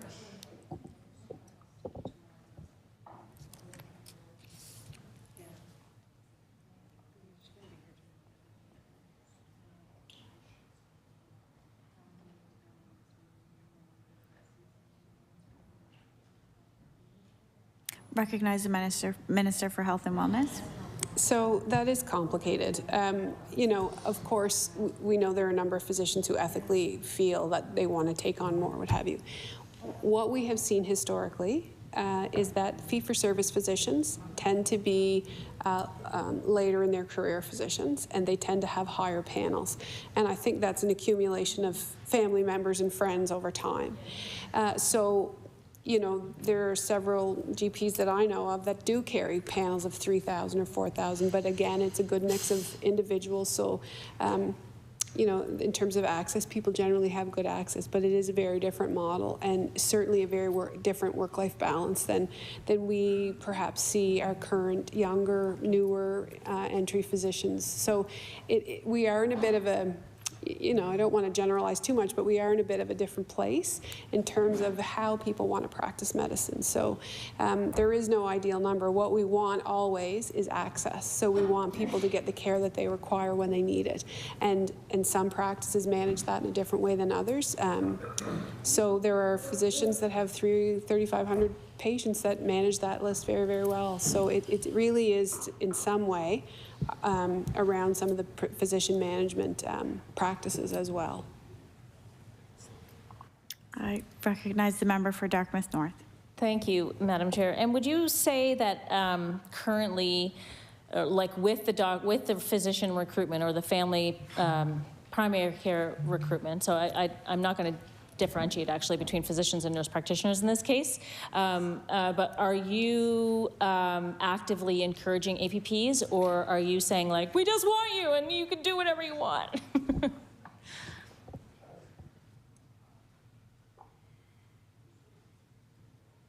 Recognize the Minister for Health and Wellness. So both. We really want to work with people around what suits their best work-life balance. So again, if people want to come in and work for fee-for-service, we're happy to do that. If people want to come in and work as a full-time patient-facing practitioner, again, we want to do that. There are also a number of family physicians in particular who want to work a certain percentage in their office and perhaps have a subspecialty that they want to use as well. That could be palliative care, medical oncology, it could be emergency room, it could be hospitalists. So we really do work hard to support the physician choice in terms of where they practice and how they practice in order to, you know, keep them here and give them the work-life balance that they're looking for. Recognize the member for Dartmouth North. Thank you, Madam Chair. I had a question based on that, but maybe it'll come back to me. Is there any money in the budget, or do you have any plans to expand, again, the residency programs? I ask this because I understand that, you know, that is obviously, it's the same with the nursing, you know, to expand nursing programs and hire people from those programs. But I remember a couple of years ago, either at Health Committee or Public Accounts, we talked to folks at DAL who were in charge of training doctors, and you know, one of the questions I had, like, I understood at the time that there was a lot of, you know, they were expanding residency programs in rural areas, which was great. I guess my question is two-part. One is, you know, how's that all going? Is there plans to expand those kinds of programs in rural areas? And also, are there any plans to expand into urban areas, like deeply urban areas? So you know, whereas rural physicians have a particular, you know, situation, challenge, whatever, you know, what that is to be a rural doctor. Similarly, I think that there must be something about what it's like to serve like very marginalized, you know, inner city communities. So wondering if that's been given any thought, because I think that, you know, like my community, for instance, I think it's like a challenge to attract doctors because, you know, because the needs are so high.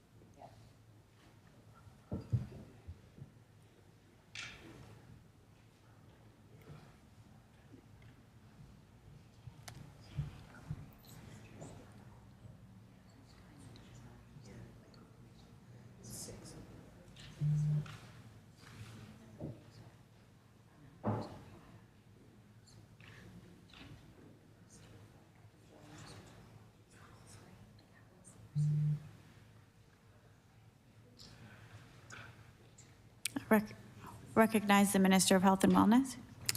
Okay, so I'm going to give you the lowdown here. So the clinical clerkship programs happen with third-year students, and those are programs that help address some of the things that you discussed. And then we have traditional residency programs in Central Zone.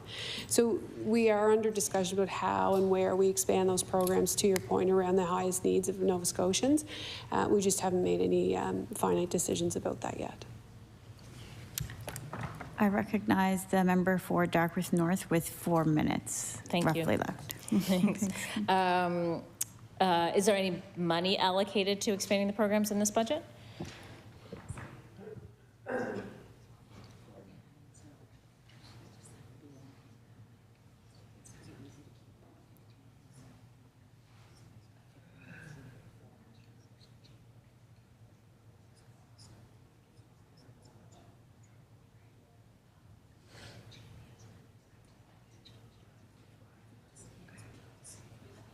Recognize the Minister for Health and Wellness.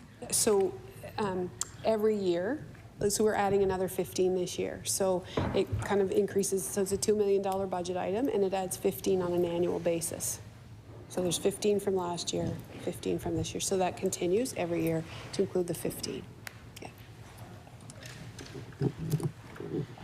Recognize the Minister, the member for Dartmouth North. Sorry. That's okay. Thanks for that. I guess, yeah, I wanted to go back to the recruitment trip to Dubai and Singapore, I think someone said. Wondering, so for like, well, I guess I'm curious to know if that was for physicians or nurses or CCAs or what, or who, but also, again, what is the pitch? Like, this is my question actually, is like, obviously for whatever position it is, there's gonna be the money and the incentives and that kind of thing, but what is the pitch to like pick up and move from Dubai or Singapore and come to Nova Scotia? I mean, aside from, you know, the lobster and the surfing, seriously, what does one tell folks? Does, you know, why is it better here?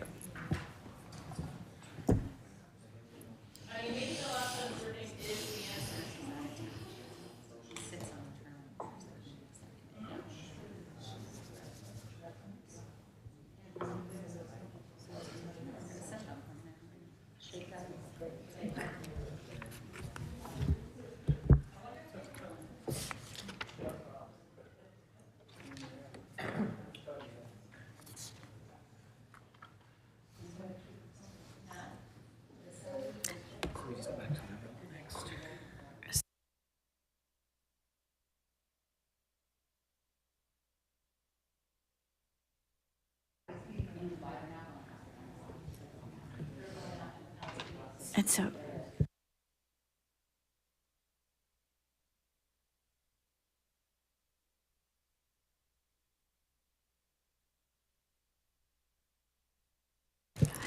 recognize the Minister for Health and Wellness. Yeah, so when the Singapore-Dubai trip was for RNs, LPNs, CCAs, and then the Britain trip was for physicians. So it's a couple of things. So of course we are talking about, so when we go on these trips, often a number of people are interested in coming to Canada already. So we recognize that for a variety of different reasons. But when we talk to them, we talk to them about the innovation that's happening here. We talk to them about the work-life balance. We talk to them about the communities that they will settle in and what Nova Scotia has to offer. And so already there are people who want to come here, right? They want to move to Canada and immigrate to Canada. And so our job is to really engage and build a relationship and a connection with them and talk to them about what we have to offer here. And we do have the finest healthcare workers. And I don't know if you saw that. I think you would really enjoy the Nova Scotia Innovation Showcase that we had. I mean, it was really, I mean, even I've been working in healthcare for 30 years, and even I didn't realize the wonderful people that we have and the innovation that's happening here. So we will have state-of-the-art facilities. We're open for business. We're sending charming people. It's now time for official opposition's turn. I recognize the Honourable Fairview Clayton Park. Thanks, Madam. Thank you, Madam Chair. And just for clarification, how much time will I actually have since our House is set to rise at 11 p.m.? So just so I know how much time I get. We'll stop between 1:45 and 10:02. Okay, thanks. So before I move on to like my next section of questioning, I'd like to go back to the nurse mentorship program. There were a couple of questions that we didn't get to at the end of my last hour. So what's the program's desired outcomes? What's the cost? And a last question that I had that I didn't get a chance to answer is if it's a requirement for nursing education program or if it's considered an elective.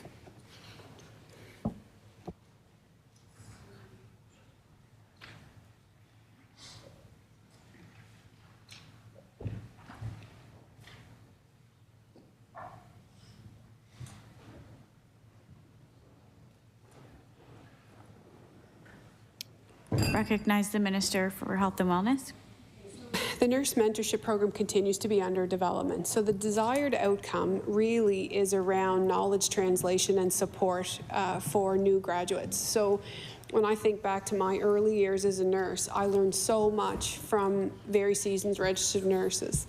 And so that's what we want. When you have a lot of vacancies and you hire, you suddenly have a lot of very junior nurses, and so it's important that they feel supported because you can, get in over your head fairly quickly. So with that mentorship program, we have people with experience and expertise, and it allows them to mentor.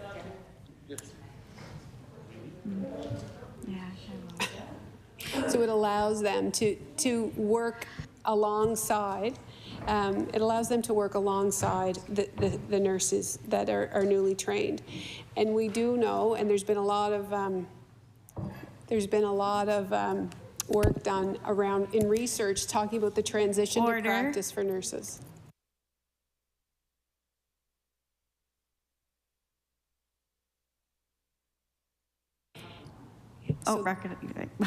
So the first 5 years when you transition into nursing research will show are really, really important times.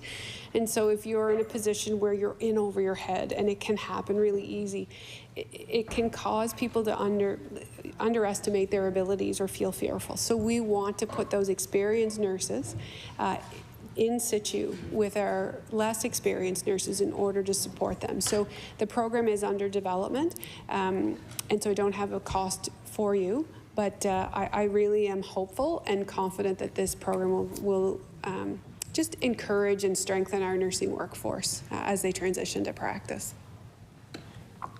Recognize the member for Fairview Clayton Park. Thanks, Madam Chair. And just one last question through you. Is it a requirement of the nursing education program or an elective? Minister of Health and Wellness. It's actually neither of those. So it would be post-graduation.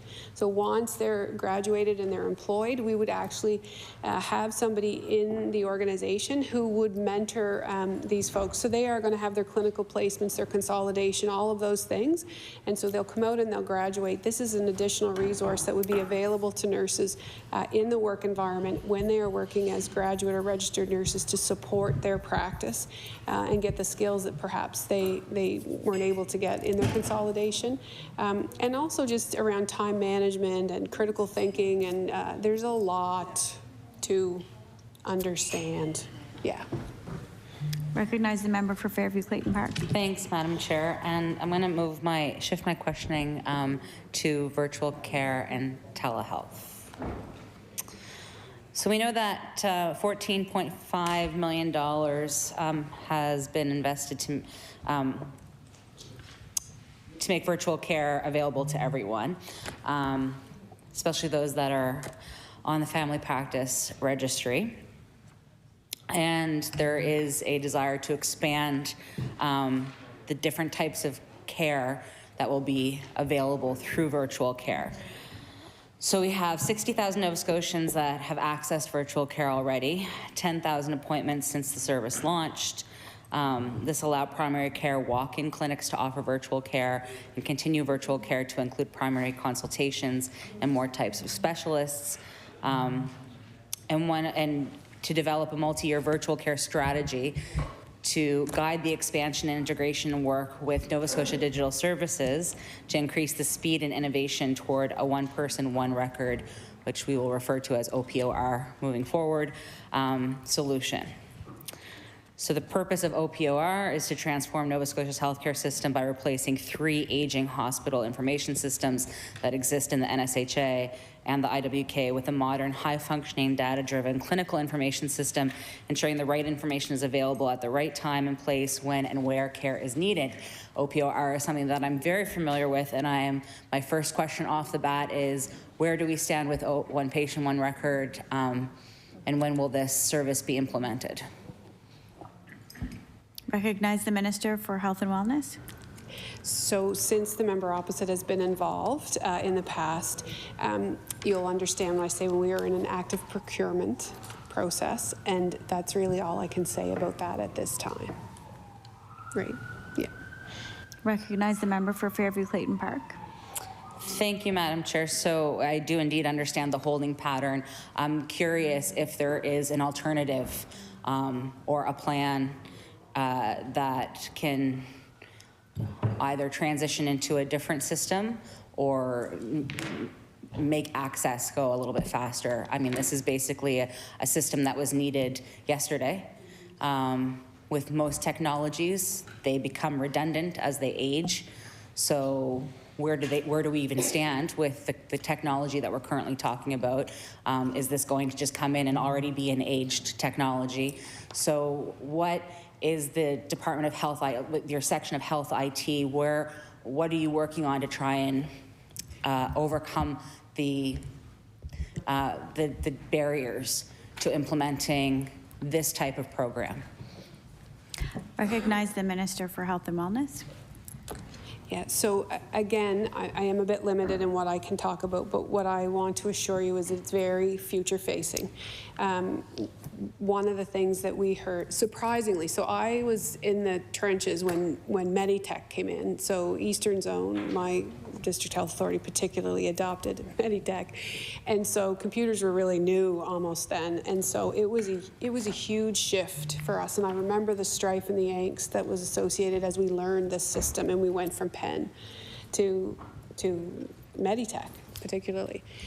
So on the tour, when we started to talk about OPOR, I anticipated some of that angst, and I was, again, the generations, I'm starting to date myself, was pleasantly surprised at how eager frontline healthcare professionals are to have that modality installed and have it available to them, not only to streamline the efficiency of their work, but also felt very strongly that it was, our system was so antiquated that it was actually a barrier to recruitment. So I was really pleasantly surprised. So in terms of the adoption, when we get it, I think it will be very eagerly met by healthcare professionals. Not all, but certainly many.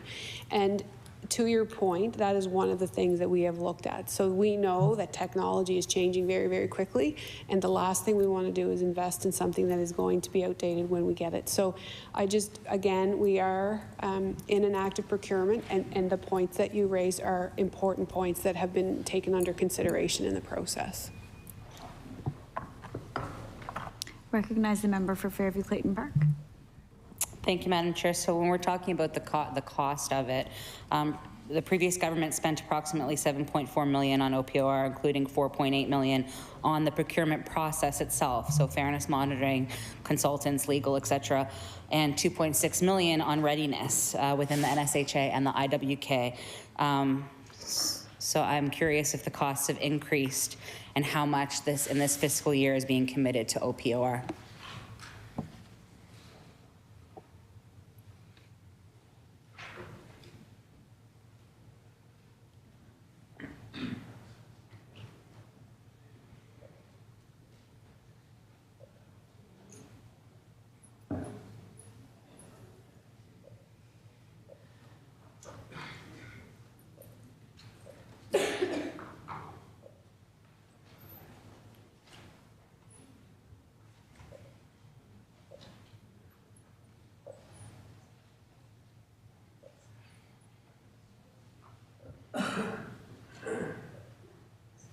Recognize the Minister for Health and Wellness. So there is a team that's doing readiness now in terms of how we will be able to adopt it. The budget has actually been transferred to Nova Scotia Digital Services. If recognize the member for Fairview Clayton Park. And so, thank you, Madam Chair. So I don't know if the minister will be able to ask this or if this is going to need to be saved for when Service Nova Scotia gets up. But does the minister know how much the federal government is contributing through the federal virtual care bilateral and Canada Health Infoway funding? And has there been a commitment from the federal government for this?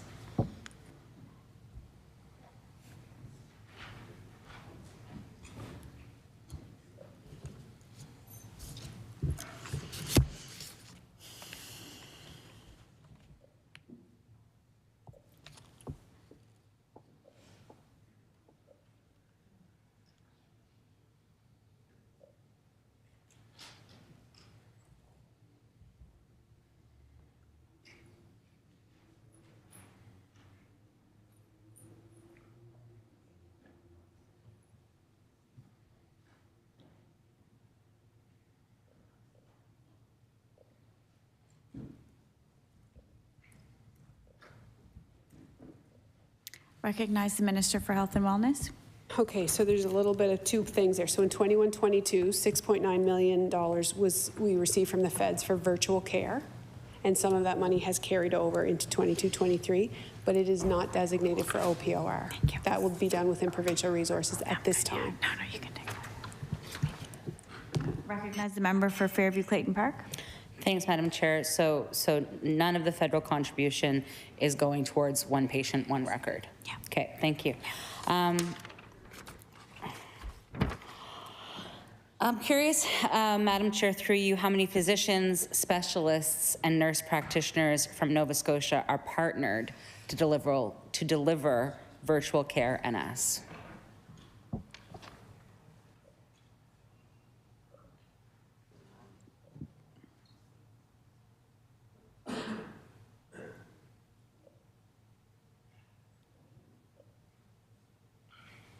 Recognize the Minister for Health and Wellness. Yes, thank you. So I probably will have to find out a little bit more about that. I can tell you a little bit about the usage if you want for the general practitioner, if that's helpful. So the proportion of virtual care among GPs shifted from less than 1% in 1920, obviously pre-pandemic, to at least 35% in 2021. And then more than 485,000 patients attached to a family physician had one or more virtual interactions in 2021. So certainly a big increase. If you're attached, is that the question around the attachment? Okay, yeah. Thank you. So there's 40. Recognize the member for Fairview Clayton Park. Thanks, Madam Chair. So my question isn't about the usage from the patient side, but how many physicians, specialists, and nurse practitioners are connected to the programs who are offering their services virtually. So you can get that for me, that's great. So something else is, do these doctors and nurses have practices elsewhere in the province? Are they retired? Are they actively practicing? And are there any doctors or nurse practitioners outside of the province that are delivering virtual care to Nova Scotians?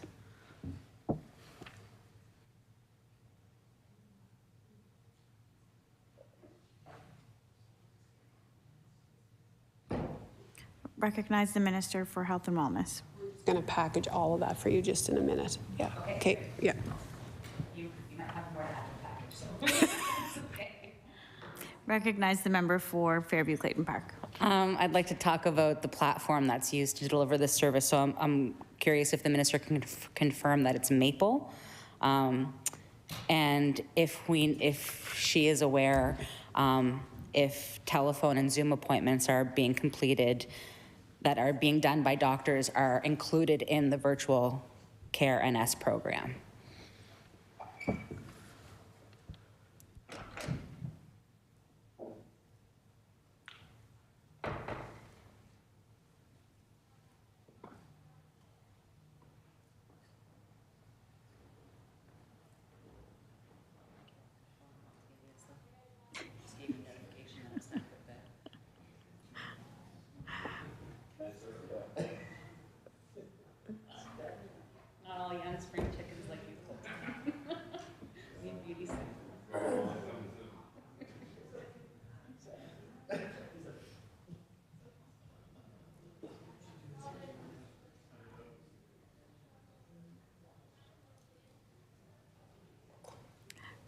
Recognize Minister for Health and Wellness.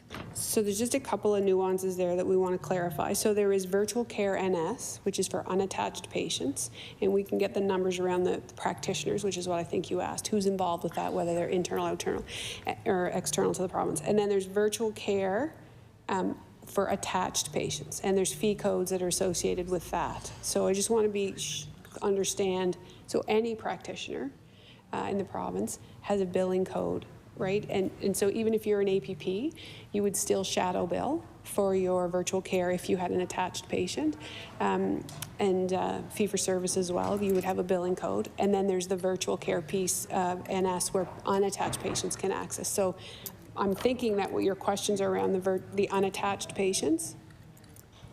Recognize member for Fairview Clayton Park. Thanks, Madam Chair. So yes, my questions are for the unattached patients. So using Maple as the technology, but then this brings up a question of, in the uptake, what is the data that's being looked at? Just those unattached patients that are accessing virtual care NS, or is the inclusion of attached patients who have seen their family practitioner virtually, either using Zoom appointments or phone appointments, are they included in that number? Recognize the Minister for Health and Wellness. So those statistics are kept separate. So we would look at the unattached patients who are accessing virtual care through that platform. And then we would also be looking at understanding attached patients and how they access their primary care provider. And the ideal is that it is always the patient's choice, whether they, on an attached patient, whether they are able to see their physician in person or whether they get to see them or speak to them virtually. And the majority of attached patients, their virtual care is happening over the telephone. Recognize the member for Fairview Clayton Park. Okay, so just looking at virtual care NS, which is the unattached patients receiving virtual service, what is the cost for for this delivery, for its delivery?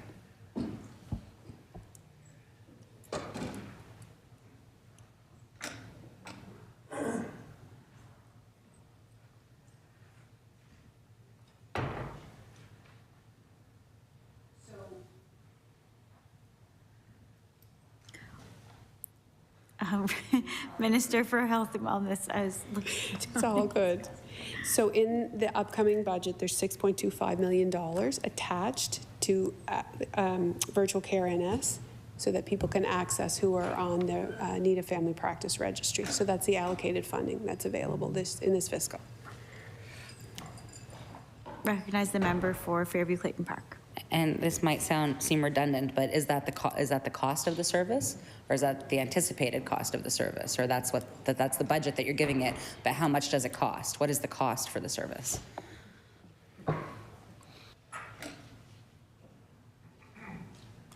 Recognize the Minister for Health and Wellness. So that is the estimated cost going forward. We don't have the actual cost with us, but I mean, is it something we can? Okay, we have to consult with the Nova Scotia Health Authority, but we can look at that, yeah. Recognize the member for Fairview Clayton Park. How are the physicians and nurse practitioners compensated for this? Is it billing codes? Is there fees? And what are the, maybe you've already answered this, but just to be clarified, what are the anticipated billing fees costs to the province? It's probably the same answer that you just gave me.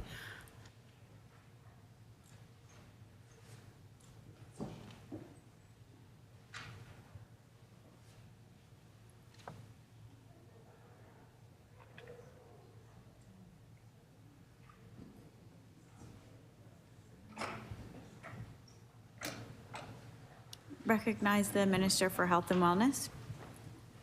So the physicians and nurse practitioners associated with virtual care NS are paid a sessional fee for the hours that they work. Recognize the member for Fairview Clayton Park.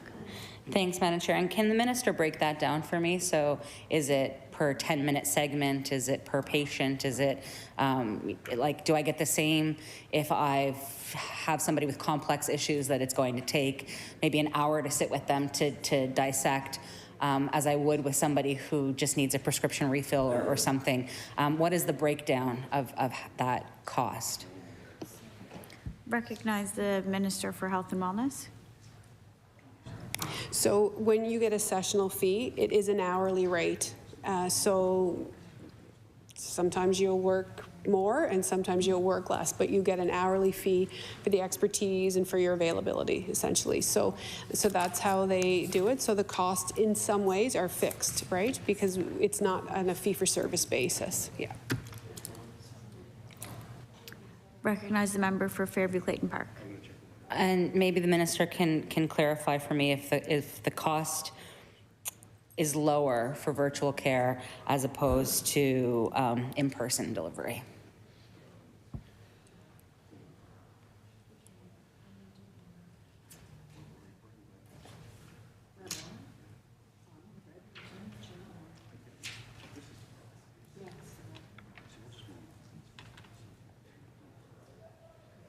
Recognize the Minister for Health and Wellness.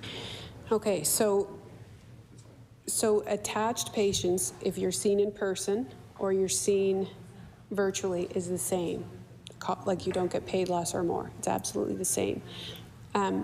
For patients on the obviously virtual care NS, they're only seen virtually. So whether it's an hourly session, so there is only a virtual option. There's no in-person option for those patients. Recognize the member for Fairview-Clayton Park. Thanks, Madam Chair, and I do understand that, but the question still is which is the more expensive. So whether you're attached or unattached is if I'm unattached and I'm using virtual care NS, and then I get attached to a practitioner, what's going to be the better savings for the province? Virtual care NS or having them attached to a GP from just a dollars and cents perspective?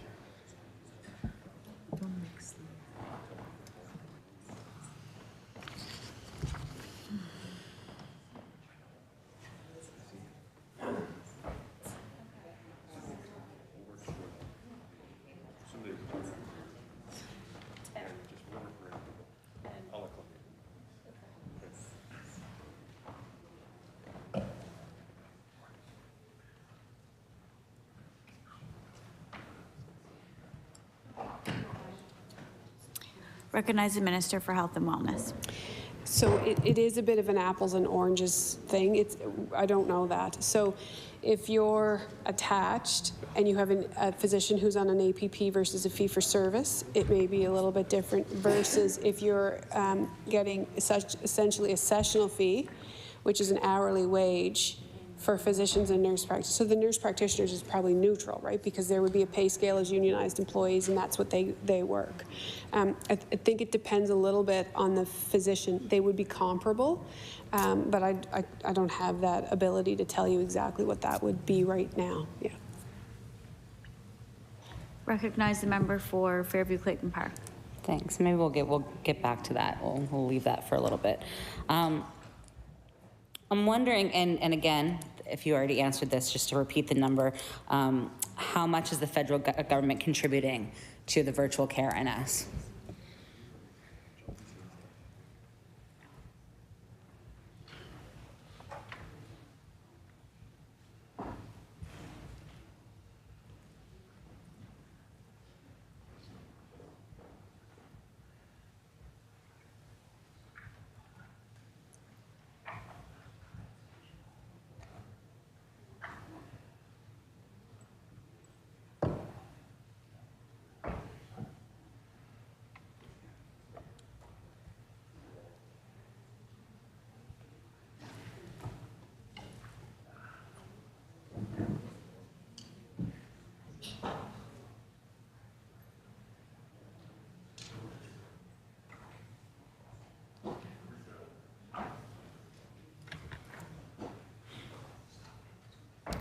Recognize the Minister for Health and Wellness. So the virtual care NS program is basically funded entirely by, it is funded provincially. So the money that was received from the federal government in 21-22 went towards IT initiatives. So it is, so they are two separate things. Recognize the member for Fairview Clayton Park. Okay, thanks, Madam Chair. And so just to be clear, the 14.5 million is the total cost, and it is completely Nova Scotia's cost.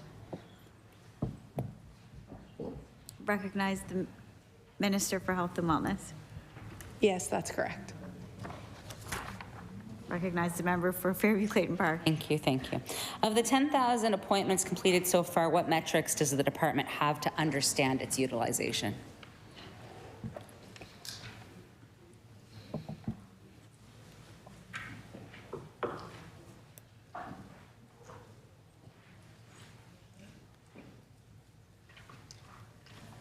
Recognize the member for Minister for Health and Wellness. So there is actually an evaluation being conducted by the Nova Scotia Health Authority right now. Recognize the member for Fairview Clayton Park.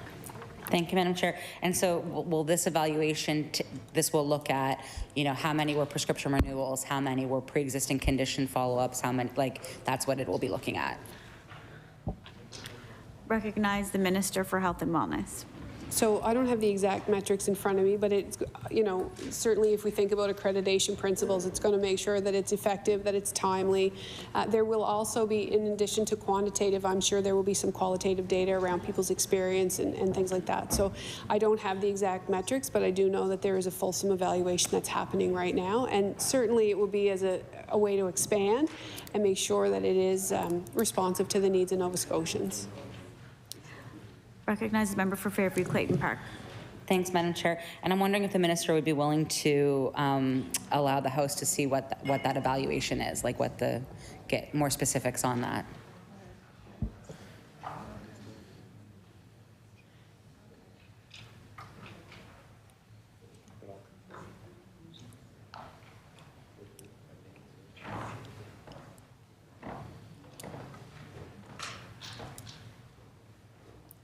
Recognize the Minister for Health and Wellness.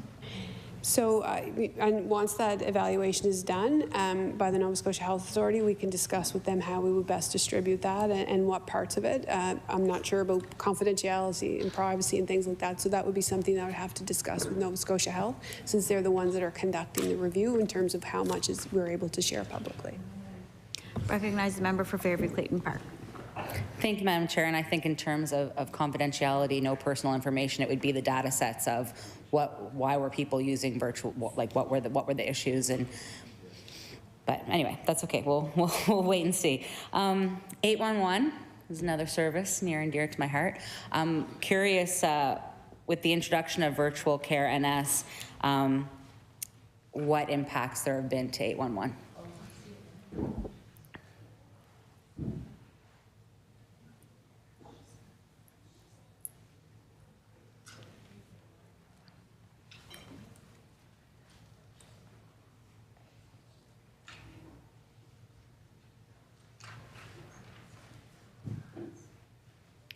Recognize the Minister for Health and Wellness. Thank you.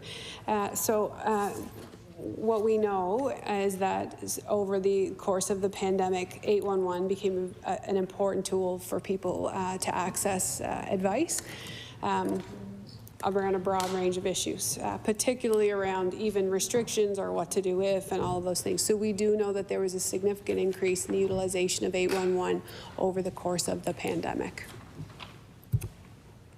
Recognize the member for Fairview Clayton Park. Thank you, Madam Chair. I guess specifically with virtual care NS, is there, and I know you can't put the pandemic aside, but looking at it from a utilization, has this service been helped to offset some of the typical stressors that would have been on 811? Can you answer? I don't even know if you can answer that because we are in a pandemic, but has this been a benefit to 811? Recognize the Minister for Health and Wellness. Yeah, so what I would say around the virtual care NS, I think that it's been a very valuable service period, to Nova Scotians. There may have been some folks directed there through 811, through the Need of Family Practice Registry registering process. I think over the course of the pandemic, Nova Scotians and the Department of Health and Wellness and Nova Scotia Health have had to be really innovative in terms of how they responded to the needs of Nova Scotians. So what I can tell you anecdotally from people that use virtual care itself is that they really do appreciate the opportunity. We know it's not for everybody, but they really do like the process. They find it efficient. So I don't know that it's like correlates, but I think it complements is what I would say. That certainly it must be great for 811 to have another option, obviously, to refer someone to. And of course, there's other things now with urgent treatment centers and walk-in clinics and things like that. So I think it has helped, provide another access point to Nova Scotians through that 811. So I think they would be complementary to one another. Recognize the member for Fairview-Clayton Park. Thanks, Madam Chair. What's the process for Nova Scotians that are on the Need a Family Practice wait list who require in-person care or consultation?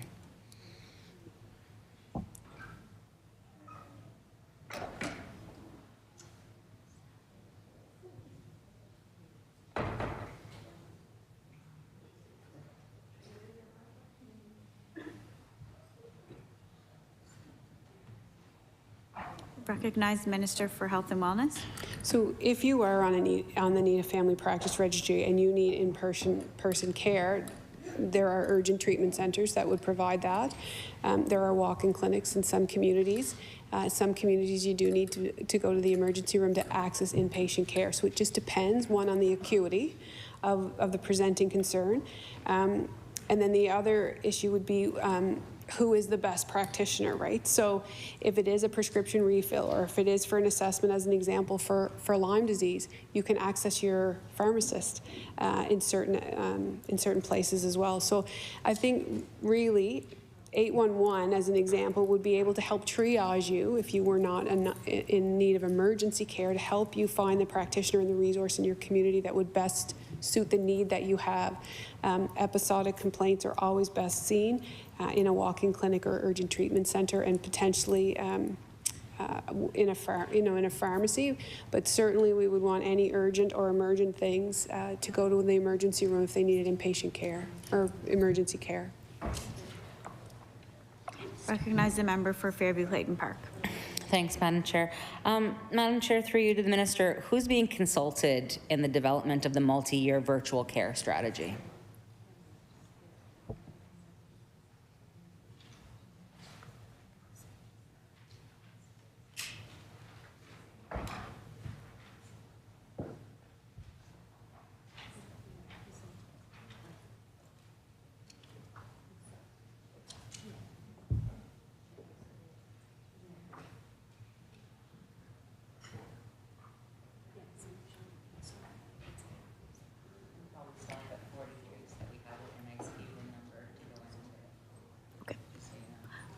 Okay, recognize the Minister of Health and Wellness. So we are working with our stakeholders, which would include the Nova Scotia Health Authority, IWK, Doctors Nova Scotia. We will get some patient feedback as well to understand their experience, and also the staff that are delivering the services, because they would intimately understand what could be improved or what was working and what wasn't. So those would be the people that we would, and of course there's experts as well in virtual care, right? But internally to us, in terms of making sure that it's a unique program for us, that's who we would be consulting with. Recognize the member for Fairview-Clayton Park. Thank you, Madam Chair. Can the Minister tell me the timeline to have this strategy completed?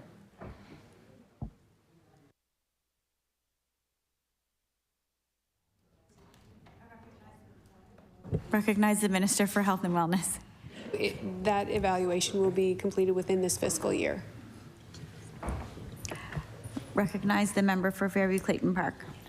And what bilateral agreement or dependencies are attached to this strategy?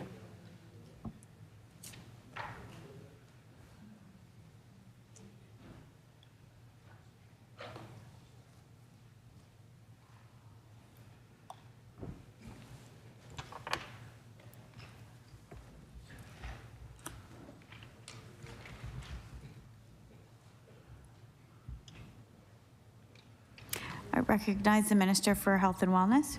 So there are no particular requirements around the bilateral agreement in relation to this project. Recognize the member for Fairview Clayton Park. Thanks, Madam Chair. And does the minister think that this will put a hindrance to it at all?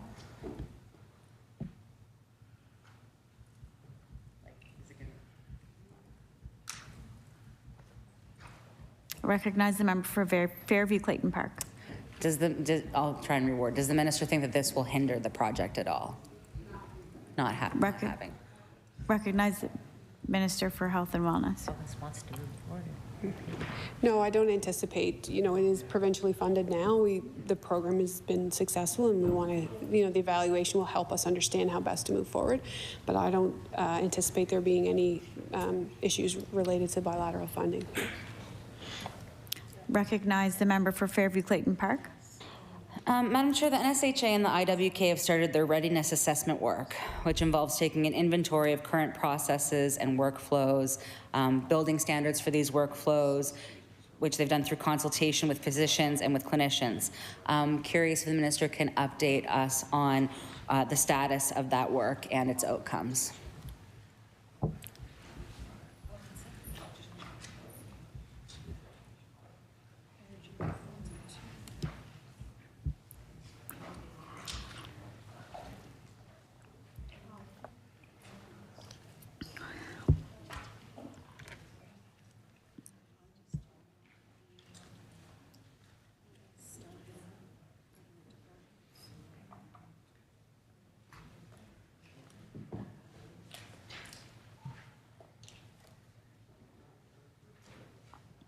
Recognize the Minister for Health and Wellness. So in regards to the pre-readiness work, to your point, clinical standards work is happening. The strategy will promote a consistent approach to care provision, and I know that work is underway. And the development of a project management plan for implementation is underway as well. So I don't really have a specific update, but certainly that work is happening in order to be as ready as possible when the procurement process concludes. Recognize the member for Fairview Clayton Park. Can the minister, I know we're just going to run out of time, but can maybe the minister can start to talk about funding within this budget for IT infrastructure and what is being looked at specifically? Are we fixing aging infrastructure, or is anything in this budget being used to move forward for IT? Yeah.